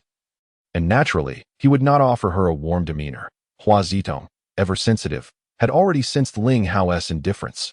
After a slight hesitation, she finally met his gaze. Are you sure you can do this? If that by any chance a connector is incorrectly connected, and you recklessly activate the device, then this apparatus would be utterly destroyed. Ling Hao smiled faintly, directly disregarding the warning expressed by Hua Zedong, his confidence radiating through his smile. Amidst this self-assured grin, Ling Hao's hand had already reached the activation button. At the entrance of the medical laboratory, everyone's hearts raced to their throats. 20 pairs of eyes remained fixed, motionless, on the monitor screen displaying Ling Hao's hand. It seemed that this singular hand could dictate the future. Even Xue Zian, who had just moments earlier mocked Ling Hao with sarcastic remarks, held his breath, staring blankly at the screen. Xiao Xiao and Hua Zedong instinctively clasped each other's hands tightly, their faces etched with tension as they gazed at Ling Hao's hand. Yet, Ling Hao remained unfazed, grinning widely as he effortlessly pressed the activation button. The device, as desired, powered on, successfully passing its self-check and entering the main interface. No anomalies appeared as everyone had anticipated, nor did any strange noises manifest.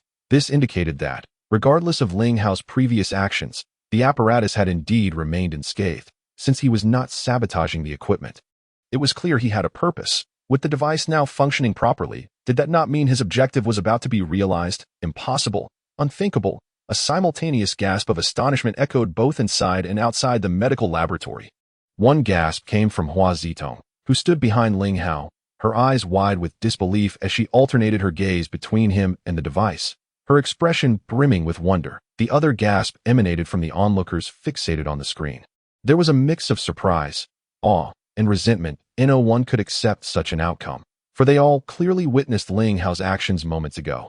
With the device operating normally, it signified that Ling Hao had indeed acquired the capability to control the secondary medical laboratory equipment.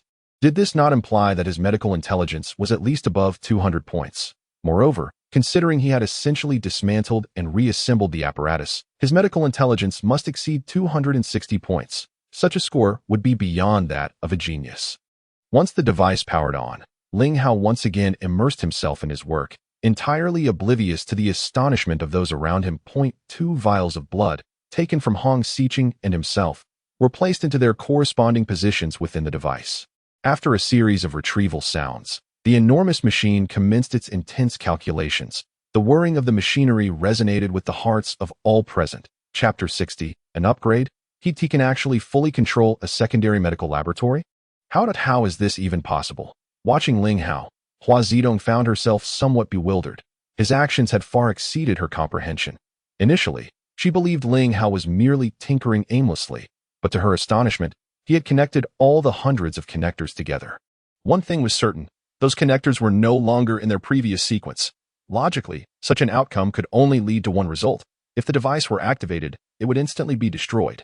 Yet now, the device not only remained intact, but functioned with remarkable order.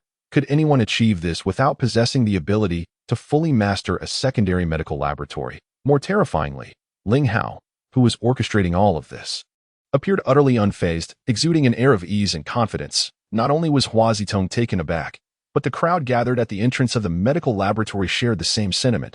Even Xue Zian, who had initially brimmed with confidence, found himself momentarily stunned. Originally, Xue Zian had come with a plan, not only to witness Ling Hao's blunders, but also to seize the opportunity to showcase himself. When he saw Ling Hao begin to tamper with the equipment, Xue Zian felt a surge of delight, relieved that Ling Hao was indeed playing into his hands, presenting him with a splendid opportunity. While everyone else was astonished by Ling Hao's reckless actions, Xue Zian was overjoyed, even wishing that Ling Hao would escalate the situation further, with such thoughts occupying his mind. Xue Zian remained laser-focused as Ling Hao disconnected the connectors. relying solely on his remarkable memory to commit the details to mind. After all, the medical genius's intellect was far beyond ordinary comprehension. The moment Ling Hao activated the equipment, Xuezian began envisioning a scenario where, after restoring the equipment to its former state, everyone would regard him with newfound respect, relegating Ling Hao to the ground beneath his feet. Xuezian was confident that with his 300 points of medical intellect, restoring the equipment would pose no challenge. However, to his astonishment, all of this was merely a figment of his imagination. The anticipated scene where the equipment was damaged, prompting a unanimous call for Ling Hao's severe punishment, followed by the collective endorsement of Xuezian to rescue the situation, never materialized. Not only did it fail to occur, but he seemed not to have even a chance to provoke Ling Hao. The equipment remained intact and operational. Ling Hao remained calm, as composed as ever, but a flicker of panic crept into Xuezian's heart. Observing Ling Hao, it was evident that he was capable of more than merely restoring the equipment. Was he, in fact, modifying the apparatus? And had he succeeded? The realization struck him like a thunderbolt, intensifying the murderous glint in his eyes. In the brief moment when the crowd stood in astonishment, Ling Hao had already commandeered the equipment, successfully collecting and analyzing 2 blood samples, one taken from Hong Shao and the other his own. Access to the advanced level 3 medical laboratory was not easily granted, particularly for someone like Ling Hao, who faced numerous hurdles. Thus, seizing this rare opportunity to also examine his blood sample was part of Ling Hao's meticulous plan. As he scrutinized the test results, Ling Hao suppressed the wild beating of his heart, a smile curling at the corners of his mouth. The upgraded level 3 medical laboratory equipment had indeed met his expectations. Everything was firmly under his control. After making slight adjustments, without any delay, Ling Hao fed the results back into the apparatus. The equipment were back to life, operating at full capacity. Xiao Xiao, what exactly is he trying to achieve? Hua Zitong had begun to grasp Ling Hao's intentions. He seemed intent on utilizing the upgraded equipment to analyze those 2 blood samples. Yet, the results were already available. What more could he possibly want? I don't know, but all we need to do is observe from here. Trust me. Xiao Xiao gazed at Ling Hao with remarkable composure and uttered a single phrase that in this moment, she harbored unwavering confidence in him. Indeed, she had always been so. Upon hearing this, Hua Zitong stared at Xiao Xiao in a daze. Increasingly perplexed, wasn't Xiao Xiao renowned for her aloof demeanor in Jiangcheng? Why, then, did she now exhibit such unconditional trust in Ling Hao? How many astonishing secrets did this man possess? Initially, following Hua Bowen's instructions, Hua Zitong had come to Jiangcheng to offer assistance, yet she now found herself merely an observer. Similarly, Xuezian, who had hurried here with the intention of stepping on Ling Hao's shoulders to make a name for himself, had also become a mere spectator. Those who had gathered to witness the spectacle ended up as genuine onlookers. Yet this performance was truly astounding. The sole protagonist was Ling Hao, with no supporting characters. Contrary to everyone's expectations that he would fail and become the subject of ridicule, he delivered an immense surprise to each and every one present. The equipment of the 2nd-level medical laboratory had been transformed and upgraded, and it was functioning smoothly. Only Xiao Xiao maintained an expression of calm, though her heart surged with tumultuous waves. Ling Hao had once again allowed her to witness a miracle. This man, her fiancé. How many more secrets did he conceal? The equipment had entered a state of self-sustaining operation at full capacity. Seizing the opportunity, Ling Hao spent a quarter of an hour organizing the optimized operation procedures for the equipment. Miss Hua, you have always managed this laboratory, haven't you? Here are the operating procedures for the upgraded equipment. I entrust them to you for review. Ling Hao turned to Xiao Xiao with a smile before shifting his gaze to Hua Zitong, casually remarking as he touched the tip of his nose, You truly modified this equipment? T3rd-level equipment. Hua Zitong, still reeling from shock, froze once more upon hearing Ling Hao's words, instinctively asking. Almost entranced, she found herself drawn to the computer beside Ling Hao.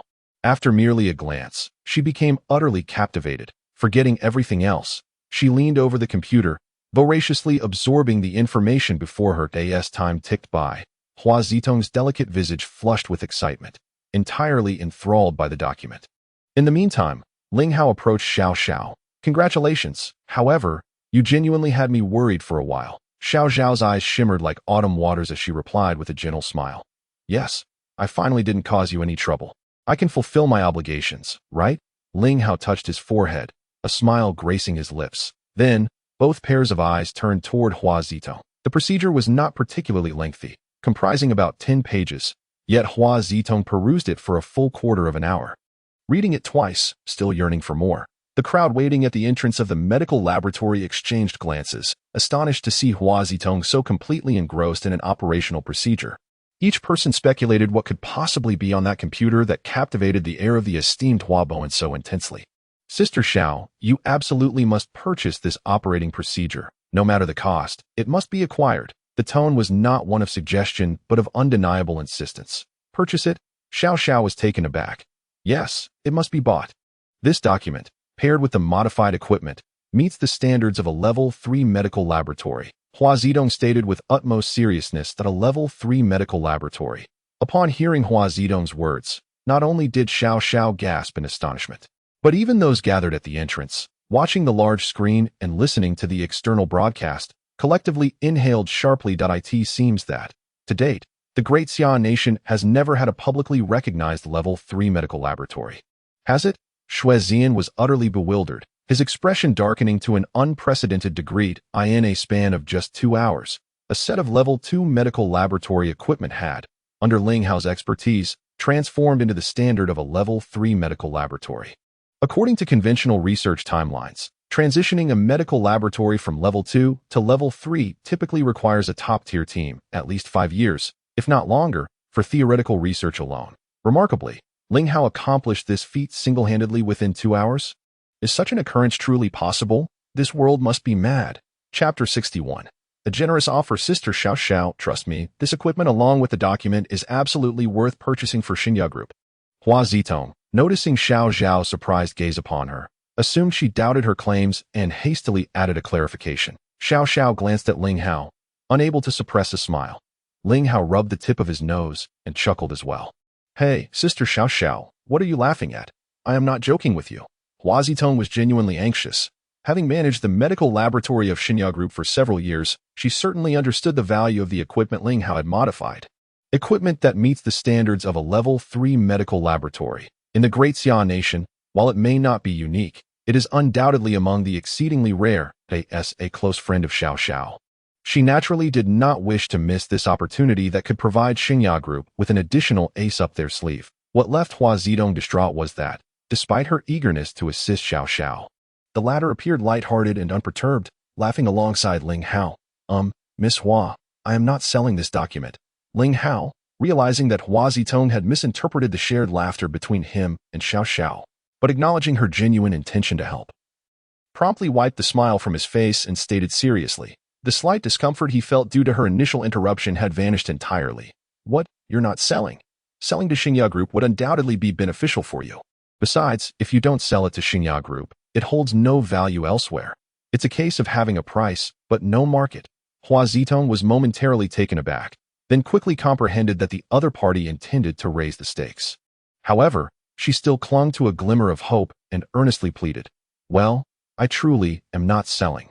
Ling Hao nodded affirmatively, then turned to Xiao Xiao and inquired, Does Xinya Group find it necessary to purchase this? Xiao Xiao shook her head with a smile. Hua Zitong was instantly dumbfounded. One thing was not selling, but she had clearly articulated the value of the equipment and document, yet Xiao Xiao still refused to buy? It was disheartening. It felt like a tragic case of good intentions being mistaken for folly. Would you consider giving me this document for free? Amidst Hua Zitong's evident disappointment, Xiao Xiao asked casually. Certainly, it's a deal.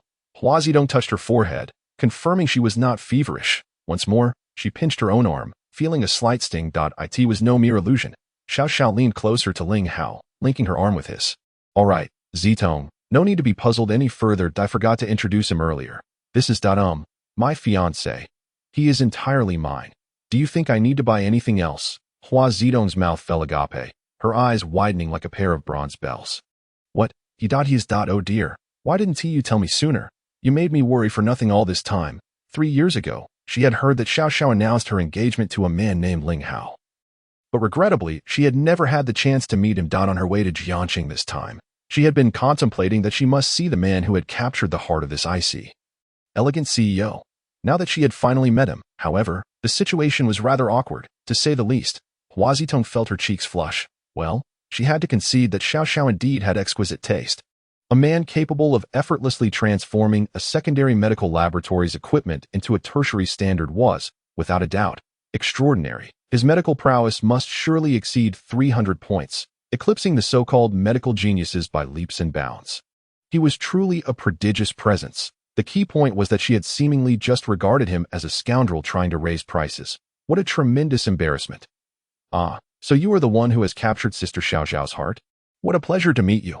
After a moment of dazedness, Hua Zitong shook off her earlier awkwardness. Since he was Sister Xiao Xiao's fiancé, there was no need for formality. She graciously extended her right hand. Ling Hao, impressed by how quickly Hua Zitong had adjusted her demeanor, responded warmly. Hello, my name is Ling Hao. You may call me brother-in-law. Ling Hao grasped Hua Zitong's delicate hand with a cheerful smile. No sooner had he spoken than he was met with Xiao Xiao's two exasperated glances. Brother-in-law, I am Hua Zitong. The first time she addressed Ling Hao as brother-in-law, Hua Zitong felt a peculiar sensation. It was not the title itself that felt strange, but rather her curiosity about Ling Hao. Just then, the sound of the equipment operating at full capacity ceased. Ling Hao's expression brightened, seizing the moment. He released Hua Zitong's hand and hurried over to the equipment display. After scrutinizing the results for a while and tinkering with the machine, 2 sets of results were printed. Upon reviewing them, Ling Hao cast a contemplative glance toward the surveillance camera, solemnly tucking the 2 documents away. A look of triumph radiated from his face. Well, this upgraded equipment will serve as my fee for utilizing the medical laboratory. My business here is concluded. Farewell. With a beaming smile, Ling Hao waved goodbye to Hua Zitong and took Xiao Xiao's hand.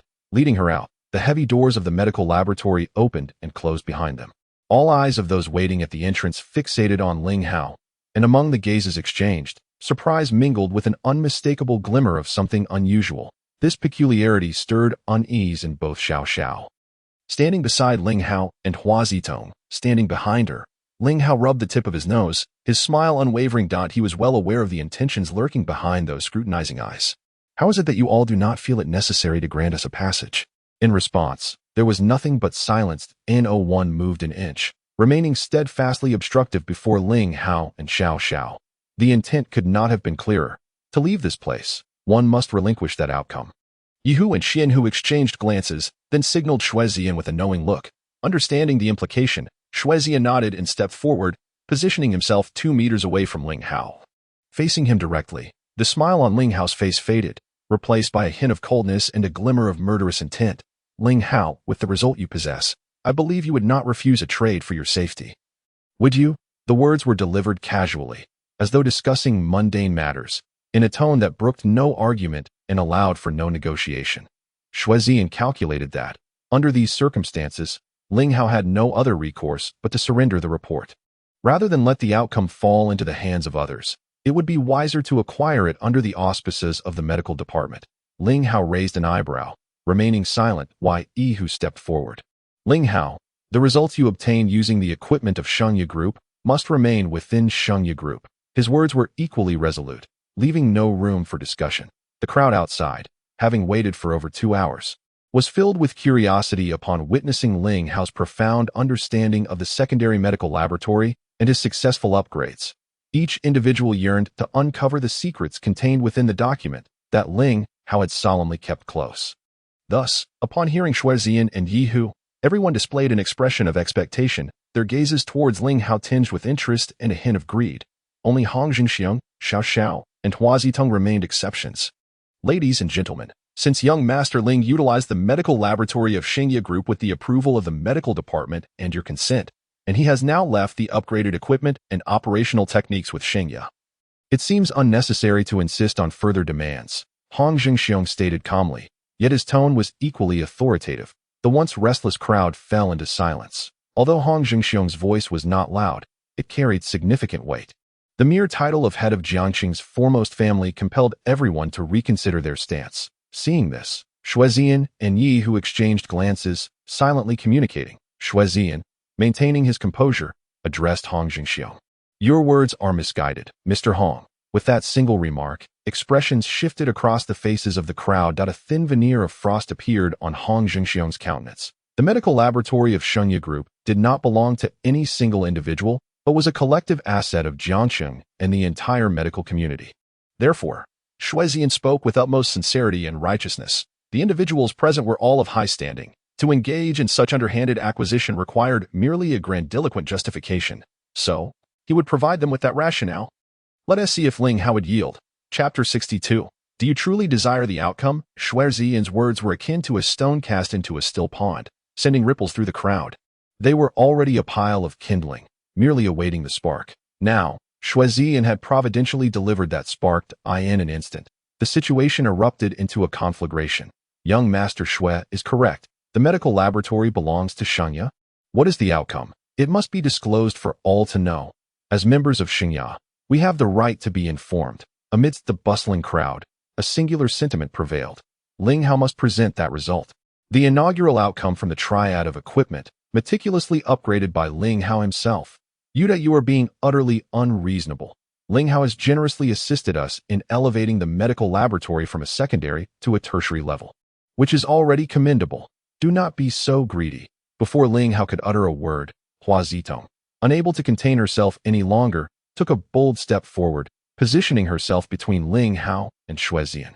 Her delicate visage flushed crimson as she shouted at the clamoring crowd. With that outburst, silence enveloped the gathering. All gazes shifted to Hua Zitong, their expressions rife with confusion and a hint of malicious speculation. Miss Hua, are you prepared to stand up for Ling Hao? Shuezian inquired with a mischievous grin, his interest piqued. Hua Zitong was incensed. Hua Bowen had always instilled in her that true medicine stems from a sincere heart, with the essence lying in refining one's inner self. Thus, she had always maintained a tranquil disposition. Yet today, she found herself devoid of that serenity. First astonished by Ling Hao's performance, and now infuriated by the pretentious facades exhibited by these so-called noble families. To demand Ling Hao surrender his hard-earned accomplishments under the guise of lofty reasoning? Thieves. No, even more contemptible than thieves. At least thieves adhere to a code. Shuezian squinted at Hua Zitong before redirecting his attention to Ling Hao. Ling Hao, as a man of stature, do you intend to hide behind a woman, allowing her to defend you? Ling Hao instinctively touched the tip of his nose, offering a wry smile as he stepped forward to shield Hua Zitong. His gaze swept slowly over the crowd, and with his right index finger raised, he seemed poised to speak, yet ultimately remained silent. His profound gaze, sharp as a blade, pierced through the souls of those before him. Do you truly wish to behold that result? Under Ling Hao's scrutiny, the crowd nodded almost involuntarily. A faint smile graced Ling Hao's lips as his eyes locked on Shuezian's face. Do you genuinely desire that result? Shuezian blinked, instinctively nodding again. Ling Hao retrieved the coveted result from his pocket, prompting a collective gleam of anticipation in everyone's eyes as they stepped forward in unison, their desires unmistakable. Ling Hao, do not yield it to them. Suddenly, Xiao Xiao, who had remained silent thus far, reached out and grasped Ling Hao's hand, which held the result. The expressions of the crowd shifted dramatically, their gazes toward Xiao Xiao brimming with indignation, akin to famished lions witnessing their prey being snatched away. Ling Hao gently patted Xiao Xiao's delicate hand, offering a reassuring smile. Rest assured, it is of no consequence. Then, before the assembled throng, he folded the report in half. And amidst a sea of bewildered stares, he abruptly tore it asunder. Ling Hao, what are you doing? Ling Hao, are you mad? Stop this at once. The crowd once again surged forward in unison. Every individual cast an indignant glare at Ling Hao, anxiously shouting at him. You all desire this outcome, yet there is but a single copy.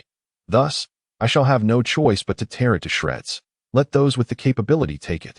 Upon uttering these words, while the crowd stood momentarily dazed, he suddenly hurled a handful of torn paper into the throng. He then seized Xiao Xiao and, exchanging a mysterious smile with Hua Zitong, remarked, let us depart. Xiao Xiao and Hua Zitong appeared taken aback, still struggling to comprehend the situation, yet instinctively followed Ling Hao as he dashed outside. The moment the scraps of paper flew from Ling Hao's grasp, the crowd descended upon them like ravenous lions unleashed from their cages, pouncing upon their meager prey. Each person shoved and jostled against one another, their heads bowed in search of the fragments. Entirely devoid of any semblance of nobility, upon seizing a piece of torn paper, one individual erupted in exhilaration, akin to a surge of adrenaline, and plunged back into the fray. The entrance to the medical laboratory was instantly thrown into chaos, resembling the tumult of a bustling marketplace. Such a peculiar scene had never graced the laboratory since its inception. Only Shuezian, Yihu, Xianhu, and Hong Xiong refrained from participating in the scramble. Observing Ling Hao scatter the torn paper, Hong Xiong grasped Xiao Xiao and Hua Zitong and began to depart, subtly discerning Ling Hao's intent. After a moment of contemplation, he wished to follow, casting a glance at Xuezian. His resolve wavering, yet ultimately chose to remain. The trio of Xuezian bore grim expressions, their eyes fixated on the chaos unfolding before them. Xianhu furrowed his brow, coldly inquiring. Hu and Xuezian exchanged glances, nodding slightly. Upon witnessing this, Xianhu let out a derisive laugh and stepped forward.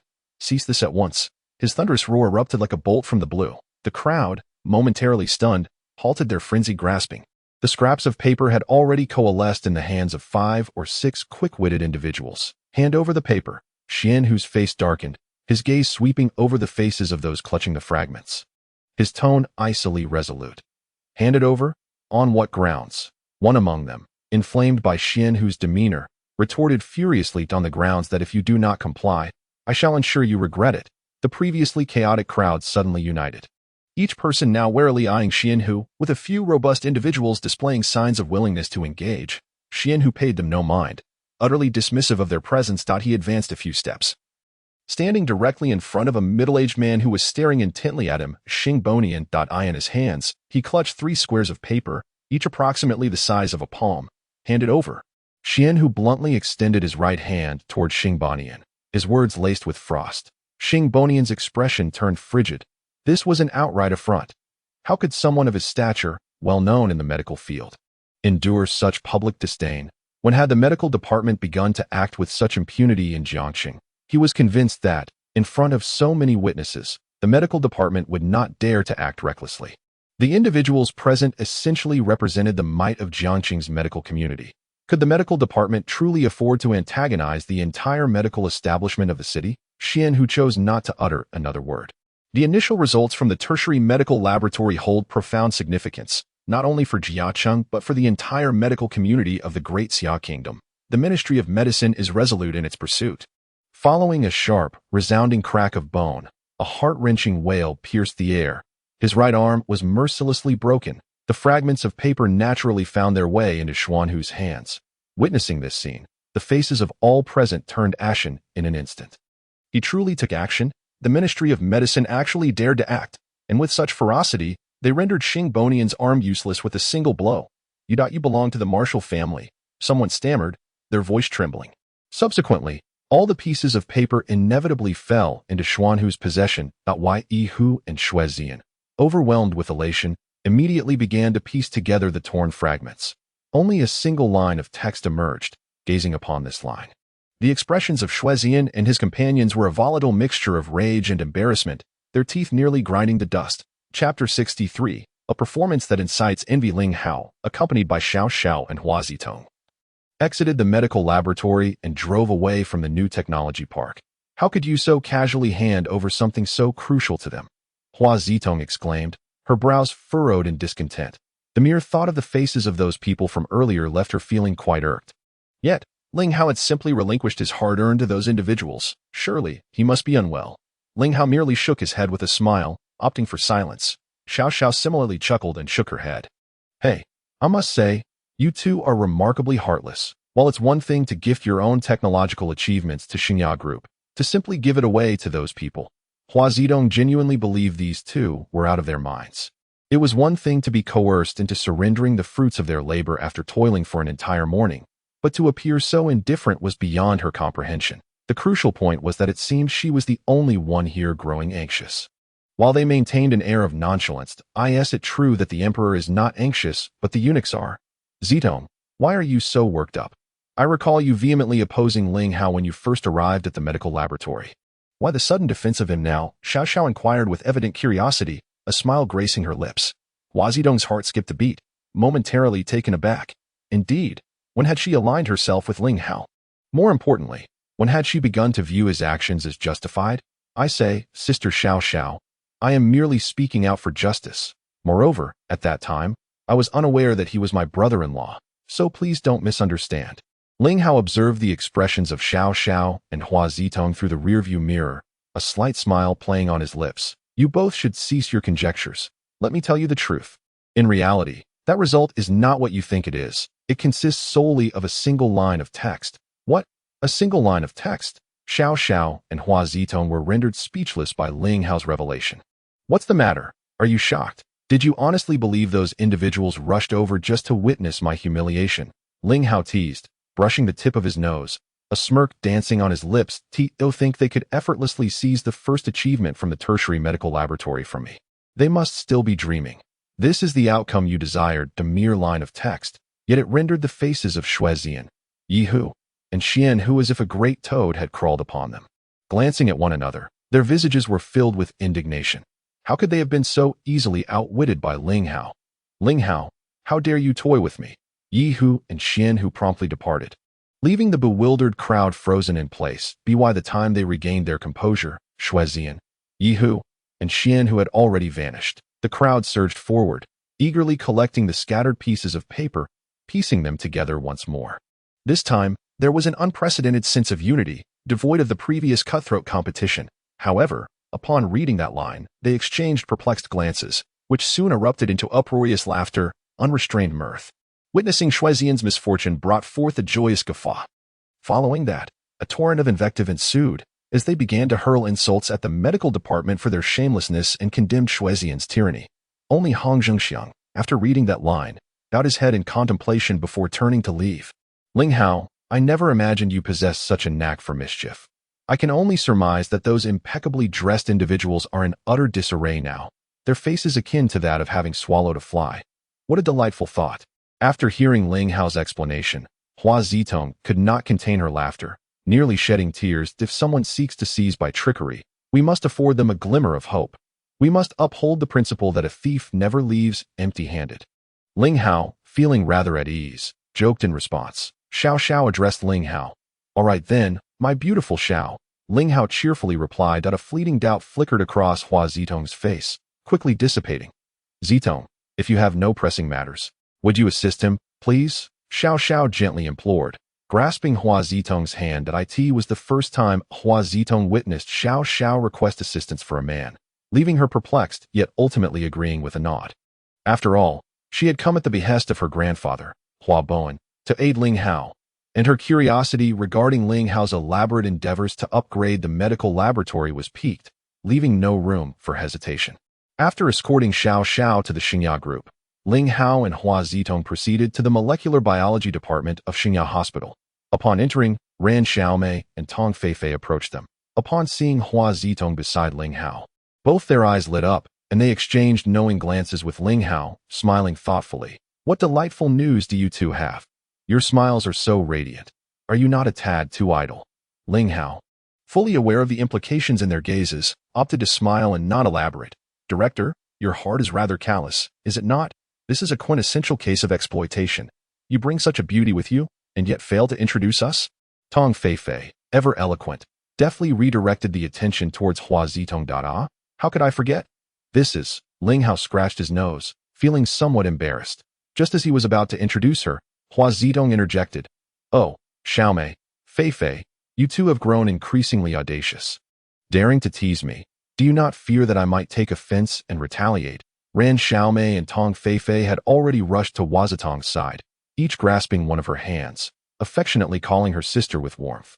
Ling Hao felt beads of sweat forming on his forehead. It seemed these two girls were acquainted with Hua Zitong, and judging by their demeanor, they were quite familiar. I say, you two, why do you look so cheerful today? Come, share the news with your sister. Let me share in the joy. Hua Zitong was also infected by the exuberance of Ran Xiaomei and Tong Feifei, her face adorned with a radiant smile. As they recounted the events, Tong Feifei gleefully remarked, we owe it all to our director. Last month, our performance bonuses turned out to be the highest in the entire hospital. Sister Zitong, don't you think that's worth celebrating? What? Your performance bonuses are the highest in the entire hospital? Hua Zitong was taken aback, unable to believe her ears. She was acutely aware of the situation at Xingya Hospital. The molecular biology department had always been an obscure field, a typical backwater. For years, the performance metrics of this department had been virtually non-existent. Yet now, it had attained the highest performance in the entire hospital. It was simply unfathomable. Indeed, do you still doubt our honesty, Sister Zitong? You see, just a few days ago, under the director's initiative, Several medical institutions signed collaboration agreements with our department. That's right, Sister Zidong, our director is truly remarkable. We adore him.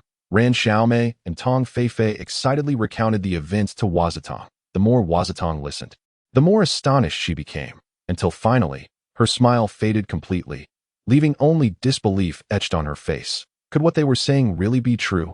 Gazing at Ling Hao, who was engrossed in his work at the computer, Huazitong asked somewhat dazedly, this is just the beginning, as long as they diligently apply themselves here. In 6 months, I can assure you that each of their performance bonuses could surpass the total of any other department.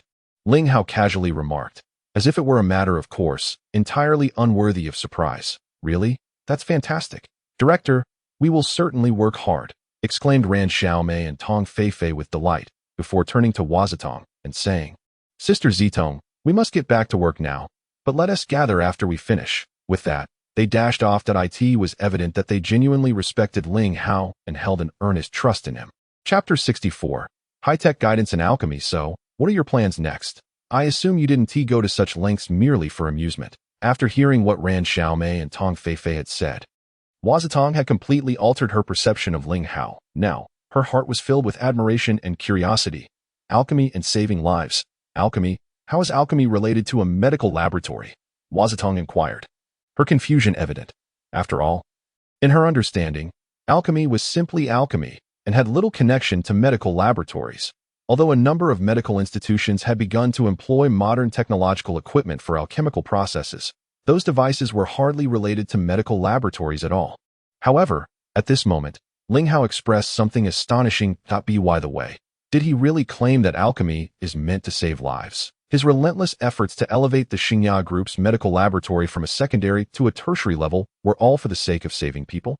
What do you believe is the essence of alchemy? From where do the prescriptions originate? They arise from the ailments. How do we ascertain the ailments? These simple words left Hua Zidong momentarily speechless. After a moment of contemplation, a flicker of insight illuminated her mind, and she suddenly comprehended. I understand now. I never anticipated that you would conceive of such a method. I must admit, you truly command my admiration. Her words were sincere. Ling Hao smiled faintly, printed a document, then neatly tucked it away. He then called out to Hua Zitong, saying, if you have no other matters to attend to, why not accompany me on an errand? I may require your assistance. Hua Zitong nodded, refraining from further inquiries, and followed Ling Hao out of Xingya Hospital, the headquarters of the pharmaceutical department in the suburbs of Beijing. The elder listened in astonishment to Yi Hu's report over the phone. What? Are you certain you did not misread? The Xingya Group's medical laboratory has indeed been upgraded to a tertiary level. It appeared that he had underestimated the young man's influence. If this were true, should he still continue to suppress him for the sake of supporting the Shui family? After a moment of deliberation, the elder clenched his teeth. Keep a close watch on him. Furthermore, unless absolutely necessary, avoid direct confrontations with him before the family competition. Ling Hao drove with Hua Zitong directly to the residence of the Venerable Xiao. Throughout the journey, they exchanged no further words, simply traversing the road in silence. Hua Zitong remained contemplative, silently observing Ling Hao's silhouette while lost in her own thoughts. Upon entering the house, Ling Hao greeted the old Master Xiao before heading straight to the room where Hong Xiqing lay. Seeing her still in a deep slumber, Ling Hao conducted another examination of her condition, his mood growing increasingly heavy. The only solace he found was in the stability of her pulse, indicating that her condition had not worsened significantly. However, the virus within her body continued to proliferate insidiously. Hua Zidong followed Ling Hao to the side of Hong Xiqing's bed, and, upon witnessing her current state, was immediately struck with alarm. Xiqing? How could she be like this? Earlier, Ling Hao mentioned that alchemy saves lives. Could it be that all his efforts are aimed at rescuing Xiqing? Old Master Xiao entered from outside, and, upon noticing Hua Zitong standing behind Ling Hao, paused in surprise. Miss Hua, when did you arrive? How is your grandfather's health? His words were imbued with evident concern, and it seemed he was quite familiar with her. Thank you for your concern, old master. I just arrived this morning to my grandfather's condition is relatively stable, but at this point, Hua Zitong's expression grew noticeably somber, and she forced a smile, adding, it seems you are becoming younger as the years go by. Old Master Xiao, well aware of Hua Zitong's underlying feelings, simply smiled in acknowledgement. Suddenly, he cast a glance at Ling Hao, as if struck by a thought. Miss Hua, your arrival is quite fortuitous. Perhaps there is someone who can treat your grandfather's ailment. Hua Zedong's expression clearly revealed a moment of astonishment. Upon noticing that the gaze of the old Master Xiao lingered on Ling Hao for a brief instant, she instantly fathomed the implications of his words. A flicker of excitement crossed her delicate countenance, only to be swiftly replaced by a wave of despondency. She contemplated speaking, yet ultimately refrained from voicing her thoughts. Master, I must prepare the furnace for alchemy. It seems I must trouble you once more to keep an eye on Xiqing. Ling Hao turned, sincerely addressing the old Master Xiao. Rest assured, and attend to your matters. You need not concern yourself with what transpires here.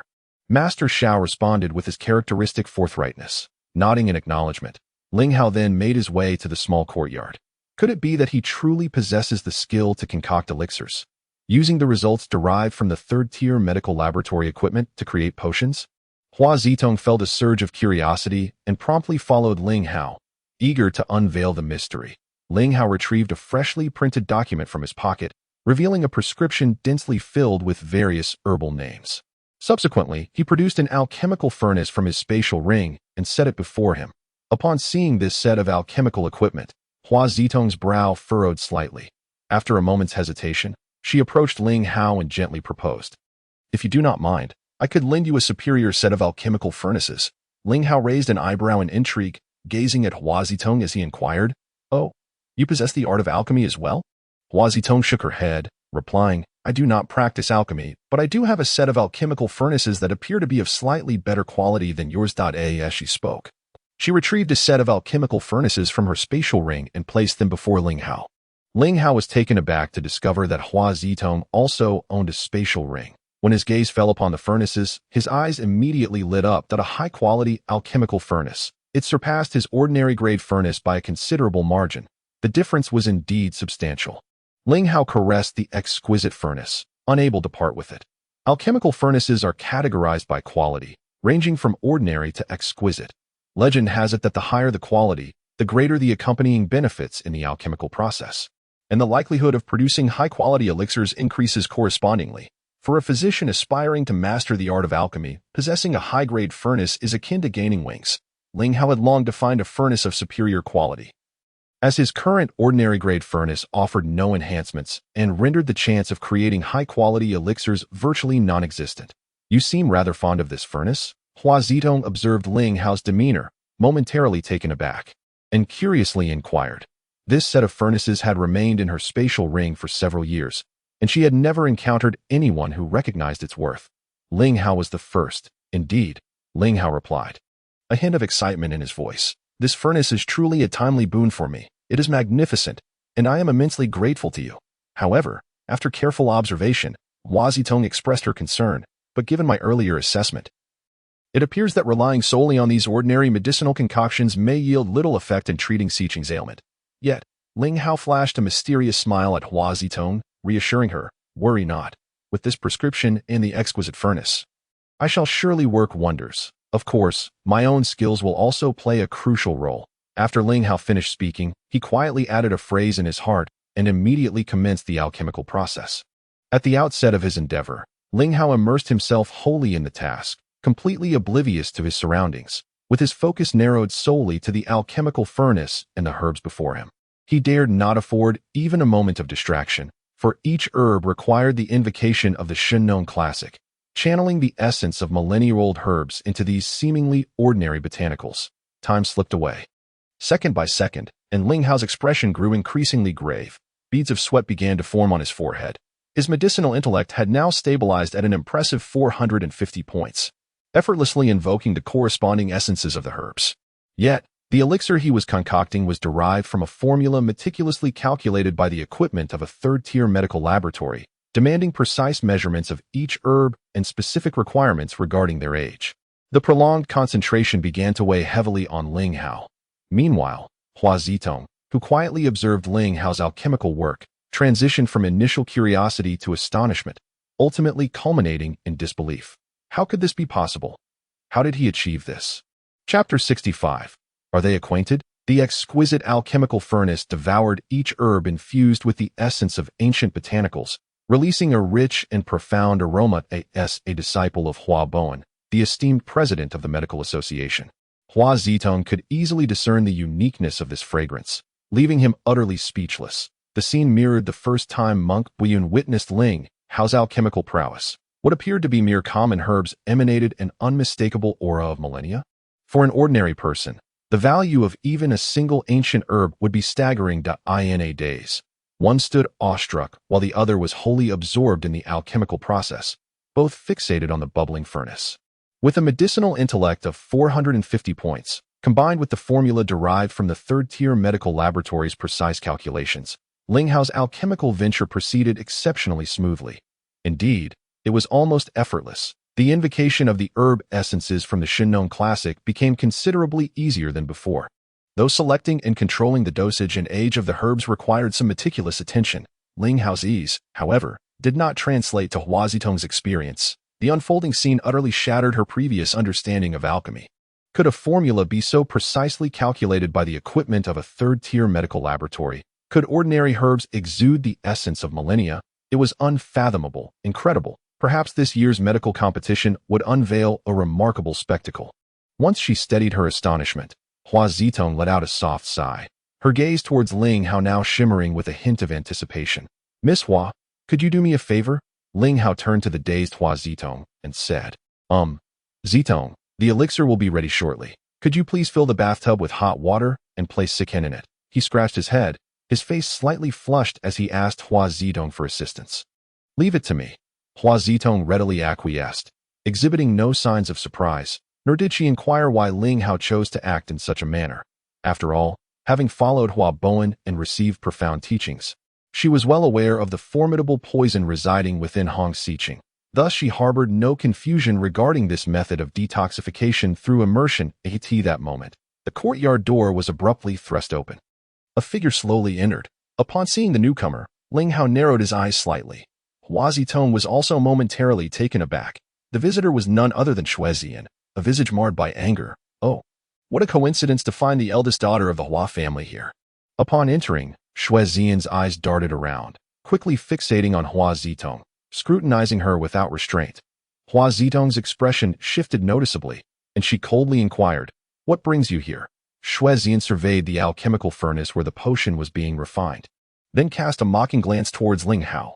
"Ling Hao, impressive indeed, to play this trick on me. So, are you ready to hand over that result?" Ling Hao remained silent, turning his back to tend to the alchemical furnace.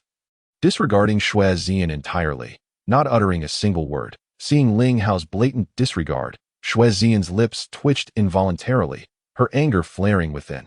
Taking a couple of steps forward, she positioned herself 2 meters behind Ling Hao. Then, her eyes glinted with intensity, her expression transforming dramatically. Before her lay the coveted prescription, the very first prescription produced by the third-level medical laboratory, the prescription that had been fiercely contested at the laboratory door moments ago. The prescription she had longed for. Without a moment's hesitation, Xue Zian lunged forward, aiming directly for the prescription. It was imperative to obtain it, with the prescription in hand. She could unveil the true power of the upgraded equipment. Hua Zitong was utterly taken aback by Xue Zian's sudden move. Unable to even manage a gasp, Xue Zian's eyes sparkled with fervor, her hand trembling slightly as it reached for the prescription. 1 meter, half a meter, 30 centimeters. Just as Xue Zian's hand approached within 10 centimeters of the prescription, it suddenly lifted with the wind, soaring directly into the alchemical furnace. In an instant, it was reduced to ashes. Xue Zian's unyielding determination to seize the prescription was abruptly thwarted. Hua Zitong stood in shock. Xue Zian was equally stunned. What an uncanny coincidence. Just as Xue Zian was about to grasp the prescription, a gust arose, sweeping it into the alchemical furnace. Yet, there was no sign of Ling Hao intervening. Was it fate that sought to turn this invaluable prescription to dust? Xue Zian, it appears that destiny has decreed this.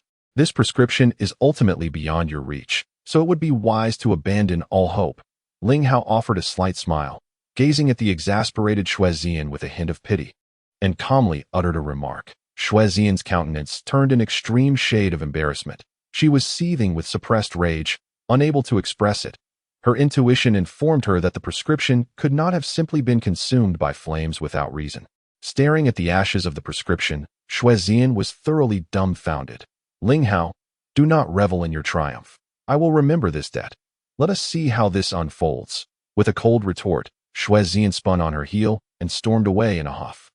Ling Hao, well, the prescription has been burned, and regarding the alchemical matters that follow, Hua Zidong said with evident concern as she watched Xue Zian depart, casting her gaze upon Ling Hao.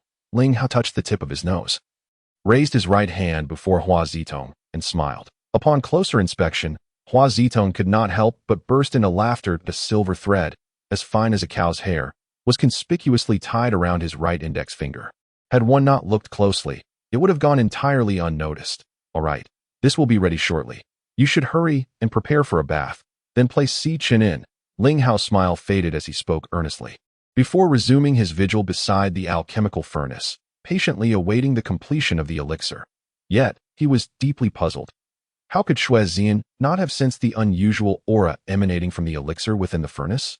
Or was he solely here for that prescription? Initially, Ling Hao had prepared contingencies to prevent Xue Zian from coveting the elixirs being concocted, but he never anticipated that Xue Zian would simply depart. After Hua Zitong had followed Ling Hao's instructions to prepare hot water and placed Hong Xiqing into it, Ling Hao also completed his alchemical process, yielding 5 exquisite elixirs. Each was crystalline and translucent, exuding a faint, alluring fragrance. Zitong, administer this elixir to Xiqing and soak these herbs in the water, Ling Hao instructed as he handed a pill and several herbs to Hua Zitong. Without hesitation, she complied with his directives. And then they waited. For a full hour, Hong Xiqing's complexion fluctuated continuously. The once clear water gradually turned black, ultimately becoming pitch dark. During this time, Hua Zitong added hot water multiple times, as per Ling Hao's guidance. After an hour had elapsed, Hong Xiqing suddenly expelled a mouthful of black blood. Zitong, please assist Xiqing with a cleansing and help her dress. Ling Hao, who had been stationed outside, commanded once more. After Hua Zitong had placed Hong Xiqing on the bed, Ling Hao approached, meticulously examining her before producing a bone needle. Upon sighting the bone needle, Hua Zitong's expression changed dramatically. Disbelief etched on her face as she gazed at Ling Hao, her mouth opening several times, but ultimately failing to voice her thoughts. Ling Hao, however, showed no hesitation. With swift precision, he pierced 9 acupoints on Hong Xiqing's body 9 times. After a single cough, Hong Xiqing, who had been in a deep slumber for an entire day and night, gradually awakened. Big brother. Thank you, she said weakly, her eyes sparkling with joy as she recognized the familiar bone needle in Ling Hao's hand. You silly girl, why are you being so polite? The poison within you has been completely resolved. Just rest for a couple of days, and you shall recover. Ling Hao gently pinched Hong Xiqing's nose, affectionately chiding her. Hua Zitong, standing nearby, was momentarily taken aback. That was the proud and aloof eldest daughter of the Hong family. She had never heard of any man lingering by her side, nor had she ever witnessed her treating any man with such warmth. Yet now, they appeared quite familiar with one another. How peculiar. There must be a hidden story behind this. Chapter 66. Are you feeling wronged, Zitong? What brings you here? Hong Xiqing finally awakened from her deep slumber, her gaze sweeping across the room until it landed on Hua Zitong, who was staring at her and Ling Hao with a dazed expression. Xiqing, you have finally awakened. Hua Zitong, regaining her composure, approached and gently grasped Hong Xiqing's delicate hand, smiling brightly. There was an unmistakable familiarity in her demeanor, suggesting a profoundly close relationship. Birds of a feather flock together. One cannot help but remark on the striking similarity in appearance among Xiao Xiao, Hua Zitong, and Hong Xiqing, coupled with their intimate bond. Ling Hao sighed softly to himself, then touched his nose and remarked, So you two are acquainted? Well, that simplifies things. Family members do not speak as strangers. Boss, I'm hungry. What should we do? Hong Xiqing pouted, casting a pitiful look at Ling Hao. Almost in a playful manner. Is my little sidekick hungry? That's easily remedied. Just one word. Eat. Just wait a moment, and I shall ensure you are thoroughly satisfied. Ling Hao replied, beaming with joy as he rose to leave.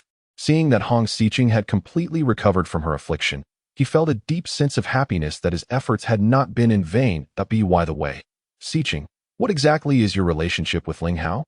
Hong Xiqing let out a leisurely sigh, momentarily lost in thought as she gazed at Ling Hao's retreating figure, then made a playful face at Hua Zitong. He is my boss, and I am his subordinate. By the way, have you met Sister Xiao Xiao? Sister Xiao Xiao? Of course, I have. Hua Zitong nodded, then curiously inquired, Xiqing, do enlighten me. What transpired in the 6 months since we last met? You both seem to have undergone significant changes. Upon hearing Hua Zitong's question, Hong Xiqing's interest was piqued, and she began to chatter excitedly about the events that had unfolded during their separation, particularly focusing on the recent happenings since Ling Hao's awakening. Hua Zitong listened with a sense of quiet admiration. Before long, Ling Hao entered, bearing a carefully prepared meal. The enticing aroma wafted through the air, tantalizing the senses. Wow. Boss, I didn't realize Sister Xiao Xiao's words were true. I am truly envious. Hurry and let me have a taste, Hong Xiqing exclaimed. Ling Hao, with a warm smile, placed the food beside Hong Xiqing's bed, expressing concern. Look at you, so famished. Go on, eat up. Wait, boss. Should you not consider the feelings of the patient? Hong Xiqing replied with a feigned air of grievance, her expression clearly signaling her desire for Ling Hao to feed her. Ling Hao cast an awkward glance at Hua Zitong, hesitating for a moment, but ultimately seated himself beside the bed and began to feed Hong Xiqing. This scene left Hua Zitong utterly astonished. The image she had just formed of Ling Hao crumbled in an instant, and her fondness for him vanished without a trace. Despite his engagement to Xiao Xiao, he was entangled here with Hong Xiqing, behaving in such a disreputable manner, a scoundrel of exceptional medical prowess. How outrageous! The smile on Hua Zitong's face had long since faded, replaced by disdain and indifference. Internally, she cursed under her breath before turning to leave. Meanwhile, Hong Xiqing blissfully reveled in the experience of being pampered with food. On the countenance of Xiao Xiao, there was not a trace of emotional fluctuation. She simply gazed in silence. Gone was the tenderness she had displayed upon seeing Ling Hao, as well as any semblance of envy or resentment. She merely watched quietly. Upon hearing Hua Zitong's words, Ling Hao felt an inexplicable wave of nervousness, and the spoonful of rice he had just aimed at Hong Xiqing accidentally splattered onto her hand. I'm so sorry. I truly apologize. Flustered, Ling Hao hastily set down the bowl and extended a napkin to Hong Xiqing before retreating several steps. You heartless playboy, Xiao Xiao shot Ling Hao a glare, muttering under her breath as she sidestepped him, her pretty face now adorned with a bright smile. She approached and took the napkin from Hong Xiqing's hand, meticulously wiping away the remnants of food from her hands. After carefully assessing Hong Xiqing's complexion, she cheerfully inquired, Xiqing, you are finally better. How do you feel now? Is there any discomfort lingering in your body? Xiao Xiao was momentarily taken aback by the question and instinctively asked, What tiger? When did I become a tiger? You really don't know. Hong Xiqing replied with a straight face, If you're not a tiger, then why does my brother-in-law look like a mouse when he sees you? It dawned on Xiao Xiao that Hong Xiqing was teasing her. She promptly swatted Hong Xiqing's hand away, feigning anger as she declared, If you keep speaking so indiscreetly, we shall end our friendship right here. Observing Hong Xiqing's demeanor, Hua Zitong could not help but chuckle, saying, Indeed, to be honest, I nearly drooled when I saw the meal your brother-in-law prepared for Xiqing. By the way, Xiao Xiao, may I discuss something with you? You ladies have a good chat. I have a matter to attend to, so I won't disturb you. Upon hearing this, Ling Hao felt a shiver run down his spine and sought to make a quick exit. Stop right there. Xiao Xiao had already anticipated Ling Hao's intentions and called out to him, casting an exasperated glance. What? Is it such a hardship to prepare a meal for us sisters? If not, then let us discuss what transpired earlier. Ladies, please wait a moment. The food will be ready shortly. With that, he dashed into the kitchen. Hong Xiqing and Hua Zitong erupted into laughter at the scene. Hua Zitong's earlier disdain for Ling Hao had, unbeknownst to her, dissipated into thin air. Shifting from her previous aloofness, she remarked playfully, All right, Xiao Xiao, you still want to admit you're a fierce tigress? And here, before you even unleash your feminine prowess, your brother-in-law has already submitted. Hong Xiqing leaned closer to Xiao Xiao, her voice dripping with intrigue as she asked, Xiao Xiao, given your assertive nature, I can't help but be curious. What is it that piques your curiosity? Xiao Xiao was momentarily taken aback. I'm simply curious about your dynamic with your brother-in-law. Was it you who initiated it? Or him?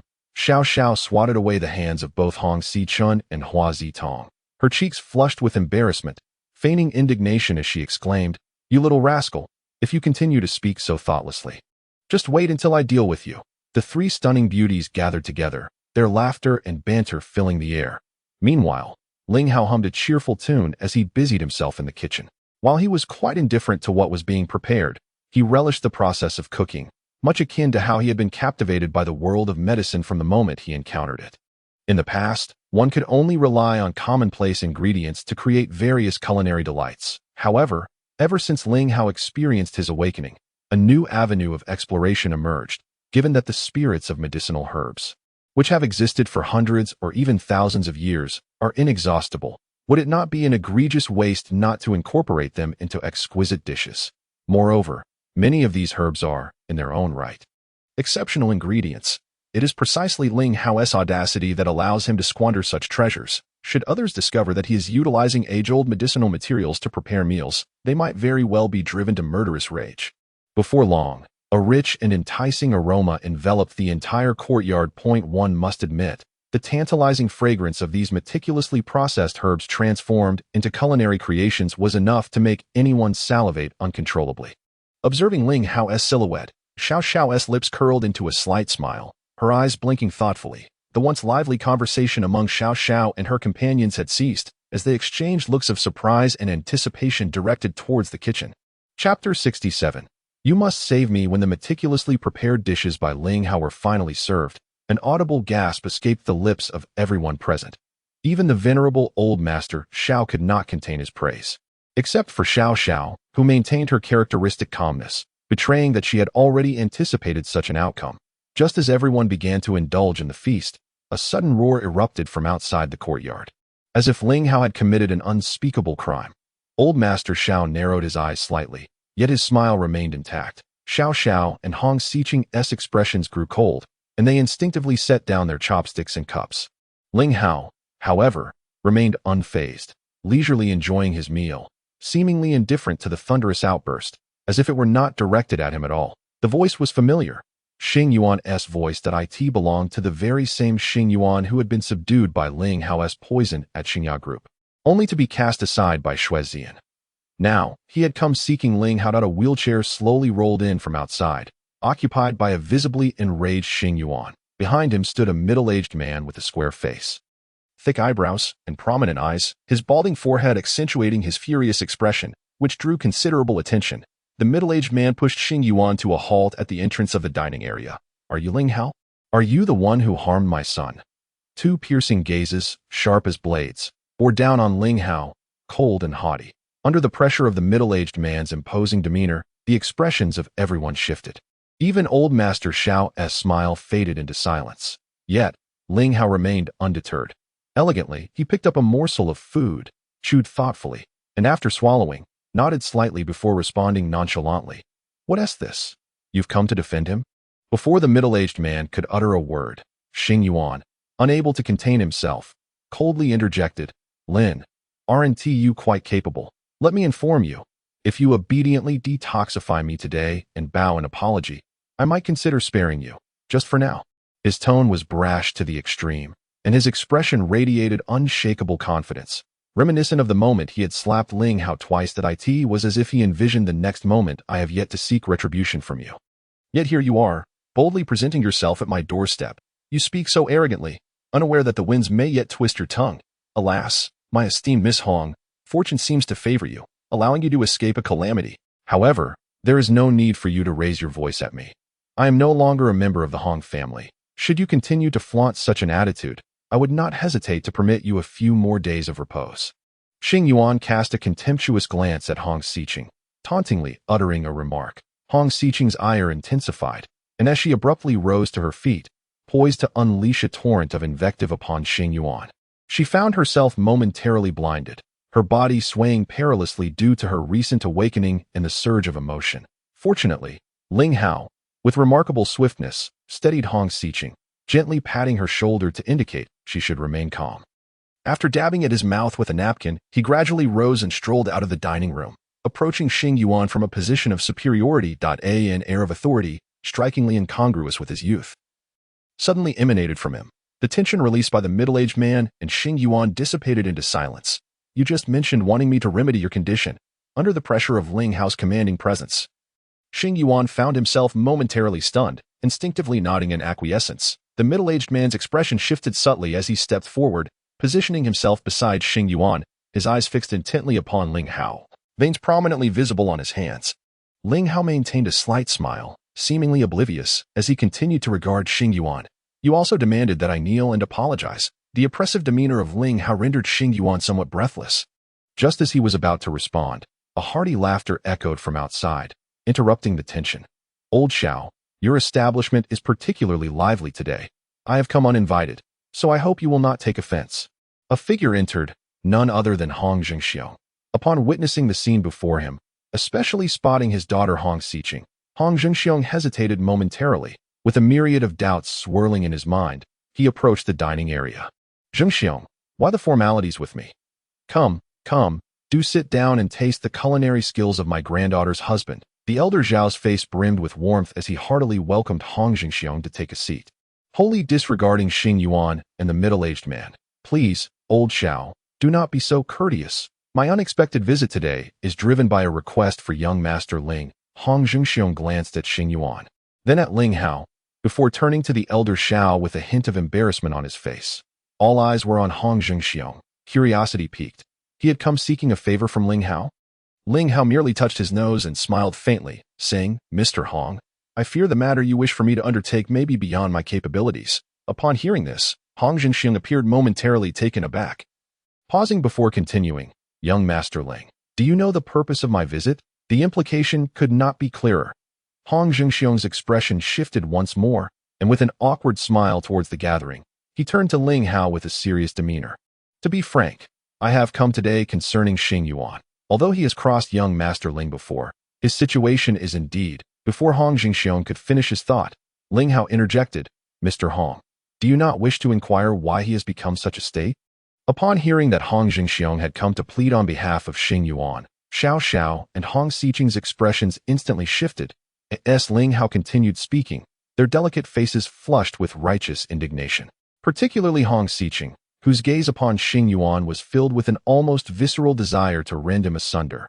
Hua Zitong, unaware of the preceding events, was bewildered by the varied expressions of those around her, yet chose to remain silent. I inquired about him, and he mentioned he was on a date, only to be confronted by young Master Ling, who interrupted without any preamble.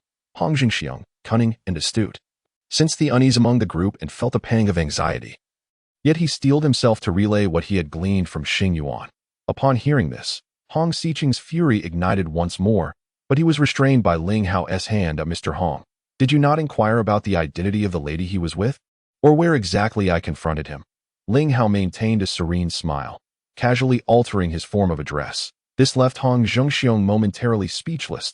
He had been preoccupied with the formidable forces behind Xing Yuan and, upon witnessing Xing Yuan's grievous injuries, neglected to clarify such critical details. Father, how could you be so forgetful? Hong Xiqing could no longer contain himself, his body trembling with rage. He disguised himself as a client and abducted sister, Xiao Xiao from Xingya Group. And he aided Shuezian in poisoning me to the brink of death. Had it not been for the intervention of our leader, I would have been lost forever. At this revelation, Hong Xiao stood frozen in place. Indeed, there is another matter to inform Mr. Hong. The location where Xing Yuan claimed I confronted him was the basement of Xingya Group. Ling Hao added languidly. Hong Xiao was utterly confounded. Hua Zitong suddenly understood. Ling Hao had tirelessly infiltrated Xingya Group's medical laboratory and even upgraded it to a Tier 3 facility to save Hong Xiqing. Was Hong Xiqing's injury indeed the doing of Xing Yuan and Shuezian? And Xing Yuan had audaciously approached Hong Xiao to beseech him to request Ling Hao's assistance in his healing. What a curious world this was. Xiqing, is everything you said true? How are you faring now? Hong Xiqing shook his head, refraining from further comment. Xing Yuan, is this truly the case? Speak. Fury blazed in Hong Xiao's eyes. Mr. Hong, do not forget your promise to my father. Xing Yuan's lips curled into a cold smirk, tacitly confirming Hong Xiqing's earlier assertions. Hong Xiao's demeanor faltered, his previously imposing presence diminished. Ling Hao touched his nose and smiled faintly. You, not worthy. Young Master Ling, about this. Hong Xiao felt his face heat with embarrassment at Ling Hao's expression. To be frank, upon hearing Hong Xiqing's words, he had nearly entertained thoughts of eliminating Xing Yuan. However, the mention of Xing Yuan's father had given him pause. He had always regarded Xing Yuan as little more than a ruffian. Yet just moments ago, as he prepared to follow Ling Hao into the depths of the medical laboratory, he received a phone call. The call from Xing Yuan's father. That alone would be manageable. But what truly instilled fear in Hong Xiao was the formidable power backing the other party, the ancient martial arts family. Without hesitation, Hong Xiao acquiesced. He is indeed the head of the foremost family in Jiangcheng. Yet when compared to the Xiao family, he truly pales in significance. Very well, Mr. Hong. Since he has come seeking me, you may merely observe. Ling Hao remained as composed as ever. Were I in your position, I would discreetly take my leave while my mood remains favorable. Ling Hao's gaze narrowed slightly as he fixated on the middle-aged man before him. Xing Yuan chuckled, the laughter radiant, as if he had just heard the most amusing jest in the world. Leave? Lin, did I hear you correctly? I shall grant you another chance. Surrender the antidote and kneel in apology. Ling Hao disregarded Xing Yuan entirely, maintaining his focus on the middle-aged man that, if my memory serves me correctly, there was an agreement between the Xiao family and the medical department along with the medical clans back in the day, was there not? Are you resolutely intent on violating that accord? The middle-aged man's expression shifted at these words, his gaze towards Ling Hao betraying a flicker of doubt and an almost imperceptible fear. Though fleeting, the fear did not escape Ling Hao's keen observation. How could you possibly know that? Who are you? The middle-aged man's voice trembled slightly, for he was indeed infringing upon that long-standing agreement with his current actions. The repercussions of such a breach were far too grave for both himself and the powers backing him to bear. Uncle, do not heed this brat's nonsense. First, break his legs for me, then compel him to hand over the antidote to cure my ailment. Xing Yuan, witnessing how a single remark from Ling Hao had momentarily stifled his uncle Xing Jinyan's imposing demeanor, felt an urgent stir of anxiety and a surge of irritation. Xing Yuan, perhaps that I believe it would be prudent for us to exercise patience for the time being. Let us wait until the clan competition too. Xing Jinyan hesitated briefly, leaning in to whisper a cautionary word to Xing Yuan, originally intent on humiliating and tormenting Ling Hao until he achieved satisfaction. Upon hearing Xing Jinyan's words, Xing Yuan quickly realized that his aspirations for today were likely to be thwarted. A wave of dismay washing over him that he had planned to leverage his uncle Xing Jinyan's presence to effortlessly overpower Ling Hao, especially since even Hong Shao, the head of Jiangcheng's foremost family, harbored apprehensions regarding the power behind Xing Jinyan. Little did he anticipate that the seemingly foolproof scheme would be effortlessly dismantled by a mere utterance from Ling Hao. How infuriating, utterly exasperating. 100% unwillingness to accept defeat. Yet, before I change my mind, leave at once. If you have not vanished within 2 minutes, then prepare to witness the consequences. I trust there are those who would be quite eager to intervene in this matter. Ling Hao abruptly retracted his nonchalant smile, his tone chillingly frigid. Xing Yuan attempted to retort, but was silenced by Xing Jinyan's firm grip. Ling Hao, during the clan competition, I shall await your presence. I hope you will not keep me waiting in vain. Ling Hao's brows furrowed in disdain as he coldly replied, just you. You are not worthy. Get out. Xing Jinyan's lips twitched slightly, and with a scoff, he turned, pushing Xing Yuan away in a huff. Ling Hao turned away and took his seat. Elder Xiao squinted thoughtfully at Ling Hao, while Hong Xiqing, Hua Zitong, and Xiao Xiao all exhaled deeply with relief at the departure of the uncle-nephew duo, only to be filled with curiosity thereafter. Only Hong Xiong stood there, his face a picture of embarrassment, caught in a predicament where leaving was not an option, and lingering was equally uncomfortable. Observing this, Hong Xiqing felt a genuine discomfort in his heart. Just moments ago, Xing Jinyan and his nephew Xing Yuan had behaved so arrogantly, yet Hong Xiong chose to remain an indifferent bystander. They were, after all, the culprits who nearly led him to the brink of death. In stark contrast, Ling Hao had boldly faced the pressure from Xing Jinyan. It was unclear what he had said, but it ultimately compelled the duo to leave in disgrace. Old Xiao, young Master Ling, under the circumstances, I shall not impose further and will take my leave. Hong Xiong, perceptive to the expressions of those present, decisively bid farewell and departed. Hong Xiqing's lovely face dimmed somewhat. However, due to the theatrical antics of Xing Yuan and Xing Jinyan, the dinner that should have been a joyous celebration of Hong Xiqing's recovery ended abruptly. Once the meal concluded, old Master Xiao took Ling Hao directly to the study. Young man, I noticed you spoke only a few words to Xing Jinyan today, yet managed to send the uncle-nephew pair away obediently. That it seems you are already aware of his background. Am I correct? Old Master Xiao inquired straightforwardly. Ling Hao nodded in affirmation. Old Master Xiao paused for a moment before asking, what do you truly know about the Xiao family and the medical lineage? That I have only heard my father mention them a few times. But my knowledge remains limited. Ling Hao did not intend to conceal anything, but he genuinely knew little about the Xiao family and the medical lineage. The previous information regarding the agreement between the Xiao family, the The medical lineage and the Ministry of Medicine had come from a mysterious elder who instructed him. Here's what we shall do. I happen to have a manuscript on this subject. Take it and study it well. I am certain it will prove useful for the upcoming family competition in 10 days.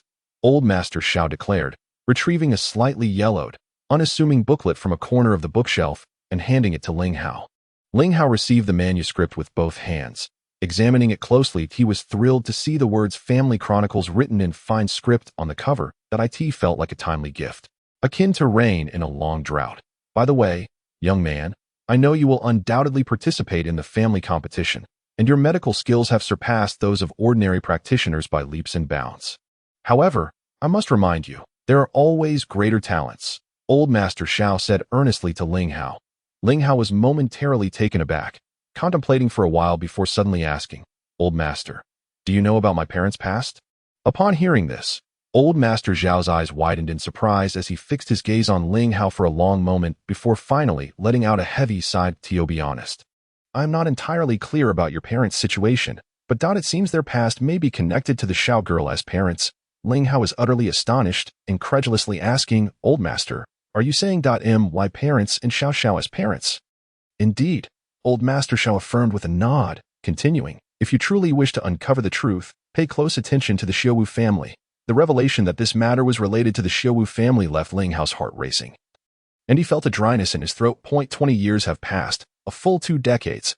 Ling Hao has always yearned to uncover the whereabouts of his parents and to comprehend why they abandoned him with the old master, never to return.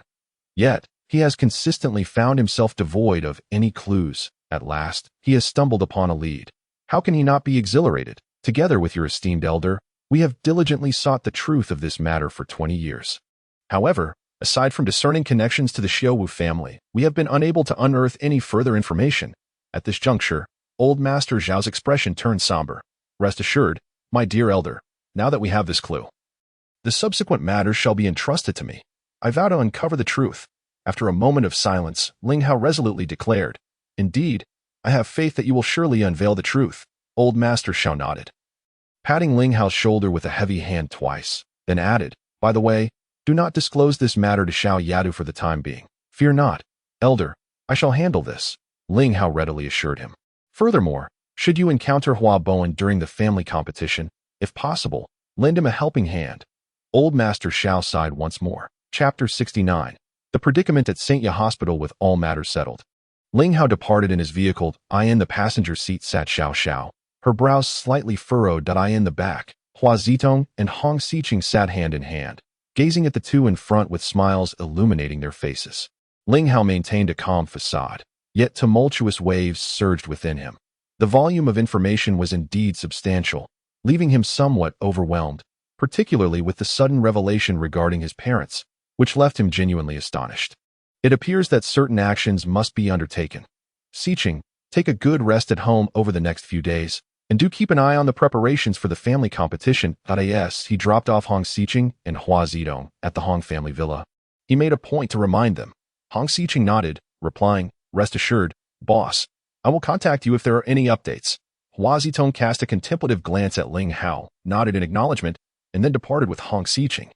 I recall you promised the medical department that you would not participate in this family competition. Why then are you asking Xiqing to keep watch? Do you intend to attend? Ling Hao flashed a mysterious smile at Xiao Xiao without offering an explanation. She shot him a disapproving glance, but chose not to pursue the matter further. After a moment of contemplation, she turned to Ling Hao and inquired, By the way, next Monday, the team from HF Medical College will be arriving here. Do you remember the promise you made to me? Of course I do.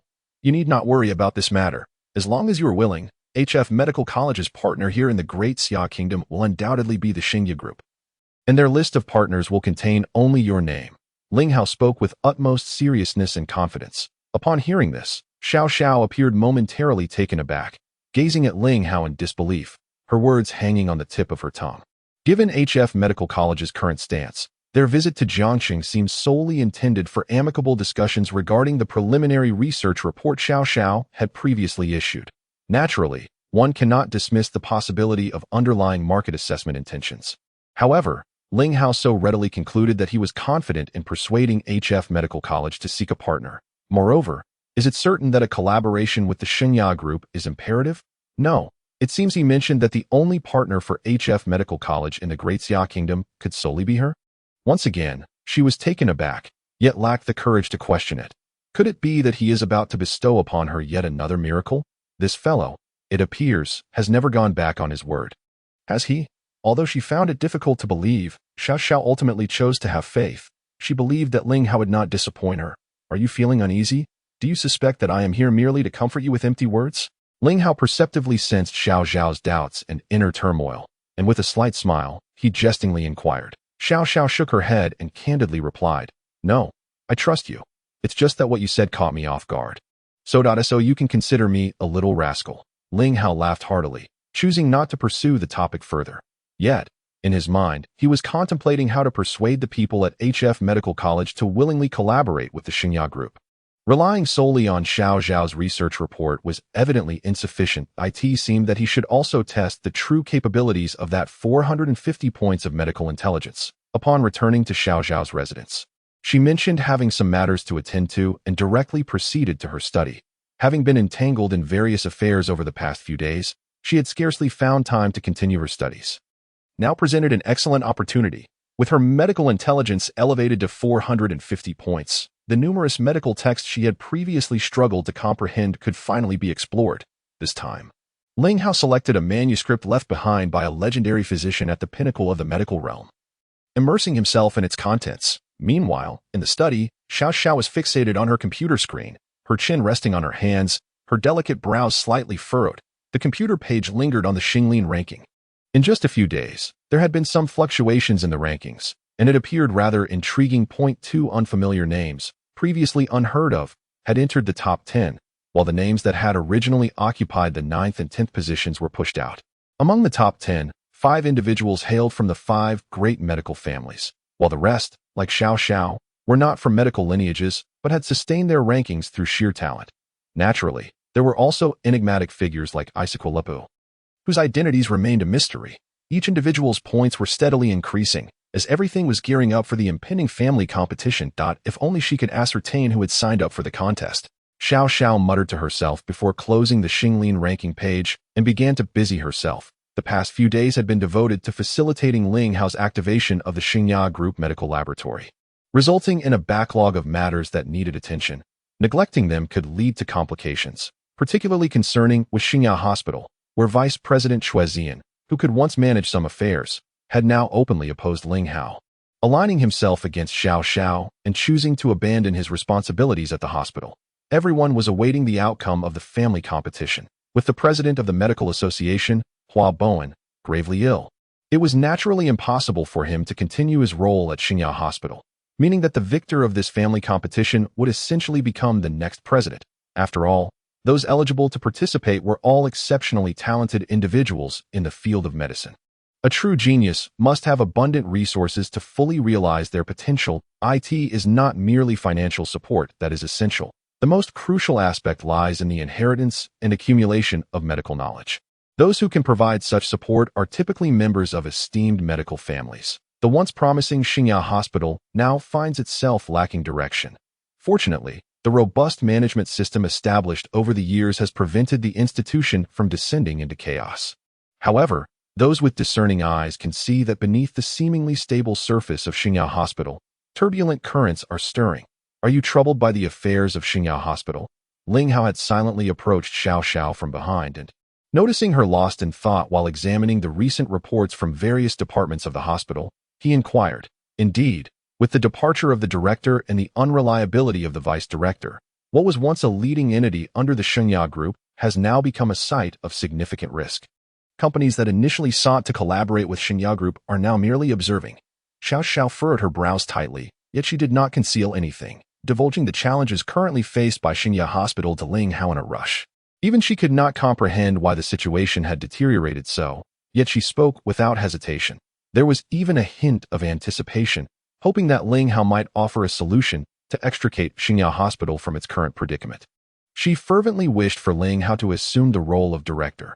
Her years of management experience and intuition led her to firmly believe that Ling Hao could indeed elevate Xingya Hospital to prominence within the medical community.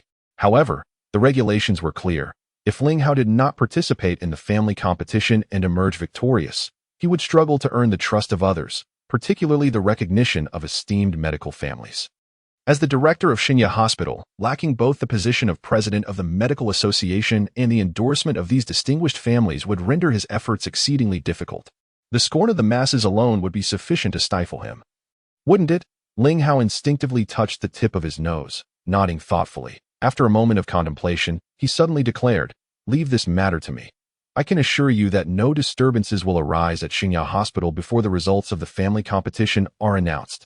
His tone was grave and sincere. Initially, Ling Hao had no intention of involving himself in the affairs of Xinya Hospital. However, witnessing Xiao Xiao's evident distress over the situation stirred a sense of compassion within him, prompting his decision to intervene.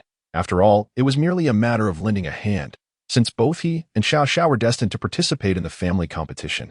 Ensuring the stability of Xinya Hospital beforehand would save them considerable effort. Upon hearing Ling Hao's words, Xiao Xiao's eyes brightened with unmistakable delight, though she soon furrowed her brow slightly.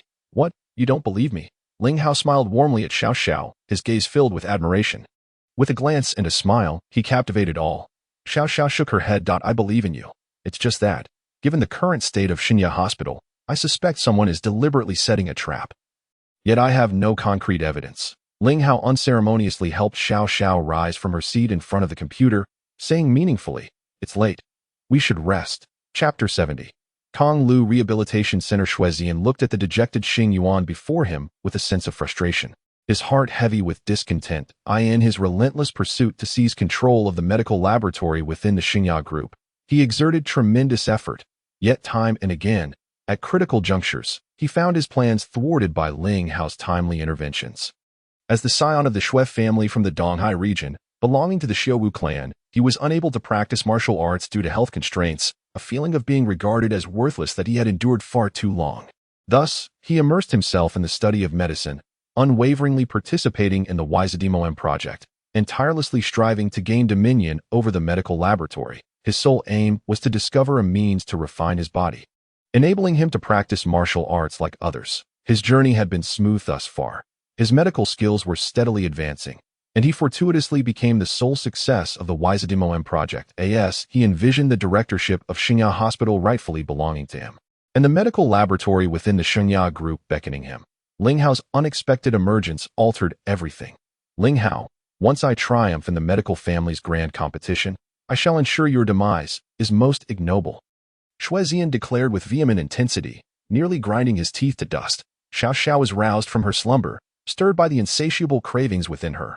These cravings were tantalizingly awakened by an irresistible aroma wafting through the air. Without a shadow of a doubt, it was yet another breakfast prepared by Ling Hao. As she lay in bed, her mind drifting momentarily, Xiao Xiao was beset by an inexplicable sensation. She had completely acclimated to Ling Hao's presence, even developing a certain reliance on him.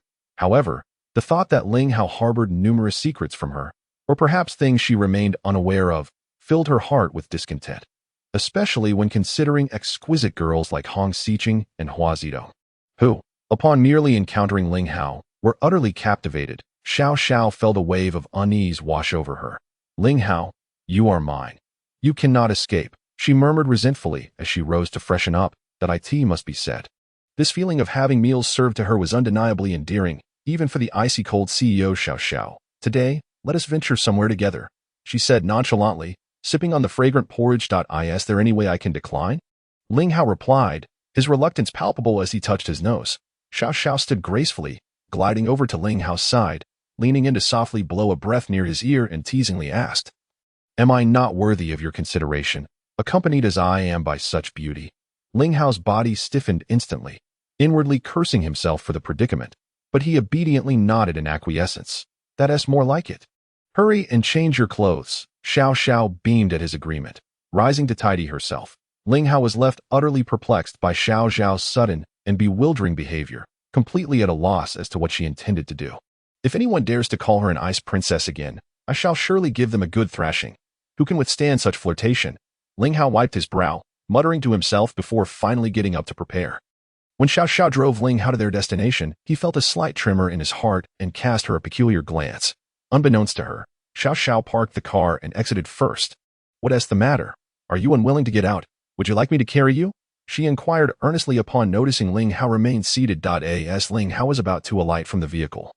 Upon hearing Xiao Xiao's remarks and observing the subtle smile gracing her features, he decided to playfully gesture for a hug. Xiao Xiao, who had merely intended her words as a jest, was taken aback by his earnest demeanor.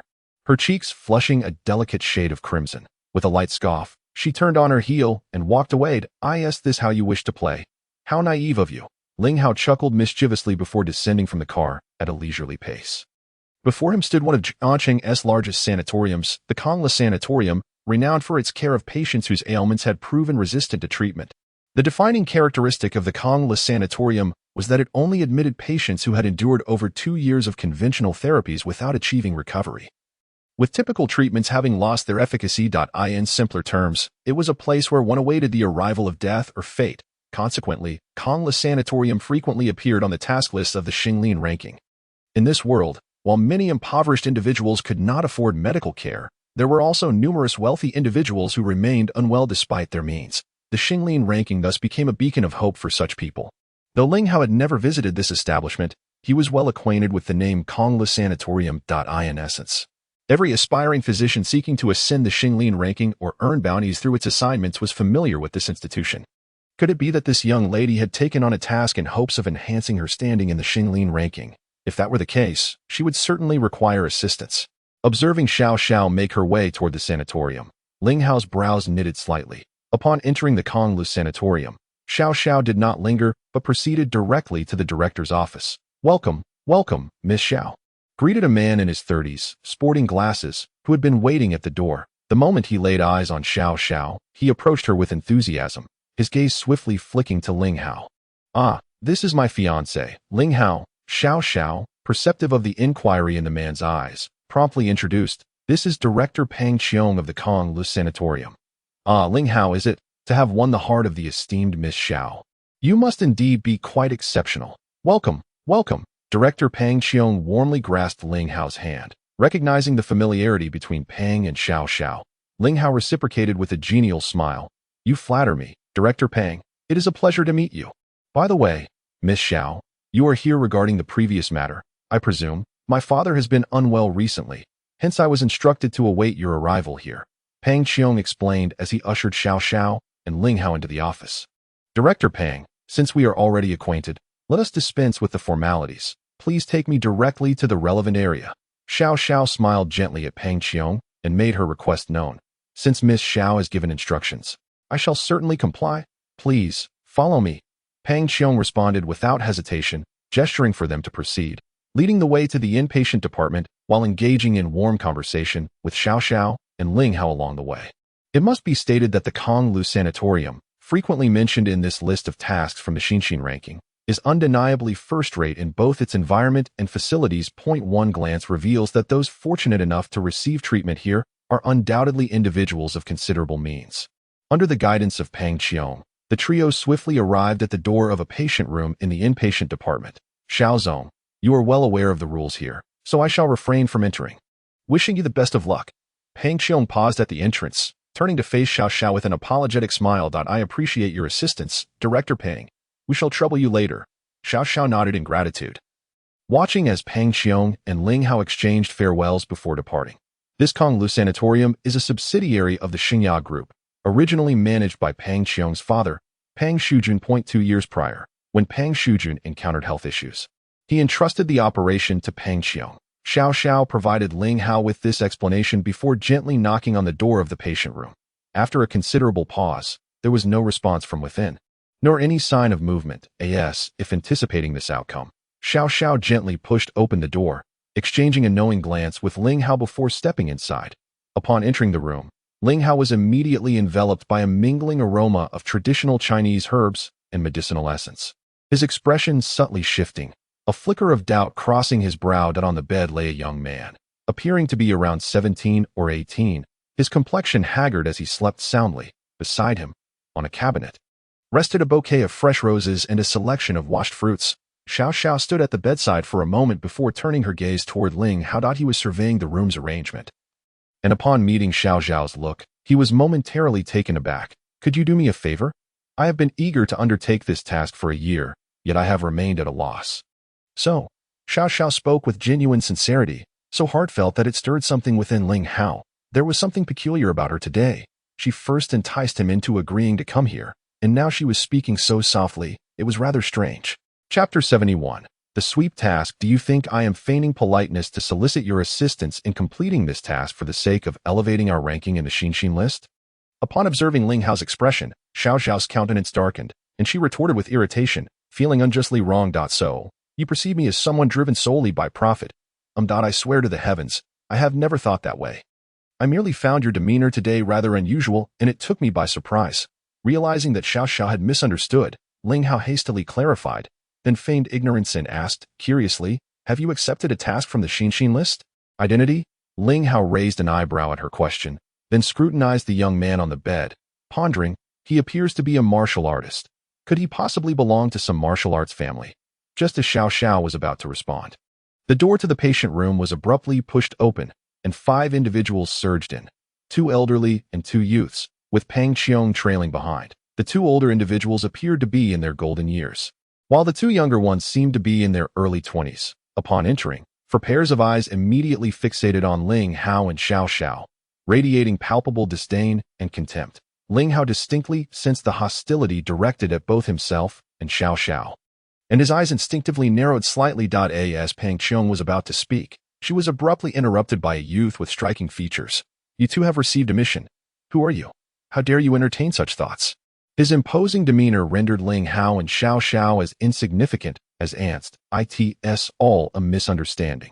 We merely heard of your impending display of prowess and came to broaden our horizons. May I inquire about the names of the 4 of you? Just as she was about to respond, Ling Hao interjected, his tone dripping with utmost respect. We hail from the Tang family of Jiangcheng. I am Tang Yuanming, and this is my cousin Tang Yuanbao, ranked 17th and 18th on the Xinglin list. Cousin, it's likely they haven't even heard of the Xinglin list. Why bother saying so much to them?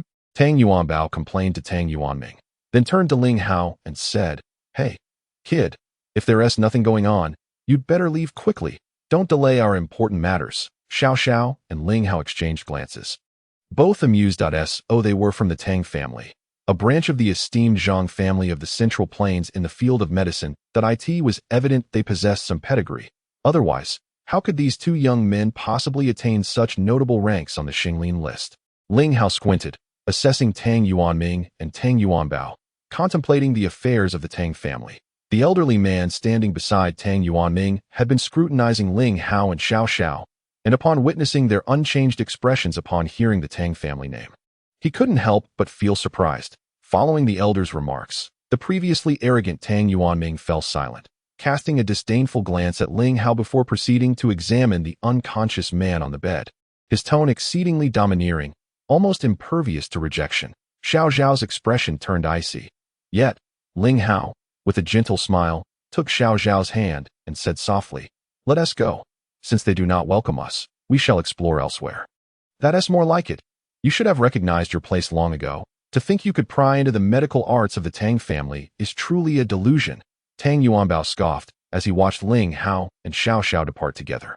By the way, I advise you all, in my humble opinion, this patient has internal cold due to excessive heat and cannot withstand the impact of any harsh remedies.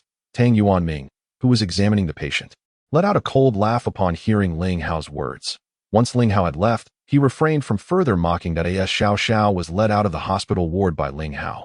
She could no longer contain herself and abruptly halted. Why are we leaving? Do you know who that patient is? Do you know I have been preparing for months? A barrage of questions erupted from her lips, revealing her pent-up frustration. Ling Hao was momentarily taken aback. When did the legendary Ice Queen become such a capricious little girl? He found it somewhat difficult to adapt. Well, you just asked me to follow you, and I complied. Now it's your turn to follow me. Ling Hao winked, his words laden with significance. Xiao Xiao was taken aback, then shook her head vigorously. Follow you? Where to? No, I cannot give up. How dare they? Mere members of the Tang family, presume. Let them frolic about for now. Those 2 overconfident fools. Are you aware of how many tasks related to the recreational sanatorium are currently listed on the Xinglin ranking task sheet? Ling Hao gently pinched Xiao Xiao's nose and inquired with a cheerful smile. Xiao Xiao appeared visibly perplexed, her enchanting eyes fixed upon Ling Hao's, and after a moment's pause, she asked, aside from the one just mentioned, There are 13 tasks. What do you ask? Log into your account on your phone and accept all these tasks. Since we've made the effort to come here, we might as well do something good. Ling Hao stated with remarkable ease. However, Xiao Xiao was utterly bewildered, staring blankly for quite some time before she finally slapped her own delicate face and then pinched Ling Hao's arm with considerable force. Hey, you've pinched the wrong person, Ling Hao exclaimed in a dramatic wail. Xiao Xiao then, in a daze, remarked, I'm not dreaming, nor are you speaking in riddles, but do you realize what you just said? Are you certain you aren't joking with me? Are you serious? Xiao Xiao asked earnestly, her gaze fixed intently on Ling Hao's eyes. Ling Hao chuckled and shook his head, saying, Do I really need to joke about such matters with you? In any case, if you don't accept it, I will still proceed today, regardless of your decision. Xiao Xiao then confirmed that Ling Hao was indeed serious, and, judging by his expression, it seemed he had resolved to take action long ago. Except, why not? Upon coming to this realization, Xiao Xiao no longer hesitated. She spoke while retrieving her phone, logging in, and began to scan the tasks. Meanwhile, Ling Hao placed a call to Hong Shao, giving a few instructions before hanging up. In less than a minute, all 13 tasks had been accepted. All right, the next step is up to you, Xiao Xiao said, raising her phone towards Ling Hao. Let us go and tackle them one by one. Ling Hao once again took hold of Xiao Xiao's hand and led her towards the hospital room described in the first task. Within mere minutes, the entire Xinglin ranking website was in an uproar, particularly on the forums where a deluge of posts flooded in, causing the server to nearly collapse. Remarkably, all 13 tasks had been accepted in less than 2 minutes. This occurrence was unprecedented since the establishment of the Xinglin ranking. At that moment, every netizen following the Xinglin ranking was astounded by the spectacle. However, due to the confidentiality regulations surrounding the tasks, no one could ascertain who had accepted them prior to their completion. 10 minutes later, the entire medical community of the Great Xia Nation received the news, and it was met with an immediate frenzy. Yet, the operators of the Xinglin ranking website found themselves in a state of helplessness. For just 10 minutes prior, someone had hacked into the Xinglin ranking website, stripping away the privileges of the back-end administrators. Now, they could only watch helplessly as the forum was inundated with posts. Powerless to intervene. Simultaneously, countless calls flooded into the hotline of the recreational sanatorium, reaching Peng Xiong's mobile phone. Chapter 72. The city of Jiang was in an uproar. In a suite at the Hong Tai Air restaurant. Shuezian, along with Xian Hu and Fei Fu, were diligently studying when they saw Yi Hu hang up the phone with the Minister of Health, his face a mask of shock, leaving them all puzzled.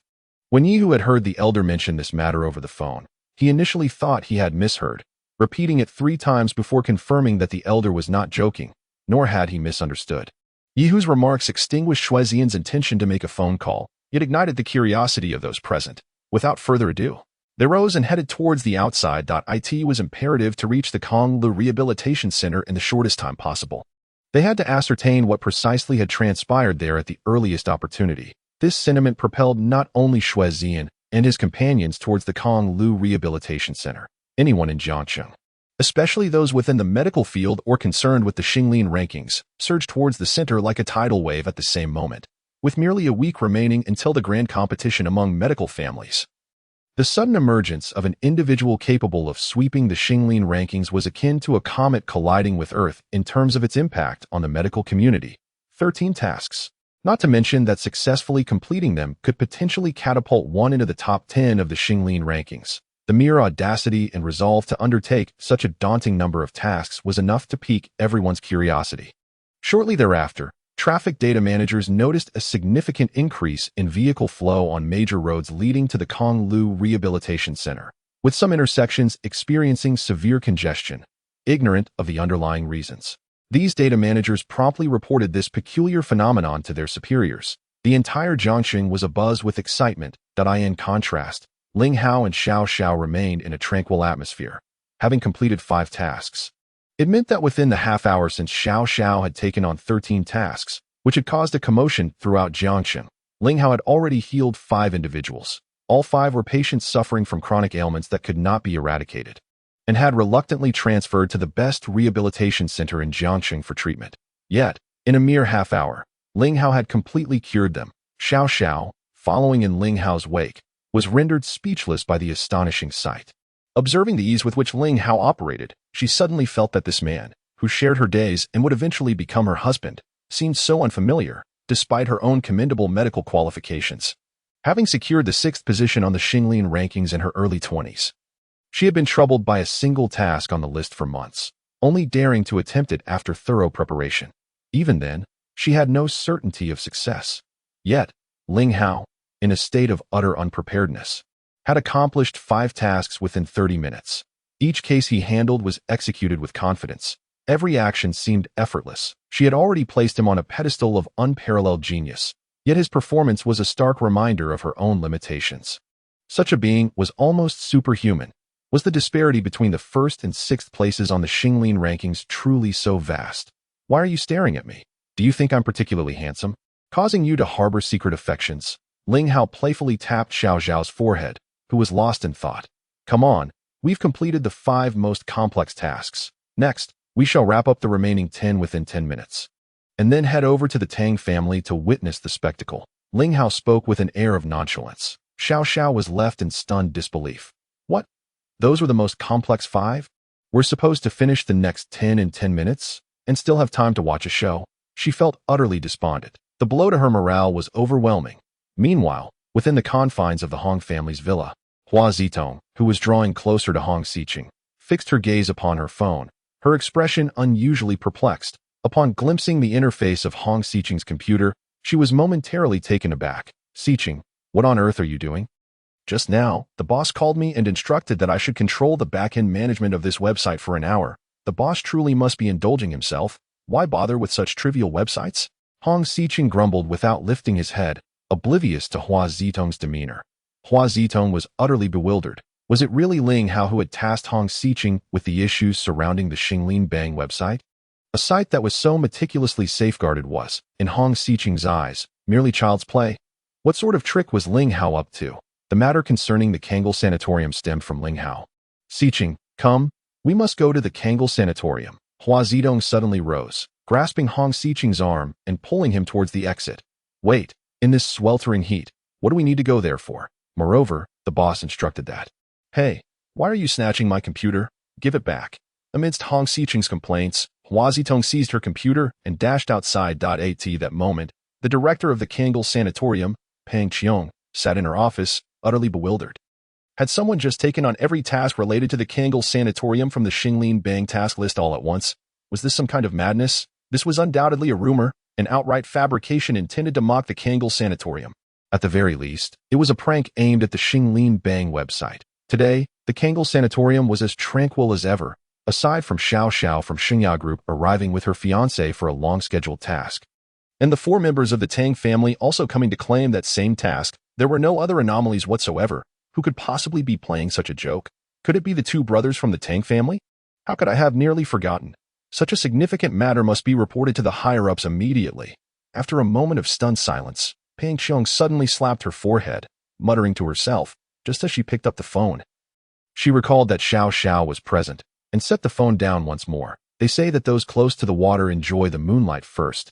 Yet here I am, foolishly seeking distant shores. How utterly foolish. After a brief contemplation, she rose and made her way toward the inpatient department. When Ling Hao emerged from the last patient's room, Xiao Xiao glanced at the time. Precisely 10 minutes had passed. In total, 40 minutes had elapsed, during which the 13 tasks listed on the Xinglin Bang task sheet, each offering a high reward for months or even years, had all been completed. Once the tasks were submitted, the bounty aside, the points alone would surely propel her ranking from 6th place into the top 3, wouldn't it? Her initial choice to undertake the task involving the unconscious man stemmed from the fact that it was the simplest of the bunch. Yet, even so, it had vexed her for several months, and it was only thanks to the research report Ling Hao had assisted her with a few days prior that she had gleaned a hint, leading her to a solution. Yet now, Ling Hao had effortlessly completed those 13 tasks, each of which was exponentially more challenging than her own. What a spectacle to behold. Indeed, he possessed the credentials to enjoy the show. Ling Hao and Xiao Xiao encountered Pang Qiong at the door of the unconscious man's room. Mr. Xiao, there is something I must report to you. In the past half hour, as soon as they met, Pang Qiong eagerly began recounting the strange occurrences to Xiao Xiao, but before she could finish her thoughts, she was interrupted by Xiao Xiao. I am already aware of the situation here. There is no need for you to concern yourself with it. Just maintain normal order. Xiao Xiao's composure took Pang Qiong by surprise. leading her to mistakenly believe that Xiao Xiao is unaware of the gravity of the situation. Unable to restrain herself, she added, "Mr. Xiao, what transpired earlier was indeed rather peculiar. Just consider, Director Pang, what exactly happened here?" Suddenly, a commanding voice cut through Pang Qiong's words as four figures swiftly approached her. The newcomers were none other than Xue Zian and his entourage of four. Upon seeing Ling Hao and Xiao Xiao present, Xue Zian's expression darkened instantly. There's someone in this room. Who is it? Yi Hu suddenly interjected, directing his inquiry at Pang Qiong. Chapter 73, The Eternal Death Mission. Inside are the two young masters of the Tang family. Recognizing Yi Hu as a member of the medical department, Pang Qiong did not overthink and simply replied, "What, people from the Tang family? Did this matter involve the Tang family?" Xue Zian frowned, no longer bothering to regard Ling Hao and Xiao Xiao, and directly pushed open the door to enter. Yi Hu and the others followed suit. Seeing Xiao Xiao turn to look at him, Ling Hao smiled amiably and said, "Let us go and enjoy the spectacle." As Xue Zian and the others entered the ward, they were momentarily taken aback. Ling Hao and Xiao Xiao exchanged glances and, without a word, smiled in unison. The previously arrogant Tang Yuanming and Tang Yuanbao now stood on either side of the hospital bed, lost in deep contemplation. The two elderly gentlemen who had come along sat in nearby chairs, equally engrossed in thought, to the extent that they remained oblivious to the arrival of the others. Tang Yuanming, was the task from the Xinglin list assigned to you two brothers? Xue Zian demanded sternly. "I am asking you, was the task from the Xinglin list indeed assigned to you?" Tang Yuanming numbly nodded, remaining silent. Witnessing Tang Yuanming's demeanor only fueled Xue Zian's anger, prompting him to coldly inquire, "Have you completed your task? Deputy Director Xue, when did you become the president of the Medical Association? Forgive this old man for being out of the loop. I had not the opportunity to congratulate you, so I must apologize here instead." The elderly gentleman seated beside could no longer contain himself upon witnessing Xue Zian's attitude and posed a casual question. Upon hearing this, Xue Zian abruptly turned, fixing his gaze on the speaker, hesitating, his expression darkening. The implication of the old man's words was crystal clear. Since Xue Zian was not the president of the Medical Association, he had no authority to shout and meddle in matters concerning the Xinglin list or the Tang family. A sudden realization struck Xue Zian. As in his earlier impulsiveness, he had overlooked that his plan was still incomplete, allowing this old man to seize the opportunity. Just then, a new wave of people surged in, all drawn by curiosity. Among them were Shang Buyun, Xing Banian, and others. Upon seeing Xue Zian, Ling Hao, and Xiao Xiao all present, everyone was momentarily taken aback. Tang Yuanming, since you accepted the task yet failed, I trust you are familiar with the rules pertaining to the task list of the Xinglin? Yi Hu observed that Xue Zian was momentarily rendered speechless, unable to articulate a response. With an increasing crowd gathering, he felt compelled to speak. Tang Yuanming instinctively nodded, remaining silent. The assembly was left utterly astonished. Could it truly be the so-called Tang family? How audacious to underestimate their own capabilities, as if the individual who had single-handedly cleared the entire list of tasks on the Xinglin ranking was none other than Tang Yuanming? A mere youth ranked 17th on the Xinglin ranking dared to. Initially, the crowd had arrived with enthusiasm, eager to comprehend the unfolding events, harboring a flicker of hope to witness a miracle. Yet, reality struck, leaving each person feeling profoundly insulted. Was it not the height of arrogance for the Tang family to treat the esteemed Xinglin ranking of the Medical Association as a trivial matter? To carelessly mock it, such behavior was utterly unforgivable, a sin beyond redemption. Ling Hao glanced at the time and discreetly pulled Xiao Xiao into a corner unnoticed by the crowd, cheerfully stating, "Now it's time to submit the tasks. Otherwise, the four from the Tang family are in for a world of trouble." Xiao Xiao nodded, retrieving her phone to log into the Xinglin ranking website. Suppressing her excitement, she clicked on the submission for 13 tasks consecutively, finally exhaling a long breath of relief. Mere minutes after the submission, amidst the throng of people, a sudden exclamation pierced the air. "Look, look, someone has submitted tasks on the Xinglin ranking. 13 tasks. Good heavens." This outburst shifted everyone's attention from the four members of the Tang family to the phone. The previously high-reward tasks indeed displayed as completed. Once verified by the Medical Association members, they would be deemed wholly concluded. In an instant, the bustling crowd was left in a state of shock, collectively holding their breath and exchanging bewildered glances. This was indeed real. Someone had, within a mere hour, accomplished the 13 outstanding tasks on the Xinglin ranking. Xue Zian was bewildered. The four from the Tang family were bewildered. The three from the medical department, Yihu, were bewildered. Everyone was bewildered. Let us go see if these tasks have truly been completed. Yes, let us go together. Surely, someone must be jesting. After a brief silence, the crowd erupted like quicklime thrown into a still pool. Boiling with fervor, amidst the clamor, under Yihu's lead, the throng surged toward the hospital room described in the tasks. Regardless of who was behind such a jest, it was intolerable. This deception must be exposed. Allowing it to persist could lead to severe consequences. However, the crowd had barely moved a few steps before halting abruptly. All eyes widened, mouths agape, as they beheld an astonishing sight. Those patients who had been confined for months, even years, emerged from their rooms unaided, without companions, simply walking out. Though they exhibited clear signs of the lasting effects of prolonged immobility, they were nonetheless alive and walking. The vast inpatient department, filled with hundreds, fell into a profound silence. The world around them seemed to pause. That it turned out none of this was a jest. It was undeniably real, and it was realer than real. What they witnessed with their own eyes could not possibly be falsehood. Quickly, behold the announcement of the Xinglin list. It is Xiao Xiao. It is her account that has submitted the application for task completion. Another gasp erupted, as if a thunderclap had struck unexpectedly. Instantly, all gazes were once more fixed upon their phones. 10 seconds later, they turned on their heels and rushed back to the ward they had previously occupied. Just moments ago, everyone had witnessed Xiao Xiao and Ling Hao standing side by side there. Yet, all were met with disappointment. Not only were Ling Hao and Xiao Xiao absent, but even the patient who had been in a deep slumber on the bed had vanished without a trace. Only the brothers Tang Yuanming and Tang Yuanbao remained, statuesque beside the bed, their spirits seemingly lost. Shuezian, visibly agitated, directed a stern inquiry towards Tang Yuanming without hesitation. They had healed the patient and departed. In his early 20s, his silhouette appeared far more haggard and stooped than that of a man well past 60. It seemed as if a mere breeze could scatter his soul to the winds. Tang Yuanming was utterly spent. Everyone shared the same thought in their hearts. Subsequently, chaos erupted once more. Each person displayed an unusual fervor, vocalizing the emotions that had long been suppressed. Whenever Xiao Xiao's name was mentioned, they looked on with almost worshipful admiration. The ice-cold president renowned in Jiangcheng was, in fact, a master of the healing arts. How could she possibly complete all 13 tasks on the Xinglin list in the span of just 1 hour? Moreover, the patients she treated exhibited immediate results. Was she a sorceress, a president, or a healer? At present, the Xinglin list only had one task remaining unfulfilled, the task of the man who had just lain there. Yet, all understood that this task would likely remain forever incomplete, for Xiao Xiao had solved her tasks first, only for the Tang family to subsequently usurp the task. Ultimately, the Tang family failed, yet the man was healed by Xiao Xiao. The Tang family could not submit the task, as they had not completed it.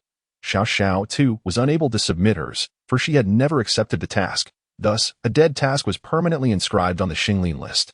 In full view of the crowd, Tang Yuanming, head bowed and back bent, walked with great difficulty. The short distance of 20 meters felt like a daunting expanse of thousands. He emerged drenched in cold sweat. His pride thoroughly diminished. Furious glances swept across the faces of all present. He bellowed at the crowd. The one who completed the tasks was not Xiao Xiao.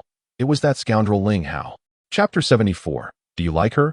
As the crowd absorbed Tang Yuanming's revelation that it was Ling Hao who accomplished the 13 tasks on the Xinglin list, Ling Hao and Xiao Xiao had already taken the man away from the Konglu sanatorium. My name is Mo Xingjian. Thank you for saving me. In the car, the man in the back seat expressed his gratitude sincerely towards Ling Hao, the 5 great martial clans, with the Mo family of Sichuan excelling in swordsmanship. Are you a member of the Mo family? Before Mo Xingjian could speak, Xiao Xiao, sitting beside Ling Hao, turned to him with a radiant smile and said, Young Master Mo Xingjian, I presume your father is still unaware that you have recovered? The only son of the Mo family, Mo Xingjian, he is the young master of the Mo family in Sichuan. What could he possibly be doing here alone? Ling Hao's brow furrowed slightly, lost in contemplation. Mo Xingjian's expression slightly changed. After a moment of hesitation, he finally made up his mind, nodded, and said, You too have saved my life, and I shall not conceal anything from you. I am indeed the sole heir of the Mo family from Sichuan, my father being Mo Tiana. However, to call me a young master is somewhat excessive. I have been wholly engrossed in martial cultivation over the years and have had no involvement in family affairs. To speak of life-saving grace is an exaggeration. Upon hearing this, Ling Hao shook his head and calmly remarked. Xiao Xiao and Mo Shijian were momentarily taken aback, unable to articulate a response as they gazed at Ling Hao. Your injuries stem from your body being unable to withstand the sword techniques you practice. Therefore, even though I just intervened to awaken you, as long as you do not abandon your martial cultivation, it will not be long before you find yourself in the same predicament as before. Mo Shijian, upon hearing this, felt a wave of despondency wash over him, even succumbing to a sense of discouragement. Ling Hao chose not to elaborate further. After all, he had done what he could. Although the task posted by the Mo family on the Xinglin list had been snatched away by the Tang family, he had still acted to awaken him, and that was sufficient. After a prolonged silence, Mo Shijian let out a deep sigh and said, "Let us halt the vehicle. I shall take my leave now."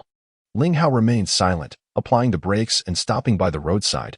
Regardless of the circumstances, I owe both of you a debt of gratitude, and I shall ensure that this debt is repaid as long as I draw breath.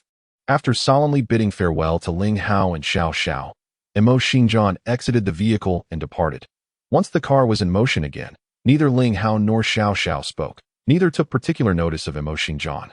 After all, it was merely a small favor, fulfilling the duty of a healer. One cannot deny that the Xinglin list enjoys a remarkable reputation within the medical community of the Great Xia Kingdom, possessing distinct advantages. Although the management rights had been temporarily usurped by Hong Xicheng for nearly an hour, they promptly returned to normal once regained. Xiao Xiao accepted 13 tasks listed on the task sheet in one breath and submitted her completed tasks just an hour later, causing a stir within the Xinglin list website. While the shock was palpable, the website administrators swiftly verified the situation at the Konglu Sanatorium and confirmed Xiao Xiao's task completion request. The substantial rewards were soon allocated to Xiao Xiao's account, along with a massive amount of reward points credited to her name. The rankings on the Xinglin list shifted dramatically, with Xiao Xiao ascending from her previous 15th place to a remarkable 9th, closing in on Huazitong in 8th place. Simultaneously, an announcement was published stating that Tang Yuanming and Tang Yuanbao, having failed to complete their task after competing for it, were to be removed from the list according to the regulations. Their points reset to 0 and placed on the blacklist. Upon witnessing this, all those following the Xinglin list were once again left astounded. Tang Yuanming and Tang Yuanbao were effectively rendered irrelevant, and the Tang family would undoubtedly become a laughingstock within the medical community.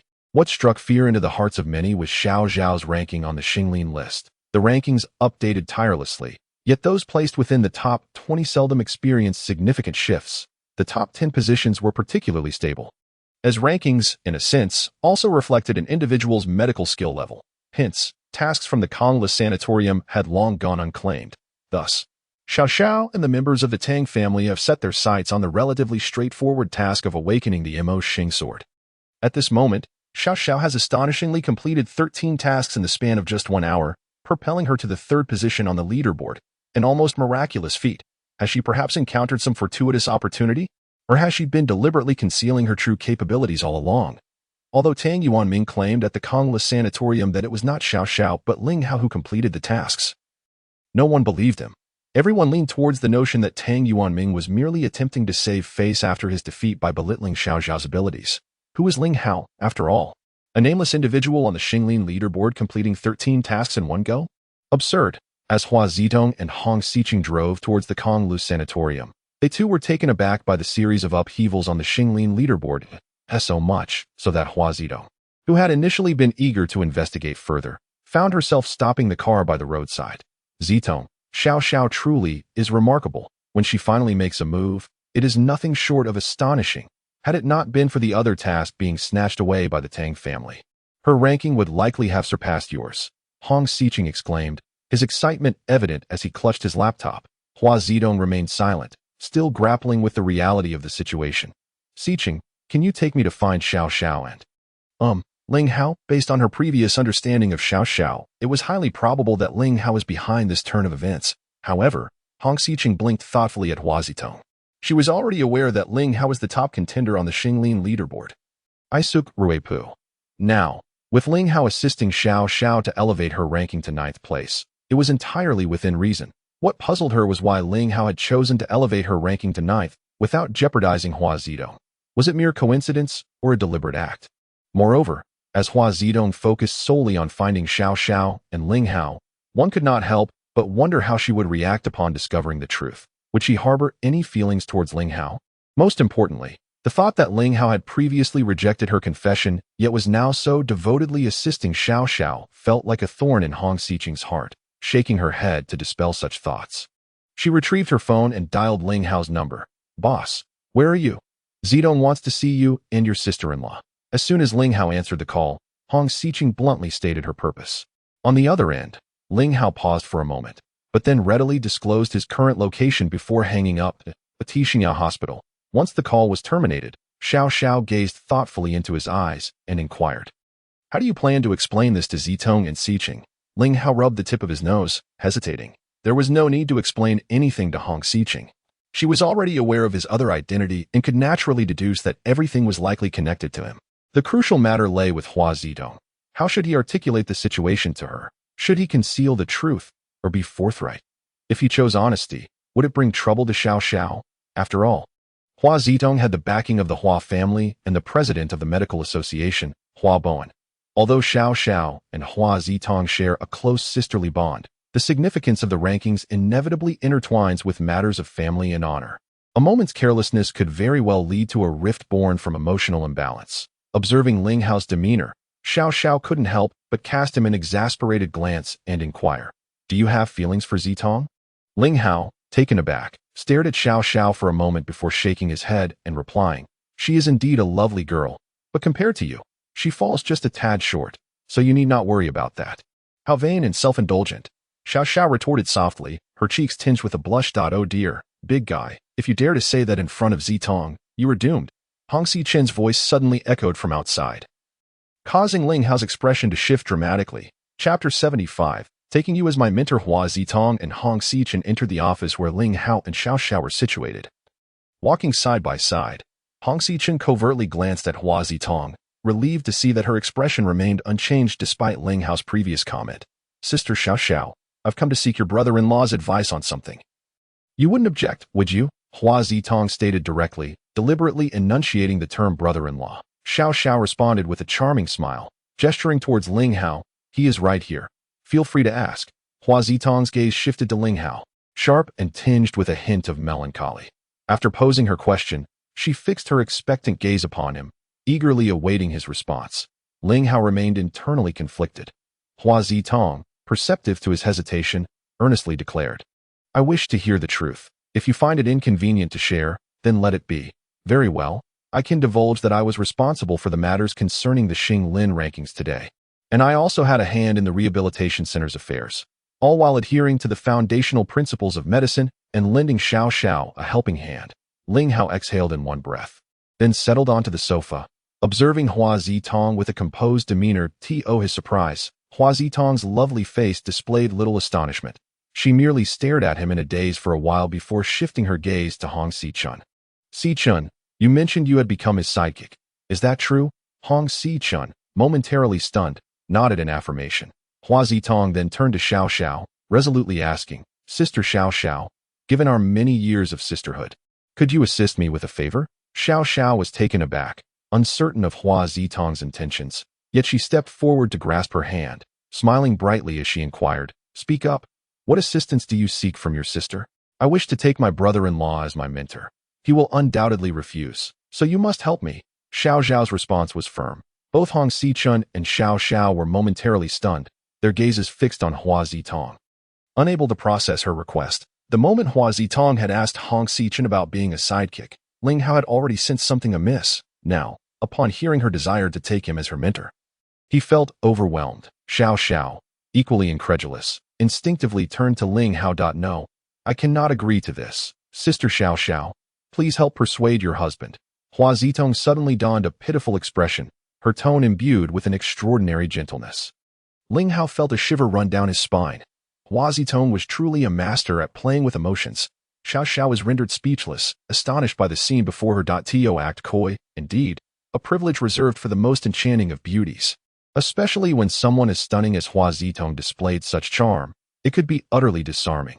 Even Xiao Xiao felt somewhat overwhelmed. Ling Hao leaned back against the sofa, shutting his eyes. "I fear there is little I can do to assist you in this matter." Even Xichen seems to be in a trial period, does he not? You must settle your affairs with him on your own. I am unable to help. Xiao Xiao wore a look of resignation, choosing to disengage entirely. Yet, she felt a twinge of satisfaction with Ling Hao's demeanor. Were he an ordinary man, he would likely have surrendered immediately under Hua Zidong's charming antics. However, Ling Hao's expression suggested that his refusal stemmed from reasons beyond mere consideration of her presence. But since he remained silent, there was no reason to press him further. Thus, Xiao Xiao opted to remain an observer. Hey, brother-in-law, will you agree? Hua Zitong, realizing her attempts to charm Xiao Xiao were futile, approached Ling Hao directly. Posing her question unabashedly, Ling Hao replied with a wry smile. It is not that I refuse, but rather that I am entirely incapable of acquiescing. Not only do I lack the qualifications to take you as a disciple, but even if I possessed such abilities, what would your grandfather do if he found out? He would surely devour me whole.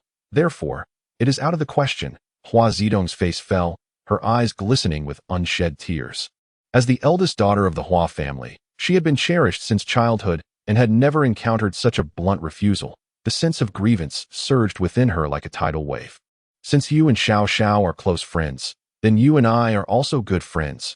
Whatever you wish to learn, as long as it is within my capabilities, I will share without reservation.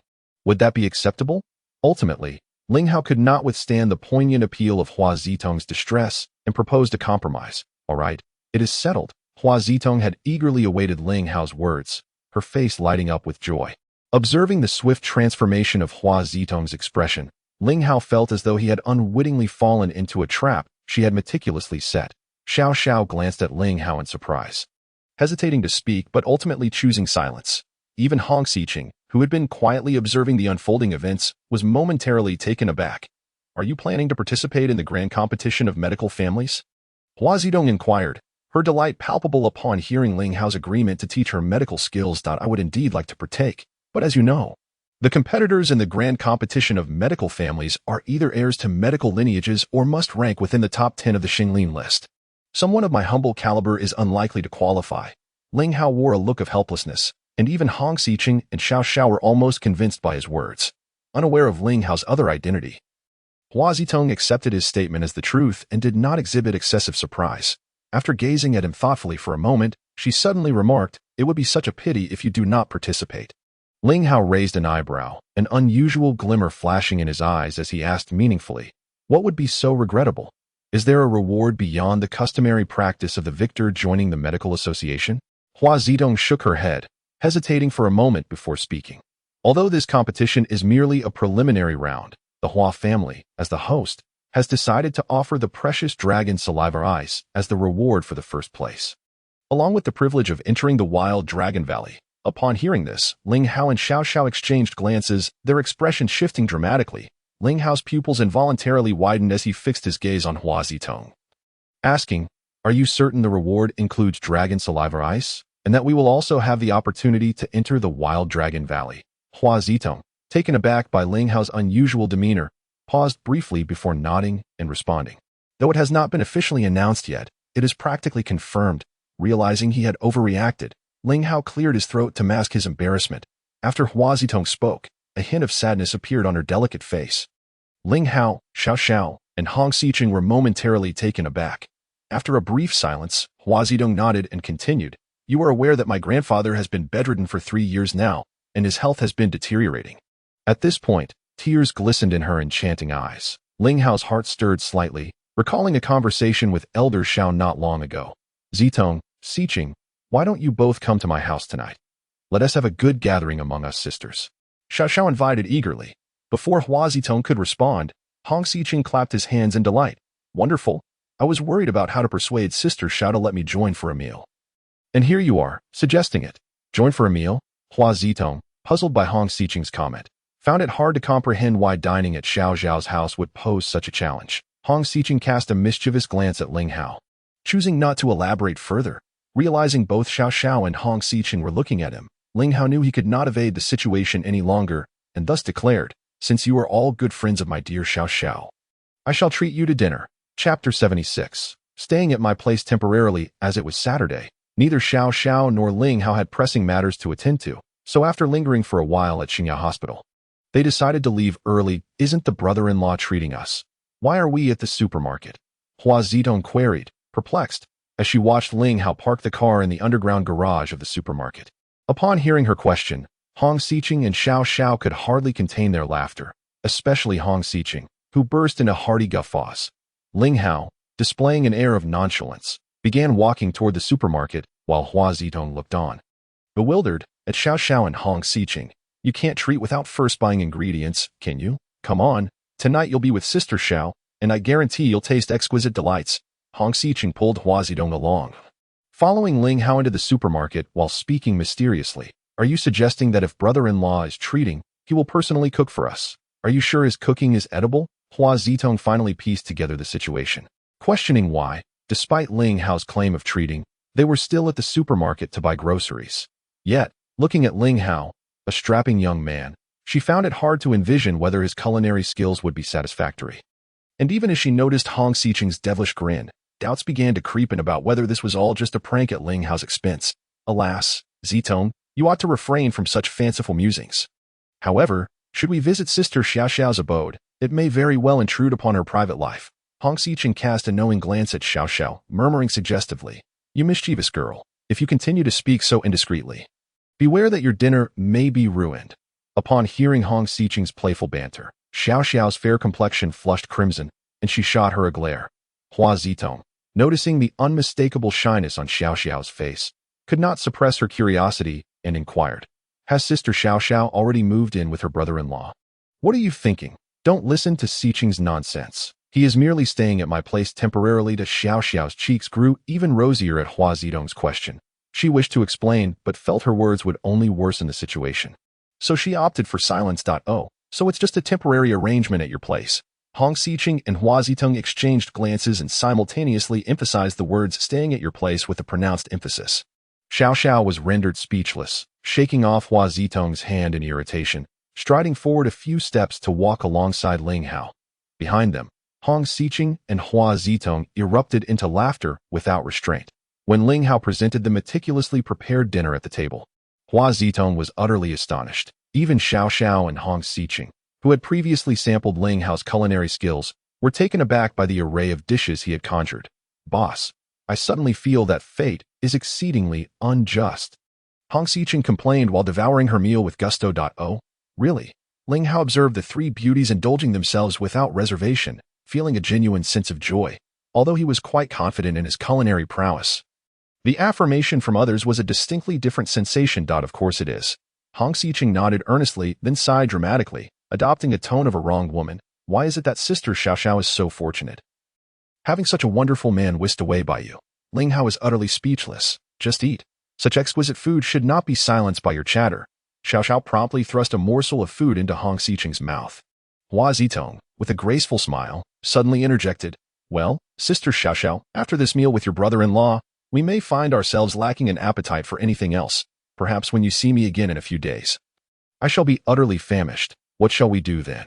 Ling Hao, having just taken a sip of water, nearly sputtered it out, coughing uncontrollably. The night passed in silence. The following morning, after bidding farewell to Hua Zitong, Hong Xiqing departed as well. It seems I haven't seen Yunqi lately.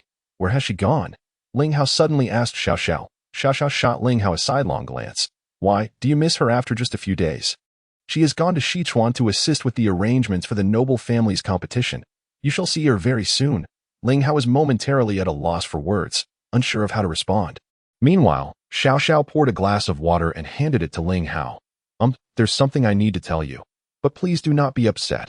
Ling Hao froze at her words, sensing that Xiao Xiao's demeanor was far too serious for jest. Yet he could not fathom what matter could evoke such gravity from her.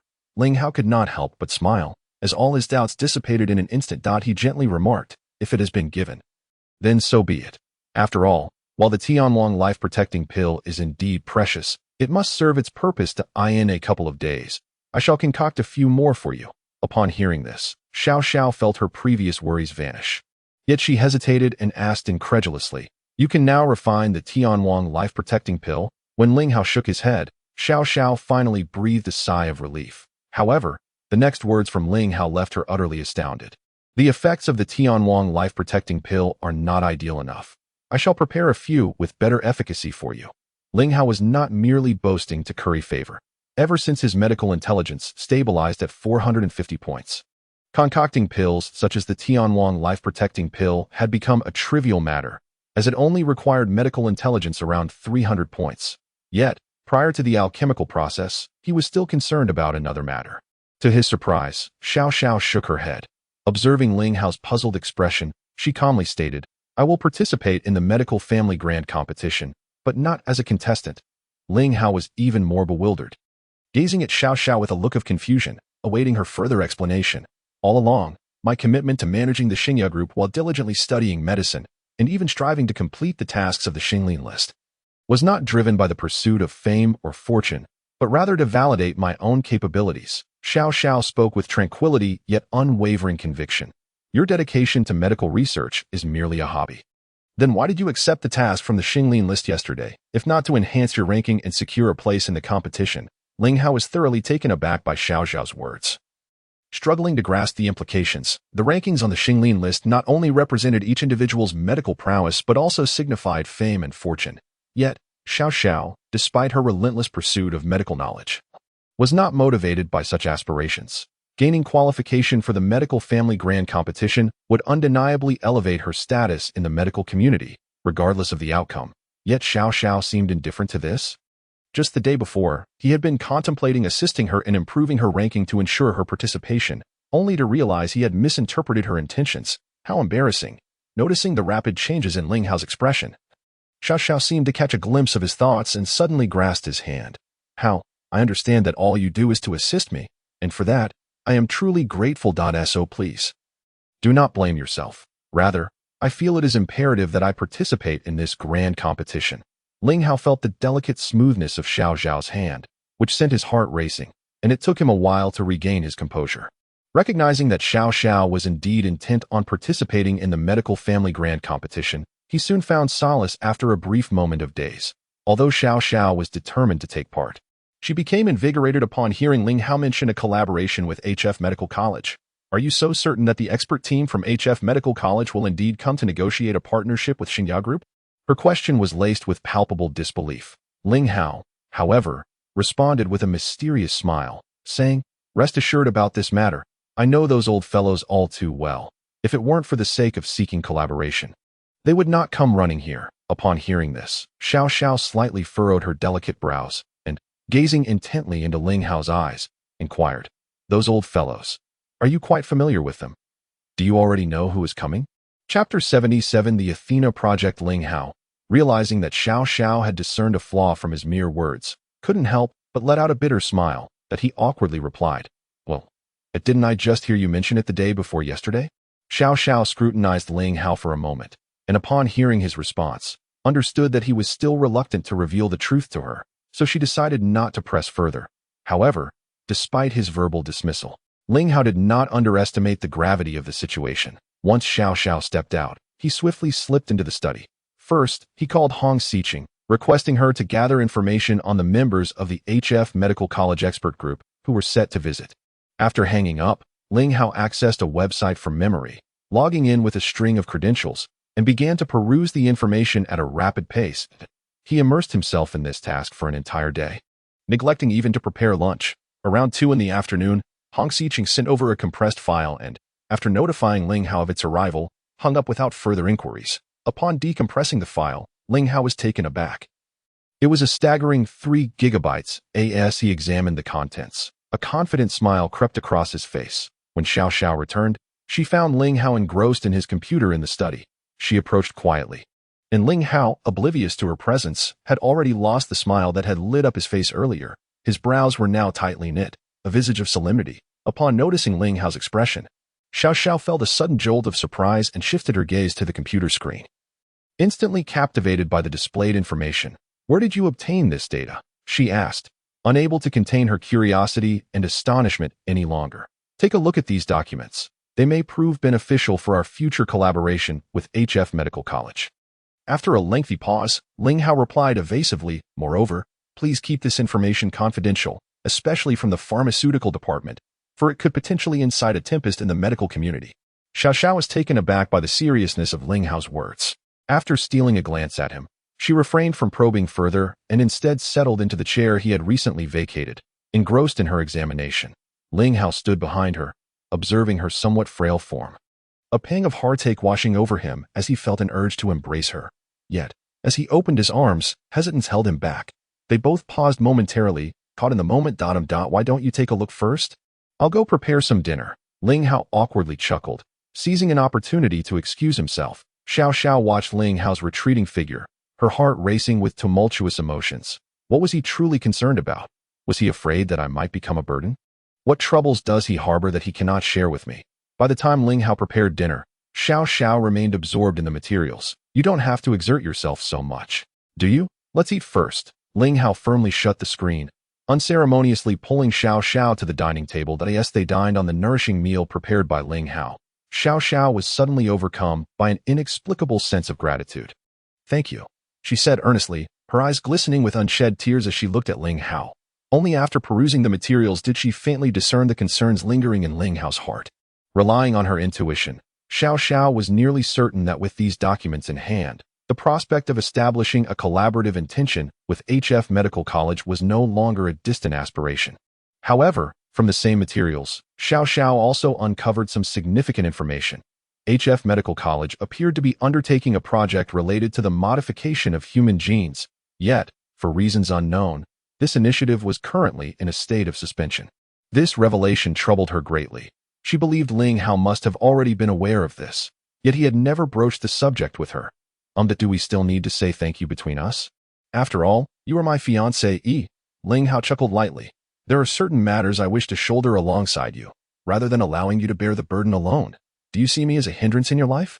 Observing Ling Hao's jovial demeanor, Xiao Xiao's delicate brows furrowed slightly, yet she maintained a serious tone.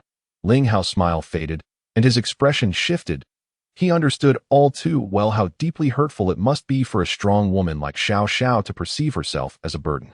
You are mistaken, Ling Hao asserted firmly, shaking his head as he gazed into Xiao Xiao's eyes, which were glistening with unshed tears. On the contrary, I do not wish to be a burden to you because. Ultimately, Ling Hao swallowed the words that were poised on his lips, refraining from disclosing that he had but a year left to live. Xiao Xiao chose not to press further. A heavy silence enveloped them. She set down her utensils and rose to head towards the study. As Ling Hao observed her turn, he noticed 2 tears cascade down her cheeks. His heart ached, and he sighed softly. Once he had tidied up, Ling Hao followed her to the study. She was engrossed in her materials, fully absorbed in her task, while he sat behind her in contemplative silence. After reviewing the documents collected by Hong Shao, Ling Hao was genuinely taken aback. Several passages referenced the same term, the Athena Project. During his time at HF Medical College, he had vaguely heard whispers of this initiative, recognizing it as akin to the Day-Summer Kingdom's Wisdom DMOM project. Both aimed to enhance human medical intelligence through genetic reprogramming, thereby achieving absolute dominion within the medical field. The resurgence of the Athena Project in the HF Medical College expert group's documents was certainly no trivial matter. Could it be that HF Medical College had become aware of the Day-Summer Kingdom's implementation of the Wisdom DMOM project and had come under the guise of investigation to probe further?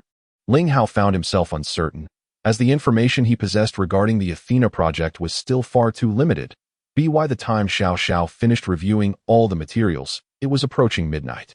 Turning back, she found Ling Hao seated behind her, still lost in thought. A warmth surged within her heart.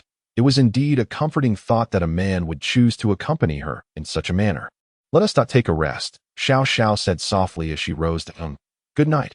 Ling Hao replied, as Xiao Xiao watched him dash away like a startled rabbit. A bittersweet pang tugged at her heart. After a night of silence. The following day, after breakfast, Ling Hao drove alongside Xiao Xiao to Xingya Group.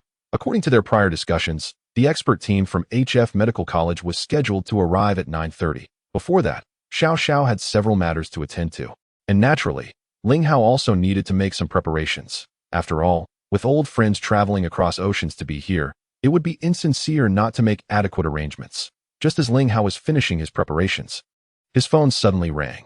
After exchanging a few words, he hung up, his brow furrowed, and his expression shifting slightly. After whispering a few words to Xiao Xiao, he drove away from Xingya Group, heading straight for the airport.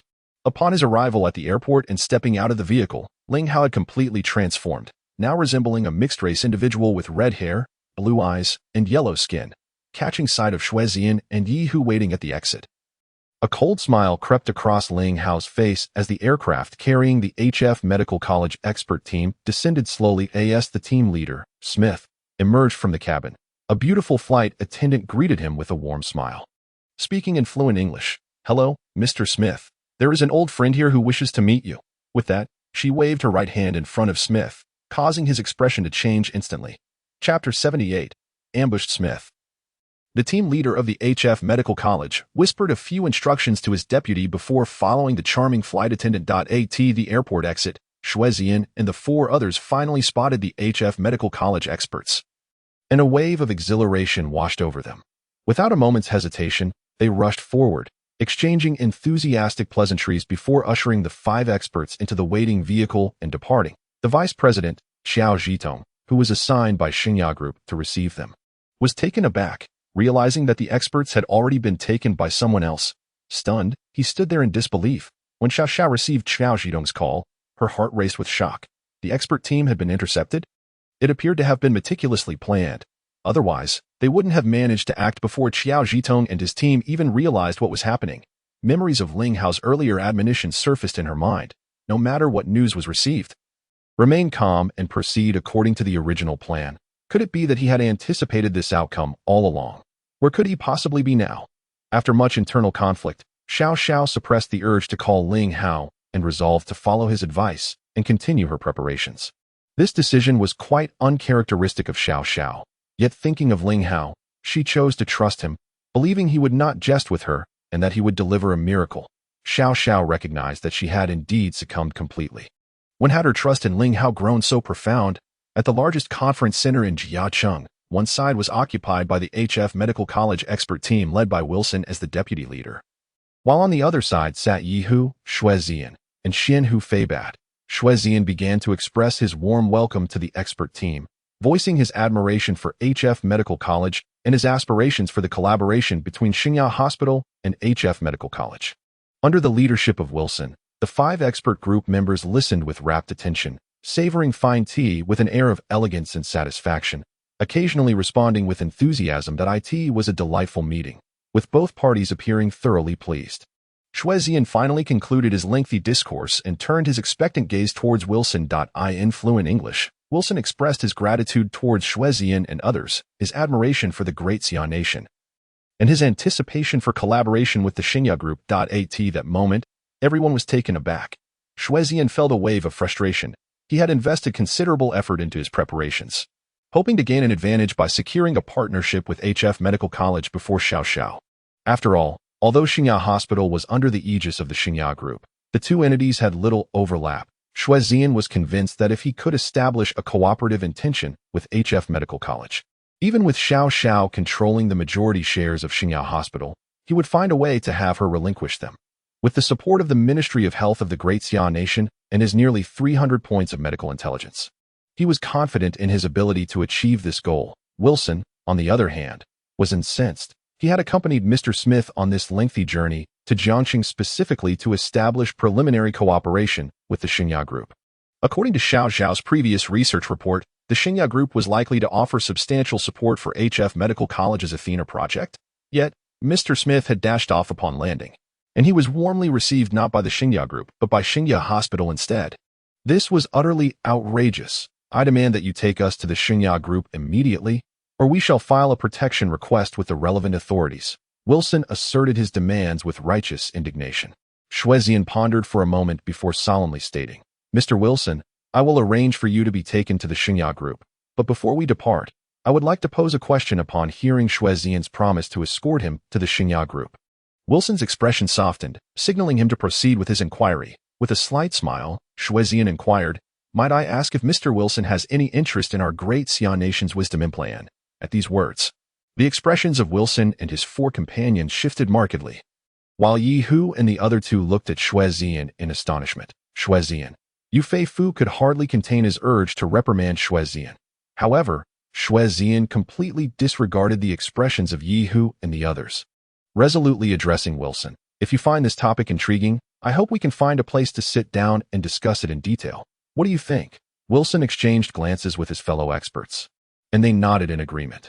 Meanwhile, The expressions of Yi Hu and his companions had turned exceedingly grim. But on another note, when Smith, the head of the HF Medical College expert group, entered the waiting hall accompanied by a charming flight attendant, his eyes immediately brightened. The disguised Ling Hao was waiting with a beaming smile. Upon seeing Smith, he opened his arms and welcomed Mr. Smith. It has been 3 years. You seem to be in much better spirits than before. Ah, Lord Collop, it has indeed been a long time. Smith approached with warmth, embracing Ling Hao with genuine enthusiasm. Subsequently, Ling Hao drove directly to Xingya Group with Smith. Along the journey, their conversation flowed effortlessly, filled with laughter and an indescribable sense of closeness. Within Xingya Group, Xiao Xiao, who had everything meticulously prepared, sat quietly in her office, awaiting the arrival. Despite her outward calmness, only she was aware of the turbulent emotions stirring within her heart. The expert team from HF Medical College had been whisked away immediately upon landing. And judging by Xiao Zhidong's description, it was likely Xue Zian and his associates, which made Xiao Xiao perceive the situation as rather precarious. Although the news had been tightly sealed by Xingya Group, it had still managed to leak. Was there a spy lurking in her midst? Xue Zian, at best, was merely the deputy director of Xingya Hospital under Xingya Group, yet he audaciously opposed her, exploiting the influence of the Xue family, leaving her feeling utterly powerless. How utterly vexing. The crux of the matter was that, having arrived at this juncture, she found herself helplessly waiting, a state of affairs that was intolerable for someone who always took action. Suddenly, the phone rang. Xiao Xiao instinctively answered, receiving a call from the front desk. Xiao Zong, there are 2 foreigners at the entrance who claim to be Collop and his friend, requesting to see you. What do you think? A jolt ran through Xiao Xiao's heart as she forced herself to remain composed. Let them in. No, I will come down immediately. After hanging up, she made her way downstairs. Collop, what was Ling Hao up to? Upon encountering Smith, she instantly recognized him from the detailed information Ling Hao had provided the previous night. However, upon seeing the blonde-haired, blue-eyed mixed-race individual beside Smith, Xiao Xiao was momentarily taken aback. Collop? This was clearly Ling Hao. Though his appearance had changed, that pair of eyes and his unique aura remained unchanged. But when had Ling Hao transformed into this visage, Xiao Xiao found herself momentarily dazed. Hello, Xiao Zong. It is a pleasure to meet you. Upon seeing Xiao Xiao's expression, Ling Hao couldn't help but smile, pretending it was their first encounter, and warmly embraced her once more. Don't lose focus. Maintain your composure. As he embraced Xiao Xiao, he leaned closer and whispered softly in her ear, then released her. Greetings, Xiao Zong. I am Smith from HF Medical College, delighted to make your acquaintance. Meanwhile, Smith awkwardly articulated his greeting in broken Chinese, extending his right hand politely for a handshake with Xiao Xiao. Once the 3 settled down, Ling Hao exchanged a knowing glance with Xiao Xiao, who understood his cue and began conversing with Smith. Their discussion revolved around the research report Xiao Xiao had previously released. Although Ling Hao had assisted in its completion over the past few days, in preparation for the visit from the HF Medical College experts, Xiao Xiao had diligently studied the report from start to finish, even pulling Ling Hao aside to clarify numerous uncertainties, rendering her thoroughly familiar with its contents. Thus, her conversation with Smith progressed quite smoothly. That I wonder if Xiao Zong has any interest in collaborating with HF Medical College? Smith pivoted the conversation directly to the point. Chapter 79. A sudden change of heart. Xiao Xiao was momentarily taken aback when Smith took the initiative to mention the collaboration with Xingya Group, leaving her somewhat flustered and uncertain about his true intentions. Though, General Manager Xiao, please do not misunderstand that we sincerely wish to collaborate with your Xingya Group. Not to mention, given the presence of Kuli Pu here, we are indeed eager to work together. Smith, having noticed the fleeting doubt on Xiao Xiao's face, earnestly offered an explanation, glancing at Ling Hao, who sat beside Smith and flashed her a reassuring smile.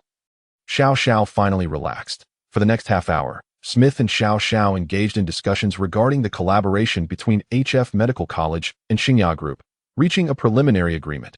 Meanwhile, Ling Hao remained nonchalant, leisurely sipping his tea and occasionally interjecting a few words whenever Smith and Xiao Xiao found themselves at an impasse, ensuring the conversation flowed smoothly.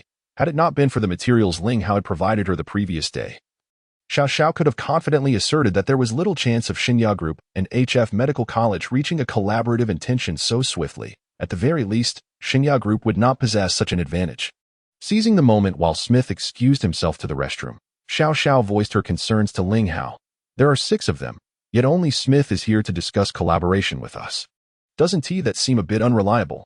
Xiao Xiao nodded, choosing not to dwell on the matter further. Although she had considered this point previously, it still felt somewhat dubious. However, seeing Ling Hao's composed demeanor eased her worries considerably. You used to live like this? Xiao Xiao fixed her gaze on Ling Hao's face and suddenly asked, "At that moment?" Smith returned from the restroom, prompting Xiao Xiao to suppress her curiosity, with a wistful glance at Ling Hao.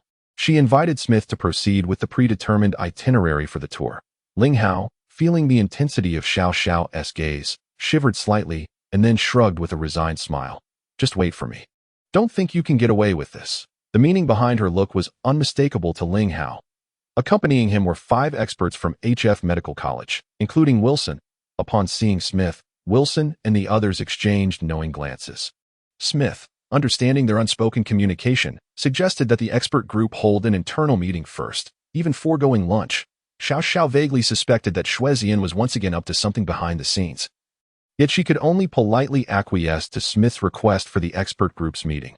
Upon noticing the remarkably disguised Ling Hao standing beside Xiao Xiao, a flicker of confusion crossed Xuezian's face as he scrutinized him closely. Though he found nothing amiss, nevertheless, his instincts told him that the man accompanying Xiao Xiao at that moment was not Ling Hao, but rather a foreign stranger, indicating that the situation was undoubtedly complex. "General Manager Xiao, I truly apologize for not reporting to you. I sent the HF Medical College expert group to visit Xinya Hospital. I hope you do not take offense." Xuezian offered a hollow smile while exchanging pleasantries with Xiao Xiao. Yet his expression clearly conveyed a sense of defiance, as if to say, "I've done it already. What can you do about it?" Xiao Xiao remained silent, choosing not to engage with him further, for one who has completely fallen out with another. Xiao Xiao deemed it unnecessary to engage in any further pretense. After all, Xuezian was undoubtedly destined to be ousted from Xinya. It merely required a compelling reason to deprive the medical department and the Xue family of their support. "You must be the Vice Dean Xue, am I right? Your esteemed name resonates like thunder, and it is indeed a rare fortune to meet you today." Observing this, Ling Hao unexpectedly greeted Xuezian. Xuezian had been contemplating how to glean information about the unfamiliar man who had suddenly appeared beside Xiao Xiao when, to his surprise, the latter spoke up, striking a chord with him. And he promptly donned a beaming smile. "You flatter me. I am merely working for General Manager Xiao. May I inquire how to address you?" Ling Hao replied with a cheerful demeanor. "I, like Vice Dean Xue, am also in the service of General Manager Xiao. I am but a temporary translator, a mere part-timer." Upon hearing this, Xuezian's smile instantly faltered, and his lips twitched in irritation. "A temporary translator? Does he even know how to communicate?" "I was merely being modest." Yet he took it to heart. While Xuezian felt a twinge of anger at Ling Hao's unexpected remark, he swiftly regained his composure and chose to ignore him, standing quietly in anticipation of the HF expert group. Earlier, when he mentioned the WZMOM plan to Wilson, the HF Medical College's expert group, which had been insistent on departing, underwent a dramatic turnaround, expressing their willingness to collaborate and assuring him that they would persuade Smith to agree to cooperate with Xinya Hospital. Naturally, Xuezian was elated. Although Yi Hu and his companions had hastily departed during the intermission of the meeting, it did not dampen his spirits in the slightest. Xuezian was confident that his decision was sound. Even if the medical department did not comprehend his actions for the time being, once the HF Medical College agreed to collaborate with Xinya Hospital, the medical department would certainly refrain from voicing any objections. A few minutes later, the HF Medical College expert group emerged from the conference room. Smith glanced awkwardly at Ling Hao and Xiao Xiao, his expression laden with regret as he said, "I sincerely apologize.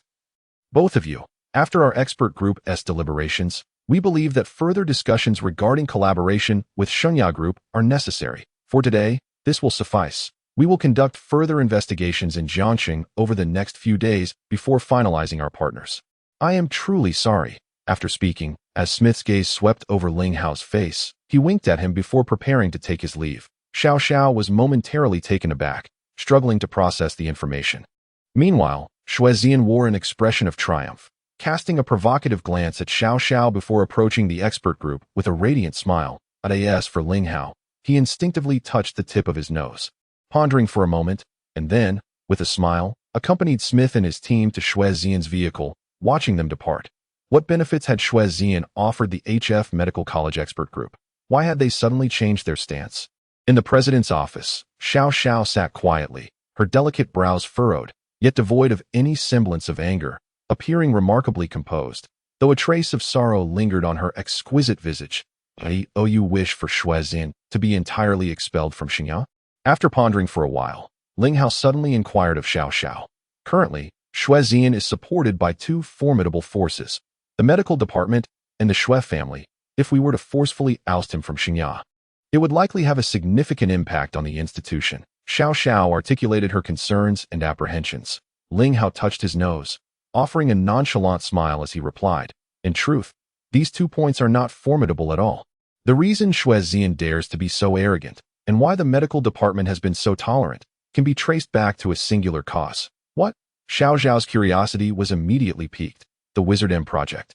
Xuezin is the sole success. I suspect that the HF Medical College's expert group abruptly changed their initial intentions for this very reason. Ling Hao spoke his estimation with deliberate clarity, his tone grave and assured. Upon hearing this, Xiao Xiao's expression shifted dramatically. Chapter 80. An announcement. After gazing at Ling Hao for a moment, Xiao Xiao finally spoke. "Is your sudden coma 3 years ago also related to this project?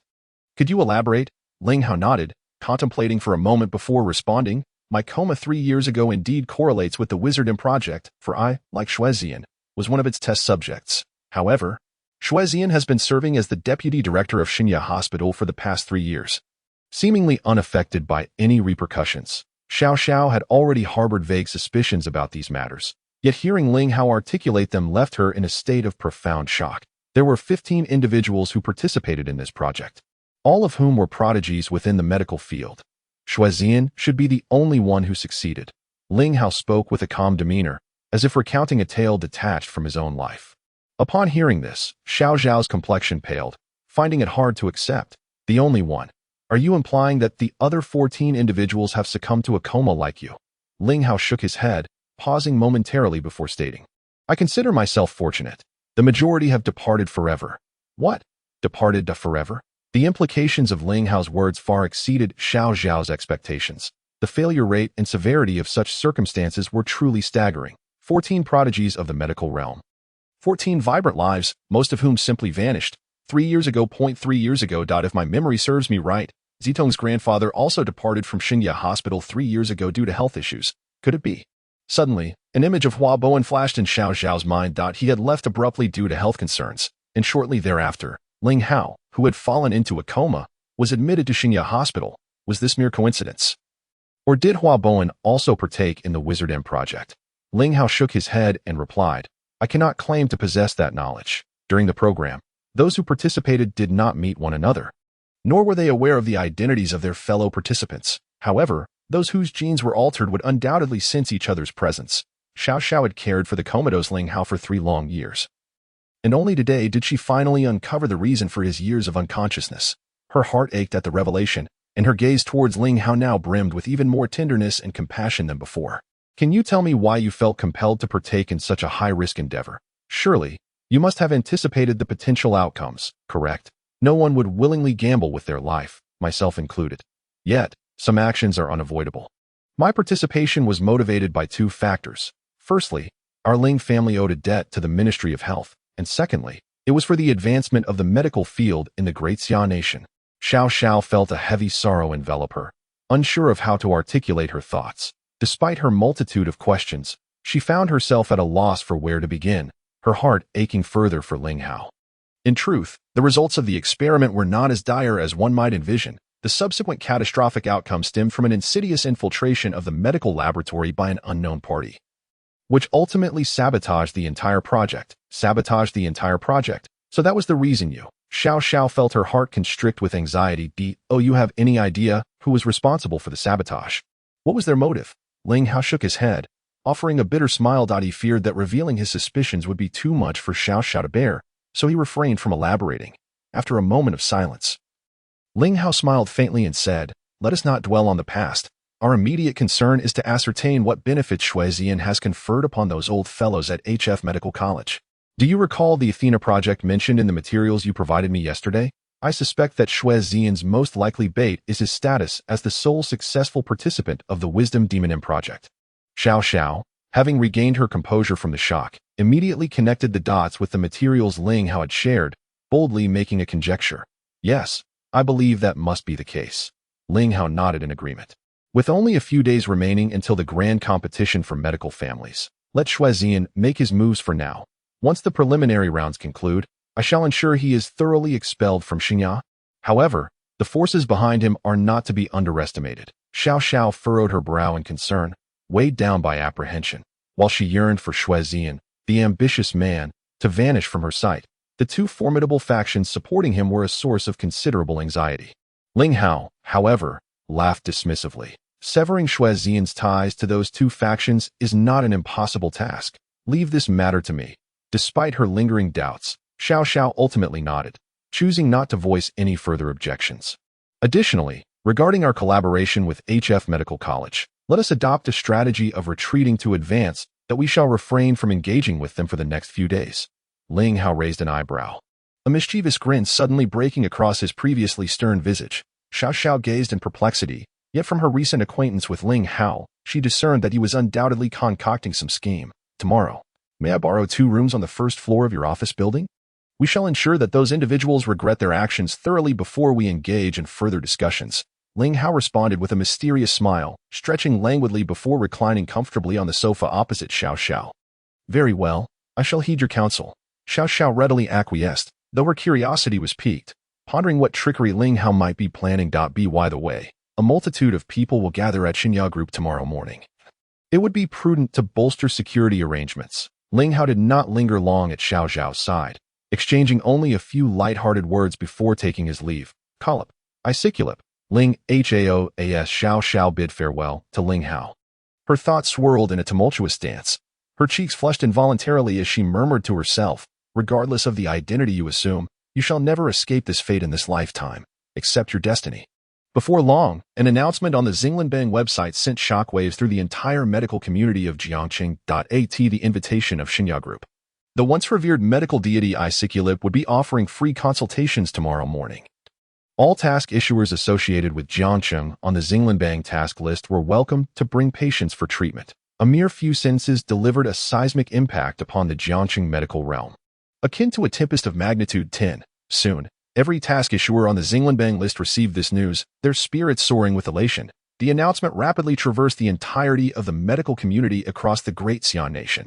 The reclusive medical deity Isiculip was making an appearance in Jiangcheng. Was he planning to clear all tasks related to Jiangcheng from the Xinglinbang list? The most astonishing aspect was that he would be offering his services free of charge. Just the day before, Xiao Xiao had swiftly completed all 13 tasks pertaining to the Kangal Sanatorium on the Xinglinbang list, creating quite a stir in the medical field. Now, merely 2 days later, the medical deity Isiculip was poised to eradicate all tasks concerning Jiangcheng from the list. All tasks, implying that no matter how intricate the affliction, for him, there was but one solution. Healing, no matter the chronic ailment. For him, there was only one outcome. Recovery. His confidence radiated, exuding an aura of dominance. Families of patients in Jiangcheng rejoiced, spreading the news with fervor. Meanwhile, those not in Jiangcheng lamented their absence, eagerly anticipating the event. Simultaneously, Xuezian and the expert team from HF Medical College, engaged in negotiations over collaborative matters, received the announcement almost in unison, leaving them utterly astonished. They exchanged incredulous glances. Speechless in their astonishment, the medical deity Isiculip had indeed appeared at Xingya Group. He intended to single-handedly clear the Xinglinbang task list of all Jiangcheng-related tasks. What was the point of continuing their negotiations? They would first observe the situation. Xuezian's meticulously crafted negotiation plan, designed to be foolproof, unraveled naturally. Even Xuezian himself found his desire to proceed with the discussions utterly extinguished. He felt an undeniable urge to witness the medical deity Isiculip for himself, to discern the true nature of this remarkable individual. Chapter 81. Why not make it bigger? Heavens, the boss, when he chooses to act, creates a seismic shift. In the confines of her chamber, Hong Xiqing was browsing the internet when her eyes suddenly sparkled with excitement, followed by an exclamation of astonishment. The source of her exhilaration was, of course, the announcement posted by Ling Hao on the Xinglin list website. After the initial thrill, a subtle frown creased Hong Xiqing's brows as a thought began to ripple through her mind. If they were to make such a grand display, why not escalate the situation and make those self-important individuals break a sweat? This would undoubtedly reduce the obstacles for our leader when he participates in the grand familial competition in a couple of days. With a mischievous smile, her fingers flew across the keyboard with remarkable speed. Minutes later, Ling Hao's announcement on the Xinglin list website spread like wildfire, dominating major news outlets. The divine healer, Iciculipe, had chosen this moment to stir up trouble? Was this mere coincidence or a deliberate act? Offering free consultations under the aegis of the Xingya group. Damn it. In a fit of rage, Shuezian forcefully hurled his cup to the ground, shattering it into a myriad of pieces. Just then, the phone rang at the most inopportune moment. With anger surging within him, Shuezian answered the call without hesitation. Who the hell are you? Do you have any sense? Are you looking for trouble? He unleashed a tirade of frustration. Shuezian, how could you be so impatient? You were deeply disappointing me. It was only after Shuezian had vented his anger that a calm voice emanated from the other end of the line. Upon hearing it, Shuezian was immediately drenched in cold sweat. The elder of the medical department was calling at this critical juncture. After a brief moment of shock, Shuezian quickly donned a contrite expression. Fervently apologizing, Elder, I sincerely apologize. It was not my intention. I didn't recognize it was your call. Please, be magnanimous and overlook my transgression. Enough? I did not call to listen to your idle chatter. The voice on the other end interrupted Shuezian, coldly stating, Tell me, what was your purpose in leaking the Wisodemo plan to the personnel of the HF medical department without authorization? Furthermore, why did you fail to report promptly about the divine healer Iciculipe's appearance in Jiangcheng? The rebuke was severe, sending chills down Shuezian's spine. It appeared that Yihu had relayed the recent events to the medical department, and they had already been apprised of Iciculipe's announcement on the Xinglin list website. However, he had only just learned of it himself. Elder, the collaboration with HF Medical College was my decision, and Wisodemo was merely a bait to extract information regarding the progress of the Athena plan from them. Shuezian took a moment to steady his breath, regaining his composure as he explained to the elder the Athena plan. They have resumed the Athena plan. HF Medical College is now in charge. Indeed, I have uncovered a thread of evidence, and I am 90% certain. Hence, I acted on my own accord. And I beg your forgiveness. Elder, upon sensing a shift in the elder's tone, Shuezian's previously taut nerves relaxed considerably, and he spoke with newfound confidence. Finally at ease, Shuezian responded, Elder, I too have only just received news regarding Iciculipe, and I will investigate immediately. I will report back to you with results at the earliest opportunity. Yihu, you truly are an excellent informant for the elder. However, I am eager to see just how long this cunning fox can maintain its arrogance. Shuezian said resentfully, his eyes brimming with a chilling intent. Ling Hao, on the other hand, did not remain idle. After issuing the announcement, he began to delve into the tasks listed on the Xinglin rankings. Although the ailments involved in those tasks posed no significant challenge to Ling Hao, given that this was the first public appearance of the medical deity Aesculapius after 3 years of silence. And considering the collaboration between the Xingya Group and HF Medical College, he resolved to prepare thoroughly for a swift resolution. Only by completing these tasks with lightning speed could he showcase the formidable prowess of the medical deity and instill the greatest intimidation in those old-timers at HF Medical College who sat on the fence. Of course, Ling Hao harbored a personal desire as well. Being in the territory of his fiancée, he certainly wished to make a striking impression on the Xinglin rankings task list. Apart from the 14 tasks regarding the Kangol Rehabilitation Center that had been completed yesterday, there remained 43 tasks related to Jiangcheng City. These 43 tasks were indeed varied and numerous, encompassing chronic ailments, comatose conditions, and hidden injuries, among others, which were difficult to articulate. Yet in Ling Hao's eyes, they could be categorized into 2 types, those requiring treatment and those necessitating recovery. For someone like Ling Hao, whose medical intelligence had nearly reached 500 points, both categories posed no difficulty. After merely half an hour of review, Ling Hao was already filled with confidence regarding the 43 tasks. Well, since the situation has unfolded in this manner, I might as well make it even more sensational. Ling Hao touched the tip of his nose, pondered for a moment, and then took out his phone to dial Hong Xiqing's number. The ringtone suddenly rang out, surprisingly close at hand. Brother-in-law, I'm right here. Why are you still calling? Hong Xiqing's voice echoed from the living room. Ling Hao stood up to see Hong Xiqing and Xiao Xiao entering side by side. Taking off their shoes, Ling Hao and Xiao Xiao exchanged glances, unable to suppress their laughter. Go on. Brother-in-law, what do you need me for? Hong Xiqing casually plopped down on the sofa and asked. Then, as if recalling something, he cheerfully continued. By the way, brother-in-law, I haven't told you yet. I shared that announcement you sent across the entire internet. Before Ling Hao could respond, Xiao Xiao shot Hong Xiqing a disapproving glance, saying, Can you please be mindful of the impact? You're exposing yourself. Hong Xiqing glanced down, quickly adjusted his clothing, and remarked nonchalantly, "It doesn't matter. After all, the boss isn't a stranger. Good fortune should not flow away from its rightful place." Ling Hao was instantly left speechless. Xiao Xiao was utterly at a loss for words. "Boss, hurry up and say, what was the call about?" Hong Xiqing inquired with unabated curiosity. "Oh, it's nothing. The matter I wanted your assistance with has already been preemptively resolved by you. So it's all good. By the way, Sister Xiao Xiao, I noticed the boss has booked a venue at Xingye Group. Have you made preparations on your end? I believe tomorrow Xingye will undoubtedly be teeming with people." Hong Xiqing took a sip from the water Xiao Xiao handed him and curiously asked. Xiao Xiao nodded and said, "Yes, I have already arranged for the decorations and added security personnel. There shouldn't be any issues. But is that really sufficient?" "No, we cannot waste this golden opportunity." Hong Xiqing shook his head vigorously, as if he were a rattle drum. With an expression of curiosity, Xiao Xiao inquired, "Is that not enough? What do you propose we do?" Hong Xiqing replied earnestly, "This is a splendid opportunity to promote Xingye and showcase its brilliance. We must seize it.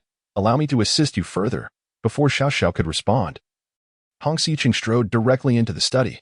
"Boss, please make way. Thank you," he said, pushing aside Ling Hao, who was sitting in front of the computer in a daze, and took his place.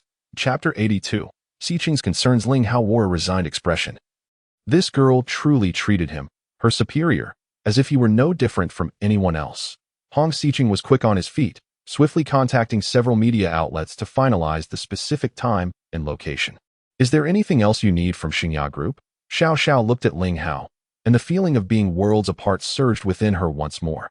After finally hearing Ling Hao recount the circumstances of his 3-year coma, she had thought their distance might diminish. But who could have anticipated the emergence of the miraculous Esquire of Medicine, Aesculapius, who aimed to clear all tasks related to Jiangcheng from the Shinin list?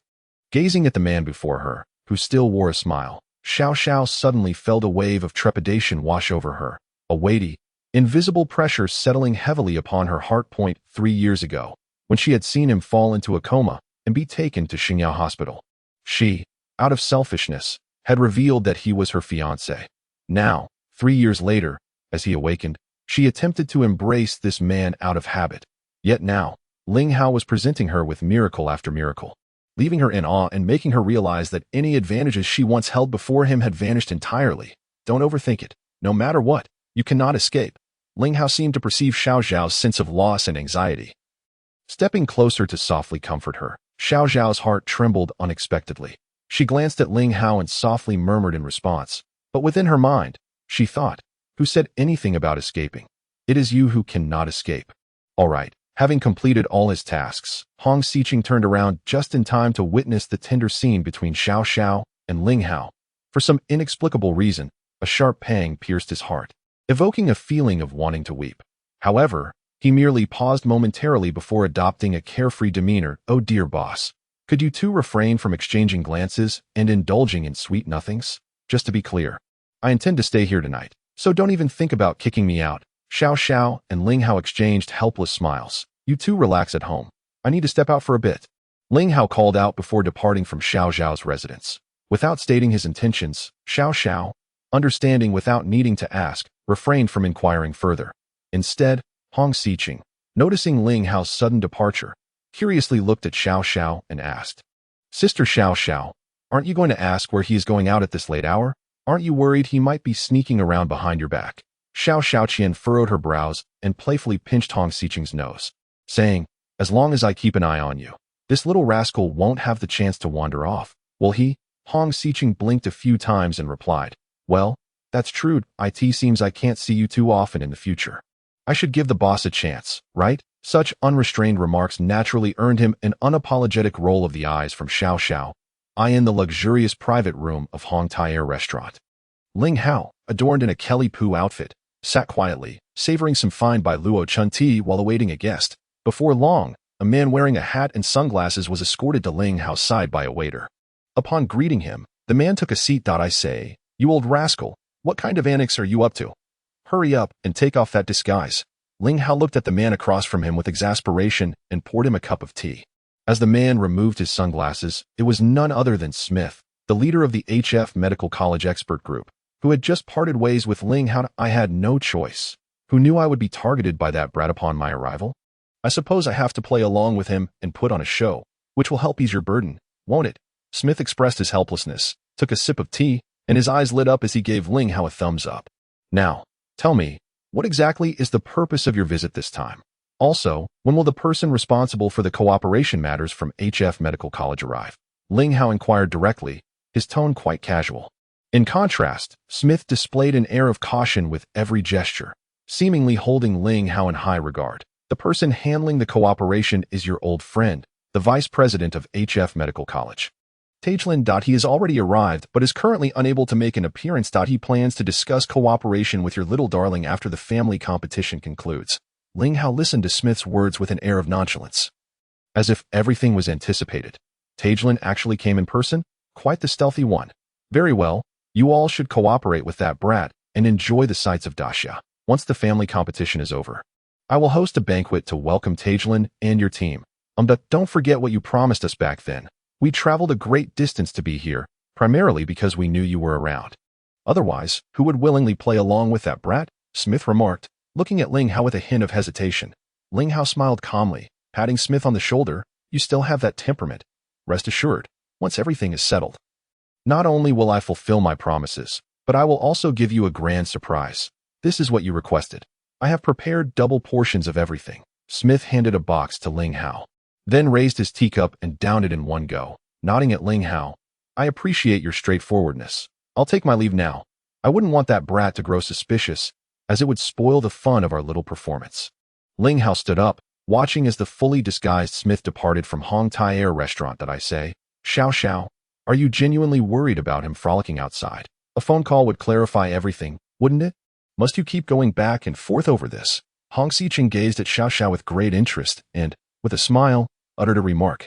Xiao Xiao, feeling bold, sat up, picked up her phone, hesitated for a moment, and ultimately tossed it aside. Sister Xiao Xiao, have you truly fallen for him? She inquired. I remember you once mentioned that you were merely using him as a shield.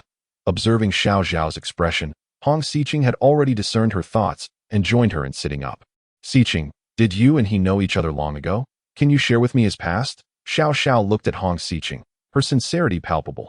Hong Xicheng recalled the moment at HF Medical School when she confessed her feelings to Ling Hao, only to be rejected, causing her cheeks to flush slightly with embarrassment and hesitation. Noticing Hong Xicheng's demeanor, Xiao Xiao grew increasingly perplexed and asked with concern, Xicheng, could it be that you, and he truly? One spoke with deep emotion, while the other listened intently, and they remained in this position for over an hour. Over the course of these past 3 years, no matter how exceptional the men around her were, Xiao Xiao unconsciously compared them to Ling Hao, losing interest almost immediately. At this moment, having finally found an opportunity, she felt compelled to express herself. Initially, she was cautious about the relationship between Xiao Xiao and Ling Hao. But as the conversation flowed, she could no longer restrain herself, revealing the feelings that had long been suppressed. Sister Xiao Xiao, you must think I am quite foolish, don't you?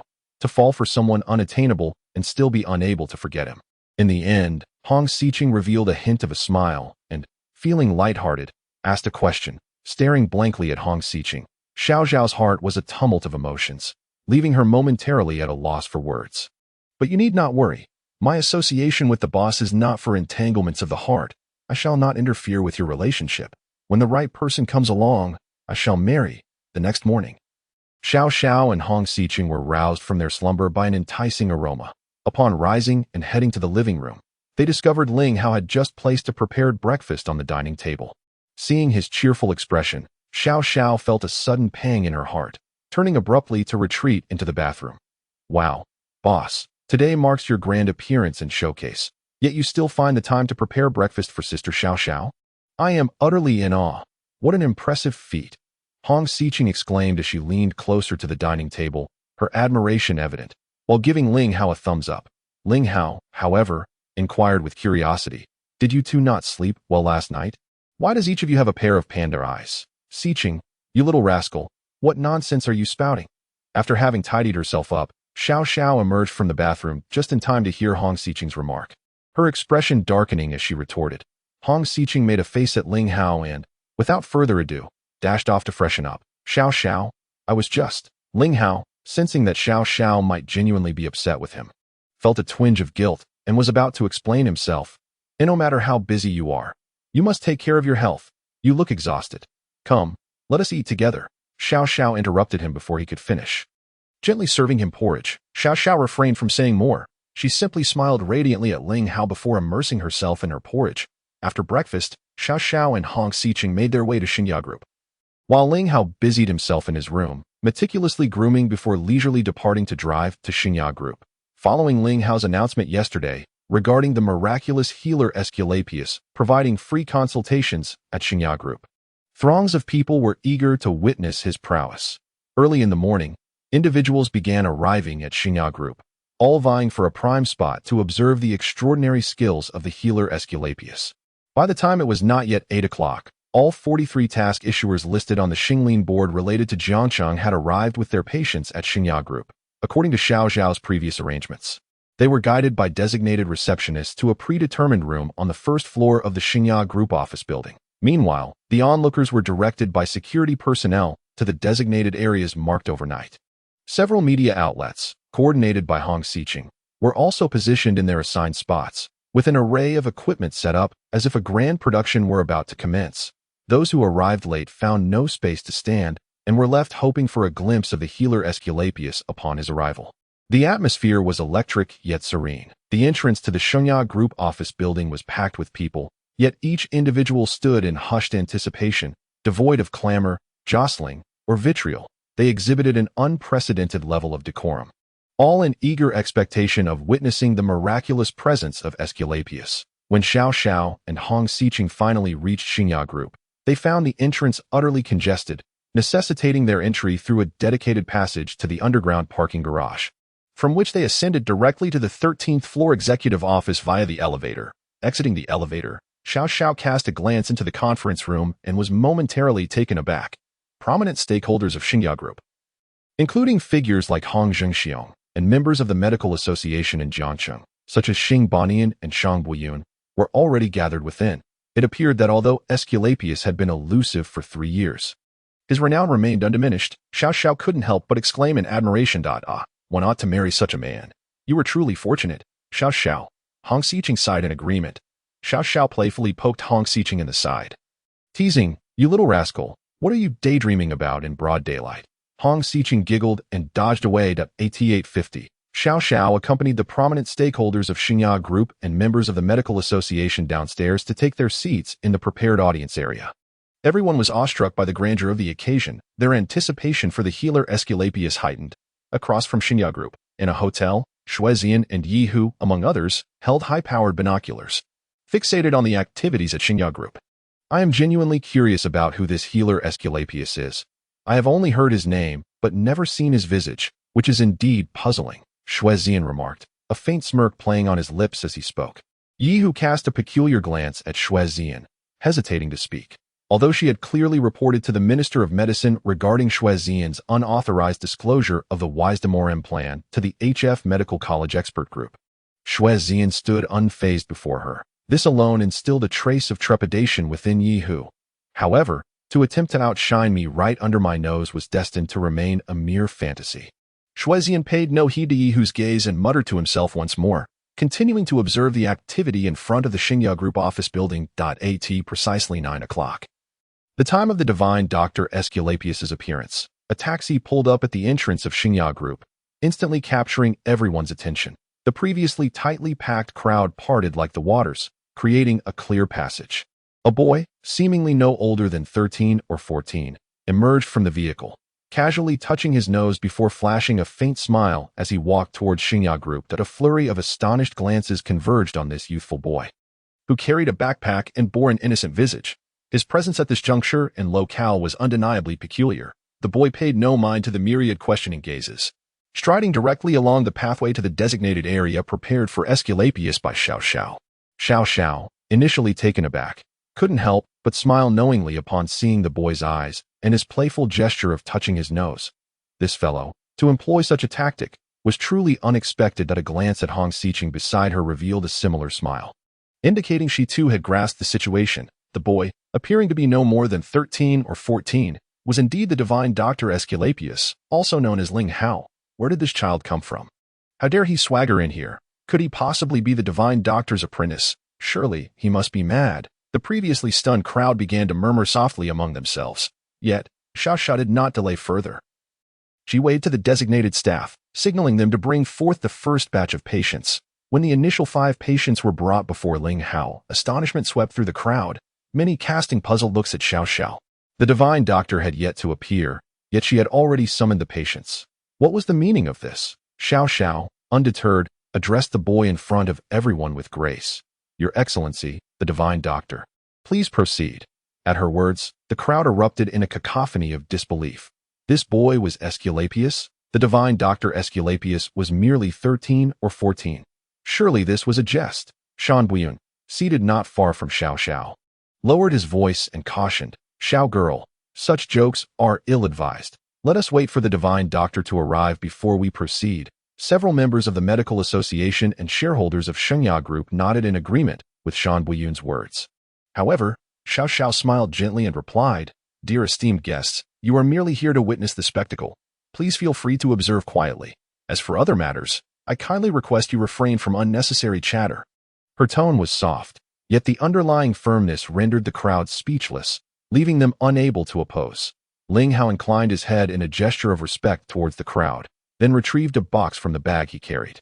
It was the very box that Smith had presented to him the previous day. Chapter 84, A Triumphant First Battle. After thoroughly reviewing the 43 cases listed on the Xinglin Bang task sheet yesterday, Ling Hao meticulously categorized them and established a treatment order, subsequently providing this arrangement to Xiao Xiao. The first group consisted of 5 individuals afflicted with ailments in need of treatment. Ling Hao opened the box and extracted 9 golden needles, which he delicately held in his left hand. He then approached the first patient, advancing slowly to T. That moment, the hearts of all present raced, and their breaths were collectively held in suspense. Could it be that this young child was about to take action? Was he truly the divine physician Asclepius? How could this be possible? Particularly among the patient's family members, expressions of worry and indignation were evident, as if they felt they were being mocked. They had brought their terminally ill loved ones here, driven solely by the esteemed reputation of the divine physician Asclepius, only to find a mere youth attempting to administer treatment. Was this some sort of cruel jest? The notion that the divine physician Asclepius was offering free consultations now seemed to be a farce. No wonder he hesitated to accept the tasks on the Xinglin Bang. Taking advantage of the momentary astonishment of the crowd, Ling Hao conducted a thorough examination of the 5 patients, confirming his earlier assessments. However, since I have not officially accepted the tasks on the Xinglin Bang, I must seek your consent before proceeding. Please share your requirements. That a profound silence fell over the family members of the patients as they whispered among themselves. Finally, a slightly portly middle-aged man spoke up with conviction. We have no other requests. Since you are the divine physician Asclepius, we ask that you officially accept the task before proceeding. We cannot allow you to work without due compensation. Ling Hao smiled faintly, his gaze sweeping over the solemnly standing family members before settling on the man who had spoken. So, is this the consensus? None of you wish to accept free treatment? Upon hearing this, the family members nodded without hesitation, by formally accepting the task from the Xinglin Bang. Not only would the identity of the divine physician Asclepius be affirmed, but the medical association would also stand as a guarantor, ensuring accountability even in the event of mishaps. Ling Hao understood their perspective entirely. It was precisely as he had anticipated. He sighed softly, shaking his head slightly, and after a moment's contemplation, he declared, Very well. Since you are so insistent, I cannot oppose your wishes. I shall accept the task now. However, in keeping with my previous announcement, I will donate the entire reward earned from today's task to General Xiao of the Xingya Group. Upon hearing these words, the crowd fell into a moment of astonished silence, their gazes instinctively shifting toward Xiao Xiao. Some individuals began to speculate whether there might be a connection between the divine physician Asclepius and Xiao Xiao. Xiao Xiao, taken aback by Ling Hao's sudden spotlighting of her, felt a flicker of surprise. That I hope that General Xiao can utilize these funds to establish a disease prevention fund, providing assistance to those regions where medical conditions remain uncertain. Ling Hao proclaimed with clarity, surveying the assembly once more before asking, Now, do any of you have further objections? Everyone shook their heads in silence. Under the watchful gaze of the crowd, Ling Hao took out his phone and logged onto the Xinglin Bang website. One by one, others followed suit, accessing the same site. With each successive click by Ling Hao, the tasks related to Jiangcheng on the Xinglin Bang task list were revealed to have been claimed. As all 43 tasks vanished in an instant, a palpable sense of difficulty in breathing enveloped the onlookers. They found it increasingly challenging to clearly perceive the youth who appeared to be merely 13 or 14 years of age. Ling Hao did not linger. With a swift motion, he directed the needle. He infused the spirit of medicinal herbs from the Shinnon Classic into the golden needle, adhering to a prearranged formula, and deftly inserted it into the patient using the Fushi 9 needle technique. 5 patients were treated in a mere 5 minutes. After administering the last needle to the 5th patient, Ling Hao let out a long sigh of relief, stepped aside, and leisurely stored the golden needles away. Lifting a cup of water to sip with nonchalance, the throng of over 1,000 spectators was enveloped in an eerie silence, with only the distant sound of car horns occasionally breaking the stillness. In that moment, the atmosphere was thick with hushed breaths, punctuated only by the heavy gasps of those who struggled to contain their astonishment. Was it truly that simple? Was this the conclusion? If so, the rewards and points seemed far too easily acquired. For a full 5 minutes, 1,000 pairs of eyes fixated intently on Ling Hao and the 5 patients he had just treated. No one dared to speak first. Ling Hao sat there, unabashedly enjoying his tea and resting. The 5 patients remained quietly lying there, exactly as they had been before his intervention. All right, let us move on to the next wave. Ling Hao finally rose, gesturing towards Xiao Xiao with a casual wave. Instantly, the crowd erupted in chaos, as if a long-dormant volcano had suddenly erupted. Unstoppable. Voices of debate, blame, insults, and mockery surged in a tumultuous wave. Some even included the Holy Asia Group and Xiao Xiao in their tirades, accusing them of colluding with a fraudster to deceive the hard-working populace, a crime deemed unforgivable, utterly heinous. Xiao Xiao's expression shifted slightly, yet she maintained her composure. Ling Hao, unfazed, remained indifferent to the uproar. In the next moment, the cacophony that had nearly reached a deafening crescendo abruptly ceased, as if a mighty flood had been abruptly halted by an impenetrable dam.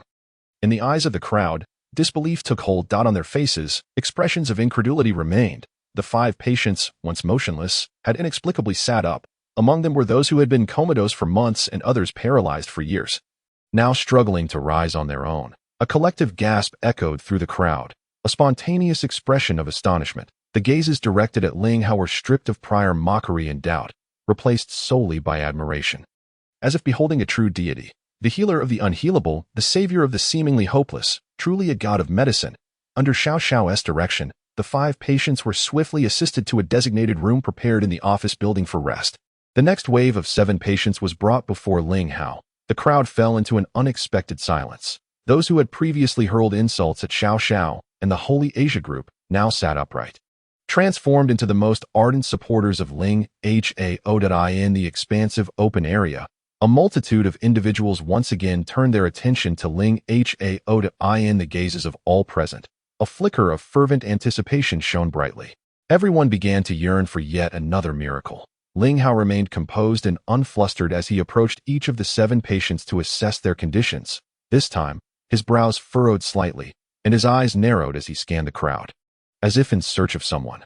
Could it be that the ailments of these 7 individuals were beyond even the prowess of the divine healer, Aesculapius? Witnessing Ling Hao's expression, a wave of unease washed over the crowd, their hearts tightening inexplicably. Xiao Xiao instinctively turned a glance at Hong Shao, meeting her gaze in a moment of shared concern reflected on their exquisite faces. In the hotel opposite Xinya Group, Xue Zian had recovered from his earlier shock. Through a high-powered telescope, he clearly discerned the hesitation and uncertainty that flickered across Ling Hao's countenance in that fleeting moment. Xue Zian chuckled, a smile of delight gracing his features. A divine healer, Aesculapius? Just a mere boy who had seemingly picked up some acupuncture techniques from who knows where, daring to make a public appearance. Such audacity was nothing short of laughable. Meanwhile, Yi Hu and his companions wore expressions of grave concern. Could this young lad truly be the legendary healer, Aesculapius? What method had he employed to cure those 5 patients? Yi Hu appeared to be questioning others, yet also seemed to be musing to himself. Is it not obvious? Did you not notice that box he possesses? It is the very box once used by the divine healer, Aesculapius. Thus, it is not this boy's skill that is remarkable, but rather the peculiar nature of that box. Xue Zian coldly remarked, a knowing look upon his face. Was it truly so? Yi Hu and his companions exchanged glances, momentarily taken aback, yet it seemed that this was the only plausible explanation thus far. Xue Zian continued to fixate on the center of the crowd, casually stating, "Just wait and see the spectacle unfold. Whether or not he is truly Aesculapius, I shall ensure he faces a significant setback." Chapter 85. Silence. Like the grave, Ling Hao had completed his examination of the second batch of 7 patients, and their conditions were largely in line with his expectations. The only unexpected aspect was that these 7 individuals had been tampered with. Ling Hao remained silent, attentively observing the surroundings, yet he did not spot the figures of Shuezian or Yi Hu, given the circumstances, including his announcement and the actions taken by Hong Xicheng. They surely could not be unaware of the situation, nor could they remain indifferent. Yet, their conspicuous absence was undeniably peculiar. After a moment's contemplation, Ling Hao retrieved 7 herbal medicines from the box, publicly grinding them into powder before administering them to each of the 7 patients. He then proceeded with the same method, using silver needles to puncture several acupoints on each individual. After concluding his work, he leisurely resumed sipping tea and resting. The entire process took less than 5 minutes, even swifter and more effortless than with the previous 5 patients. This time, however, the crowd did not erupt in the same fervor as before. Instead, a profound silence enveloped the area, a stillness akin to death. Each individual's face bore varying degrees of disappointment, not due to the results, but rather because the proceedings had been utterly devoid of any thrilling excitement. Is it truly so effortless to administer a mere dose of medicine and then, with a commonplace silver needle, casually puncture a few times, thereby remedying an affliction that has left countless medical prodigies at a loss? The media outlets, initially poised and prepared to meticulously document the proceedings, now find themselves ensnared in an awkward predicament. This mock play acting, if paired with a sensational headline touting the miraculous prowess of a divine healer, would undoubtedly invite scorn upon its release. Yet, paradoxically, it is precisely this semblance of triviality that has yielded tangible results. For, amidst the incredulous gazes of the onlookers, the second group of 7 patients, previously treated by Ling Hao, have begun to struggle upright. Only Ling Hao comprehends the arduousness of this endeavor. The herbs utilized were drawn from the essence of medicinal plants cataloged in the Shun Nong Jing. Aged over millennia, the acupuncture employed ancient techniques of the Fushi 9 needles. However, in a bid to conceal his identity, Ling Hao deliberately refrained from using bone needles, opting instead for silver and gold needles, while subtly altering his technique based on the Fushi 9 needles. Consequently, it came as no surprise that none discerned the intricacies of his methods. Following this, the remaining 31 patients were, as per the original plan, divided into 5 groups, each consisting of 5 to 7 individuals, and brought before Ling Hao.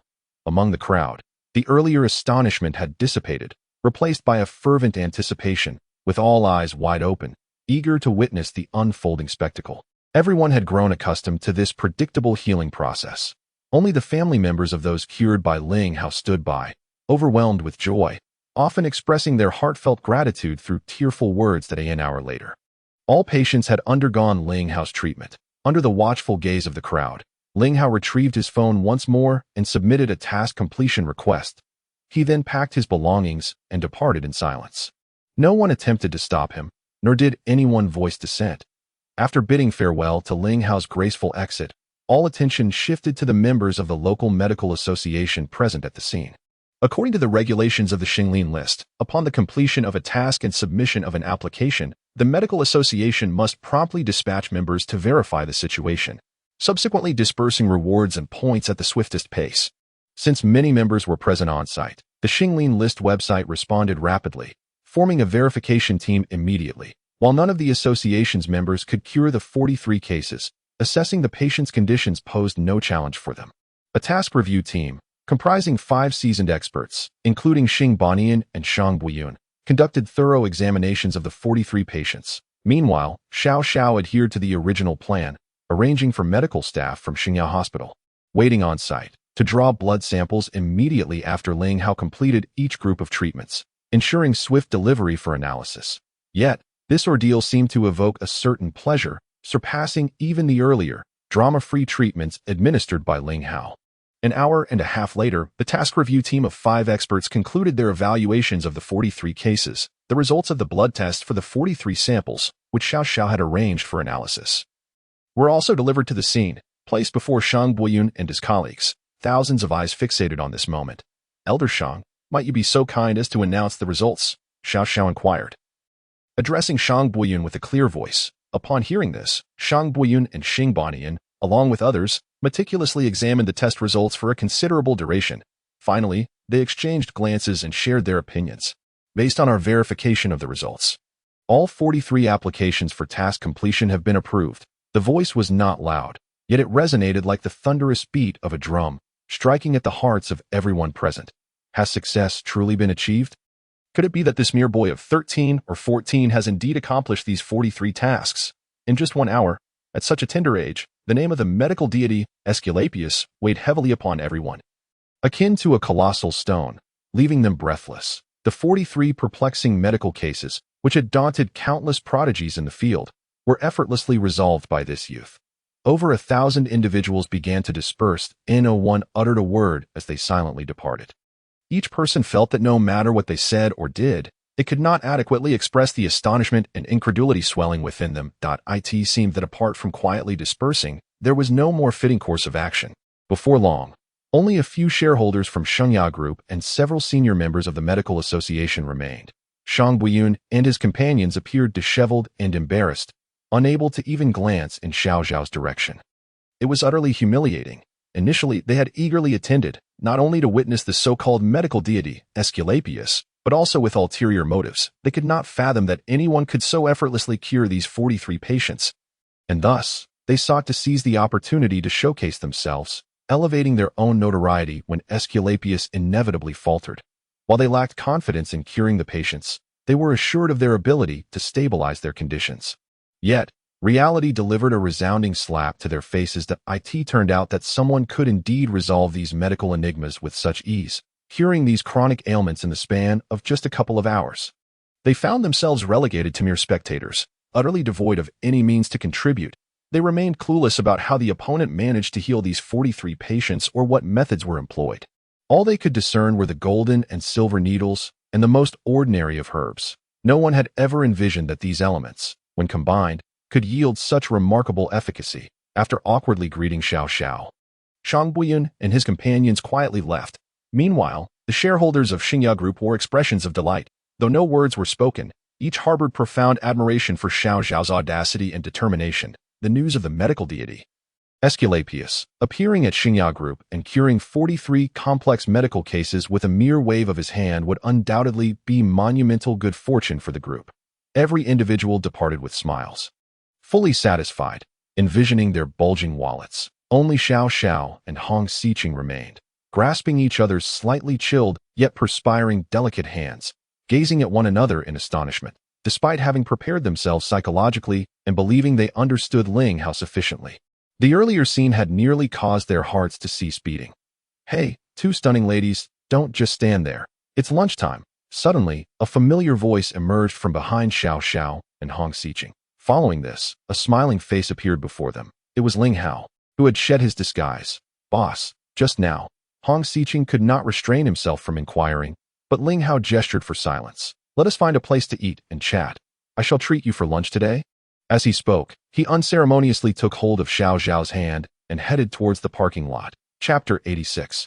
Both real and illusory. Watching Ling Hao leisurely depart with Xiao Xiao and Hong Xiqing, Xue Zian suddenly smashed the high-power binoculars in his hand onto the ground, shattering them into countless fragments. The medical god Aesculapius, the Xiao Group, that how dare you engage in such underhanded tactics? I will make you pay the price. His furious roar nearly cracked his teeth. Yi Hu and his companions were startled by Xue Zian's unexpected wrath, taken aback by his gritted teeth expression. The collaboration between the Xiao Group and the medical god Aesculapius would soon circulate throughout the medical community. Naturally, the expert group from HF Medical College would also learn of this news. They would need to devise a strategy for when that time came. Yi Hu composed himself, reverting to his usual indifference.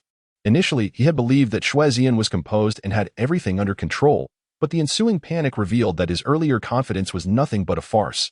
That does not require your reminder. Furthermore, I, Xue Zian, prefer to work without anyone critiquing from the sidelines, not even if you are from the medical department. Xue Zian's expression was as cold as ice as he fixed a chilling gaze upon Yi Hu. Exuding an unmistakable aura of menace, Yi Hu's countenance shifted, involuntarily retreating a half-step, letting out a cold huff as he turned away, no longer meeting Xue Zian's fiery glare. after Ling Hao and the others left. A middle-aged man wearing a baseball cap emerged from the shadows beside the entrance of the Xiao group. He observed Ling Hao's retreating figure for a while, nodding thoughtfully. Taking out his phone, he dialed a number. Smith, please investigate the profiles of young men closely associated with Xiao Xiao and Hong Xicheng. Additionally, arrange a meeting with Xiao Xiao. I wish to see her within the exclusive private room of the Hong Tire restaurant. Ling Hao and Xiao Xiao sat side by side, while Hong Xicheng occupied the seat opposite them. Each had a glass of red wine before them, exuding an enchanting fragrance. With a smile, Hong Xicheng lifted his glass towards Ling Hao and said, "Boss, let us toast to your unparalleled performance. I must extend my gratitude for your invaluable intel, as well as the formidable support from the beautiful Xiao. I shall drink to that." Ling Hao smiled at Xiao Xiao and Hong Xicheng, raising his glass and downing the contents in one go. "Boss, are you out of your mind? This is sheer extravagance. You are drinking such fine wine like it's water. I am thoroughly impressed," Hong Xicheng remarked, marveling at Ling Hao's bold drinking style. "What is there to lament? With you, the wealthy second generation here, we can drink as we please." Xiao Xiao shot Hong Xicheng a disapproving glance, but to everyone's surprise, she too finished her drink in one gulp. "Alas, it seems I am rather inopportune as a third wheel. Well then, I shall indulge myself with a drink." Hong Xicheng sighed softly, downing his glass in one go. The three of them exchanged glances, bursting into hearty laughter. Who would have thought that today's events would culminate in such an outcome? I initially believed that not only would lunch be forsaken, but dinner would likely be resolved on the spot. Yet, unexpectedly, you caught me off guard. Xiao Xiao gazed at Ling Hao with a gentle smile, her voice imbued with an irresistible tenderness. To be frank, my dear leader, I find your youthful guys of around 13 or 14 quite charming. You know, as I sat there and laid eyes on Sister Xiao Xiao, a particular word sprang to my mind. Can you guess what it was? Having consumed a full glass of red wine, Hong Xicheng's cheeks had begun to glow with a rosy hue, his gaze slightly dazed as he smiled at Ling Hao and inquired.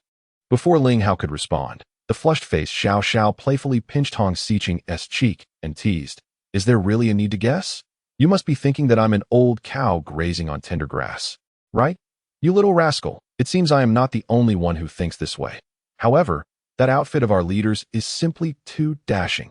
Who could have imagined that the renowned medical deity Asclepius would be a graceful youth of merely 13 or 14?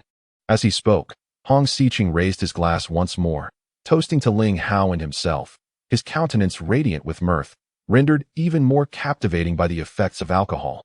Ling Hao, sensing the moment, remarked, "Xicheng, perhaps you should temper your drinking.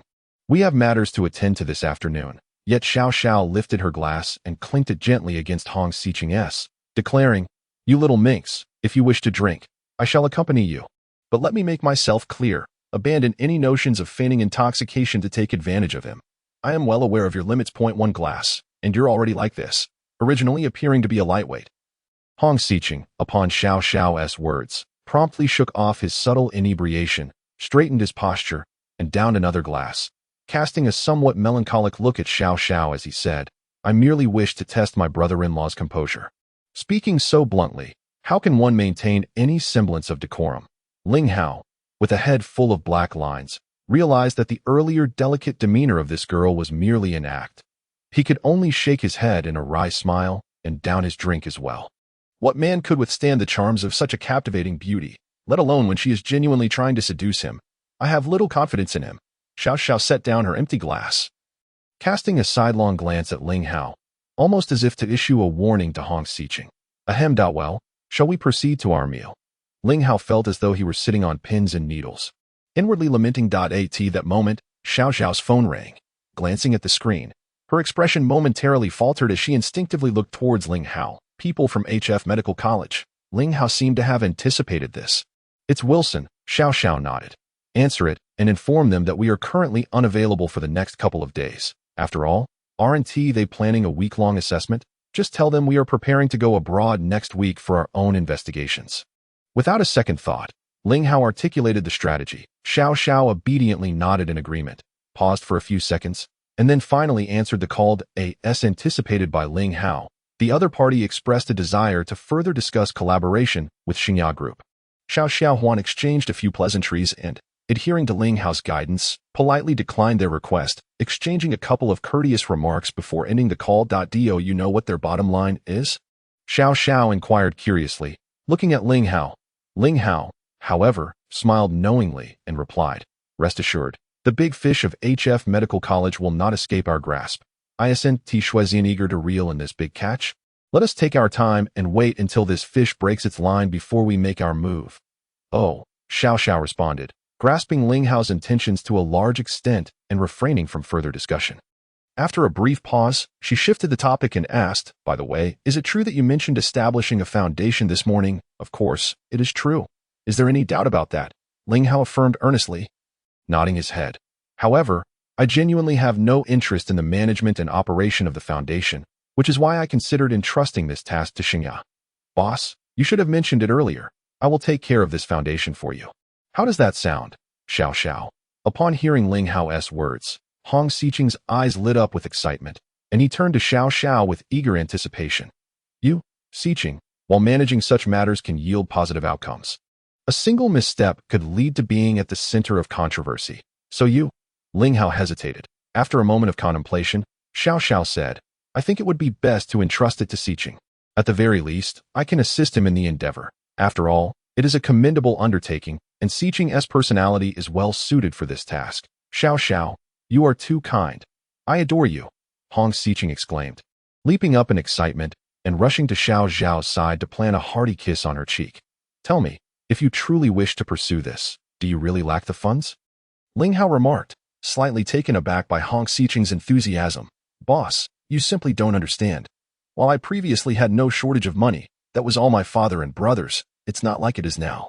Hong Xiqing instinctively replied, only to realize the inappropriateness of his words, casting an awkward glance at Xiao Xiao. Though surprised, Xiao Xiao softened at the memory of Hong Xiqing's heartfelt words from the previous night and managed a gentle smile. "I propose that this foundation be established in your names. I will arrange for the necessary paperwork to be completed in the next couple of days, and how it is managed will be up to you." Chapter 87. Journey to Sichuan. The medical community of the Great Summer Nation was in a state of complete upheaval, as everyone felt the oncoming whirlwind. Over the course of 2 consecutive days. First, the beautiful president of Xingya Group, Xiao Xiao, swiftly cleared 13 tasks related to the Kong Lu nursing home from the Xinglin list, soaring from 15th to 9th place. Following that, the medical deity Aesculapius made an appearance and, at the strong insistence of the crowd, cleared 43 tasks concerning Jiangcheng from the Xinglin list, also establishing the Haochen Disease Prevention Foundation with the bounty. Speculation ran rampant as to the connection between Xiao Xiao's remarkable advancement in medical skills and the sudden reemergence of the long-absent medical deity Aesculapius, with some even suggesting a mentor-student relationship between the two. However, the revered healer Aesculapius is, astonishingly, a mere youth of 13 or 14 years, a fact that leaves everyone perplexed and struggling to comprehend. Since his singular appearance at the Xingya Group, he has mysteriously vanished, as if he has evaporated into thin air. Consequently, a rumor has begun to circulate that Aesculapius is not of this earth, but rather an entity from an extraterrestrial civilization. This sensation, rife with speculation and discussion, persisted until just 2 days prior to the commencement of the Grand Medical Family Competition, when it finally began to subside. The focus of all attention shifted to the impending event. 3 days ago, the Medical Association released the registration requirements for the competition. In addition to 1 representative from each of the 5 major medical families. The remaining participants will be selected from the top 10 of the Xinglin rankings. Based on a voluntary entry principle, the top 10 may choose to register or forego participation. The deadline for registration is noon on the day before the competition begins. Thus, the enrollment is still ongoing. Within the outskirts of the capital, at the medical department space, the Grand Elder scrutinized the list of participants submitted just an hour before the deadline, nodding slightly yet furrowing his brow. Yi Hu, Xian Hu, and Fei Fu stood before him, heads bowed, not daring to utter a word. Behind Yi Hu stood a solemn-faced Shuezian. That it seems that Ling Hao has indeed kept his word and refrained from registering.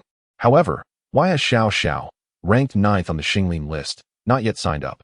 Moreover, have you uncovered the true origins of Aesculapius? A flurry of questions left Yi Hu and the others visibly anxious. Elder, since that day Aesculapius departed, it is as though he has evaporated from existence. We have yet to trace his whereabouts. Very well, This matter is not solely your fault, the elder, unusually calm, said with a casual wave. Then turned to Xuezian, inquiring softly, "You are aware of the significance this competition holds for both yourself and the medical department, correct?" No, no, no. Merely giving it your all is far from sufficient. The elder shook his head. Pondering for a moment before picking up a small vial from the table, he examined it closely for some time before handing it to Xuezian. "Elder, this is," Xuezian asked, his face filled with confusion, not daring to reach out for the vial. "This is a newly developed elixir from the medical department's laboratory, capable of significantly enhancing medicinal intelligence in a short period," the elder continued in an unassuming tone, nudging the vial slightly towards Xuezian. Xuezian extended his hands to receive it. "With your current level of medicinal intelligence, you have already surpassed the so-called geniuses of those medical families. However, given Aesculapius's recent performance, it is likely you may still fall short. Therefore, at a critical moment the elder's words trailed off, leaving an unspoken weight in the air as he patted Xuezian's shoulder meaningfully. Then gestured for the others to depart. Xuezian and Yi Hu respectfully retreated, just reaching the door when the elder coldly added, "Furthermore, I do not wish to hear any more talk of divine healers or similar entities." Xuezian and Yi Hu exchanged knowing glances, promptly agreeing in unison as they closed the door behind them and departed. The divine healer. Will there truly be a genuine divine healer emerging in this era? Sigh. The elder once again picked up the list, murmuring to himself, followed by a heavy sigh. Within Xiao Xiao's abode, Ling Hao casually reclined on the sofa, his attention wandering as he absent-mindedly watched television. While Xiao Xiao sat nearby, engrossed in her documents. "Are you certain you won't sign up?" Ling Hao suddenly inquired. "Well, you are well aware of my own capabilities. There is no need for me to vie for that spotlight." Xiao Xiao raised her head to meet Ling Hao's gaze, her conviction apparent. Ling Hao nodded in acknowledgement, pondering for a moment before asking, "Very well, then you do not intend to go to Sichuan? Do you wish for me to go?" Xiao Xiao blinked, countering his question. Ling Hao fell silent, uncertain whether he should persuade Xiao Xiao to accompany him. "All right, you needn't feel so troubled. I shall be departing tomorrow to attend an exhibition in another city, so I will not accompany you." Xiao Xiao observed Ling Hao's expression and, feeling a twinge of displeasure, spoke nonchalantly. Ling Hao was taken aback, surprised as he asked, "An exhibition? You never mentioned it before. Where is it being held?" "East Sea." Ling Hao repeated softly, then turned to Xiao Xiao, saying, Please take care of yourself." Suddenly, Xiao Xiao stood up, and in the midst of Ling Hao's astonished gaze, leaned down close to his ear, fiercely whispering, "You should mind your own business. Don't forget you are my fiancée. I do not wish to catch a whiff of another woman's perfume on you. Remember that." For the first time, Ling Hao felt Xiao Xiao's proximity. The subtle fragrance she emanated causing his heart to race and his cheeks to flush. Just as he felt a sharp pain in his ear and was about to protest, Xiao Xiao had already straightened, wiping her lips with her hand and declaring, "Consider this your first warning. Remember it."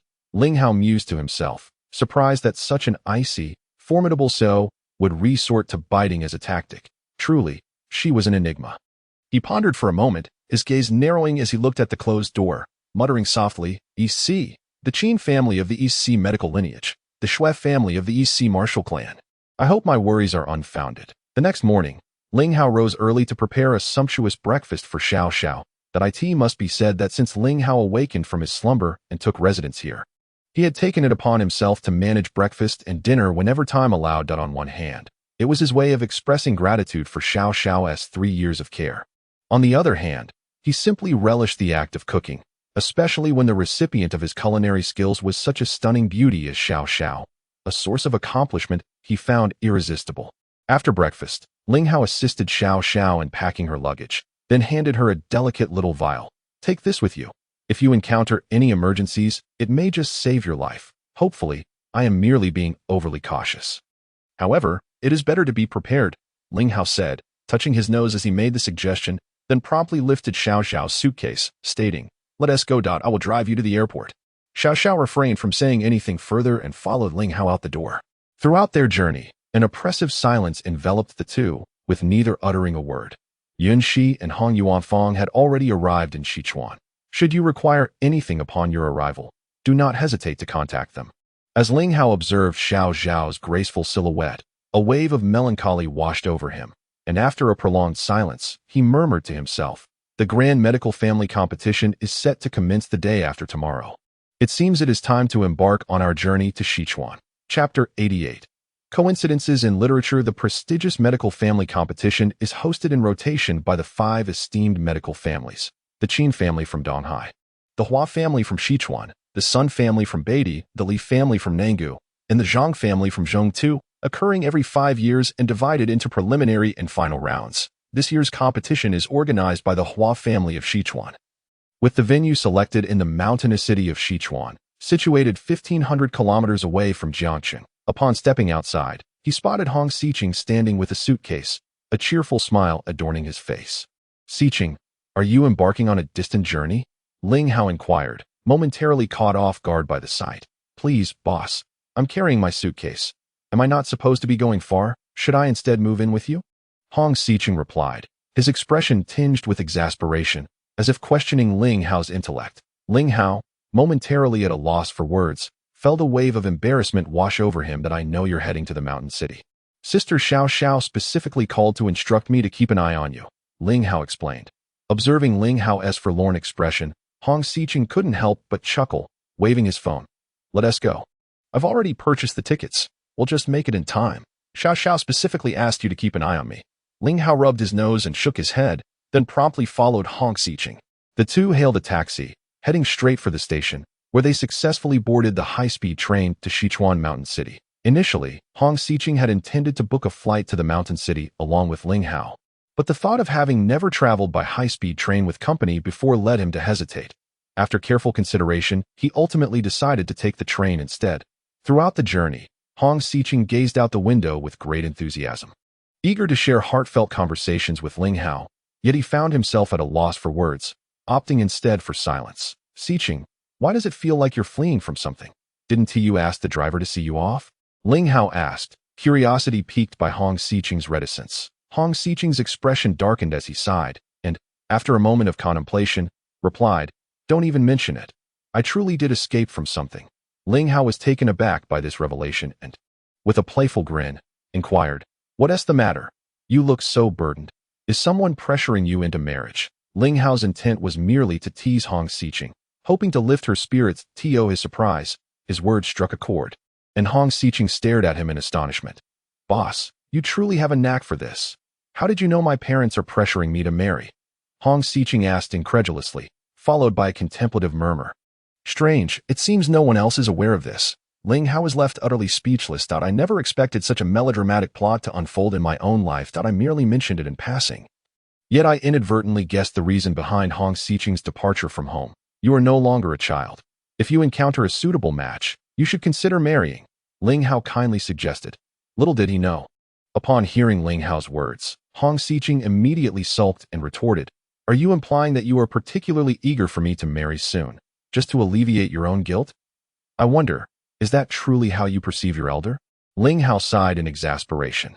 Hong Xiqing made a face at Ling Hao, then, after a moment's contemplation, suddenly blinked and asked mysteriously, "Elder, don't you want to know who my parents are forcing me to marry? Is that even a question? Surely, the one who has caught the attention of the head of the foremost family in Jiangcheng must be a scion from some affluent lineage," Ling Hao replied without a second thought. "Boring," Hong Xiqing murmured in disappointment upon realizing that Ling Hao was indeed uninterested in the matter, turning to gaze out of the car window with a sulky expression. "All right, stop sulking here. Come on. Tell me, which young master possesses such discerning taste that your parents wish to compel you into marriage with him?" Ling Hao, noticing that Hong Xiqing was still fixated on the window and ignoring him, decided to feign submission, as he too was curious about who Hong Zhongxiong and his wife intended for Hong Xiqing to marry. "This time, you have lost, haha." Hong Xiqing seemed to have been waiting for Ling Hao to concede, as her previously icy demeanor transformed into a radiant smile as she declared, "My parents want to force me to marry the young master of the Mo family from Donghai. I believe his name is Mo Shijian."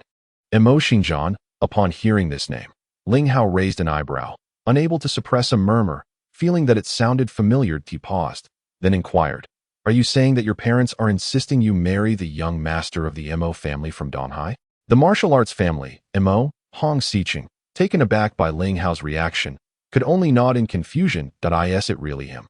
The world is indeed small. A smile crept upon Ling Hao's lips as he finally recalled that the 14th patient he had treated at the Konglu Sanatorium Alongside Xiao Xiao was none other than Mo Xinjian from the Mo family of Donghai. Hey, elder, please. My little sister is being coerced into marriage with someone she has never even met, and you, instead of comforting me. Wear that expression. You are truly breaking my heart. Hong Xiqing, oblivious to Ling Hao's inner thoughts, saw him smiling rather than offering solace, and immediately protested. You have never met this Mo Xinjian before. Ling Hao continued to smile at Hong Xiqing, asking with a hint of significance. Hong Xiqing shook her head, expressing her dissatisfaction. He is in Donghai. I am in Jiangcheng. We are worlds apart. Where would I meet him? I don't even know if he has 3 eyes or 4 legs. Yet my parents are so fond of him that they can hardly wait for me to marry him. Rest assured, the Mo Xing sword is neither a creature with 3 eyes nor one with 4 legs. It possesses an imposing appearance and a commendable level of martial prowess. Thus, with a meaningful glance, Ling Hao regarded Hong Xiqing, and a sudden thought emerged in his mind. Hong Xiqing was evidently taken aback, struggling to believe his ears, and after a moment of astonishment, he exclaimed, "Boss, have you encountered that fellow before?" Upon hearing this, a peculiar expression flickered across Hong Xiqing's face as he scrutinized Ling Hao for a while before curiously inquiring, "Did Sister Xiao Xiao not inform you of her whereabouts? If so, I regret to say that I cannot disclose it and my current task is simply to keep an eye on you for Sister Xiao Xiao." The subtle shifts in Hong Xiqing's demeanor did not escape Ling Hao's notice, who had already begun to form a vague conjecture in his mind. Opting not to press further, he merely smiled and fell silent. With more than 2 hours' journey remaining to the destination of Jiangcheng, a group of passengers disembarked while another boarded. Ling Hao happened to glance at the dozen or so individuals boarding and recognized a familiar silhouette making its way toward an adjacent carriage. Could it be? Is she also bound for Sichuan Shancheng? A sudden tension gripped Ling Hao's brow, his heart jolting with surprise. That familiar figure was none other than Xue Jieli, who had recently bestowed upon him the precious bone needles of the medical world. Yet, she appeared frail and unsteady, as though the brief span of days had aged her by more than a decade. "Boss, what's the matter? Is there something amiss?" Although Hong Xiqing had not deliberately engaged Ling Hao in conversation, he had been subtly observing his every move throughout the journey. Noticing the sudden change in Ling Hao's expression, he followed his gaze but found nothing amiss, prompting his curious inquiry. Hong Xiqing regarded Ling Hao thoughtfully. A sense of reluctance mingled with helplessness as he reclined in his seat. However, shortly after the train departed, a commotion erupted from the front carriage. Chapter 89. An encounter with a patient. Ling Hao raised an eyebrow, casting a sidelong glance at Hong Xiqing, pondering for a moment, but ultimately refraining from rising. Within mere minutes, the train's intercom crackled to life. "Dear passengers, we regret to inform you that an elderly gentleman in carriage 3 has suddenly fallen ill and lost consciousness. We kindly ask any medical professionals on board to proceed to carriage 3 to assist. Thank you." The train attendant's urgent announcement was broadcast 3 times in succession. An elderly man, unconscious. Ling Hao felt a wave of uncertainty wash over him. After a moment's contemplation, he stood and addressed Hong Xiqing, who was intently listening to the announcement, saying, "I'll check it out. You stay here for a while." Ling Hao, slightly taken aback, was puzzled by Hong Xiqing's words and looked at her with a confused expression. Hong Xiqing, realizing Ling Hao's bewilderment stemmed from his 3-year absence from the world, quickly understood that he was unaware of any recent reports regarding unlicensed medical practice. "You should take a look at this first," she suggested, knowing the matter could not be succinctly explained. She pulled out her phone, searched for several related incidents, and handed it to Ling Hao. He accepted the phone and swiftly perused the information. His expression grew increasingly grim.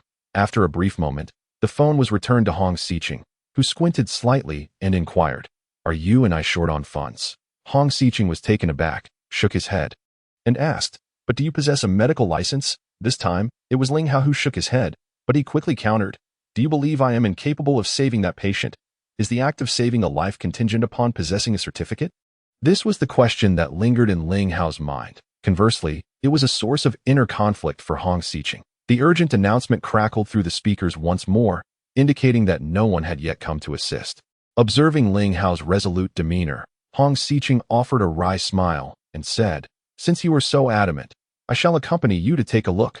Ling Hao nodded in agreement, and together they made their way to the adjacent carriage number 3. A circle of 7 or 8 individuals had gathered, pointing and gesturing at the center, each adopting an air of expertise. While some recorded the scene on their phones, the murmurs were not excessively loud. yet sufficient for all to hear. However, no one seemed inclined to pay heed, much less make way. It was the anxious train attendant, originally standing amidst the crowd, who turned upon hearing Ling Hao's voice, his eyes brightening noticeably. "Ladies and gentlemen, please make way for the doctor. Allow him to pass. There is no need to linger here for mere spectacle." As he spoke, he waved towards Ling Hao. Only then did the crowd acknowledge Ling Hao's presence. Yet, upon realizing that he was merely a young man in his 20s, expressions of skepticism appeared on every face. Under the attendant's persistent urging, they begrudgingly parted to create a narrow passage barely wide enough for one person.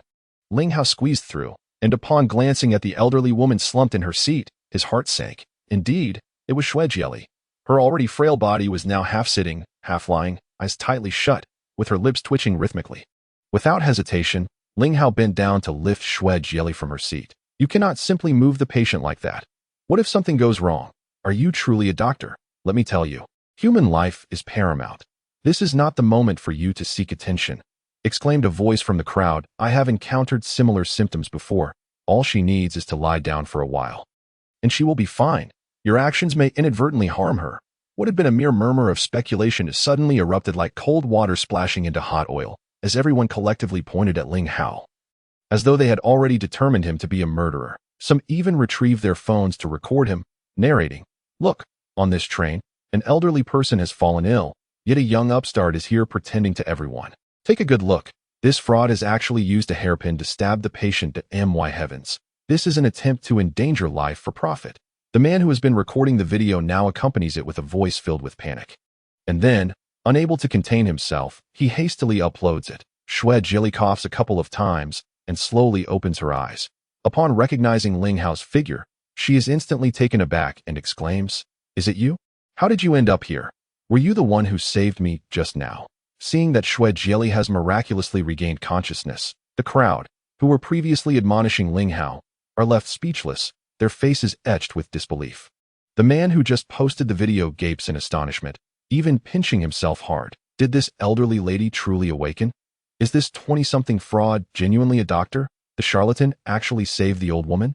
This plot has deviated from its expected course. Your health is in a precarious state. You require rest and recuperation. This long journey may prove detrimental to your condition. Ling Hao feels an indescribable emotion welling up within him for Xiao Xiao. In recent days, every time he encountered the bone needle, he would invariably think of her, and he couldn't help but ponder whether the man she spoke of, who practiced the Fushi 9 needles, was indeed the enigmatic elder who had imparted his medical skills to him. He had originally intended to find time to visit Xiao Xiao, but he hadn't anticipated meeting her here. And moreover, having saved her, though Ling Hao refrains from mentioning Xiao Xiao's recent ailment, he is acutely aware that had he hesitated any longer, she might have already departed from this world. "I presume you are also heading to Jiangcheng?" Xiao Xiao gazes at Hong Shao and weakly queries Ling Hao. Both Ling Hao and Hong Shao nod in unison. "I too intend to go to Jiangcheng. This opportunity may be my last chance to explain things to him." As Xiao Xiao speaks, tears well up in her murky eyes. "However, in your current condition, you truly cannot endure such a long journey." Ling Hao watches this scene unfold, his heart aching painfully. Xiao Xiao shakes her head, closes her eyes to catch her breath, and suddenly opens them, grasping Ling Hao's hand with fervent expectation. "Could you assist me with one more favor? Just this once?" Ling Hao is taken aback by her words and instinctively replies, "Speak, and whatever it may be, I shall do my utmost. Help me awaken my body's latent potential so that I can endure until I see him. I know you possess this ability. Will you help me just this once?" Xiao Xiao speaks with utmost sincerity, her gaze fixed intently on Ling Hao, eagerly awaiting his response. Ling Hao trembles, staring blankly at Xiao Xiao for a moment, and ultimately shakes his head. "I fear I cannot assist you with this. You must understand, if I were to do so, it would lead to your complete exhaustion, and then Ling Hao cannot continue, as he truly wishes to avert such an outcome. Regardless, I do not have much time left in this world. Help me fulfill this final wish, and I shall find peace." She implores. 2 streams of tears silently cascaded down Xiao Xiao's eyes. Chapter 90. The Influence of Internet Celebrities. Ling Hao fell into a moment of silence, unsure of how to make a choice. Hong Shao glanced around the carriage, and upon seeing the camera mounted on the ceiling, his expression immediately softened, allowing him to discreetly weave his way through the crowd.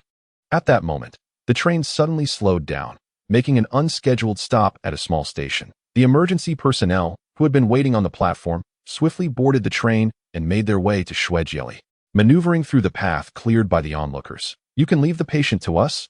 You all should come with us," two medical staff said with remarkable proficiency as they prepared to assist Shuejieli. What a stubborn person. Even in such a dire state, she still insists on causing a scene, one of them muttered while reaching out. Just then, the previously frail Shuejieli suddenly struggled to sit up, forcefully swatting away their hands, and said anxiously, "I am not ill. I refuse to go with you." The train attendant was taken aback, the medical staff was stunned, and the spectators were left in disbelief. Just moments ago, she was on the brink of death, yet now that help has arrived, this elderly lady is refusing to go to the hospital. Curious passengers once again encircled them, forming a tight barrier around the carriage. "As long as this young man is here, I shall be fine. I appreciate your goodwill, but I have important matters to attend to, so I will not trouble you any further," Shuejieli sincerely explained.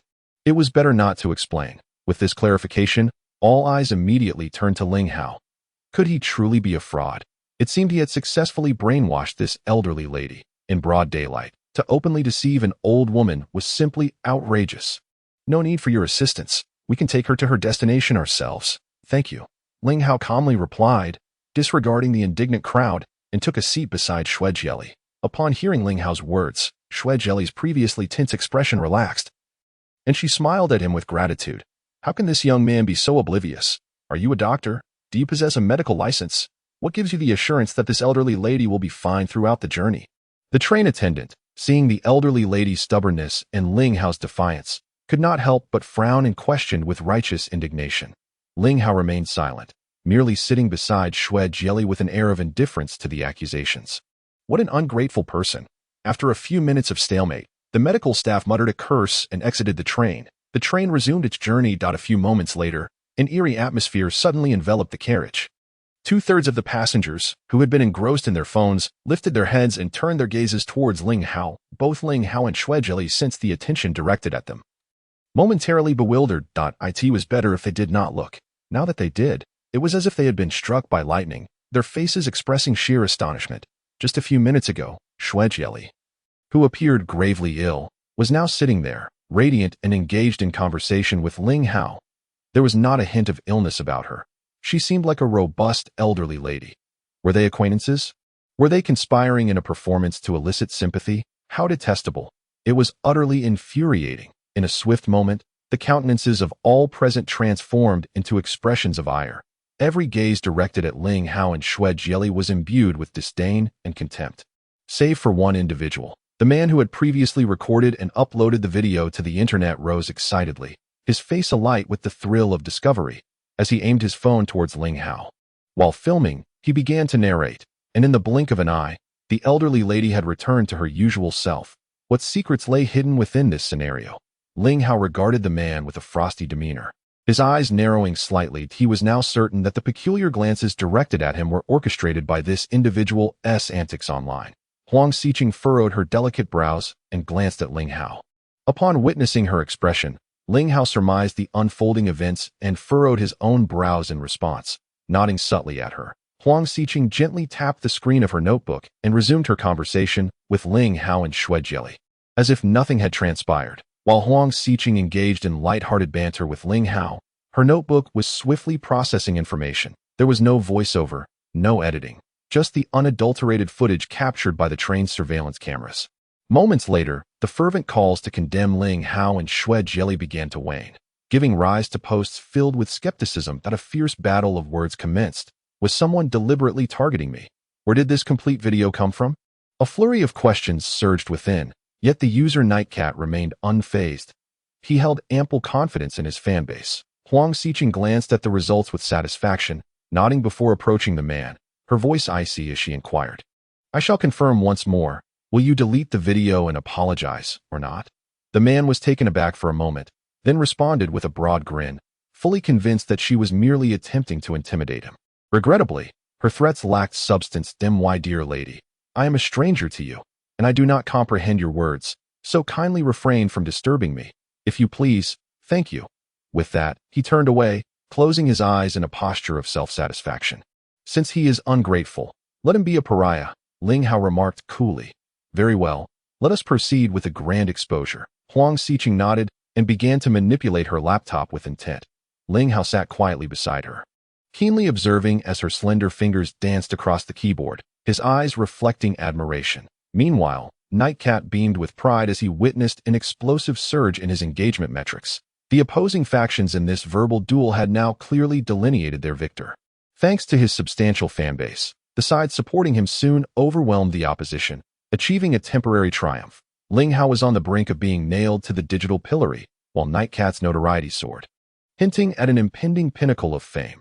Each image shared was more comprehensive than those originally posted by Nightcat, yet they strayed far from his intended message. The space of Wandering Night Owl has instantaneously erupted into chaos. These extraordinary images and videos have been fervently shared and disseminated by countless individuals. The speed of this proliferation surpasses even that of the recent videos featuring Ling Hao and Xue Jili published by Wandering Night Owl. In a moment of panic, Wandering Night Owl found himself at a loss, and after a brief mental blankness, he began to delete the images and videos with trembling fingers. He was oblivious to the origins of these alarming visuals. Yet he was acutely aware of the consequences their spread would entail for him. No one understood better than he how the eye-catching statuses in his space had come to be.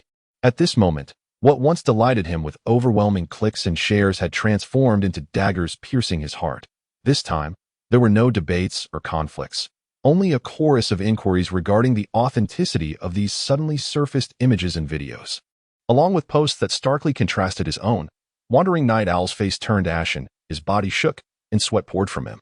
His fingers, trembling violently, could no longer click. He realized that the persona he had meticulously crafted over 3 years, built on opportunism, was now utterly shattered. Huang Xiqing halted his fingers' frantic movement, his brows furrowing in surprise as he glanced at the slumbering Xue Jili beside him, then in disbelief at Ling Hao. Ling Hao remained motionless, fixated on the information Huang Xiqing had just prepared to release, equally taken aback. That was the final piece of information, the most lethal revelation, the true identity of Wandering Night Owl. However, upon seeing the entry for Mother, the name Xue Jili caused Huang Xiqing to hesitate, leaving Ling Hao stunned. Xiqing, hold on before you post. Let's verify with medical big data. We mustn't make a mistake. Ling Hao stated gravely after a moment. Huang Xiqing nodded and, without further ado, began to operate. For her, any issue solvable through the internet posed no challenge. The increasingly volatile online incident nearly crashed the server hosting Wandering Night Owl space. The once steadfast fan club supporting him had now turned against him, joining the ranks denouncing him. Only a handful of diehard fans remained, struggling like caged beasts, but they were swiftly overwhelmed and vanished under the onslaught of outrage. The dominant outcry now demanded the exposure of Wandering Night Owl's true identity, urging everyone to see through his deceitful facade. When Wandering Night Owl saw this, he could no longer bear it. He abruptly stood up in agitation, furiously hurled his phone away, and cried out before collapsing to the ground. Passengers immediately erupted into terrified screams. The train attendants rushed over. Ling Hao and Huang Xiqing were startled by the sudden outburst, and upon recognizing Wandering Night Owl, their expressions shifted slightly. Boss, look, the big data analysis results indicate that there is indeed a blood relation between Wandering Night Owl and her, though it's unclear why they are total strangers. Huang Xiqing steadied himself, pointing at the recently analyzed results, his face grave as he addressed Ling Hao, then cast a complex glance at Xue Jili. It truly seems that enemies are destined to meet. Even such a melodramatic plot has found its way to us. Ling Hao touched the tip of his nose, offering a bitter smile. Boss, what should we do now? Perhaps we should let this information remain undisclosed. Huang Xiqing glanced at Xue Jili once more, feeling a twinge of compassion. Well, let it be. It seems he has faced his own retribution. Let it go. Ling Hao nodded in agreement. No sooner had he spoken than the train attendant hurriedly approached Ling Hao. Chapter 92. Arrival at the mountain city. As Ling Hao and Xiao Xiao deliberated whether to deliver a decisive blow to the Wanderer Nightcat, the train attendant who had previously intervened to stop the medical staff from taking Xue Jili away rushed over. Sir, there is a passenger over there who has fallen ill, and the situation appears rather dire. Could you kindly assist us? The attendant's face bore a hint of embarrassment as she leaned slightly forward. Speaking with genuine sincerity. My apologies, miss, but he lacks the qualifications to practice medicine. I would suggest seeking a more qualified individual.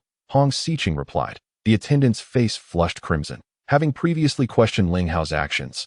She never anticipated being so swiftly countered, leaving her at a loss for words. Earlier, when the incident had stirred up considerable commotion online, she had taken a moment to glance at it, never imagining that the Wanderer Nightcat would turn out to be such a hypocritical individual, nor that events would culminate in this manner. Was it true that Wanderer Nightcat had fainted from sheer rage? Meanwhile, Ling Hao, Hong Xiqing, and Xue Jieli remained remarkably composed, seemingly unfazed by the unfolding drama. Sir, I admit my error in speaking without understanding the truth of the matter. I kindly ask for your forgiveness. However, the individual in question, with a healer's heart, I shall take a look, thought Ling Hao softly to Hong Xiqing before rising to approach Wanderer Nightcat. Upon witnessing Ling Hao set aside past grievances to lend a hand, the attendant was overjoyed, expressing her gratitude profusely as she led him to the side of Wanderer Nightcat. After a mere glance, Ling Hao discerned that Wanderer Nightcat had succumbed to a fainting spell due to a combination of extreme agitation and an underlying heart condition. After a moment of contemplation, he produced a golden needle and skillfully administered several precise punctures. Subsequently, he retrieved a pill from his spatial ring, gently tilting the patient's jaw to administer the medication, followed by a sip of water before returning the golden needle to its place in less than 2 minutes. Wanderer Nightcat indeed exhaled deeply, gradually opening his eyes. How are you feeling now, sir? The attendant inquired with concern. Wanderer Nightcat stared blankly at the attendant for a moment before suddenly bursting into tears. The entire carriage turned their attention towards them, leaving the attendant momentarily flustered and frozen in place. Meanwhile, Ling Hao and Hong Xiqing exchanged glances and simultaneously turned their eyes to Xue Jieli, contemplating whether to disclose the lead they had just uncovered to her. In the meantime, the tempest stirred by Wanderer Nightcat on the internet had begun to subside. Everyone is now aware of the true identity of the Wandering Night Owl, and they understand that his adversaries have withheld his real identity out of mercy. However, a few diehard fans remain unable to accept this reality, yet they cannot halt the inevitable decline of the Wandering Night Owl. Having already arrived in Sichuan Mountain City, Xue Zian and Yi Hu, among others, find themselves in the Chihuangzun building, a venue previously arranged by the Hua family. Their faces etched with anger, they have been watching the unfolding events online with keen attention, more meticulously than anyone else. Damn it! What a pathetic figure this Wandering Night Owl is. Just before boarding, he insisted he would find an opportunity to strike a heavy blow against Ling Hao. And now look, he has not only failed to harm Ling Hao, but has also ensnared himself. Useless fool! Yi Hu spat out in frustration, embodying the disappointment of unfulfilled expectations. Meanwhile, Xue Zian coldly chuckled. Who would have thought that Ling Hao has such a formidable ally by his side? Truly unexpected. What? An ally of exceptional skill. The trio of Yi Hu were taken aback by Xue Zian's remark. Their curiosity piqued. Xue Zian stood up, slowly turned around twice before settling his gaze upon Yi Hu and the others. Have you not realized? In such a brief span of time, they have procured such vital intelligence and meticulously cornered the Wandering Night Owl into a desperate situation. Although we are yet to understand why this final, lethal blow was not executed, it is indisputable that this is the work of an expert. After a moment of contemplation, Yi Hu nodded in understanding. His curiosity rekindled. If Ling Hao has already assured the medical department that he will not participate in this grand medical family competition, why are you still so intent on preventing him from reaching Sichuan Mountain City? Xue Zin merely shook his head, a cold smirk gracing his lips as he refrained from further elaboration. Instead, he picked up his phone and dialed a number, coldly instructing, "Proceed as previously agreed at last."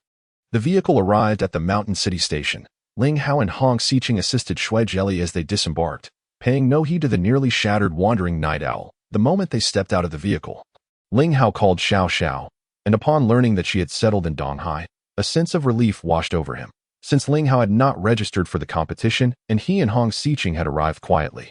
They intended to quickly hail a taxi to find a place to stay.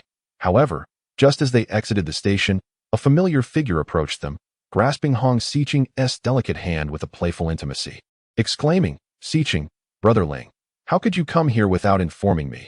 Do you truly look down upon me?"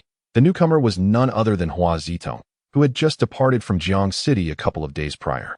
Behind her stood Yun Shi and Hong Yuanfang, both wearing smiles as they gazed at Ling Hao and Hong Xiqing. "Zitong, brother, Yun Shi, how did you know we were coming here? Did Xiao Xiao inform you?" Hong Xiqing inquired, curiosity evident in his expression. How can you even ask that? If we hadn't witnessed the events that transpired on your journey, we would have remained oblivious to your arrival in Mountain City. Hua Zitong feigned annoyance, a playful complaint escaping her lips. Ling Hao approached, greeting Hua Zitong, Hong Yuanfang, and Yun Shi in turn. The group appeared quite familiar with one another amidst the mountainous city. They soon boarded the vehicle driven by Hua Zitong and Hong Yuanfang. Setting off towards the Hua family estate, a man observed Ling Hao and his companions as they departed, dialing a number and respectfully stating, "Princess, Hua Zitong has come to pick up Ling Hao." They are likely heading to the Hua residence.